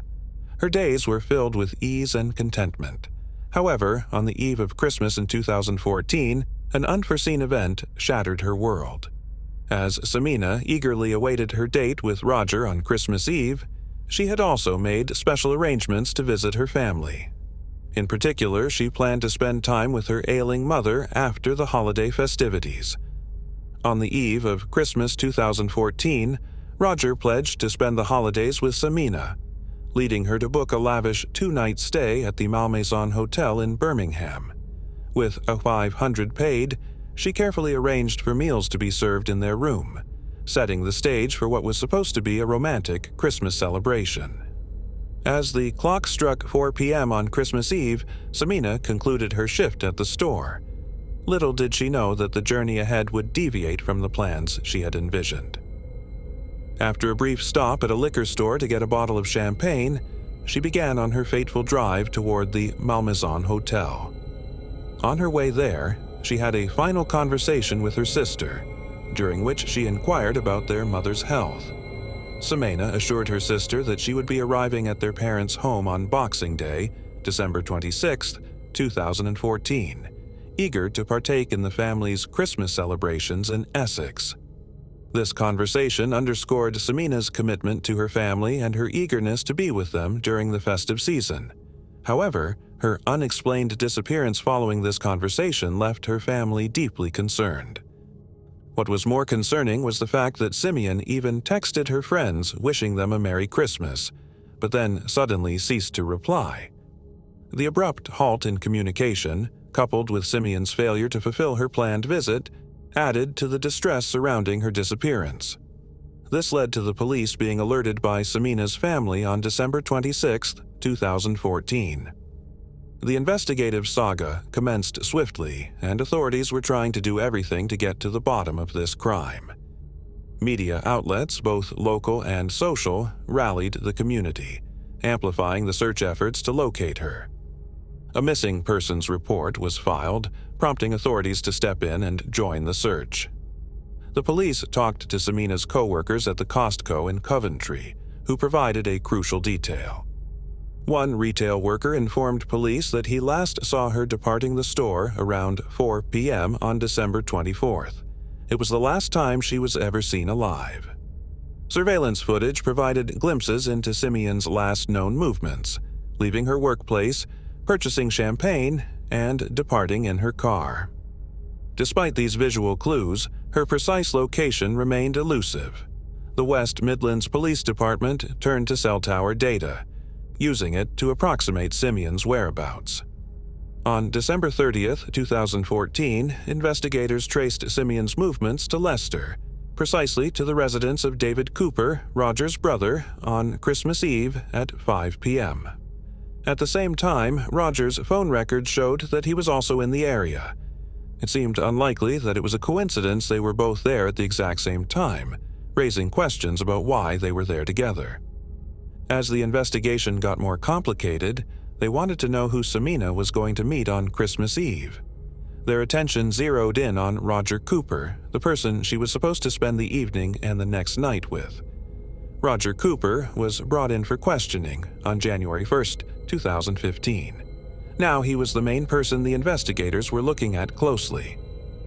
While they were questioning Roger for details, a new piece of information emerged. Remember how Samina's last mobile signal led to David Cooper's location? Investigators considered interviewing David Cooper at the same time. While probing David Cooper's possible involvement, the investigators couldn't ignore a nagging question. If Samina and Roger had already booked hotel rooms, why were they at David's house? This added layer of mystery intensified the suspicions surrounding the case. Before diving deeper into the story, understanding the Cooper brothers' backgrounds becomes important. Their lives and connections might be essential in understanding the mystery surrounding Samina's case. Let's start with Simeon's Christmas Eve date, Roger Cooper.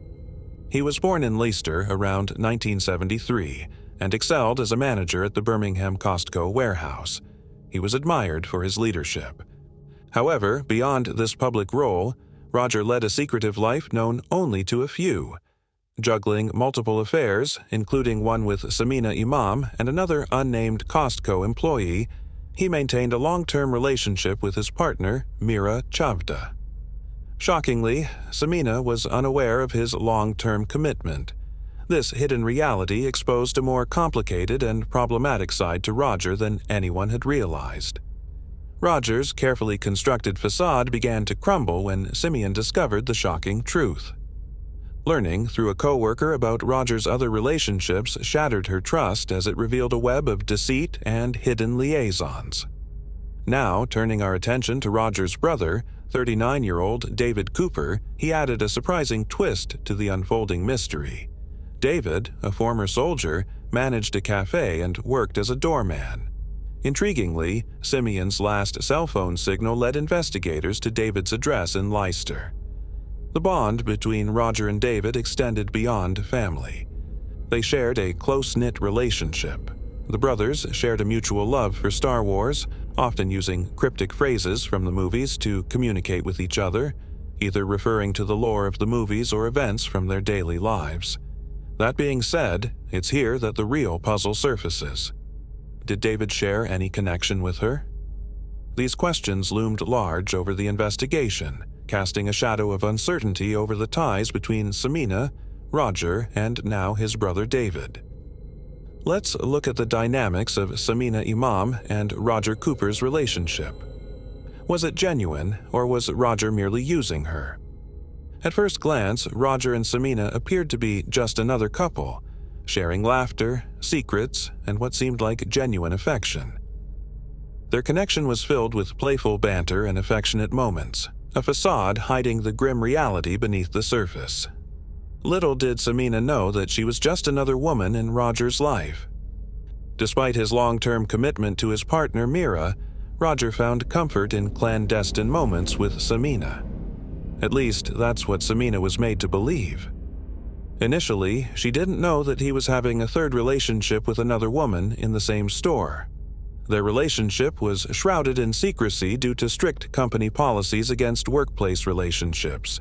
Yet their bond grew stronger, blurring the lines between right and wrong, until Samina found herself hopelessly entangled. She saw a future with Roger, a peaceful life together, but there was a catch. He was already entangled in multiple relationships. Despite the red flags, Samina clung to the hope that Roger would leave his family for her. As their relationship deepened, Samina's desperation for a settled life intensified. She confronted Roger, issuing an ultimatum towards the end of 2014, divorce his wife or lose her forever. The facade of their perfect relationship shattered when Samina discovered Roger's infidelity, another lover hidden in the shadows of their workplace. Enraged and betrayed, she threatened to expose their affair to his wife and their employer. Roger, adept at manipulation, managed to soothe Samina's anger, convincing her of his loyalty and promising to file for divorce after the holidays. He also said they'd go away on Christmas Eve for 2 nights. It was at the very beginning of this ill-fated trip that Samina disappeared. Now, diving into the investigation, the police had their sights set firmly on Roger Cooper and were also wondering about the involvement of his brother David. On January 4, 2015, Samina's car was found in Luton, about 65 miles away from Coventry. Her handbags, suitcases, and items she brought were missing. The lack of fingerprints made investigators suspicious, but there was another interesting detail. The driver's seat was adjusted for someone taller than Samina, possibly over 6 feet. This suggested that someone else used the car after her shopping trip. Additional evidence that the police found that pointed their suspicions towards the brothers involved multiple automatic number plate recognition hits tracking their vehicles between Coventry and Leicester. A Bellini bottle purchased by Miss Imam on Christmas Eve in Coventry was discovered in David's home fridge. While Roger was Samina's date, the presence of the bottle in David's house raises the question, how did the bottle end up at David's house? These details added complexity to the investigation. During the investigation, the brothers, David and Roger, firmly denied any involvement in the crime, but their text messages told a different story. They used cryptic phrases from the movies to communicate secretly. Phrases like Death Star complete, stay on target, and you are expected, Vader, hinted at a hidden plan. One particularly puzzling French message roughly translates to "there's no point, no score. The window of opportunity is closed," which caught attention. The message hinted at a closed opportunity or a missed chance. The detectives interpreted their Star Wars messages as alluding to Miss Imam's abduction and murder.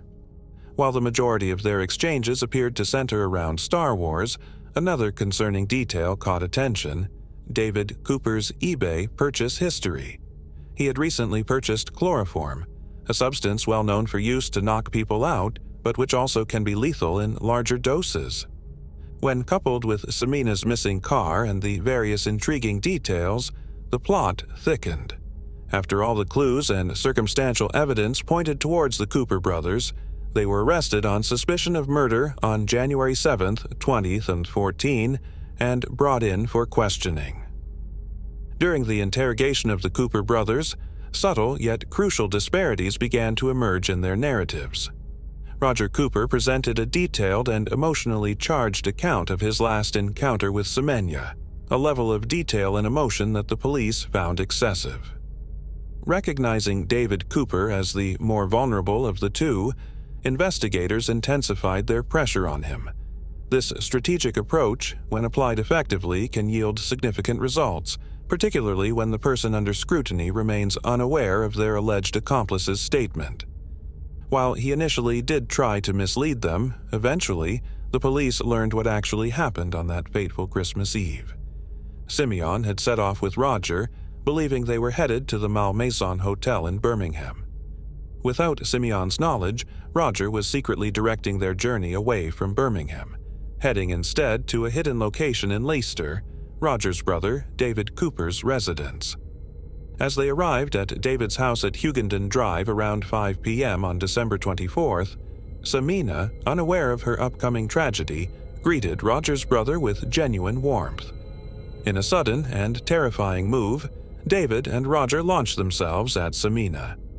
The attack was horrifying. Samina's legs trembled, fear gripping her as she pleaded for help. She fought back, struggling against them, but David, with a cloth soaked in chloroform, covered her mouth and nose, silencing her cries until she couldn't breathe anymore. She faded away around 6:25 p.m., her efforts in vain against the overwhelming force. After the heinous act, Roger heartlessly headed back to Coventry, planning to spend Christmas Eve with his unsuspecting family. He left her body and her car with David, but it would take detectives some more time to figure out exactly what he had done with them. But David astonishingly confessed to assisting his brother in the horrendous act of killing Samina. The detectives learned that Samina tragically passed away due to chloroform toxicity. Investigators discovered compelling evidence in David's eBay purchase history, indicating a purchase of 200 ml of chloroform for AA-12, which he alleged never arrived. Further inquiries revealed David's movements. Retrieving Simeon's BMW from Coventry on Boxing Day and later abandoning it in Luton, he meticulously wiped away any fingerprints and DNA from the vehicle using a cleaning agent, methodically covering his tracks. Later, he also reveals how he tried to hide Samina's lifeless body, the callous act of killing someone, and then referring to them as this thing, speaks volumes about the perpetrator's lack of empathy and respect for human life. Such an act speaks to a disturbing level of dehumanization, where the victim was stripped of their individuality and reduced to a mere object. This detached and callous language suggests that the act of killing was not just devoid of remorse, but potentially motivated by a deep-seated hatred or an animosity towards the victim. The dehumanizing language serves to further distance the perpetrator from the gravity of their actions, making it easier for them to justify and rationalize their behavior. David's continued refusal to disclose the location of Simeon's body cast a long shadow of suspicion over him. His fabricated stories about others taking the body away only raise further questions. The fabricated stories appear to be a desperate attempt to distance himself from the crime and deflect suspicion. Such behavior is characteristic of individuals who have something to hide, further fueling the flames of doubt surrounding their innocence. While David initially misled the authorities about Simeon's whereabouts, a crucial piece of evidence emerged that ultimately led to the discovery of the truth. A friend of David's, prompted by his arrest, came forward and revealed that David had entrusted him with a set of keys, including one that belonged to an allotment he owned in Leicester. The police, acting swiftly on this information, descended upon the allotment, carrying the weight of hope and determination. On January 16, 2015, the long-held silence surrounding Simeon's disappearance was shattered, leaving hearts broken. Upon arrival at David's allotment, an unsettling sight greeted them. A sheet of tarpaulin lay crumpled on the ground, with a suspicious mound of earth beneath it. Footprints, fresh and clear, marked the surrounding area. As they carefully excavated the soil, the grim reality unfolded. Amina Imam's body was found in Leicester, owned by David Cooper, a seemingly ordinary structure now at the center of a disturbing discovery. The haphazard manner in which the body was concealed spoke volumes about the perpetrator's state of mind. It was a stark contrast to the meticulous planning seemingly evident in the earliest stages of the crime. The haste and lack of proper concealment suggested that their focus was solely on the act itself, with little thought given to evading detection or ensuring a successful cover-up. This botched attempt ultimately led to their undoing and exposed the truth to the light of justice. Most disturbingly, Samina's body was found wrapped in cling film and a sleeping bag that belonged to David Cooper, serving as concrete evidence of his involvement in this tragic crime. Adding to the grimness was a sign hanging on the shed, its message blunt. "Don't wind me up. I'm running out of places to hide the bodies." The West Midlands police investigation was determined and thorough. They followed every lead carefully, leaving no stone unturned, and pieced together the events leading to Samina's tragic end. What made this ordeal particularly unsettling wasn't only the discovery of Samina's remains. The sign, meant as a joke, became a chilling confession, revealing the darkness lurking beneath ordinary surfaces. It was as if the perpetrator was challenging the law enforcement itself. Post-mortem examinations confirmed that the Cardiff-based shop worker met her demise due to chloroform. Additionally, a peculiar mix of metallic elements, antimony, cadmium, tin, mercury, and arsenic, was likely administered to Amina Imam in a liquid form. During the 8-week trial, the chilling truth emerged. Roger Cooper carefully planned to silence Amina Imam for months, fearing she would expose their affair. The brothers, 41-year-old Roger and 39-year-old David Cooper, remained composed during their trial, avoiding eye contact as the jury unanimously convicted them at Birmingham Crown Court. Later, on October 20th, 2015, during the trial, Roger made a shocking admission, revealing that a seemingly puzzling message, "You are expected, Vader," was actually a coded reference to Miss Imam.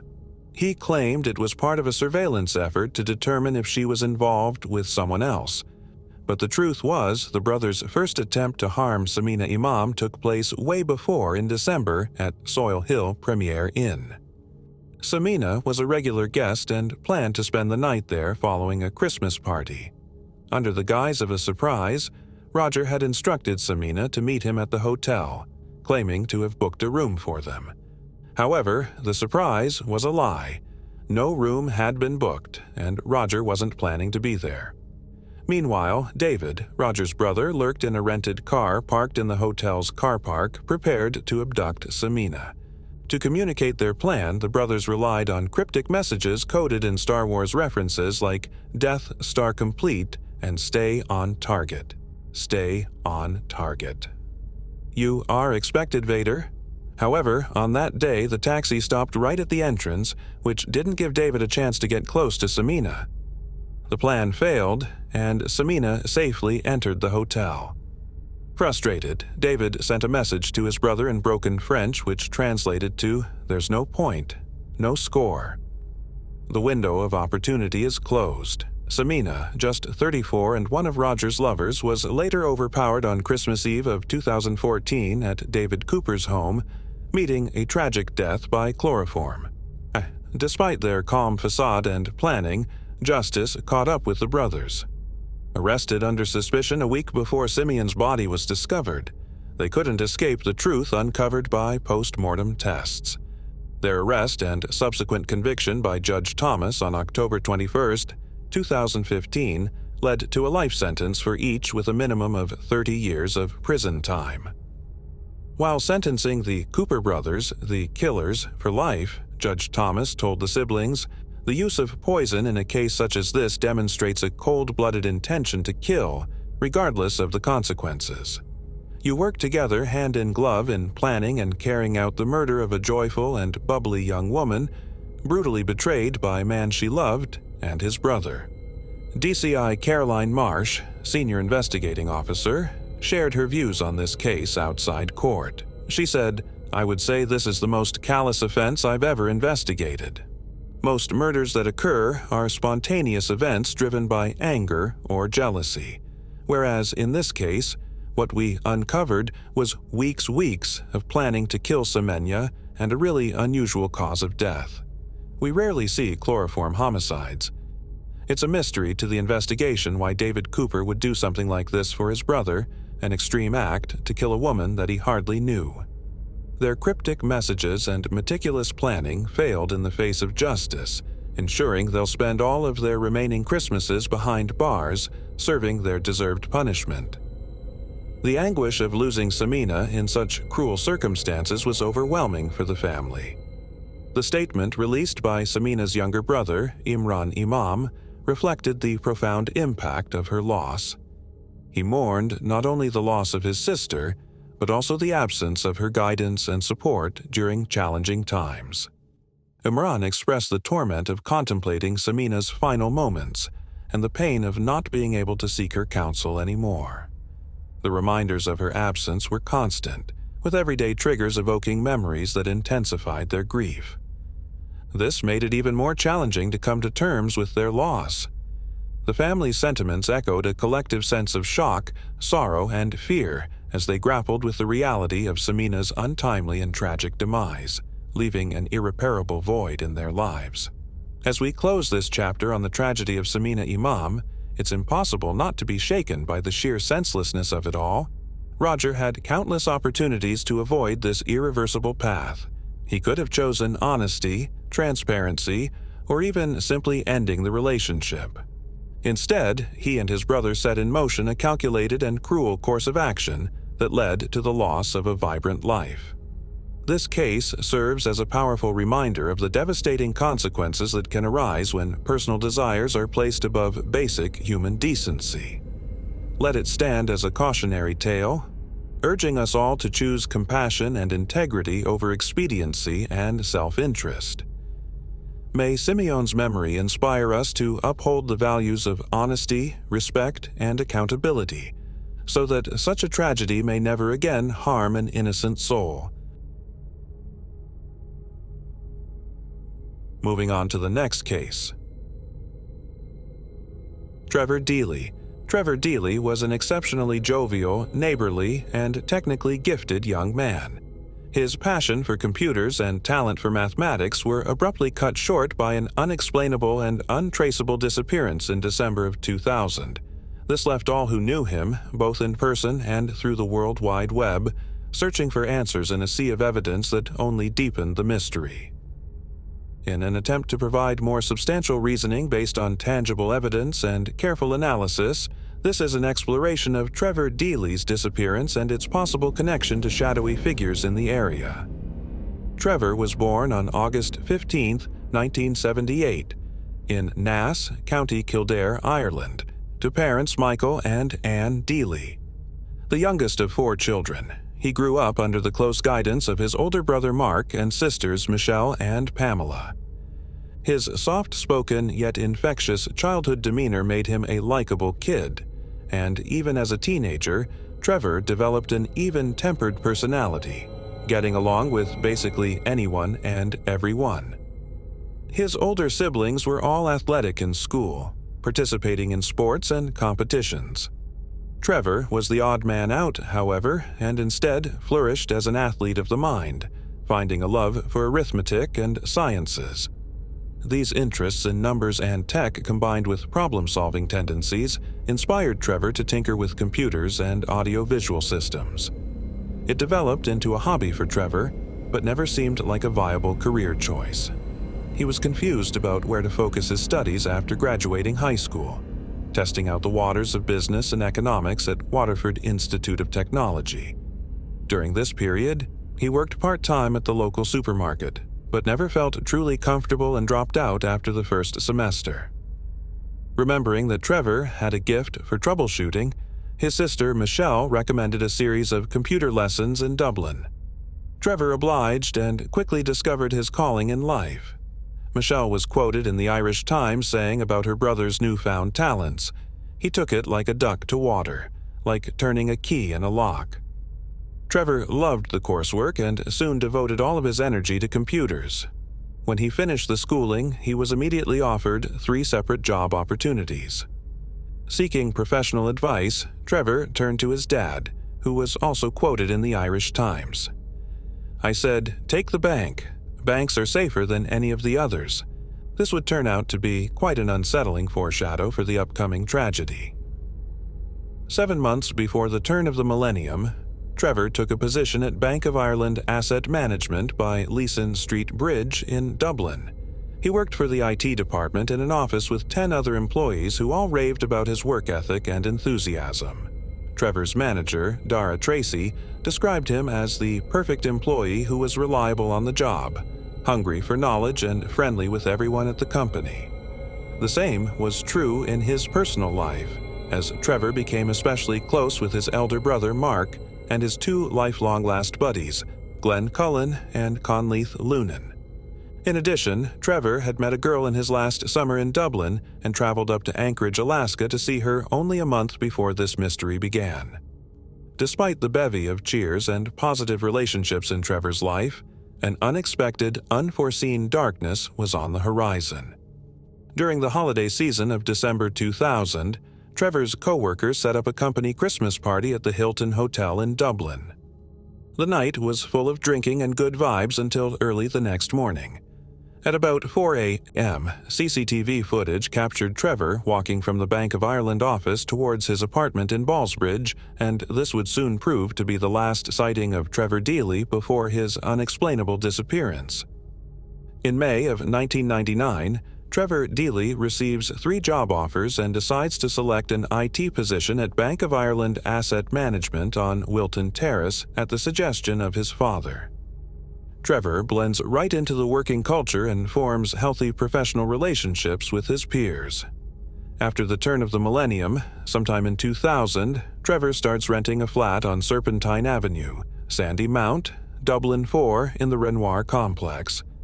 Along with him are 2 other female roommates, Niamh and Sarah. The trio maintain a conflict-free living situation throughout the year. Later that summer, Trevor meets a girl named Karen, who is visiting Ireland on a vacation from Anchorage, Alaska. She is only in Dublin for a short while, but Trevor feels a romantic connection. None of Trevor's friends nor family get a chance to meet Karen. On the 7th October in the same year, Mark Deely attends a GAA football match with Trevor in Castlebar, County Mayo. The brothers spend the day with a few additional friends, and Mark mentions it was at this moment that he saw Trevor as more than a sibling, but as a peer too. Mentioning, Trevor showed promise in his own life with both work and finances. It's the closest memory in their relationship, but was also proved to be the last. Sometime in the last couple weeks of November, Trevor and close friend Glenn Cullen have a conversation about Karen, the girl Trevor met in summertime. Glenn bets in passing that Trevor wouldn't go visit her in the States, to which Trevor retorts that he will. Nevertheless, he is soon added to Glenn's Aer Lingus discount beneficiary list and accesses a free flight from Ireland to Anchorage, Alaska. After stopping in Los Angeles, Trevor arrives in Alaska, where he intends to meet up with Karen. However, this point in the timeline is quite muddied in terms of what actually happened in Anchorage. Trevor's father, Michael, claims Trevor had more than one girl of interest in the States that he had met in Ireland, and claims that he found in Trevor's email a correspondence in which Trevor told one of the girls he was free for a few days and would come visit in person. The girl named Janie replied and said she would be busy during the specified dates, yet Trevor persisted and still made the trip. On the flip side, Trevor's brother Mark was confident the vacation wasn't out of the ordinary and was nothing more than a spree of relaxation that included a reconnection with his ex-girlfriend. A completely harmless coincidence. On Tuesday, December 5th, Trevor returns home from Alaska and hitches a bus back to the family home in Nice. His father only sees him in passing as he leaves for a work meeting. Meanwhile, an exhausted Trevor talks by the beautiful ice caps he witnessed. His mother encourages him to come home that weekend to tell them more about his recent trip, but Trevor says he plans to go Christmas shopping, so wouldn't be able to. The next day, Wednesday, December 6th, Trevor goes back to work at Bank of Ireland as normal. Sadly, abnormality strikes the very next day. At 4 p.m. on Thursday, December 7th, Trevor finishes work. According to Michael Deely, he received a call from Trevor that late afternoon, during which he mentioned his apartment complex electricity was out. This meant Trevor was at his flat sometime after work on the day he disappeared. Later, in the early evening hours, Trevor also made a stop to his father's office to pick up prescription contact lenses sent by his brother, who was an optician. However, Michael Deely was out in meetings during this time, Soon after, Trevor and a few friends hit up the Copper-Faced Jack's nightclub, where Trevor has the last known conversation with his father, Michael. At about 8:45 p.m., Trevor and the crew leave the club and go to nearby Hilton Hotel in Charlemagne Place, where the actual company Christmas party is being held. They enjoy a fancy dinner and live music. A couple of hours later, sometime between 10 and 11:30 p.m., Trevor receives another phone call, this time from best friend Glenn Cullen. Unfortunately, it's too noisy on Trevor's end for any clear communication. The friends end up playing phone tag the remainder of the night.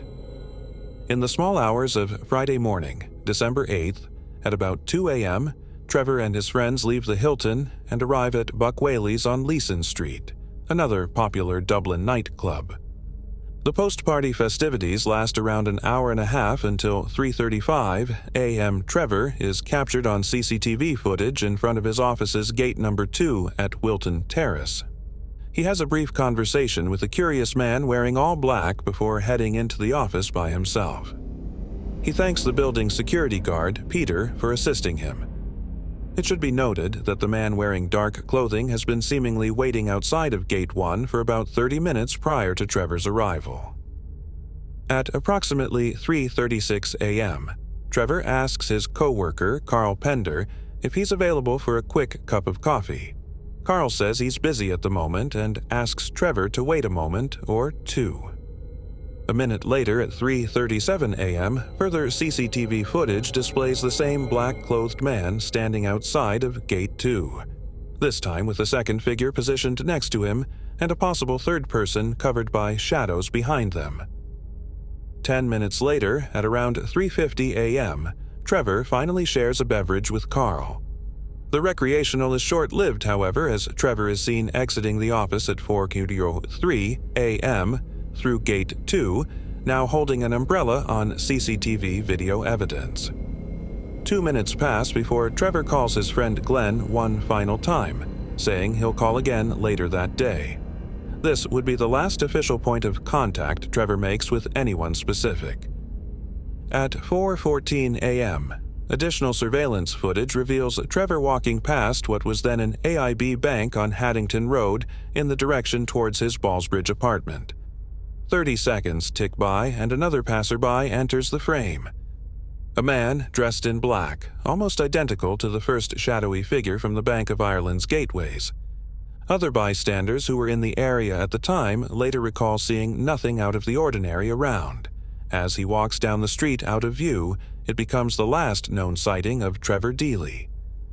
At 9:30 a.m., the same morning, Trevor does not show up for work. No action is taken.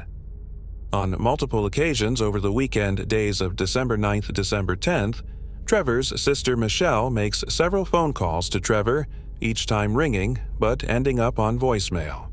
Michelle later remarks that she wasn't worried at the time and was pretty sure his cell phone was active each time. Suspicions finally arise on Monday, December 11th, when Bank of Ireland informs Trevor's parents of his continued absence from work. Michael and Anne Deely then tell their older son, Mark, who immediately feels a strange discomfort in the atmosphere and drives straight to the family home in Naas. Meanwhile, Michael goes to Trevor's apartment but receives no answer, either in person or on the phone. Mark continues the investigation efforts and searches both the Copper-Faced Jack's nightclub and the Ballsbridge area. When no traces are found, Mark accompanies the friend Glenn Cullen back to Naas and reports Trevor missing to the Naas Garda station. A major manhunt breaks out the next day on December 12th, as the guard searches Trevor's flat and a sub-Aqua team combs the nearby Grand Canal. Both efforts draw a blank. The searches continue into January 2000 and word, with flyers handed out to townsfolk and additional bodies of water inspected. Trevor's friend, Conleth Lunan, even pitches in as a CCTV expert and researches partial footage from the night of his disappearance, but still no evidence is unearthed. Around February or March of 2015, 14 years after the mystery started, the Irish Times released a special 3-part series detailing the Trevor Deely case.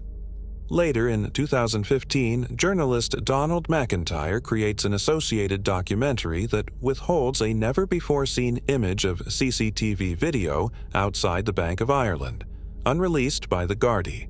It highlights the second and third man cloaked in darkness that are outside the gate after Trevor enters the building, a fact unknown to the general public until this moment.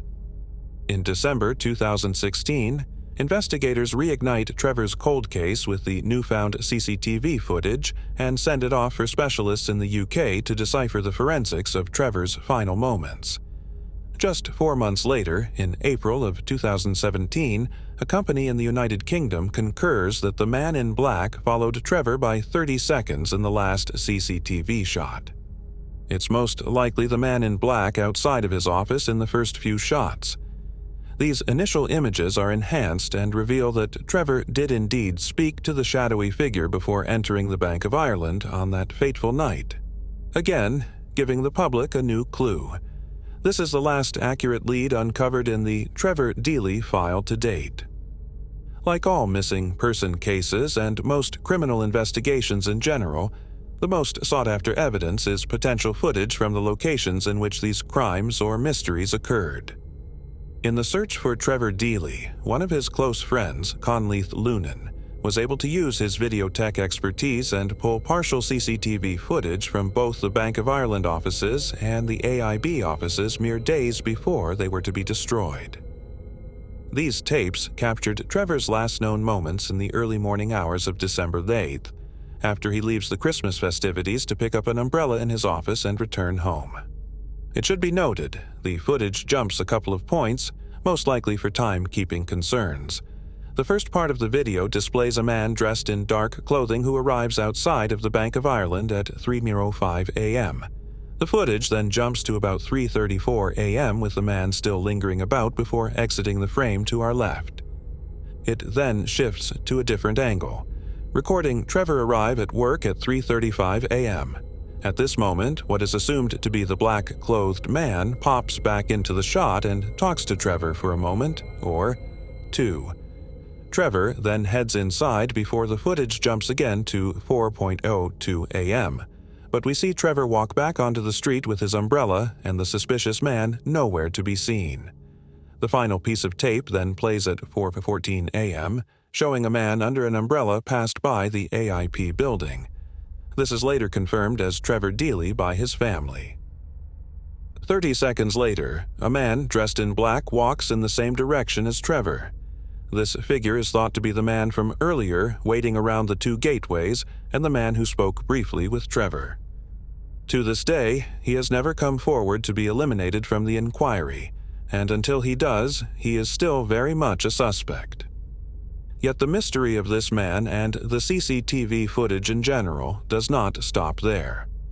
After the tapes were digitally remastered, documentarian Donald McIntyre released a film in 2015 called Unsolved, in which he revealed screenshots of unreleased footage depicting Trevor and the man in black outside of Gate 2 after Trevor had left. However, a closer inspection in 2017 uncovered that the time code on this new screenshot is actually from the time period in between Trevor entering and exiting Bank of Ireland. Thus, neither this man on our right side and the man standing in the back are Trevor himself. Rather, these are two new separate figures who appear to be looking into the office complex. Knowing this information, the image becomes much more unsettling, as these men are hidden behind their dark clothing and shadows. When authorities reopened the case, they were able to track down the men on the right and in the back. These two individuals were cleared as co-workers of Trevor and quickly crossed off the list of suspects. However, while they were there at the offices at the same time that evening, standing in the frame like they were is still unknown, leaving the entire CCTV case point in a shroud of doubt. Trevor Deely's disappearance occurred just over 18 years ago, yet with almost 2 full decades of sleuthing, both professionals and amateurs have come up empty-handed, failing to secure hard evidence or expose truth beyond coincidental and circumstantial assumptions. Despite the inconclusiveness of it all, there are a few notions that make sense when peeling back the layers of this case. First and foremost, many followers of the disappearance immediately point to Trevor's unquestionable trip to Alaska, less than a week before his disappearance. To make such a long journey a third of the way across the world for a girl he briefly knew makes little sense.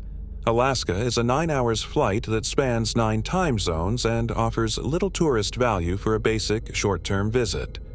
So, if the vacation was truly meant to rekindle a romantic spark, it was quite an extreme gesture considering Trevor only mentioned a girlfriend aspect of it in passing, mostly to his friends. Glenn Cullen remarked that he'd only heard of Trevor's love interest by word of mouth and never saw pictures of her or proof that she existed. The only possible physical identification was seen by Trevor's father through the email chain previously mentioned. However, the woman in the communication was called Janie, not Karen, and whether they were the same person or completely separate has not been clarified by investigators, nor has confirmation that a search was done of the email correspondence discovered by Michael between Trevor and Janie. The general consensus now is that there was no girl and that the stories about meeting college students from Anchorage was a cover-up for some other type of business or personal quest. Rural Alaska is a mystery in and of itself, and the number of potential activities kept a secret is too vast to go through, but could include any number of operations, such as money laundering, drug trafficking, or gang violence. How Trevor could ever be connected to such vices is both unknown and unlikely, but his expertise with computers and mathematics make him a useful person for any of these activities. In rebuttal, there is a little likelihood that Trevor was able to keep such multinational offenses under wraps from everyone and leave behind no traces. While he was proficient with computer systems, he had no history or record associating him with virtual crimes. He was an outgoing, friendly individual, and pursuing a woman he liked isn't unusual for a man of his age, especially considering the tickets were free. Mark Deely said in the Irish Times article that the trip to Anchorage was like any young adult attempting to find paradise, and Alaska was just a colder version of hotspots like Ibiza or Lanzarote. Trevor did seem flattered by the grand surroundings of Alaska ice caps in his short time spent with his mother after he returned, which is probably a genuine emotion rather than a cover for illicit activity. In the end, both the Deely family and investigators classified the Alaskan trip a red herring in the case, after both parties interrogated the girl in question and no leads were produced. Another popular hypothesis believes Trevor was killed that morning on the way home to his apartment by a ruthless Kremlin-based criminal, anonymous to everyone, but to guard officials.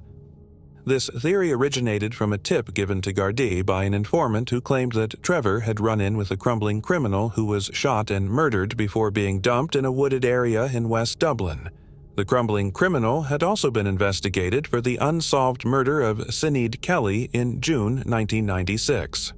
The criminal in question was never publicly identified due to legal reasons. Investigators said the informant himself had no motive for the crime, but didn't hold any serious weight with the tip, despite the fact that the crumbling criminals gang was running a drug and prostitution trade in the surrounding area of Trevor's disappearance at the time he was last seen. Nevertheless, Gardaí eventually took this information under consideration and dug up a 3-acre forest in the Chapel leasehold area to look for Trevor's remains. The secret crumbling criminal was eventually cleared after the informant's information was proven wrong, and no traces of Trevor were found in the excavation. Other theories focus on the black-clothed man from CCTV footage, offering a flurry of ideas that he could be a modernized version of the Men in Black conspiracy, and was at the offices that night to talk to Trevor about something supernatural he had witnessed, possibly during his time in Alaska. It would explain Trevor's subtle yet repeated fascination with the Alaskan atmosphere and why the Man in Black followed Trevor home. If the Man in Black did kidnap Trevor, it might back up the complete lack of physical DNA or evidence left behind. It should be noted that the Deely family have heavily denounced this line of thought and does not consider it tangible. In more realistic terms, followers of the case have suggested Trevor was kidnapped and murdered by the crumbling gang that morning, but instead of being buried, he was thrown into a body of water. Gardaí officials have combed through countless rivers, ponds, and canals around the Dublin area, and again have found no clues related to Trevor. It's also peculiar that Trevor's sister, Michelle, called her brother's cell phone over the course of the weekend, in which Trevor was unknown to be missing, and the cellular emitted a series of rings rather than go straight to voicemail. This hints that the cell phone died before it was potentially destroyed, and either Trevor or his kidnapper had access to it for up to 48 hours past 4:15 a.m. on December 8, 2000. A case like Trevor Denny's with infinite pathways, but zero destinations is incredibly difficult to conclude. However, there are just enough holes in the profile to poke through with calculated observations. These anomalies, combined with the CCTV, leads us to believe that Trevor knew something he shouldn't have, was followed by people he shouldn't have known, and he realized it and was eventually taken away against his will. What exactly this information was, or who exactly the people it was connected to, is impossible to crack, but without a doubt, it probably centered around illegal practices of a criminal nature. It was the type of forbidden knowledge that led to him being hunted down, kidnapped, and murdered. The first big piece of this conclusion is the conflicting information given by Trevor himself, specifically the two-faced schedule he gave to both his parents and his friends. After returning from Alaska, he told his parents he wouldn't be coming back home to Nace the following weekend so that he could finish some Christmas shopping. At the time, he made plans with friends Glenn and Conleth to get drinks that weekend at Thomas Fletcher's Pub, a local bar in his hometown. While it could have been an honest mistake or intentional to avoid talking to his parents about Alaska, it kind of feels like Trevor wasn't telling the truth to either party. He might have had his own agenda over the weekend, maybe to take care of the issue at hand, and led both his friends and families astray. In fact, his absence at the pub was regarded as a normal occurrence by Glenn and Conleth, as neither felt worried or even bothered to contact Trevor when he never showed up for drinks. In addition, Trevor displayed a few moments of subtle nervous behavior after his return from Alaska. Besides mismanaging the information he gave up about his weekend plans, Trevor's actions the hours before his disappearance strike us as odd. For example, when Trevor walks up to Gate 2 at Bank of Ireland and speaks to the black-clothed man, he spends little time engaging with him and enters the building soaking wet, seemingly in a hurry to get home. However, instead of grabbing the umbrella and departing, Trevor asked the night shift employee Carl Pender to share a cup of tea. When Carl asked for a few moments to finish his task, Trevor didn't leave. Instead, he logged onto his computer and performed unknown actions, as if waiting for something to happen and pass the time. Then, when Carl was available, the two shared hot beverages and conversed about nothing in particular for 10 minutes before Trevor finally left. This entire exchange is very odd. Why spark up conversations with a colleague at work on a Friday night at almost 4 a.m? And when you find they are busy, why get on the computer and mess around as if it's a dire meeting only to chit-chat aimlessly for a few minutes? What did he do on the computer, and what did he and Carl discuss? Carl does not remember the details, but is certain it was not an emergency or dire conversation, and that Trevor was also in a stable mindset and not drunk like people assume after the evening of drinks and parties. The entire 25-minute episode seemed as if Trevor had something bothering him, most likely stemming from the sudden appearance of the man in black outside waiting for him. There are also a few pieces of the puzzle that were either ignored or poorly investigated altogether, with very little information being released by officials afterwards. First, the electricity being out at Trevor's apartment complex on the day he disappeared feels more than coincidental. He called in maintenance to fix the issue earlier in the day, and it seems that they do by the time he arrives home from work, but why or how? The flat's lost electricity is never explained and possibly never investigated in the first place. It would be fascinating to hear from other people living in the complex at that time, to hear if they remember the power going out, or if they saw any suspicious figures hanging around the building's electrical panel in the days prior. Not only that, but the apartment in general was never completely ruled out as being the last place Trevor visited. Guard officials believed he never went home that night, but we have no recorded information about the state of Trevor's flat, and if there were signs of a struggle, an intentional leave, or DNA forensics. Secondly, Gardet claimed they searched Trevor's computer and email for any evidence and came up empty-handed. However, analyzing audiovisual systems was not as thorough in the year 2000 as it is today, and another debrief of Trevor's internet history could prove useful if released to the public. Trevor's was a technical mastermind anyway, so it is possible he hid any sequence out of reach to the local government shoddy computer searches. Third, it's infuriating to think police let Trevor's last known bit of communication get deleted without second thoughts. Trevor was confirmed to have called his friend Glenn at 4:05 a.m., and according to Glenn, left a voicemail that said little besides that he'd call again soon to talk and catch up on recent events. Investigators thought this to be a routine message, and after Glenn agreed, there was nothing out of the ordinary to his ears. Gardet allowed Glenn to delete the message. This is gross negligence by police in missing person cases. Any bit of communication left by the victim needs to be preserved. Even if it was a 5-second hello and goodbye, you never know what could be extracted from the background. Every piece of evidence deserves its due diligence and to be put under a microscope. So, while it probably had no effect on the search for Trevor, its absence from public access and 100% clarity leaves a tiny hole in the case. Finally, we must address the two supposed colleagues of Trevor who appear in the newly released CCTV footage screenshots.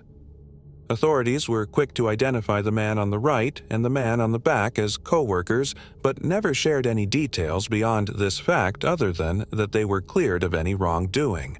So, who were they exactly? What are their names? What are they also doing at work at 3:40 in the morning? Did they accompany Trevor from the Christmas party back to work to make sure he arrived safely? If so, why do they stand so strangely in the frame, positioned in a bizarre manner as if they are waiting and looking at Trevor with a bit of shadowy intimidation? And if they were waiting, why did they leave prematurely? Did they know the first man? Did they confront him, or are they able to identify the mysterious figure? It's mind-boggling to think that they were ruled out despite appearing in the most mysterious question-peddling piece of evidence, which is missing critical segments in the first place. When did the second and third subjects leave? Where does the first man go? Do they converse? This footage is sadly unavailable and could have been destroyed from the time of origin. It's quite possible the two colleagues were interviewed and provided alibis and explanations, but without documented proof, it's hard to accept such leniency. In the end, taking into consideration Bank, and asked Trevor if they could talk before he went inside. Office with Carl. Meanwhile, Trevor's fellow colleagues stopped by to check on his well-being, and when the man in black told them Trevor had gone inside for a while, the co-workers decided to leave not long thereafter. Trevor then came back outside to an abandoned gate too, and went about his business ignorant to the black cloth man following behind him discreetly. This man, or his potential associates, confronted Trevor again at his flat since his roommates were away on holiday. There were probably other people with the man back at the apartment as backup, and were probably responsible for the electrical outage at the complex. When Trevor insisted his innocence, the man realized it was too late for such a plea, and Trevor had to go before he revealed what he possibly knew. Trevor was then kidnapped, kept alive somewhere for a period of time before a homicide, and eventually disposed of in a place where he wouldn't be recovered, probably out of the country or in the surrounding areas. Like all unsolved cases, Trevor Dey's is truly one left up in the air. This conclusion takes into account all of the investigation's strengths and weaknesses and attempts to build the most likely, if not fully conclusive answer. Since the restored CCTV footage was released in 2015 and the false alarm search at the chapel's Odd Woods, no new leads have been unearthed. However, Guardian officials did release a statement in December of 2018 that they would be going back to unidentified human remains still in storage to utilize breakthrough DNA technology and test the pieces for any trace of Trevor. If anything, it provides a newfound hope for the Dey family, who have over the years refused to consider conspiracies and simply ask that Trevor's fate be solved. Whether that means a body or not, they just want something concrete. Sister Michelle Deely was quoted in the Irish Times saying, "I don't believe people vanish. It makes no sense to me. It actually starts to hurt your brain when you think about it." She, along with her parents, siblings, and Trevor's friends, just want closure and for the 18 years of nightmares to finally end. It's ordinary people like us who can take on these challenges and help combat the growing number of missing persons cases. We wouldn't report on this if we didn't believe it could remind the world, spread awareness, and potentially uncover a new clue or lead that might bring us closer to the truth. It's crucial not to forget that before this case went cold, Trevor was a human being, a man with a future in technology, community, teamwork, and resourcefulness. He was infectiously friendly, with a positive attitude that left a lasting impression on his peers, always spreading good. His dedication to problem-solving and compassion touched countless lives, and we hope that impact will continue to influence others soon. Until then, the search for answers continues as we push for clarity and fight to uncover the truth behind the disappearance of Trevor Deely and the mystery of the men in the shadows.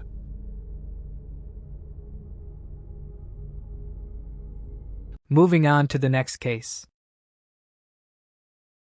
Britney Wood. On the evening of May 30th, 2012, 19-year-old Britney Wood dressed up and left her mother's home in Mobile, Alabama, sometime between 7 and 7:30 p.m. Everyone assumed she was heading to visit a friend, but the truth was much darker. Unbeknownst to those around her, Britney's real destination was her uncle, Donnie Holland's home.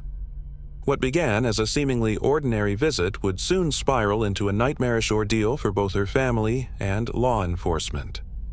2 days later, on June 1st, 2012, the police made a chilling discovery.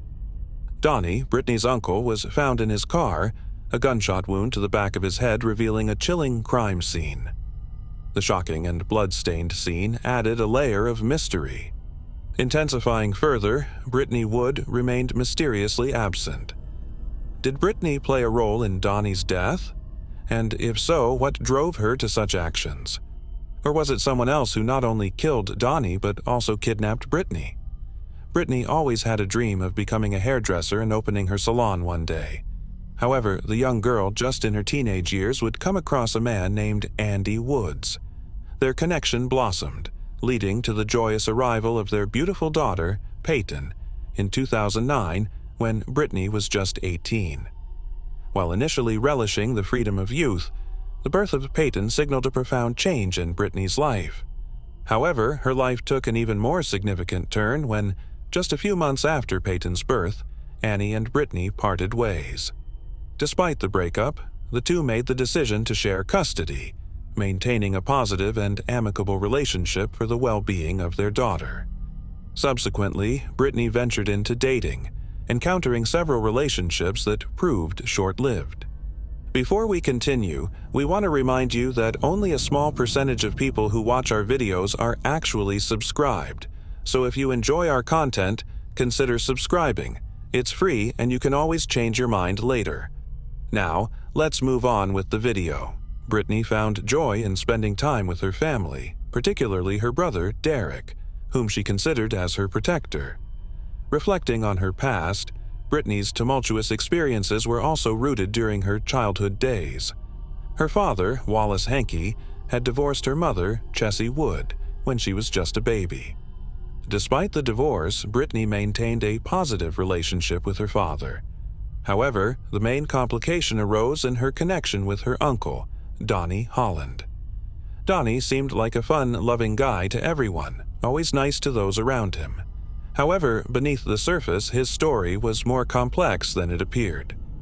At the time of his death, Donnie was actually under investigation for his alleged involvement in a child abuse ring, which extended to include other family members, even reaching members of Britney's household. Now, is there a connection between everything that transpired in the past leading to the ultimate death of Donnie and Britney's disappearance? On the evening of May 30th, 2012, Britney left her house around 7:30 p.m. with her family, assuming she was visiting a friend. Despite attempts to contact her later that night, they couldn't reach Britney. The family, accustomed to her spending days with her friends, didn't initially suspect anything was amiss. However, unbeknownst to them, this was not just one of those nights. As Britney's whereabouts remain unknown, a chilling revelation awaited the family 2 days later, on June 1st, 2012. Donnie Holland, Britney's uncle, was found in his car with the engine still running, left in a secluded area overlooking the Fish River. He had a gunshot wound to the back of his head, behind his ear. He was transported to a local hospital, but had passed away. Upon learning this distressing news, Britney's family attempted once more to contact her and share the tragic information. Unfortunately, their attempts were in vain, as her phone remained unresponsive, indicating that it was dead. When they were unable to locate Britney at her usual hangouts, the family grew increasingly concerned. In response, they swiftly headed to the Mobile County Police Station and filed a missing person report. This set off a series of investigations encompassing both Donnie and Britney. Now, at the crime scene, the police conducted an exhaustive search for any evidence that could swiftly solve the case. Their thorough sweep revealed a small gun and a phone battery inside the car. While at the hospital, Britney's mother, Chessie, mentioned that bags had been placed on Donnie's hands, presumably later for testing for gunshot residue. However, it remains unclear why these bags were removed without undergoing testing. In addition to the investigation, the police interviewed Donnie's wife, Wendy Holland, and their friend, Jennifer Gonzalez Moore, the individuals who discovered Donnie's body. They reported that Donnie was still gurgling blood when found approximately a mile away from the main road. The specifics of the interrogation, including whether Donnie was alive or not and the reason for their search, remain undisclosed. However, there was a significant suspicion that Wendy might be somehow connected to this incident. The police gathered the phone battery and the gun, presuming it to be the weapon used to shoot Donnie. However, a surprising turn of events occurred when Britney's best friend, Tiffany Bailey, confirmed that the gun belonged to Britney. Tiffany revealed that Britney had purchased the gun for protection shortly before her disappearance. With suspicions running high, questions arose about whether Wendy and her friend were involved or if Britney played a role. However, another perspective on this story was yet to be explored. At the time of his death, Donnie was under investigation for his alleged participation in a troubling child abuse ring that implicated several of his own family members. A mere 30 minutes before his scheduled meeting with the investigators to discuss these allegations, he succumbed to a fatal gunshot while seated in his vehicle. Eric Winberg, a former detective with the Baldwin County Sheriff's Office, posited the belief that Donnie likely anticipated arrest and, as a result, took his own life shortly before the planned police meeting. Amidst the suspicions and assumptions, the quest for truth began.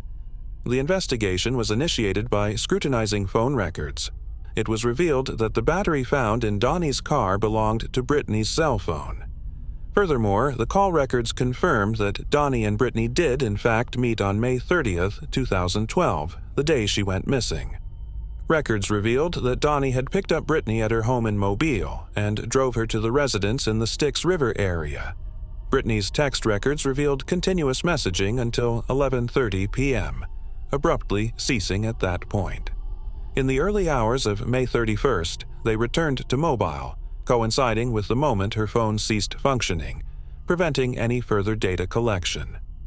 Fueled by these revelations, the police force took drastic measures in their pursuit of Britney. A widespread search ensued, mobilizing volunteers, the search and rescue unit, helicopters, dogs, and boats. The operation spanned a 5-mile radius around the Styx River Basin, the last location where Britney's phone had pinged. Despite numerous interviews with her friends and family, the exhaustive efforts yielded no trace of her whereabouts. Meanwhile, Britney's daughter also longed to see her mother. However, faced with the failed search for Britney, the focus shifted back to Wendy. Police noted that on the day Donnie was discovered dead, Wendy was observed deleting items from Donnie's phone, suggesting an attempt to conceal something. Initially overlooked, this action gained significance as the investigation hit a dead end, prompting the police to turn their attention back to Wendy. The DNA results from the car yielded no conclusive evidence, and the case reached a standstill. Soon, no further evidence surfaced to link anyone to the murder of Donnie Holland. Consequently, the case was closed, officially declaring it as a suicide. The decision to close the case as a suicide sparked controversy and raised many questions. Becca Johnson, a private investigator actively involved in the search for Britney Wood, expressed skepticism, stating, "Generally, it's 4 to 5 hours till unpreserved gunshot residue is gone. And, hands and bags, it's being preserved. So I don't understand why that wasn't done, even if they thought it was an apparent suicide."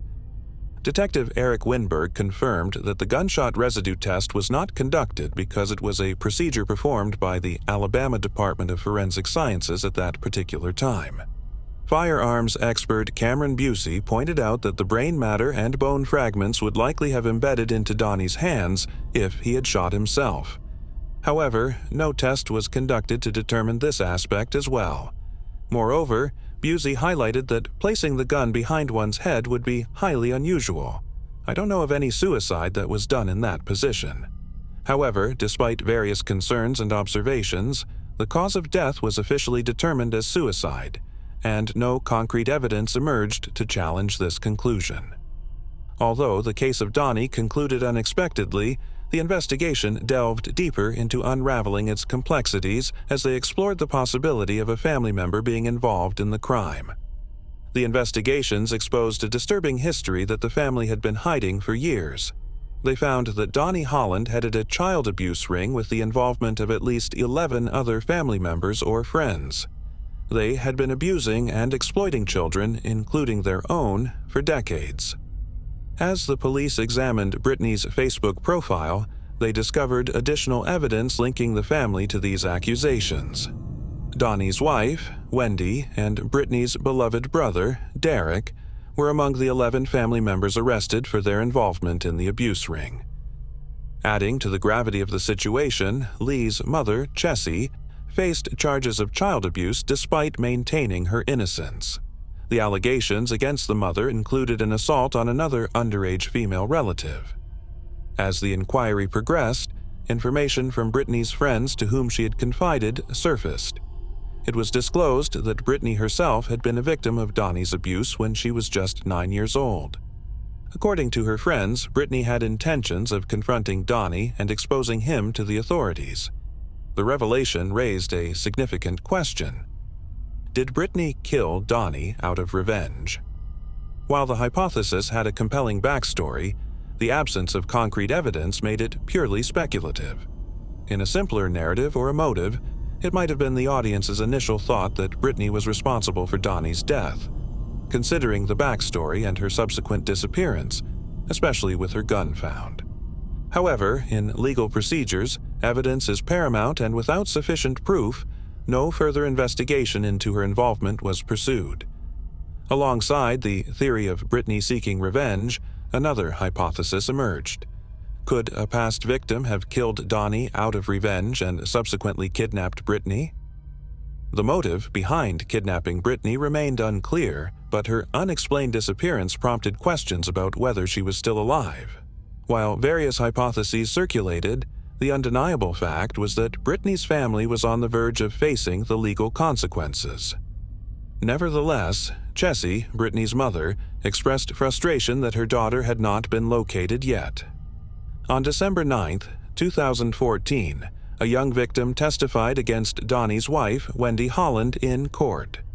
The testimony included the harrowing account of the victim's earliest memories involving abuse by adult relatives, one of whom was the defendant, Wendy Wood Holland, who was 35 at the time. During the largest case in Alabama, which involved the prosecution of 10 individuals, the teen girl testified that their relatives often engaged in adult group activities, mentioning that Britney Wood was sometimes involved in these activities. Prosecutor Teresa Hines asked how often such things occurred. "It happened a bunch," she replied. a man who later pleaded guilty, testified that he once participated in a six-way inappropriate encounter with a group of relatives, including the girl and Wendy Holland. Britney Wood's 23-year-old brother, Derek Wood, pleaded guilty to engaging in inappropriate activities with the victim in Wendy Holland's case. He mentioned that he had such inappropriate interactions with Wendy too many times to count, starting at around the age of 13. Derek received youthful offender status for his case, which was sealed, and he spent 3 years incarcerated. Britney's mother, Chessie Wood, who also faced charges related to a child abuse crime, arrived at court with her son, but was not allowed inside as she is a defendant in a related case.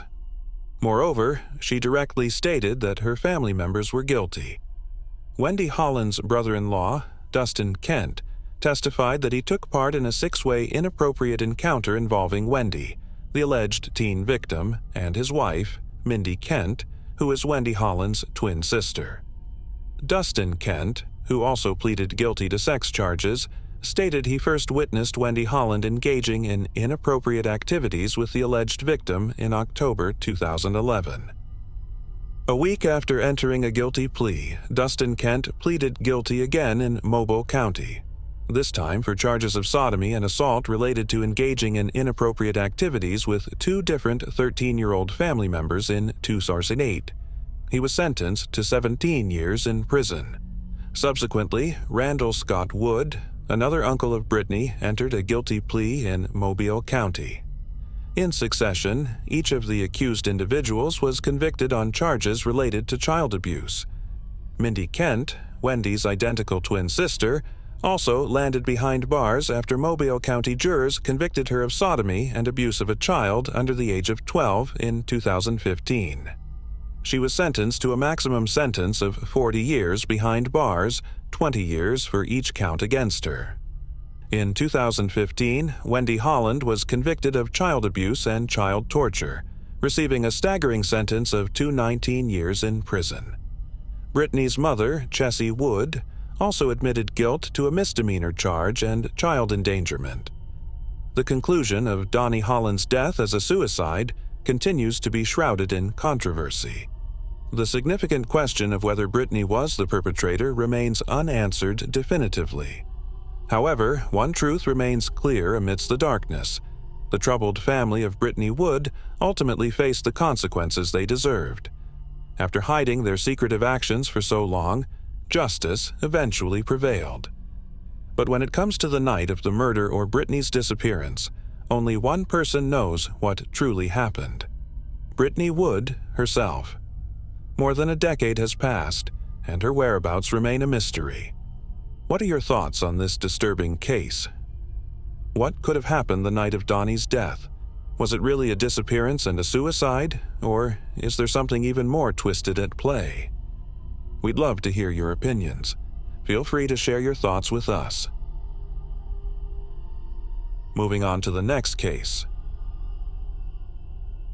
Camp Scott.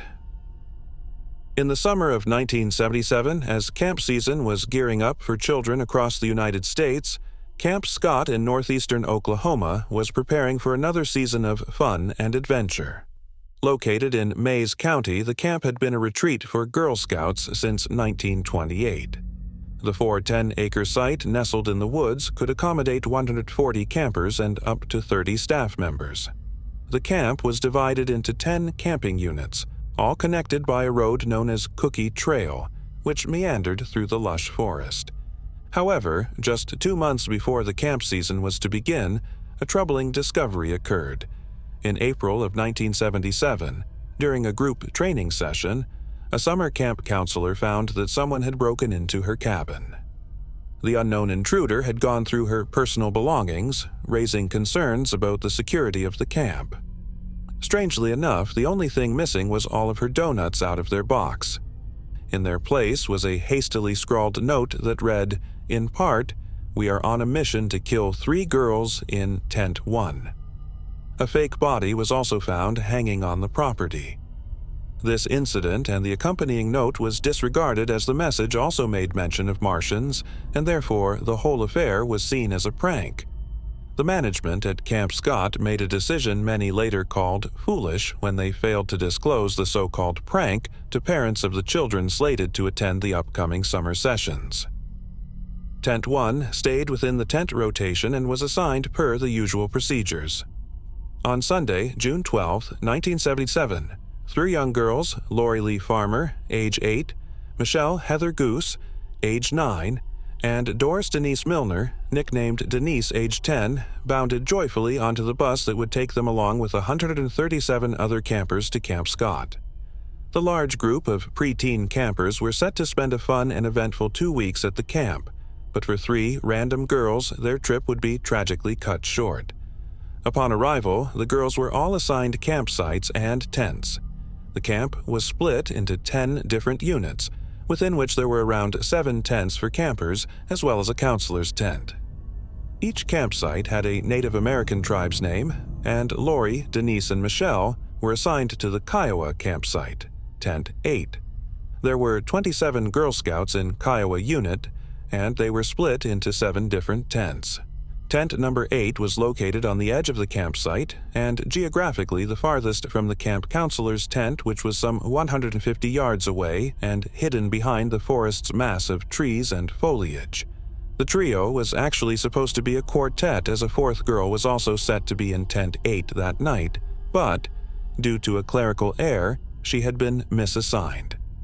The unnamed 4th girl was meant to be moved to Tent 8 that very evening, but due to an impending thunderstorm, the camp counselors decided to postpone the move, thus unknowingly saving that girl's life. At 7 p.m. the night of June 12th, the storm was in full force, but the girls were warm and happy, acquainting themselves over dinner in the dining tent. After eating, they, along with the rest of the brood, walked to their tents to retire for the night. That evening, after returning to their tent from dinner, the girls wrote letters to their families at home. 9-year-old Michelle writes, "Dear Aunt Karen, how are you? I am fine. I am writing from camp. We can't go outside because it is storming. Me and my tent mates are in the last tent in our unit. My tent mates are Denise Milner and Lori Farmer. My room is shades of purple. Love, Michelle." Lori writes to her family in part, "We're just getting ready to go to bed. It is 7:45. I couldn't wait to write. We're all writing letters now because there's nothing else to do. But it is perhaps Denise's letter that seems the most haunting, as she was already uneasy about her impending 2-week stay. I don't like camp. It's awful," she writes. "Mom, I don't want to stay at camp for 2 weeks. I want to come home and see Cassie and everybody." These letters would be the last written words of these precious and innocent girls. Carla Wilhite, a university student working at the camp, later testified that around 1:30 a.m. in the early morning of June 13th, she heard what she described as guttural, moaning sounds at a cross-section of trails leading towards the showers. She swept her flashlight across the campsite as the noise started up again, but seeing nothing out of the usual, returned to her tent without alerting anybody else. She later explained that she assumed it was an animal and made the choice not to tell her co-workers because she thought they would be annoyed at having to walk through the cold, damp, dark forest and would think she was not up to the job of being a camp counselor. This choice, she says, would haunt her for the rest of her life. Others at the campsite that night later reported seeing a flashlight bobbing through the woods and also recalled hearing moaning or groaning sounds. At around 2 a.m., a girl in Tent 7 recalls the tent flap opening and a figure with a flashlight standing in the entryway. The girl was one of 4 campers in that tent and the only one awake at the time. She watched silently as the figure regarded the group for a second before closing the tent flap and walking off. The camper was confused and simply went back to sleep without alerting anyone. Between 2:30 and 3 a.m., a nearby landowner later reported hearing a great deal of automobile traffic on his remote road near the camp. At 3 a.m., a girl in a neighboring campsite, the Cherokee camp, heard a scream. She recalls looking at her watch and waking up another girl. They listened for more noises and upon hearing none went back to sleep. At roughly the same time, another girl from another campsite says she heard screams and someone crying, "Mama! Mama!" She, unsure of what to do, did nothing and went back to sleep. At 6 a.m. the next morning, Carla Wilhite, the same camp counselor who had heard the strange sounds in the night, was jogging the path towards the same cross-section of trails that led to the camp showers, which was the same location of the strange noises she had heard the night before. Under some trees, she spotted 3 sleeping bags. Thinking it was leftover luggage from the new campers dropped off the day prior, she began to make her way towards it. Then she saw a body. It was the 10-year-old body of Doris Denise Milner. Carla's screams first alerted the other camp counselors to the gruesome scene, and quickly a crowd gathered. Upon seeing Denise, dead, beaten, bound, and partially nude, the counselors were too fearful to open the other 2 closed sleeping bags, and police didn't even realize that there were 3 victims until authorities arrived on scene and a coroner opened the 2 zipped sleeping bags. Authorities would testify that the other 2 girls, Lori and Michelle, were both bound with elastic bands in their respective sleeping bags, both in fetal positions and wrapped in bloodied bed sheets. Both girls had died of blunt force trauma to the backs of their heads, seemingly while they were still sleeping inside the tent. Denise, however, detectives surmised had been led away from the tent still alive.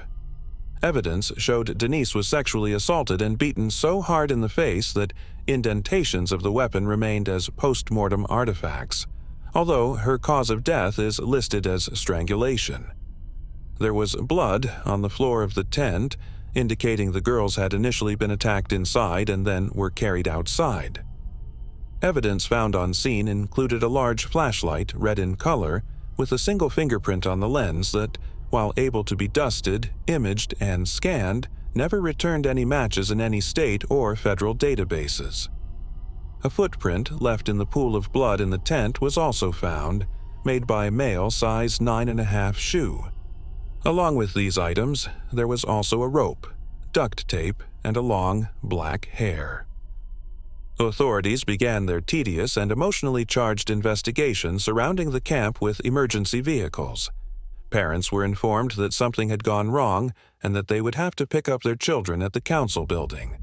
Parents of all 140 campers rightfully panicked and drove to the camp, creating a literal mile-long line of cars backing up into the entrance road known as Cookie Trail, so named for the Girl Scouts' most famous annual endeavor.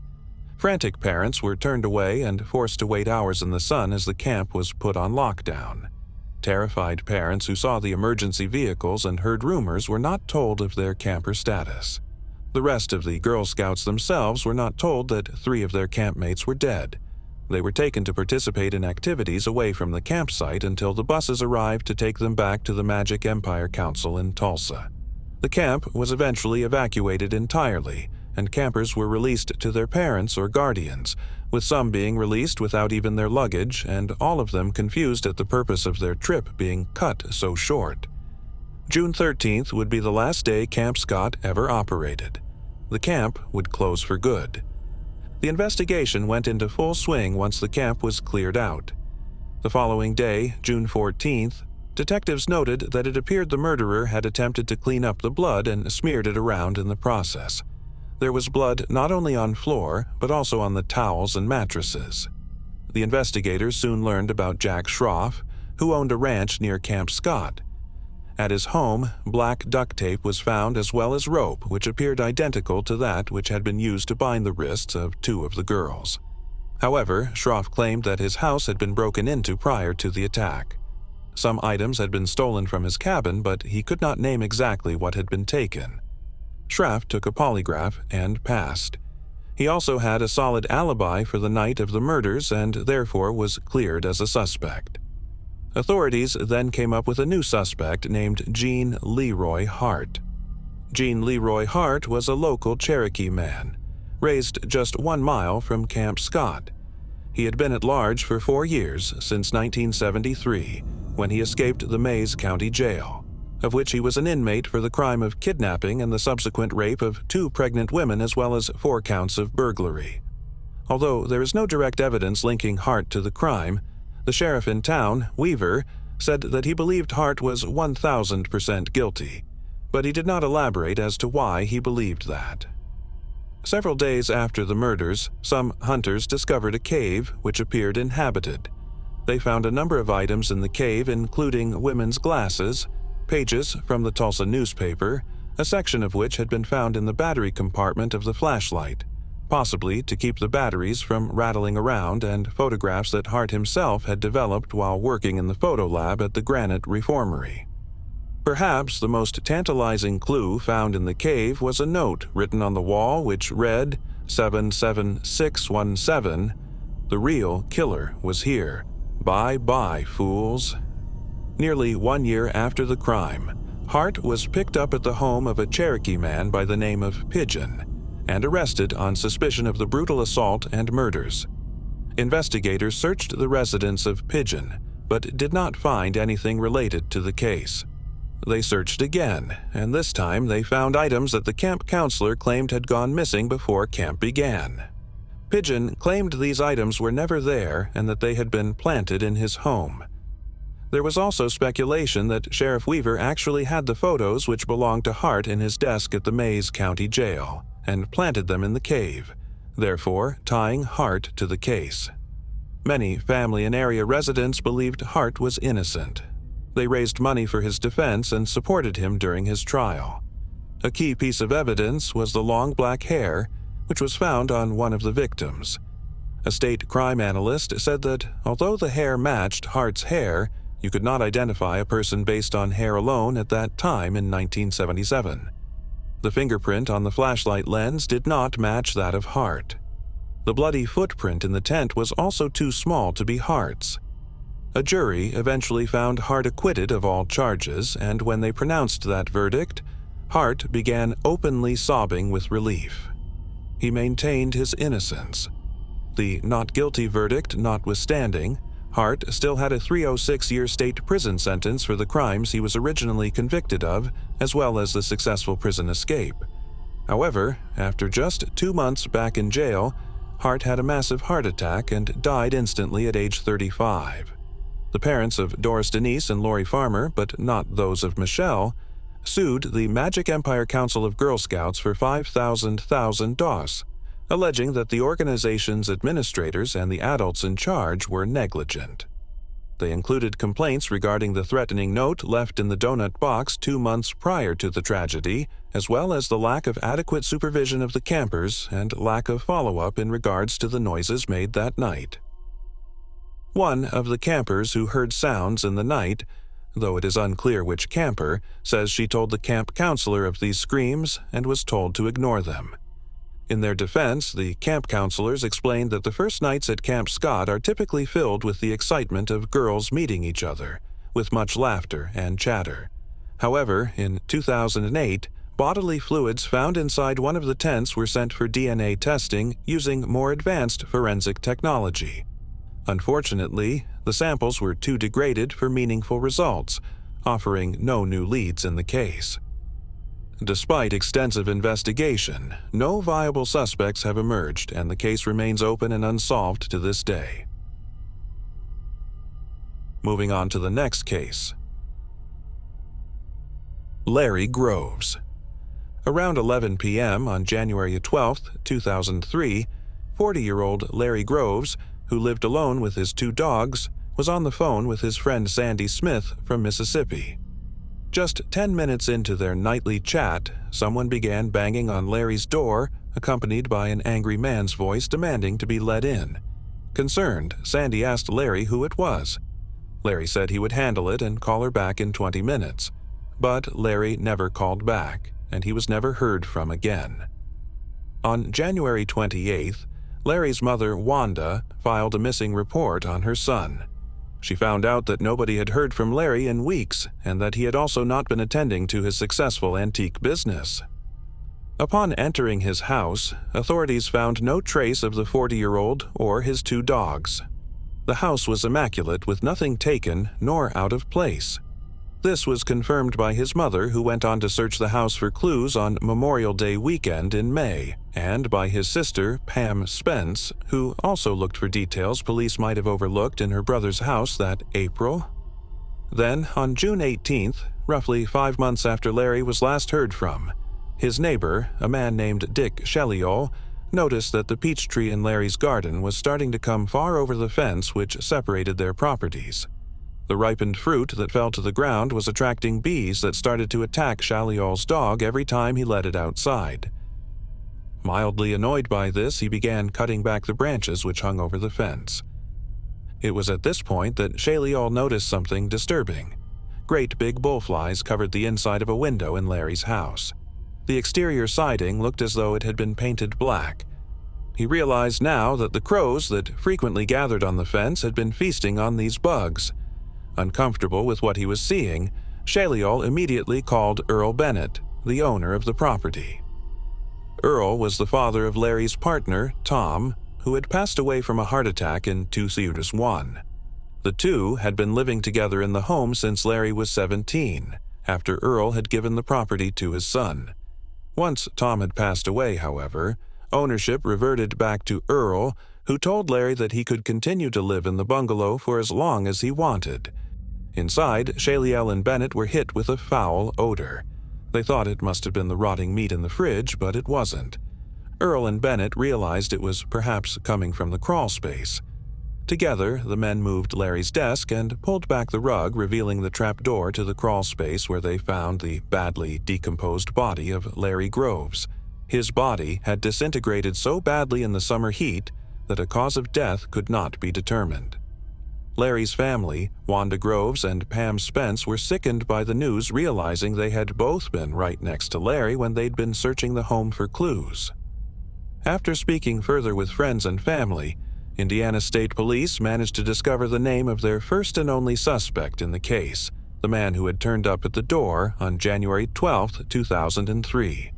On June 18th, that same year, on the same day the body was found, police took this man in for questioning.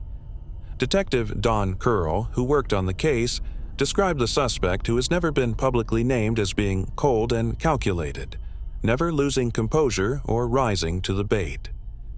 The interview ended with the suspect staying silent until his lawyer arrived after telling police that he had already revealed everything he knew. An article from 2007 stated that police hadn't spoken with the man since this initial interview.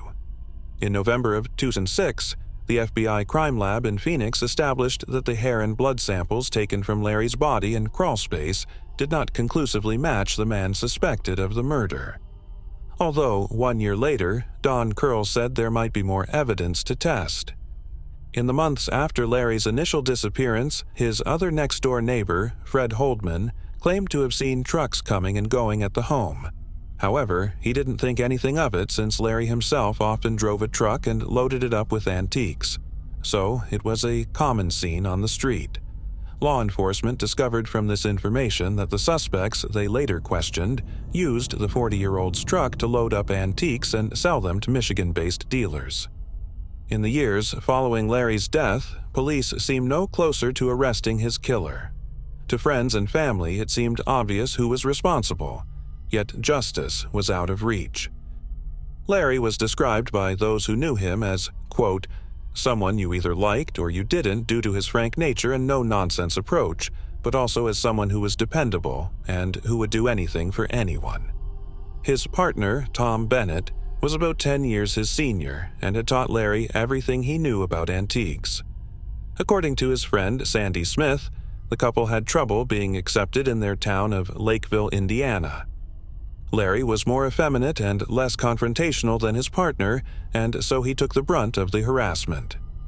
These statements from Sandy have made some online sleuths consider if Larry was the target of a hate crime. It has also been noted whoever killed Larry had to have known there was a crawl space beneath the house, something which even his mother and sister didn't seem to know existed. This line of speculation has led to some questioning the geniusness of Earl Bennett's character.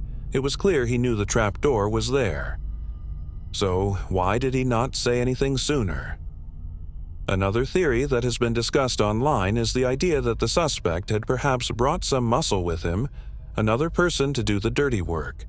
It's possible this person ambushed Larry when he opened the door, and maybe this would explain why the DNA found on the body did not match the police's primary suspects. Many have also questioned what happened to the dogs Larry owned, as they were never located. Dean Rauch, a reporter at the Lunar Echo newspaper in Lakeville, heavily criticized the local community for not caring about Larry's case or finding his killer, blaming this on homophobia. He remarked, "There is no real public outrage. If this were an elderly woman or someone's grandmother, people would be up in arms about this murder. If it were an 11-year-old girl, there would still be yellow ribbons everywhere, but generally no one cares. I think that's sad." Nearly 20 years later, Larry Groves' murder remains unsolved. Moving on to the next case. Margaret and Shauna Tap. The double murder of Margaret Christine Tap and her daughter, Shauna Lee Tap, is one of Australia's most infamous unsolved crimes. On August 7, 1984, the family lived in Ferntree Gully, Melbourne, Victoria, when an unknown assailant broke into their home and savagely killed them. Margaret, a 35-year-old nurse and law student, was beaten and strangled with a length of rope, while her 9-year-old daughter, Shauna, was sexually assaulted and then strangled. The two were discovered the following day, with Shauna's lifeless body found on her bed. The afternoon of August 8th, the boyfriend of Margaret's sister came for a visit as he was passing through the neighborhood. He picked up their newspaper and approached the door. While he knocked, he noticed that Margaret's car was there, so was surprised when no one seemed to come to the door. It wasn't until later in the day, around 6 p.m., when Margaret's date for the night, Jim, came to pick her up, that the bodies were discovered. Jim entered through the back door, which had a faulty lock, when no one answered at the front of the house. Aghast at the scene he found inside, he went next door to the home of their neighbors and called for the emergency services. Upon first glance, investigators thought that the scene looked like that of a domestic violence case. Jim, Margaret's date, was prime suspect number 1 since he was the one who discovered the bodies. And while he was interrogated, his story was found to be sound. He was also later cleared via DNA evidence. Margaret's ex-husband was another obvious suspect, but he had a solid alibi for the night of the murder and was dismissed also. A neighbor reported to authorities that she'd heard muffled screams from the house around 11 p.m., and the people who lived across the road noticed that the Tap's normally quiet spaniel barked and howled around midnight. This at least gave investigators some sort of time frame to work with, but after interviewing Margaret's date and ex-husband, the case trail began to grow cold. Given Margaret's busy social and love life, it seemed that there were just too many different leads to follow, which made it hard for police to prioritize and work them. Not only this, but authorities found little in the way of forensic evidence. They gathered DNA evidence from Shauna's nightgown but found no unknown fingerprints in the house. Dunlop Valley tennis shoe prints were found in Margaret's bedroom and the bathroom. This lack of evidence is perhaps what slowed the case the most, as authorities are widely criticized for their slow progress on the case. It took over 20 years for Margaret's own brother to be ruled out as a suspect, as well as a former colleague of his who is described as a violent man with a record and who once delivered furniture to Margaret's home. A notoriously troublesome family on the street are yet to be cleared. Margaret hired one of the children, a teenage son, to mow her lawn and wash her car, which caused neighbors to warn her off speaking to him as he had made sexually suggestive remarks to other women. More disturbingly, the sister of this young man lived in a caravan beside the house with her boyfriend, who was later jailed for rape. Margaret had also been taking driving lessons around the time of her murder, and her instructor, who had an interest in her, had given her free lessons so he could continue seeing her. Police found his prints in her house, but when questioned about it, he denied ever having been in the home. One suspect in the case of Margaret and Sean's murders was a former senior policeman, Ian Cook, now retired, who knew Margaret's dad and was a friend of the family's. He seemed to be quickly dismissed from the investigation, but Margaret's sister brought up his name the very day the bodies were found. A few days prior, he'd been visiting and brought gifts with him. Cook had allegedly tried to get Margaret to sleep with him, and she was irritated by his unwanted attention. A search of his car turned up a whip and a length of rope, But it seems that no further progress came from this lead. Friends of Margaret's offered up some of the most compelling information when it came to suspects.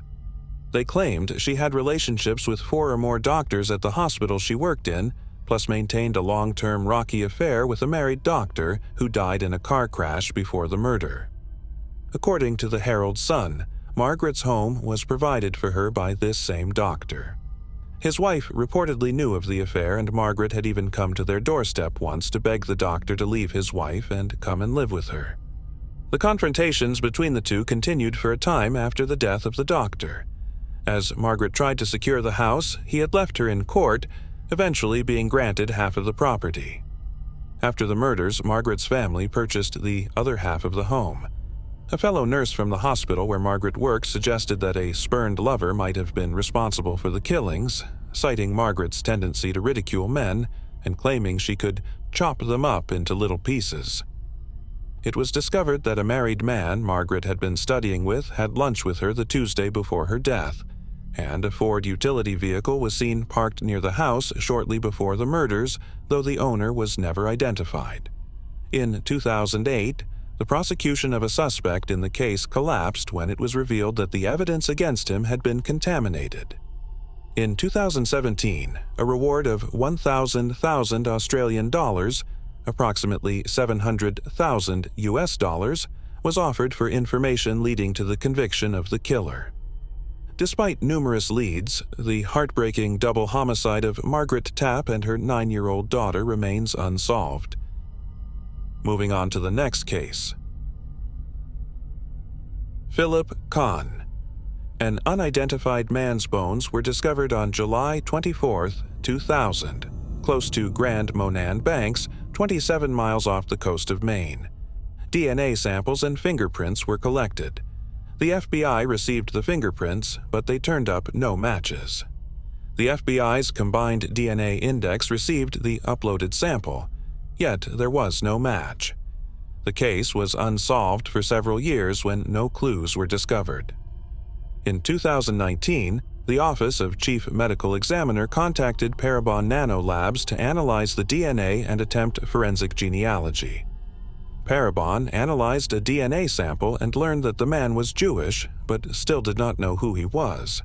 However, in March of 2022, the FBI's Criminal Justice Information Services and Deceased Persons Identification Services Division got involved. The unidentified person's fingerprints were then submitted in May of 2022. On January 11, 2023, it was announced that the remains found belonged to 84-year-old Philip Kahn. The FBI was able to match the fingerprints and dental records to Philip, who had been reported missing in Las Vegas in the year 2000. His next of kin has been notified of the identification. Philip left Las Vegas, Nevada, and landed in New York City in July of 2000. It remains unknown why or how he ended up off the coast of Maine. Moving on to the next case. The Dardeen Family Murders. On November 18, 1987, 29-year-old Russell Keith Dardeen, a treatment plant operator at a lake water facility, failed to show up for his shift. Known for being a reliable worker, his colleagues and boss grew worried when he didn't even call in sick to inform them. Keith's supervisor reached out to both of his divorced parents, but neither had seen or heard from him. Keith's father then arranged to meet with local police to investigate the mobile home where Keith and his family lived. Neither expected to find the truly horrific scene that awaited them. Inside the home were the bodies of Keith's wife, Ruby Elaine Dardeen, their 2-year-old son, Peter, and their previously unborn daughter, Casey. All 3 were tucked up into the same bed. Elaine had been bound and gagged with duct tape, and she and Peter had been beaten to death with a baseball bat found at the scene. The bat was a birthday gift from Keith to his son. It seemed that Ruby Elaine Dardeen, who had been heavily pregnant at the time, had been beaten so badly that she'd gone into labor, delivering a baby girl who was also subsequently murdered like her mother and brother. It was noticed quickly that Keith was not in the home, and that his red 1981 Plymouth car was missing too. Investigators assumed that he had some sort of mental break and was responsible for the horrific slaughter of his family, but his body was found by hunters the following day in a field near the trailer. He'd been shot 3 times and sexually mutilated. The Plymouth was found parked outside the police station at Benton, 11 miles from the home. The interior was splattered with blood. Local police and Illinois state cops worked together on the investigation, with 30 detectives assigned to work the case full-time. 100 people were interviewed, and a man who was taken into custody early on was soon released, although there is little information as to why he was brought in. Another co-worker who'd had a disagreement with Keith was interviewed but dismissed as a suspect. Neither Elaine nor her husband Keith had any alcohol or drugs in their system. A small quantity of marijuana was found in the trailer, but not in sufficient quantity to imply that the couple were dealing drugs, and the police suspected it was possibly inadvertently dropped by the killer. The time of death served to muddy the waters of the case further, as each member was killed within an hour of the other. Elaine, Peter, and Casey had been dead for 12 hours before they were found, whilst Keith had been dead for 24 to 36 hours by the time he was found. Authorities couldn't determine how the murders were carried out, but it was speculated that since the killer had time to tidy up the crime scene and took 3 family members in bed, they mustn't have been in a rush to leave, which led to the idea that perhaps Keith was killed first. As there was no evidence of forced entry, police wondered if the family had been killed by someone they knew. Keith's mother, Joanne, said the increasing crime rates in the area had led to Keith and Elaine putting their mobile home up for sale so they could move somewhere that felt safer, and that Keith especially had become increasingly protective of the family. When a young woman came to the door to ask to use their phone, he refused to let her in. This makes it seem possible that someone the family knew had come to the door and committed the crimes. No valuables were missing from the home and no sexual assaults had taken place, which prompted police to speculate about what could possibly be the motive behind the crime. The Franklin County coroner gave his tour cue by adding that he felt the crime was motivated by personal reasons and was not a random act of brutal violence. Elaine worked at an office supply store, and she and her husband partook in a musical ensemble with a small Baptist church in their free time. There was no evidence of extramarital affairs by either party. By all accounts, they were a happy, well-liked family. Still, given the sexual mutilation and whispers that Elaine's child had been ripped from the womb, drove conspiratorial speculations that the culprits were Satanists active in the area, performing a ritual sacrifice of the family. Police experts on cults disputed this theory by pointing out that there was very little mutilation, no body parts were harvested, and there was a lack of symbolism and lit candles at the scene, which are things common in ritualistic killings. FBI profilers found that the crime scene defied their usual analytical methods and could provide little in the way of new insights and leads. Joanne, Keith's mother, has been a huge advocate for finding answers in the case. She theorizes that the family were possibly murdered in a case of mistaken identity, or maybe someone tried to force her son into doing something illegal, such as selling drugs, and he was killed for refusing. She also speculates that maybe Elaine rejected someone's advances and was murdered in revenge. Joanne works tirelessly on finding new leads, reporting anything she finds to the lone officer still working the case and asking constantly if there's any new movement in it. America's Most Wanted ran a segment on the story in 1988, but the Oprah Winfrey Show declined to run the story on the basis that it was too gruesome for daytime TV. After this point, theories began to peter out. Angel Resendez was considered a suspect at one point in time, but no connection was ever made between him and the murder of the Dardines. Resendez was a particularly violent serial killer who traveled the country by train, chose victims near the tracks, and beat them to death. At some time in the year 2000 or shortly after, serial killer Tommy Sells, awaiting trial for murder, admitted to other crimes, including the needless deaths of the Dardines. However, many find Sells' alleged confession hard to believe for a number of reasons, including that he changed his story numerous times. He first claimed to have met Keith at a truck stop or pool hall. He gave different variations, and after being invited to the Dardines' home for dinner, Sells' anger was triggered by Keith sexually propositioning him. In one version, he says Keith asked him to participate in a threesome with Elaine. Sells then said he forced Keith by gunpoint to drive to the area he was killed in, and then he returned home to murder the rest of the family. In the third version of events as told by Sells, he didn't meet Keith at all, but decided upon seeing the for sale sign outside the Dardine home to knock on the door of the home and pretend to be a buyer. He overpowered Keith and forced him to gag and bind the rest of the family. He then forced the 29-year-old to the area he was killed in and returned to the family home.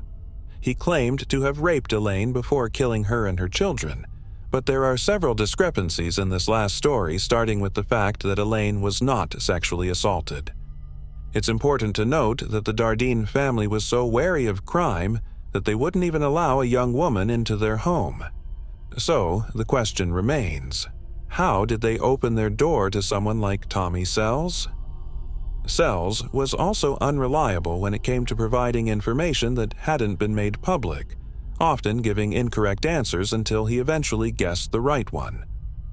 Friends and family find it hard to believe his claims about Keith making advances, as Keith had never shown any interest in other men.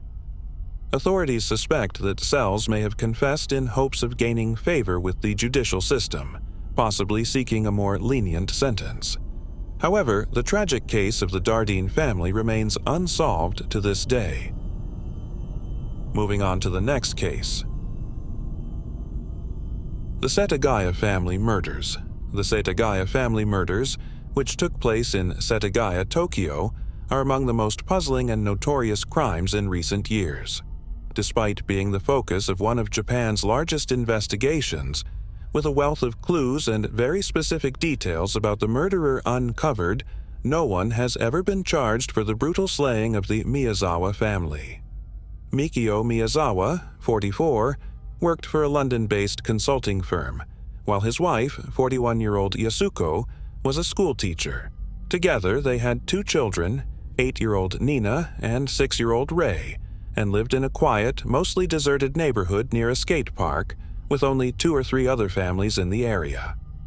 According to witnesses, days before the murder of the family, Mikio was seen arguing with a skateboarder from the nearby busy skate park, while another saw him arguing with a biker gang, although details on this are hazy at best. It was also reported that a car was repeatedly parked outside the house of the Miyazawa family. And on the night of the killings around 11:35 p.m., a man was seen hurrying away on a path near the home. It was possibly the killer leaving, although this cannot be said for certain. On the night of December 30th, 2000, around 10:38 to 10:45, the family computer received an email that required a password to open. This is the last time that the family were known to be alive. The next day, Yasuko's mother, who lived next door with several other family members, called the family only to be met with silence. Concerned, she went to the house of her daughter only to find no one came to the door, which was locked from the inside. Using her own key, Yasuko's mother let herself in only to stumble upon a terrifying scene. 6-year-old Ray had been strangled whilst asleep in his bunk bed, while Yasuko, Nina, and Mikio had all been stabbed to death. Strangely, the females in the family had been attacked more savagely long after their death, suggesting to investigators that perhaps this person had a hatred for women. The investigation into the deaths of the Miyazawa family was one of the biggest to be undertaken in Japanese history. Over 246,000 investigators have worked the case, and 12,845 pieces of evidence have been taken and analyzed. Investigators found that the phone lines in the house had been cut, and that the second-floor bathroom window was open, leading to speculation that this was how the culprit entered. It's theorized that Ray was killed first, and that Michio heard some sort of noise upstairs while working in his office and went to investigate when he ran into the killer at the top of the stairs. His body was found at the bottom of them. Yasuko and Nina were found at the foot of the ladder leading to the third-floor loft, and it's believed that they'd likely gone to hide when the killer went for a second knife after damaging his first when he killed Mikio. The most bizarre aspect of the murder of the Japanese foursome is that it seems that the killer hung around the house for hours afterwards. He used the family computer, ate ice cream, drank barley tea, and napped on the couch. He even used the toilet, as investigators were able to collect and analyze feces found, which showed that the day before, he had eaten string beans and sesame seeds. The killer also left behind clothing items and the murder weapons. Only 130 units of the sweater he wore were made and sold, but authorities only tracked down 12 buyers. Most of the brands he wore were from skateboarding stores, and his shoes appeared to be labeled with a Korean size rather than Japanese. The clothing left indicated that the killer was 170 centimeters and of a thin build. A hip bag belonging to the killer was found too, and sand inside it was found to be from the Edwards Air Force Base in California. There also appeared to be some sand from a Japanese skate park, although there's no true clarification on whether it's from a specific skate park or not.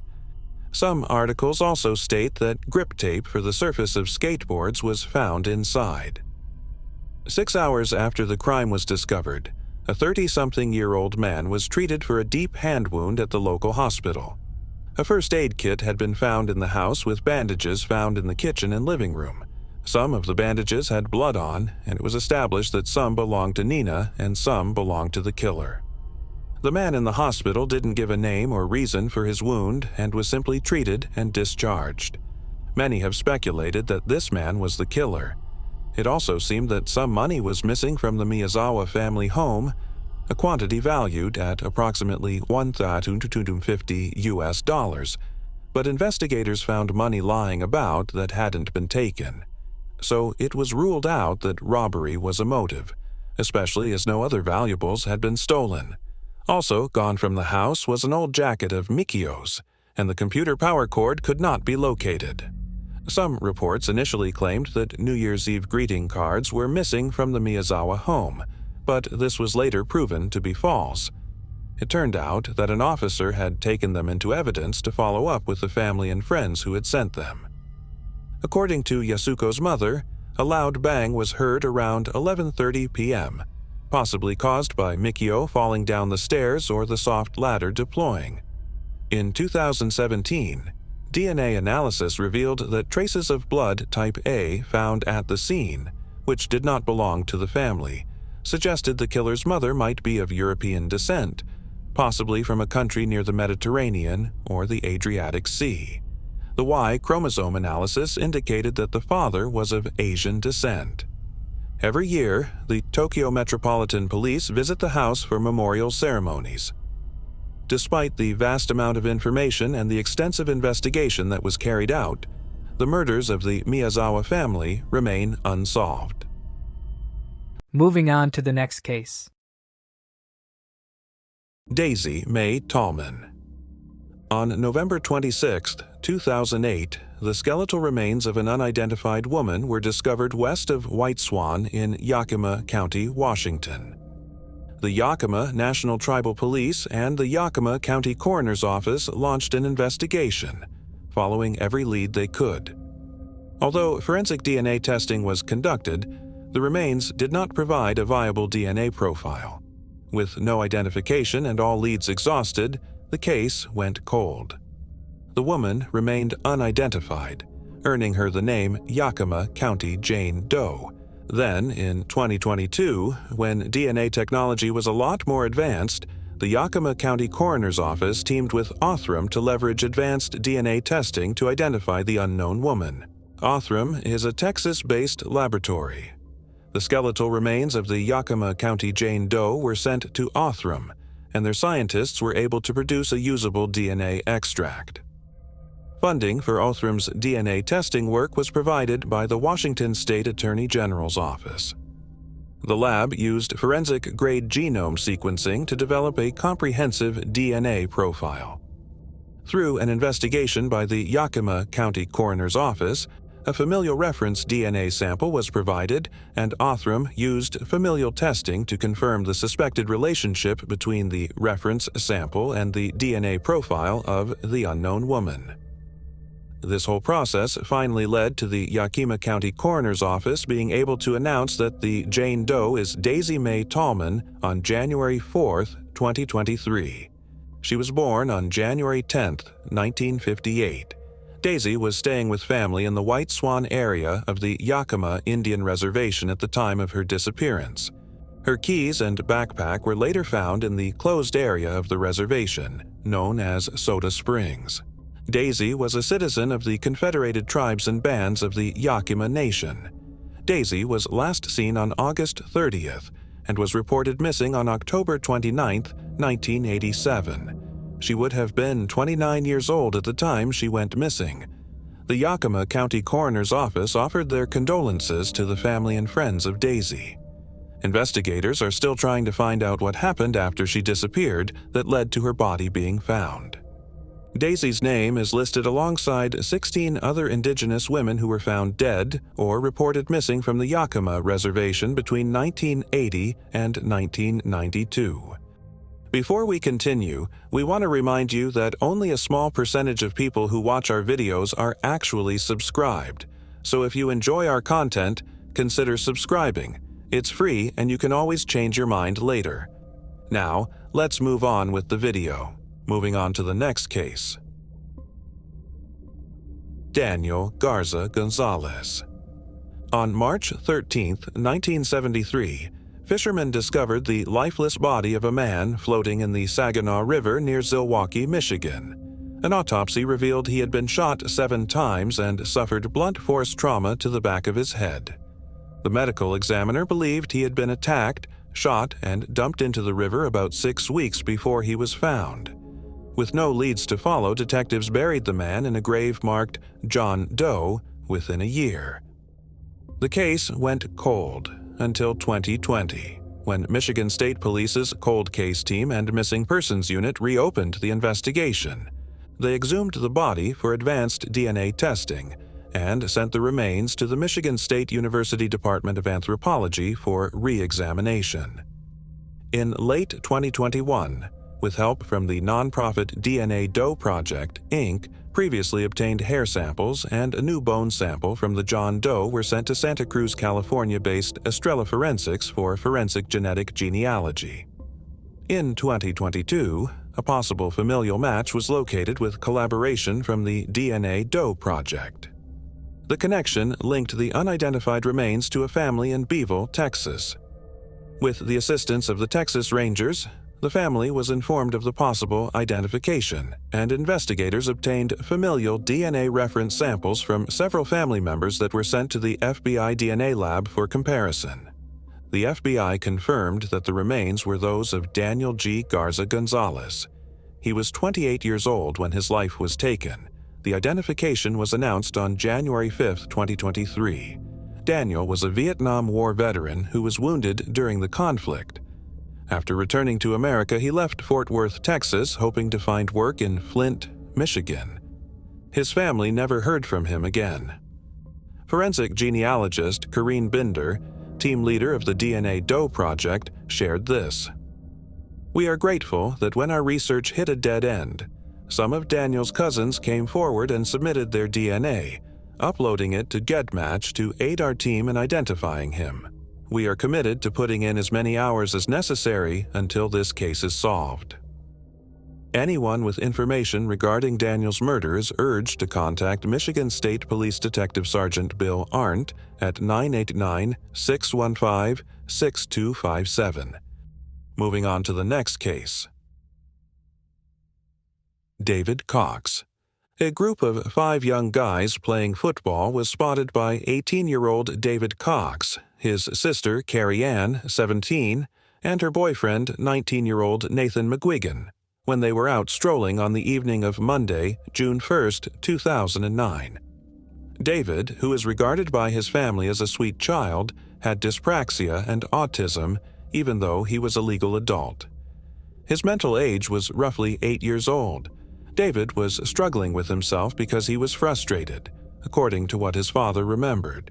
His family had previously relocated from Leicester to Doncaster in order to get away from bullies who were pursuing the 18-year-old. David requested whether he may play football with the bunch of young men since he wanted to join in too, but the men refused to pass the ball to him. After that, there was a fierce dispute that started. Witnesses in a nearby pizzeria reported hearing curses and angry voices. David was called a freak and a strange by the young males. Gasmir Hogser, a pizza restaurant employee, then requested that they all depart. Later on, he would report to the police that David was merely yelling and approaching them. It was merely spoken. "Just pass me the ball," he murmured as he stood up. The 18-year-old started to advance near the group, throwing air punches as he became enraged that no one would kick over the football. At the coroner's inquest, one of the young men, Max Evans, subsequently testified that he had gone to defend his mate, with whom David was becoming close. Although he acknowledged he had struck David, he described the blow as being as light as a tap on the jaw. Carl Reed, a different group member, cried out that David had struck him.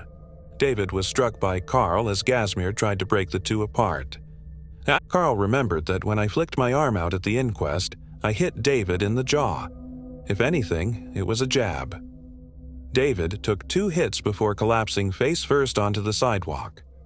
The group of young men who had hit the 18-year-old claimed that he had tripped. Upon seeing the fall, Gasmir, the pizza business employee, said he hit the floor hard. It was a painful tumble. He had his back to the concrete. Then he stood back up. He was unconscious the last time he fell on the back of his head. David died on June 3rd after being kept on life support for 2 days. 3 guys, aged 18 and 19, were detained after he passed away on suspicion of assault. The police then launched a manslaughter investigation. But in an odd turn of events, the CPS chose to withdraw all of the accusations against them, claiming that they had acted in self-defense. October 2010 saw the start of an inquest, but it was postponed after the coroner requested that CPS reevaluate filing charges. Since they said no, the inquest was sent back to coroner Nicola Mundy to be finished. Mundy chastised the group of young men severely, saying that conflicting accounts of what happened had made her job harder. She also said that several of the witnesses seemed to be less than honest and called them self-serving. Mundy came to the conclusion that David had died from the second strike he had taken, noting that the fatal blow had been struck hard enough to bruise deep tissue. David had passed out from the hit. Traumatic-related bleeding was listed as the official cause of death. Friends and relatives of David are startled, grieved, and left without closure by the lack of charges in his case. His mother said, "I believe the police ought to look into this again. For me, the past 2 years have been terrible. No resolution has been reached." Moving on to the next case. Dorothy Ricker. Officers from the Michigan State Police were called to a location near Fox Farm Road in Manistee County on October 27, 1997, in response to a report of an apparent beached woman who was dead and naked. Other than one earring, there was nothing at the time to identify the woman. The woman drowned and seemed to have been an accident according to the autopsy, which concluded she was no longer alive. Detectives from Cadillac Post, the Michigan State Police, and the department's Missing People Coordination Team re-examined the case in September 2020 and excavated the woman in order to do sophisticated DNA testing. For forensic genetic genealogy, bone samples were sent to Estrella Forensics as part of the DNA Doe project. In July of 2021, a possible familial match was located. The names were supplied from the DNA Doe project to the Michigan State Police for vetting. The DNA Doe project uses investigative genetic genealogy, which results in the generation of leads to identify the deceased. The possible connection linked the remains to the Ting family in action, Maine. Familial DNA reference samples from a possible brother were then obtained. Finally, the Michigan State Police announced on January 9, 2023, that the Jane Doe is 26-year-old Dorothy Lynn Thing Ricker. Dorothy was last seen in Wisconsin on October 2, 1997 at 12:30 p.m. by officers with the St. Francis Police Department.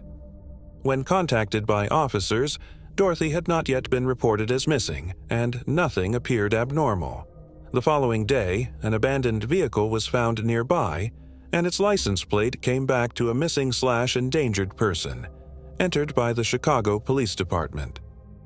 Investigators are currently trying to determine whether Dorothy's drowning was accidental, whether she took her own life, or if foul play is involved. Moving on to the next case. Elsie Marie Baker. An old woman's bones were found buried in a small grave in a rural region close to Grants Pass on June 19, 1986. A used pair of dentures, fabric, and the rubber stoppers from a mobility walker were discovered next to the skeleton. The grave's location had always had a dip in the ground, according to the property owner at the time, who had purchased it 12 years earlier. After the evidence was brought to the Oregon State Medical Examiner's office, it was discovered that the deceased woman was between 62 and 63 years old and had passed away between 15 and 25 years prior to the cemetery being discovered. After several years of investigation, the Josephine County Sheriff's Office was unable to uncover any solid leads in the case. The dentures were investigated in an attempt to identify via dental records, but this also did not lead to anything meaningful for investigators.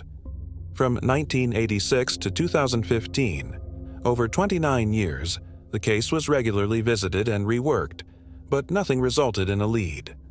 Finally, in 2016, genetic genealogy began to come into play.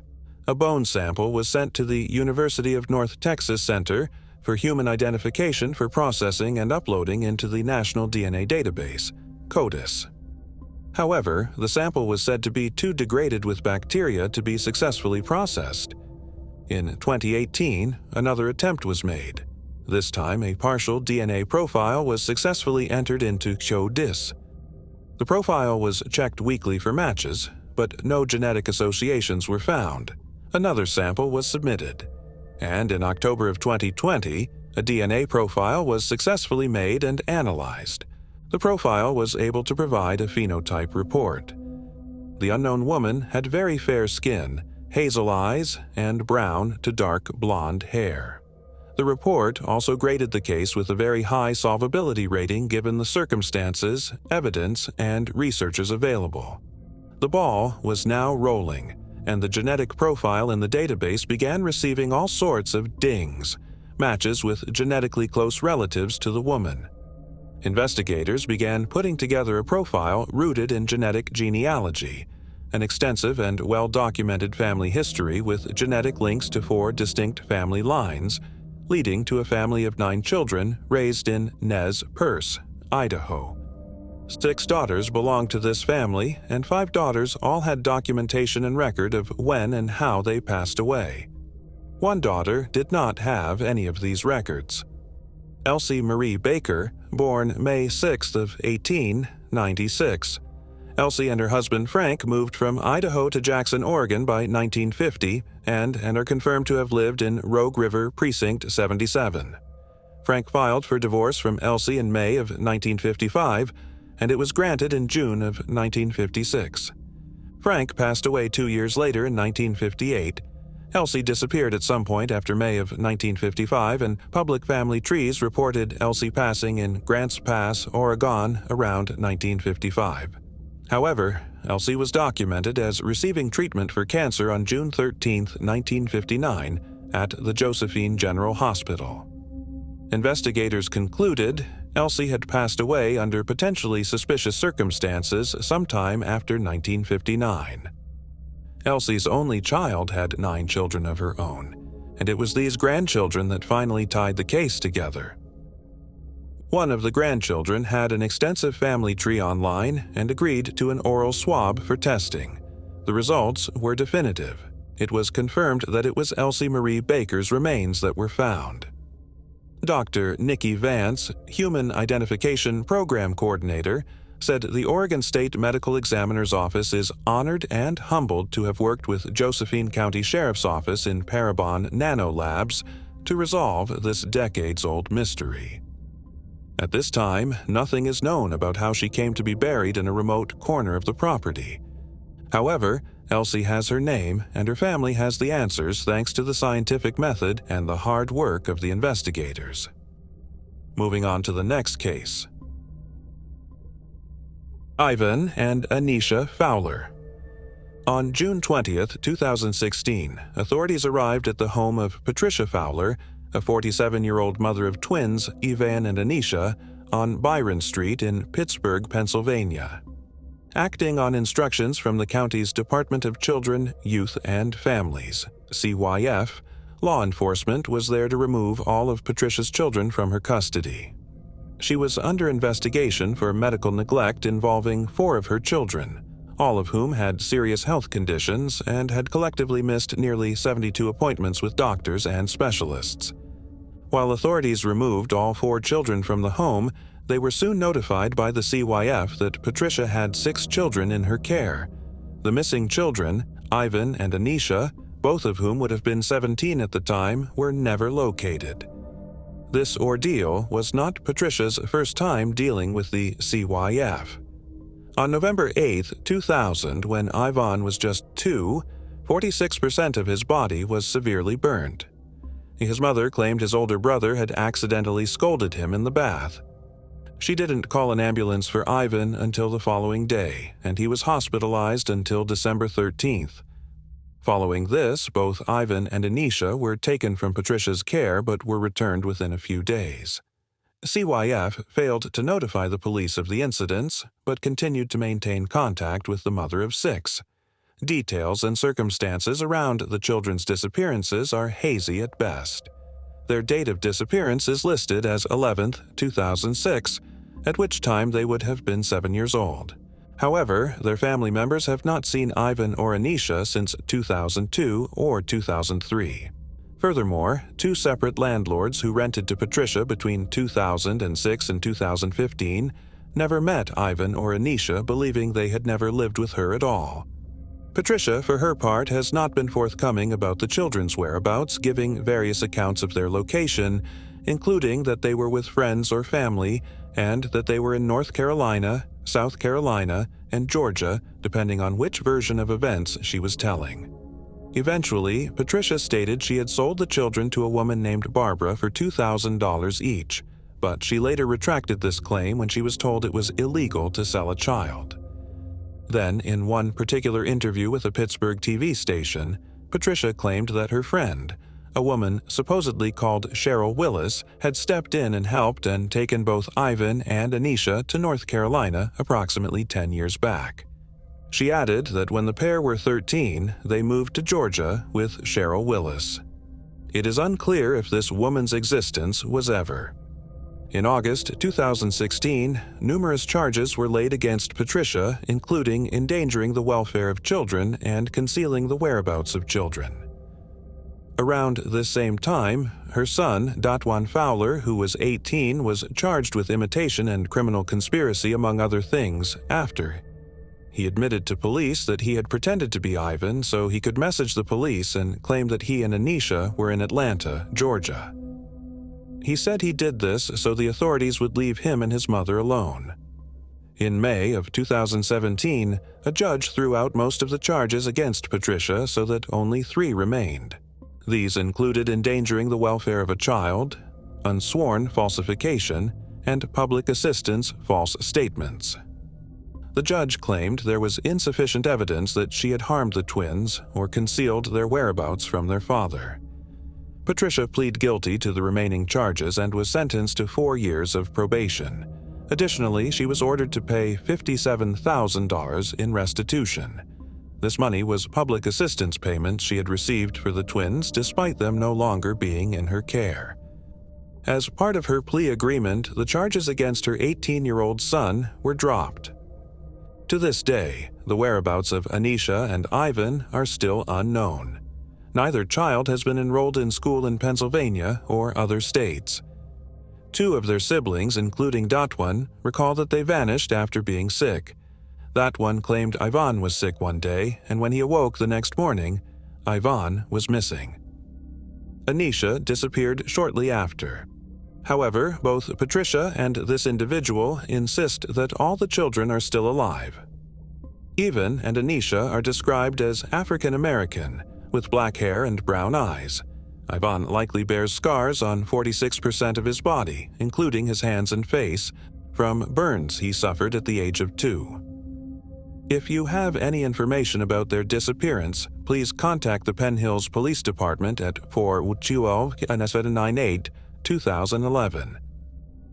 Moving on to the next case. James Wayne Ingersoll. A 39-year-old victim claimed in June 1994 to the Charlotte-Mecklenburg Police Department in North Carolina that she had been assaulted at knife point by an unidentified guy who had broken into her home. Although male DNA was taken from her body and examined, the assailant could not be identified at the time because of limitations in DNA technology. In 2018, more examination of the material was carried out. The 2010 attack in Columbia, South Carolina, was connected to the forensic samples from the scene in 2019. 2022. To identify a person of interest, detectives used forensic genetic genealogy. Forensic evidence was then sent to Othram. Othram scientists used forensic-grade genome sequencing to build a comprehensive genealogical profile for the unknown man. Their in-house genealogy team used a genetic genealogy search to produce investigative leads that were returned to the Charlotte-Mecklenburg Police Department. Investigators continued working the case, and their follow-up investigative efforts led to the collection of a DNA sample from a person of interest. The DNA profile for this person of interest matched the DNA profiles for the unknown subject that were recovered from the 1994 2010 assaults. As a result of years of extensive forensic testing and evidence examination, the Charlotte-Mecklenburg Police Department's Crime Lab and Cold Case Unit identified the suspect as James Wayne Ingersoll. He was born on November 6, 1972. In May 2023, members of the police department's Violent Criminal Apprehension Team located and apprehended Ingersoll in Concord, North Carolina. South Carolina Law Enforcement Division and the Columbia Police Department also assisted. The victims have been notified of the arrest. This case is still being looked at and is currently active. The Public Affairs Office of the CMPD will provide any new information when it becomes available. We are asking anyone with information regarding this event to contact 704-432-TIPS so they can talk to a detective directly. By calling 704-334-1600, the public can also anonymously provide information to Crime Stoppers. The goal of the investigation is to determine whether James Wayne Ingersoll is connected to any other crimes. Moving on to the next case. J.B. Beasley and Tracy Holla. Two vibrant 17-year-olds from Dothan, Alabama, J.B. Beasley and Tracy Holla, had a close connection and lofty goals that were tragically cut short on the dreadful summer night of July 31, 1999. Her name, J.B. Hilton Green Beasley, was a combination of her father, Hilton Lanier Beasley, and his friend, J.B. Green. She was born in the summer of 1982. Early on, J.B. was described as a vibrant and boisterous youngster who was not hesitant to engage and socialize with others. J.B. changed into a smart and attractive young lady as she approached puberty. In addition to being a talented dancer who hoped to earn a college dance scholarship, she was also a popular student at Northview High School in Dothan and had aspirations of becoming a pediatrician. Despite facing challenges, including a temporary falling out with her mother and a custody dispute, J.B. navigated her teenage years with resilience. Tracy Jean Hallett was the oldest child in her family. Known for her caring nature, Tracy earned the nickname Dee Dee for often serving as the designated driver for her friends. Academically exceptional, she was a majorette at Northview High School, consistently making the presidential honor roll. Since the age of 3, Tracy harbored a steadfast dream of becoming a doctor, and she and a friend had already applied to Florida State University. Both young women shared a close bond that extended beyond their school activities. J.B. invited Tracy to a birthday party planned in her honor on the last Saturday before the start of her senior year. The tragic events of that night began when the girls, navigating in JB's Mazda 929, got lost on the way to the party in Headland. Seeking directions in Ozark marked the beginning of an inexplicable and devastating series of events. The night of July 31, 1999 was an evening intended for a celebration as the two teenagers set out in JB's car to attend a field party in Headland in honor of JB's upcoming birthday. Their journey began at 10:05 p.m. as JB and Tracy embarked on the route to the neighboring town. Navigating the curvy back roads, they found themselves lost, ultimately ending up in Ozark, 20 miles north of Dothan. At 11:30 p.m., they stopped at a closed Big Little store in Ozark seeking directions. A woman and her daughter provided guidance, and Tracy used the payphone to inform her parents of their situation, expressing confidence that they would be home soon. Sadly, that call would be the last communication from the two girls. Tracy's mother, Carol Roberts, fell asleep only to awaken at 4:45 a.m. to find no sign of the girls. Discovered crammed unceremoniously into the trunk of a car, the lifeless bodies of J.B. Beasley and Tracy Hallett bore witness to the brutality of their execution-style slayings, each felled by a single 9mm gunshot to the head. Police ruled out robbery as a motive given the untouched belongings in the car. The missing car keys bearing the distinctive block-lettered keychain spelling "hard to get" became a significant puzzle piece. The investigation that ensued was marked by intensity and thoroughness, with law enforcement initially grappling with scant leads. The girls, fully clothed and covered in mud, displayed no clear signs of struggle, adding to the mystery surrounding their demise. Weeks later, a pivotal breakthrough emerged when the state lab revealed traces of male DNA on JB's bra, underwear, and skin, a crucial piece of DNA evidence that would later become the linchpin in solving the case. Despite initial leads leading nowhere, a twist occurred a month after the crime was committed. A man named Johnny Barentine came forward with a confession and claimed to have witnessed a black truck speeding away from the crime scene. Barentine lived in close proximity to where the bodies were found, and inconsistencies arose, casting doubt on his confession. A neighbor he implicated had an alibi, and the male DNA found at the crime scene did not match. Barentine soon found himself arrested as the prime suspect. He would later tell a grand jury that he fabricated the entire thing to get the reward money. The case stagnated for 2 decades with various speculations circulating about the perpetrators. In 2018, spurred by the success in capturing the Golden State offender, investigators renewed their efforts. The evidence was submitted to Parabon Nanolabs, leading to the development of a genetic profile and a groundbreaking identification. Ozark Chief of Police Marlos Walker found himself in a pivotal moment when he decided to submit the collected evidence from the crime scene of J.B. Beasley and Tracy Hallett to Parabon Nanolabs, a Virginia-based forensic technology company. The objective was clear: find the suspect responsible for the case that had haunted the community since July 31, 1999.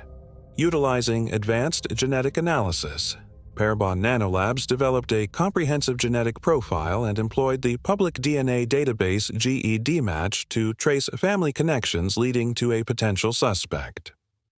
Months later, the breakthrough came. A match was found.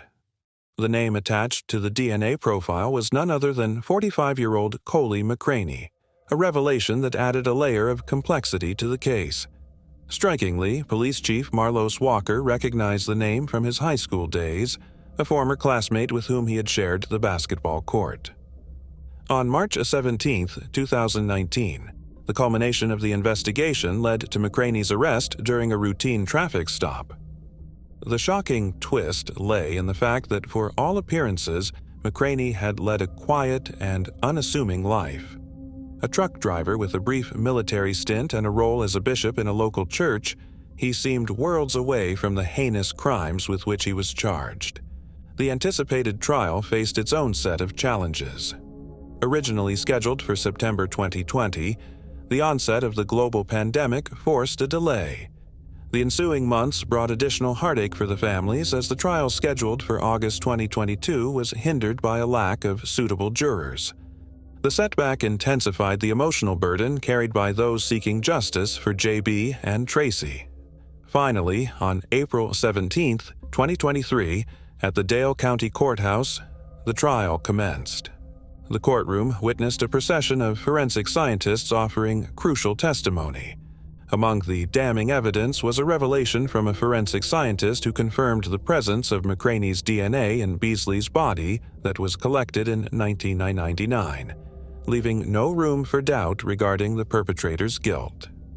McCraney, who had steadfastly maintained his innocence since his arrest, underwent a surprising transformation during the trial, and in a turn of events he presented a different version of the night's events. He testified that he and J.B. Beasley had arranged to meet at an Ozark gas station at 10 p.m. on July 21, 1999, a claim that contradicted the prosecution's narrative.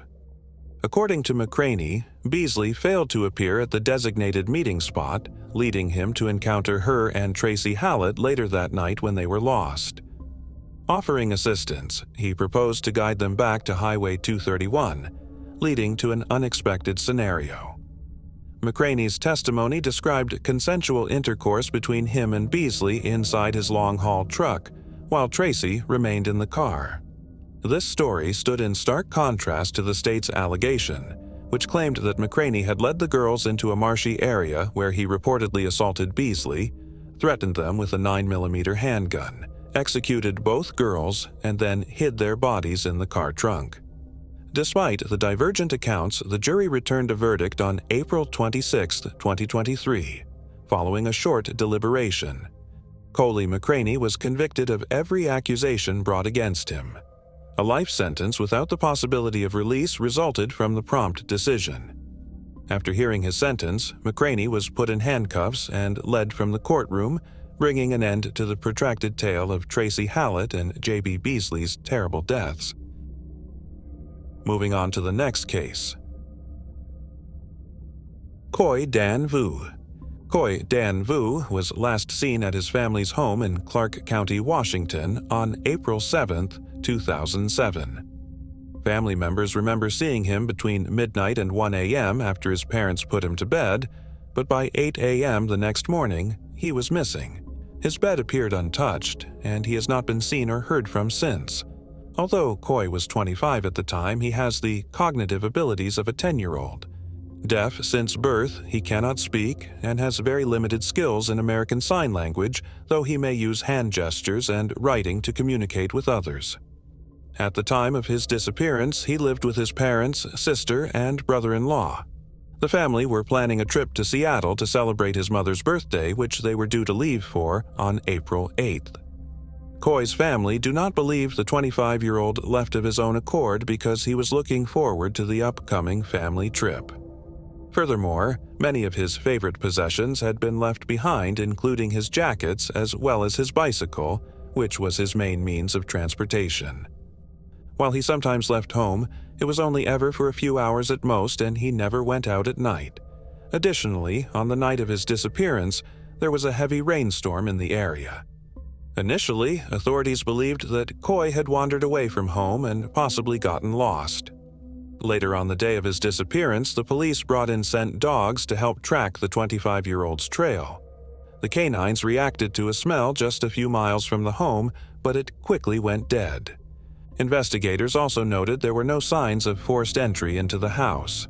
On April 8th, a woman watching a news report about Koy called the authorities believing she had seen the missing man earlier that day as he had been playing basketball with her sons at the Ellsworth Elementary School. Notably, Koy was a fan of basketball and enjoyed playing it. The woman recalled that she had given the man a bottle of water, which he had taken and consumed very quickly, but she didn't realize he needed help, as he never indicated he was in trouble, despite being capable of doing so. Following this tip, investigators took their scent dogs to the school, but like before, the trail quickly dropped off. Over the next few days, a massive search took place which utilized law enforcement members on foot as well as trained divers. Detectives also interviewed local sex offenders, but nothing came from their efforts. The more time passed, the more authorities began to suspect that something sinister was afoot. They began to investigate Koy's disappearance as a crime. On April 27th, detectives spoke with a person of interest. However, this individual has never been publicly named and very little information is available on the initial investigation. Investigators now believe the 25-year-old was the victim of foul play and that his body was put in a dumpster and ultimately wound up in a landfill near Boardman, Oregon. Still, there are no suspects in the case as of the writing of this video. It has also been noted that following his disappearance, Koy may have traveled to Oregon, Vancouver, Washington, or elsewhere in Washington state. At this time, it is unknown what evidence there is that indicates why any of these situations are possibilities. Koy is described as an outgoing young man who may approach anyone. He has the ability to purchase goods from a store and order food at a restaurant, often simply by pointing at items on the menu. He frequented the Albertsons grocery store in his neighborhood and may confuse other Albertsons stores in other areas with the one he is accustomed to. 25-year-old Koy was last seen on April 7, 2007, at his family home in Clark County, Washington, sometime between 12 and 1 a.m. He is described as an Asian male who stands at around 5'5" and has brown eyes. At the time he was last seen, Koy had black hair and weighed around 118 pounds. Though he was born in Vietnam, he is an American citizen and does not understand Vietnamese. His right arm and hand are slightly deformed. If still alive, he would be 41 years old today. Anyone with information about Koy's disappearance is urged to contact the Clark County Sheriff's Office at 877-274-6311. Moving on to the next case. Kishana Logan. Kishana Logan, then 19 years old, resided in an apartment on the 24100 block of Robin Hood Avenue in Toledo, Ohio. She was an exotic dancer by trade, but her real goal was to go to college in Texas. Sadly, she would never have the opportunity to pursue her goals. Her body was discovered inside of her apartment on April 15, 2000. She had been choked and beaten. From the crime scene, investigators gathered DNA evidence belonging to an unidentified individual. In relation to the matter, Kishana's boyfriend was taken into custody the next day, April 16th. He was released once the DNA evidence ruled him out as a suspect in the case. Even though DNA testing could rule out individuals, it was not developed sufficiently to identify a culprit, and the investigation was closed. In an effort to finally make progress, investigators recently examined the case and using genetic genealogy. The suspect's DNA profile could be rated. Their DNA was uploaded to public DNA databases since CODIS was unable to find any matches. The Lucas County Prosecutor's Office and the police chief were informed by the Ohio Bureau of Criminal Investigation on January 4, 2021, that a match had finally been achieved for the DNA recovered from a crime scene in 2000. The DNA of Kenneth Marshall, a resident of Hammond, Indiana, matched. This DNA not only proved that he is accountable for Kishana's ordeal, but it also connected him to two distinct incidences of sexual assault. On January 15th, Marshall was taken into custody by Hammond police. Following his arrest, he was interviewed by members of the Lucas County Court Case Task Force. After that, on January 25th, he was transported to Ohio and registered at the Lucas County Jail. Marshall showed up for a video arraignment 4 days later on January 29th.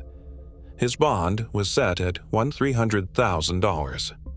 Starlet Bell, a 60-year-old Texas resident, recalls April 15, 2000 as if it were yesterday. She found out that one of her nieces, Kishana, had passed away when she was working as a nurse in Toledo. While she calls me, my other niece can be heard yelling non-stop. Bell remarked as the name appeared on the screen. At the same moment, I heard on the TV that a young woman's life had been snatched. She was thrilled about a fresh start, moving to Texas and starting college. Thus, her life was cut suddenly at an even worse moment. All of it was snatched from her. began to assume that Marshall was acquainted with Kishana from her profession as an exotic dancer.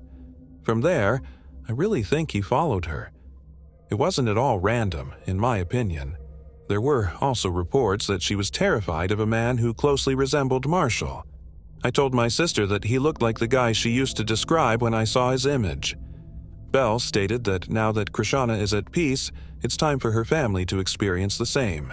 They never gave up looking for answers and hoping Marshall would receive a life sentence if found guilty.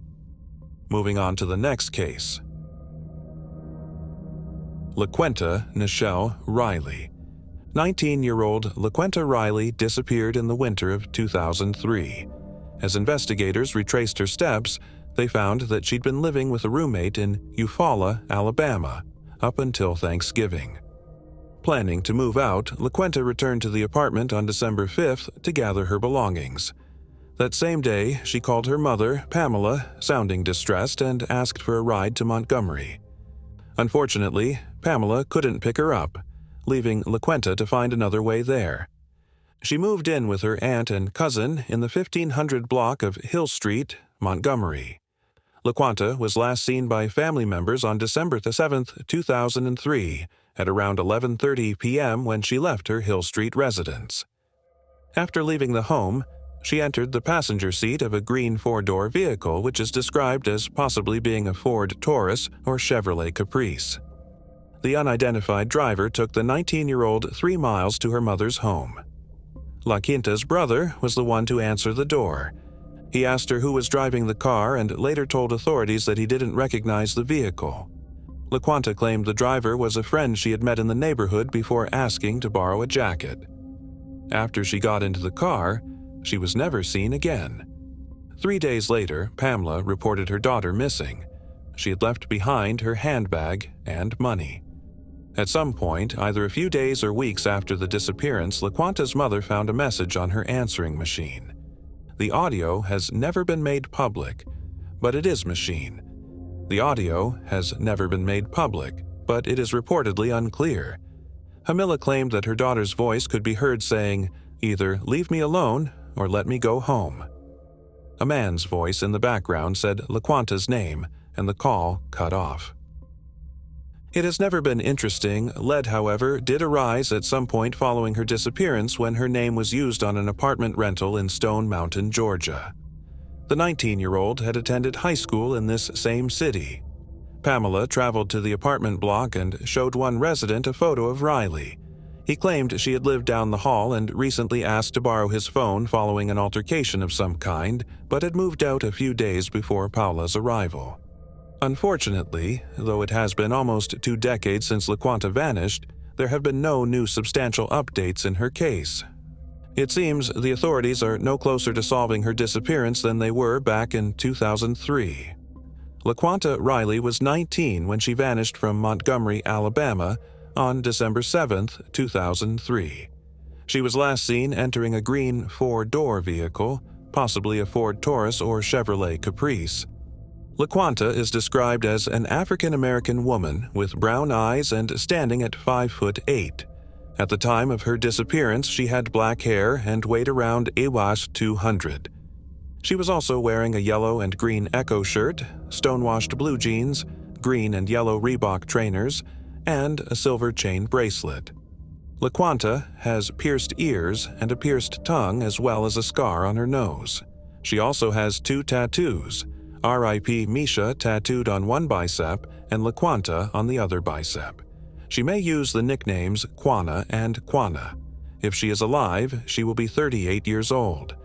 If you have any information regarding LaQuenta's disappearance, please contact Central Alabama Crime Stoppers at 334-215-7867 or the National Center for Missing and Exploited Children at 800-843-5678. Moving on to the next case. Leah Hickman. Leah Hickman, a 21-year-old broadcast journalism student at Marshall University in Huntington, West Virginia, had big dreams of becoming a TV news reporter. At the time she went missing, she was living with her half-sister, 25-year-old Jessica Vickers, in an apartment on 8th Avenue. Leah had previously attended Ohio Valley Christian School before graduating from Christ Academy in Point Pleasant. She was fondly thought of by those who knew her, and she enjoyed TV shows such as Friends and Arrested Development, as well as spending time with her loved ones. Leah was last seen on December 14, 2007, by her half-sister. That evening, Leah signed into her MySpace page, then called a friend to say she was going to McDonald's. The receipt for this was later found in her home. Jessica Vickers last spoke to Leah that night when the 21-year-old had been washing dishes and told Jessica about her new university schedule and the grades she'd received for the semester. It seemed that Leah was extremely happy with her life and with how school was going. The next day, on December 15th, Jessica came home to find that Leah's keys, purse, and car were there, but the student herself wasn't. Her employer of 5 months, Dress Barn, reported that she had not turned up for work that day, something which was highly unlike her. With nobody able to reach her, the family began to worry. Ron Hickman, Leah's father, was hit especially hard by the disappearance of his daughter. Ron resided an hour away in Point Pleasant, but drove through with his sister and a preacher to search Leah's home. Leah was Ron's only child, and the pair were extremely close. On Monday, December 16, 2007, a missing persons report was filed with the Huntington Police Department. Law enforcement and search parties canvassed the area, while Dress Barn put up a $10,000 reward for any information that led to Leah's whereabouts. A week later, on December 21st, just days before Christmas, Leah's body was found stuffed in the crawl space under her apartment building, her body wrapped in plastic. It was determined that she had been murdered having died from strangulation. The apartment complex's crawl space could be accessed through the communal laundry room and via each of the 4 units in the building. 2 of the units in the apartment were unoccupied, with Leah and her sister residing in the 3rd. The 4th unit was occupied by a man who had a solid alibi confirming that he was out of town when Leah was killed. Early on, police had a suspect in the case, someone who was not publicly named. They stated they were trying to gather evidence so they could build a case against this unidentified person, believing this was not a random act of violence but was carried out by someone familiar with the apartment block and Leah herself. Tips about Leah's murder flooded into the Huntington police departments. Friends and family hung flyers around the city appealing for information. The weekend before Christmas, Dress Barn closed its doors, hanging a sign that said they had closed out of respect for their former employee. They also covered the costs of Leah's funeral. Trace evidence found at the scene was sent to Phoenix, Arizona for DNA testing in 2008, and in 2009, the results came back, but they yielded no answers. Around this time, police said they still had some evidence and planned to use it when technology advanced further, hoping that one day it would lead to answers for Leah's family. Over the years, many members of the police department have assured the public and the family of Leah that her case is not cold and has not been closed, but it seems clear that progress has slowed considerably. Many online sleuths have criticized the investigation and expressed dissatisfaction with the police work showcased by Huntington PD. There is much speculation both online and among the local community that Jessica's ex-boyfriend was responsible for the murder, as he blamed Leah for the fact that Jessica had broken up with him. Allegedly, he and Leah had never got on. There are also many rumors floating around about Jessica helping this man to cover up the crime, and that the plastic wrapped around Leah was from either Jessica's work or the ex-boyfriend's work. None of these postulations has any evidence to back them, however, and appear to be simple speculation. For the years after her murder, Leah's father continued to meet up with Lieutenant John Williams once a month for updates on the case. Although Williams has since retired, he and Ron continued to stay in touch. In a 2019 article, Ron Hickman shared how his daughter had made a lasting impact on those around her. He mentioned that even years later, people still approach him to talk about how helpful Leah had been during her life. In an interview with NBC News, he said, "She left such an impression on people in such a short amount of time. Imagine if she had gotten to live her whole life. Despite the ongoing police investigation, the murder of Leah Hickman remains unsolved. Moving on to the next case. Lillian DeClos. In 1994, Lillian DeClos, then 89 years old, resided in Broward County, Florida. Among her health issues was memory loss. June Nicholas, Lillian's niece, took care of her. June went into her aunt's house late on April 29, 1994, in the afternoon. She looked into the first bedroom, which Lillian usually used for naps, usually allowed her to nap. When June got to the end of the hall, she turned to gaze right and saw Lillian's body lying on the ground. They'd beaten and strangled her. Investigators discovered that the perpetrator most likely came in through a bedroom window. They thought Lillian was not the intended victim when they discovered the house had been looted. Rather, they thought it was an attempted theft. From the crime site, investigators gathered a number of objects in the hopes that they may come in handy later. When Lillian's nightgown was retested in 2004, the Broward County Sheriff's Office discovered that male DNA was present. In an effort to learn more about the former teacher and nurse, the Broward County Sheriff's Office's Cold Case section revived her case in 2019, utilizing DNA databases and historical case files. They eventually met Johnny Mac Brown as a result of their activities. He used to reside a few houses away from Lillian and is a former U.S. Marine. His relatives informed detectives that he had been homeless for a number of years and suffered from PTSD and drug addiction. In 2010, he passed away from natural causes. Detectives were given permission by a judge in August of 2022 to remove Brown's body from the South Florida National Cemetery in Palm Beach County. According to tests conducted by the crime lab of the Broward County Sheriff's Office, Brown's DNA matched that of Lillian's nightgown. The Sheriff's Office stated that there was a 66.8 trillion times greater chance that the DNA findings originated from Brown than if they came from someone else. The Broward State Attorney's Office believes the case is closed after accepting the conclusion that Johnny Mac Brown caused Lillian's injuries. Following the announcement of the identification in 2023, June Nicholas said this: "I know she can sleep soundly wherever she is. That this is closed pleases us. We are free to proceed. We know that the matter was not left unsolved, so we may leave in peace." June also remembered her experience upon finding Lillian's body. "I gave Auntie a call, how are you doing? I looked in the first bedroom where she usually slept for naps. At last, I descended to the end of the hall and turned to see her lying on the floor to my right. According to Nicholas, she was greatly impacted by the brutality against her aunt. To cope, I took a full year off from work. I was unable to handle it, so I let someone watch my kids for a few months. It really was that awful. She would be on the floor when I would be lying in bed." Moving on to the next case. Michael Johnston. Michael Johnston was a father of two who was married. At the age of 25, Rochelle Robinson, a 19-year-old fast food employee and student pursuing a teaching degree, tempted him, delaying his plans for the future. They had played the fantasy card game Magic: The Gathering together on June 27, 1994, but only 6 hours later, they would experience a terrifying reality from which they would not escape. According to police, the murderer caught the reclusive couple having sex when they pulled over to the side of the road. The Tacoma Sportsman's Club discovered Michael's body the morning of June 27, 1994, behind his automobile on a peaceful road. Michael sustained a gunshot wound to his throat.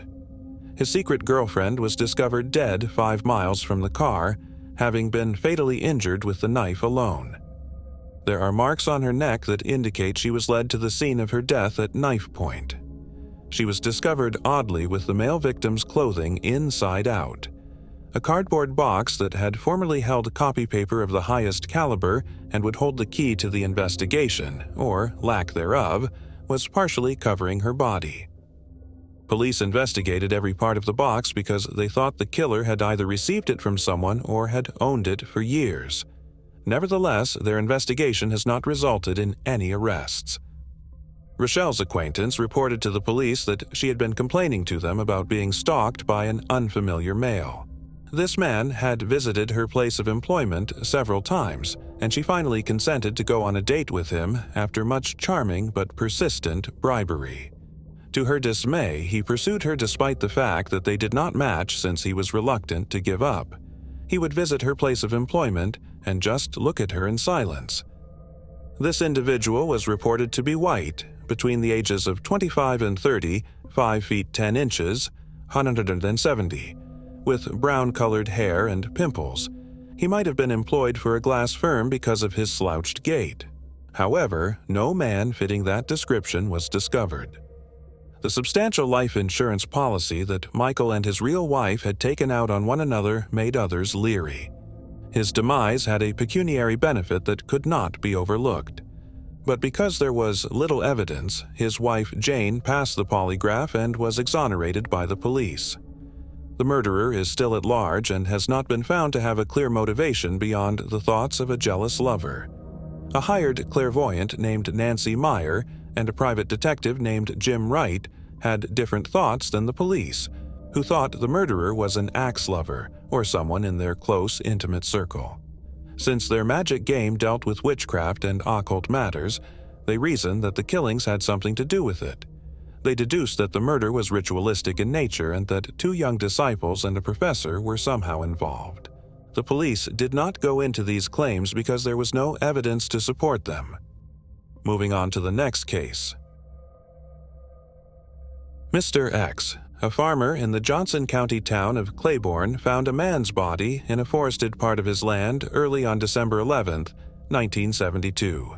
The victim had been shot twice with a .25 caliber handgun referred to as a Saturday Night Special, a colloquial name for a cheap, lightweight, subpar firearm. Additionally, investigators claimed that the weapon was useless at a distance. It was found that the man's chest wound was the cause of his death. He had nothing to wear or possessions. Not at the site, not on his person.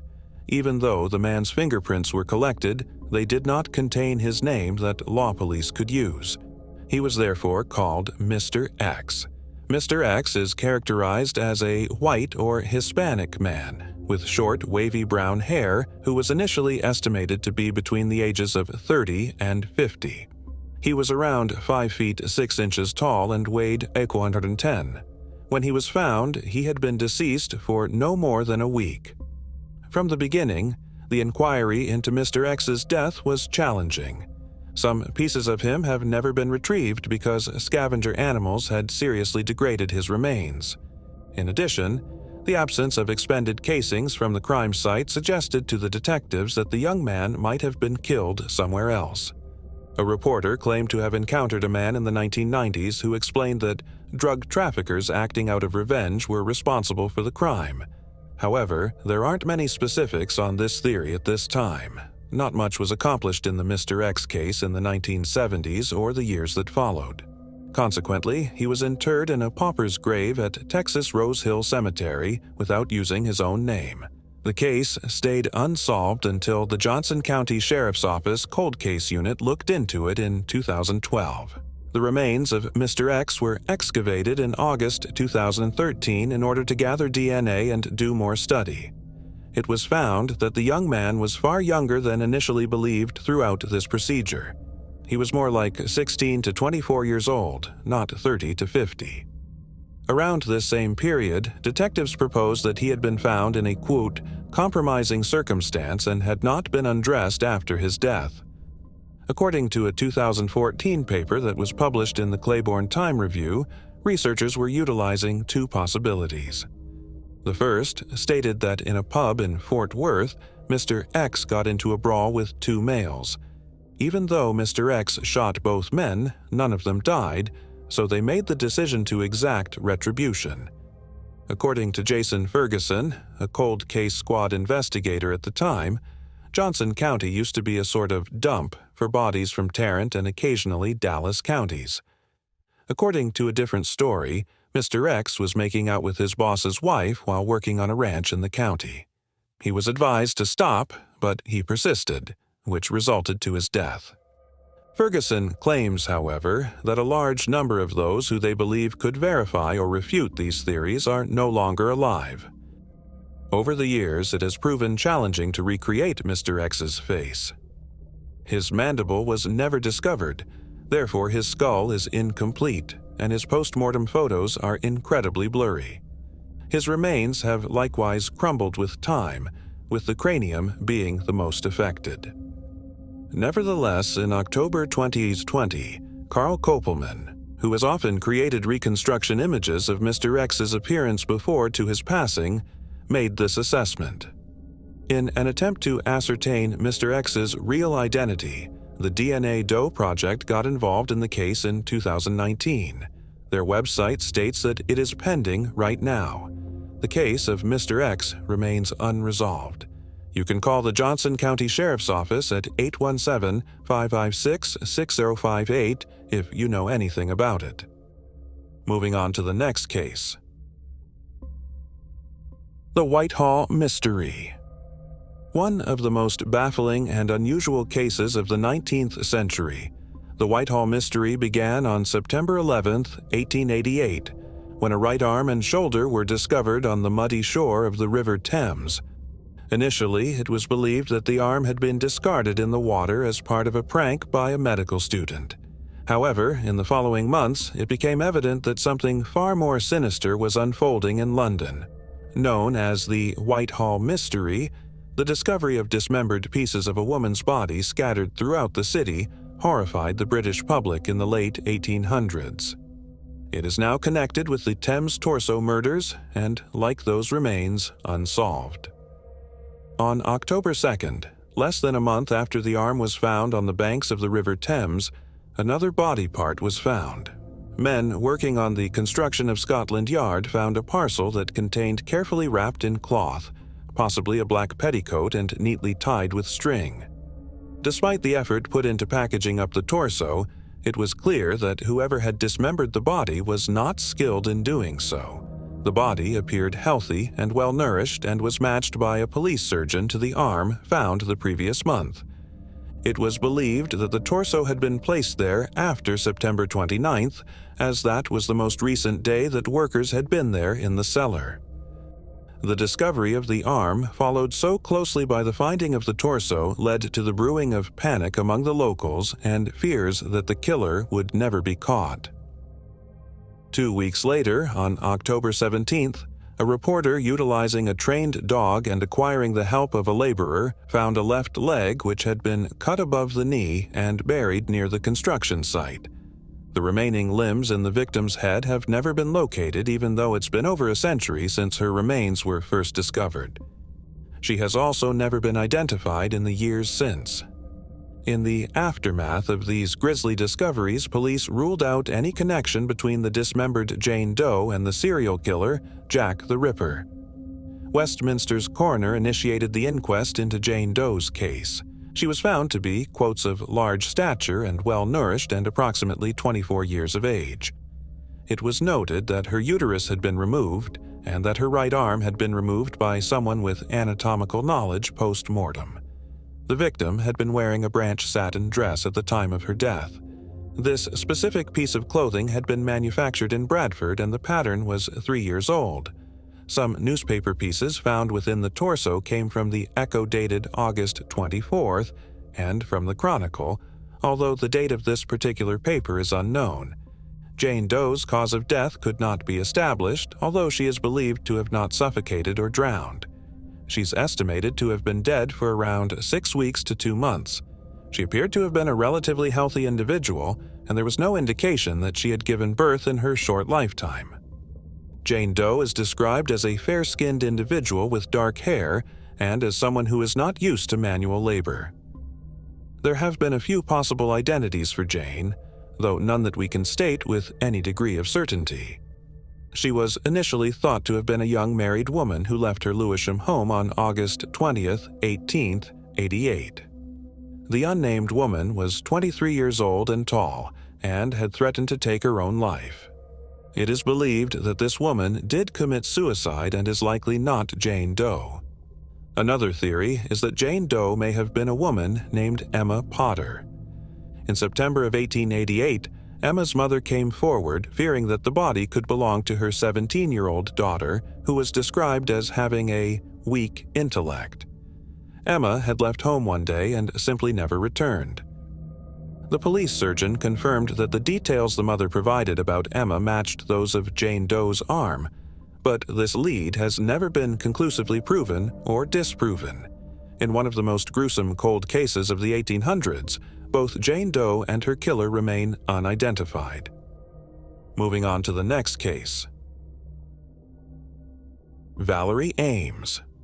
31-year-old Valerie Ames was a vibrant and devoted mother. She loved being a mother to her two young girls, ages 5 and 9, according to others around her. People who knew her well said she enjoyed being with them and seeing them develop.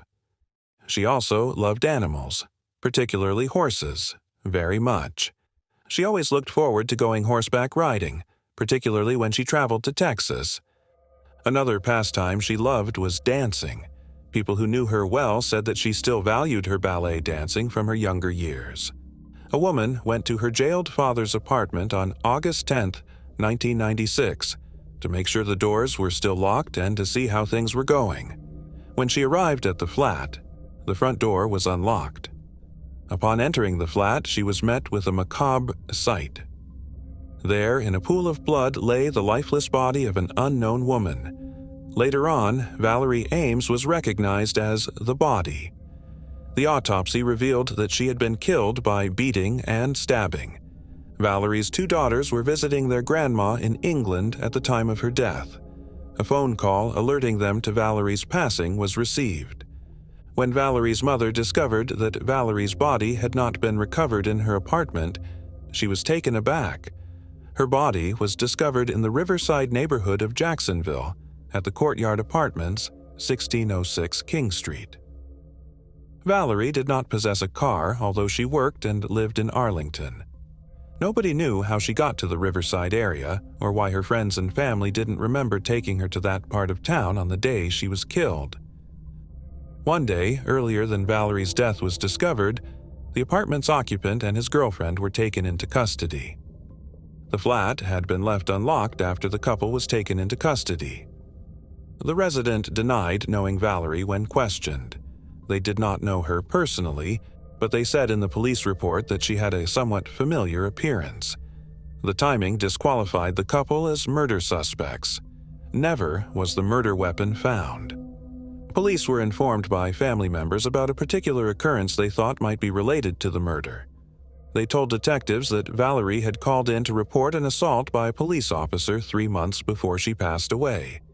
She never did, however, submit the report, and no charges were ever brought.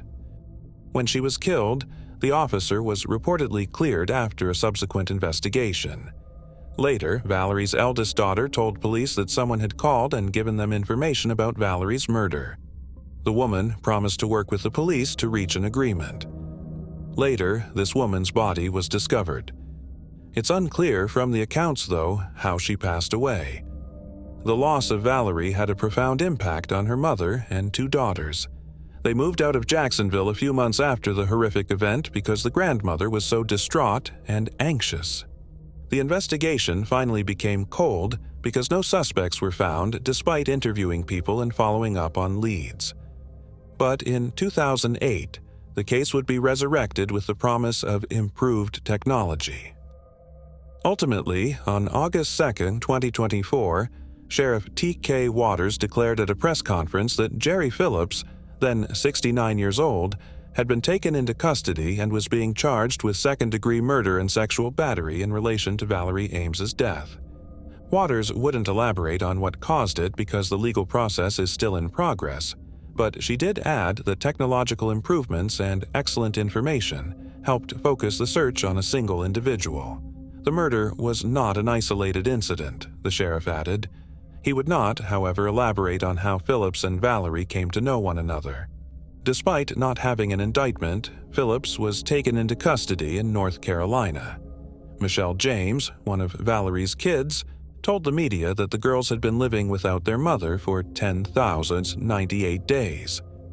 Valerie was not present for birthdays, weddings, graduations, holidays, or the birth of her 6 grandchildren. She claims that the years haven't done anything to ease the sorrow of her non-existence. Now that we are here, over 28 years later, with some answers regarding our lovely mother Valerie, she has finally been given the opportunity to receive justice. Thanks for watching. I hope you enjoyed exploring these intriguing cold cases with me. If you found the video fascinating, don't forget to give it a thumbs up and subscribe to Cold Case Mystique for more deep dives into unsolved mysteries. Your support helps me bring you more compelling content. Leave a comment below with your thoughts or any cases you'd like me to cover next. See you in the next video, and remember, the search for truth never stops.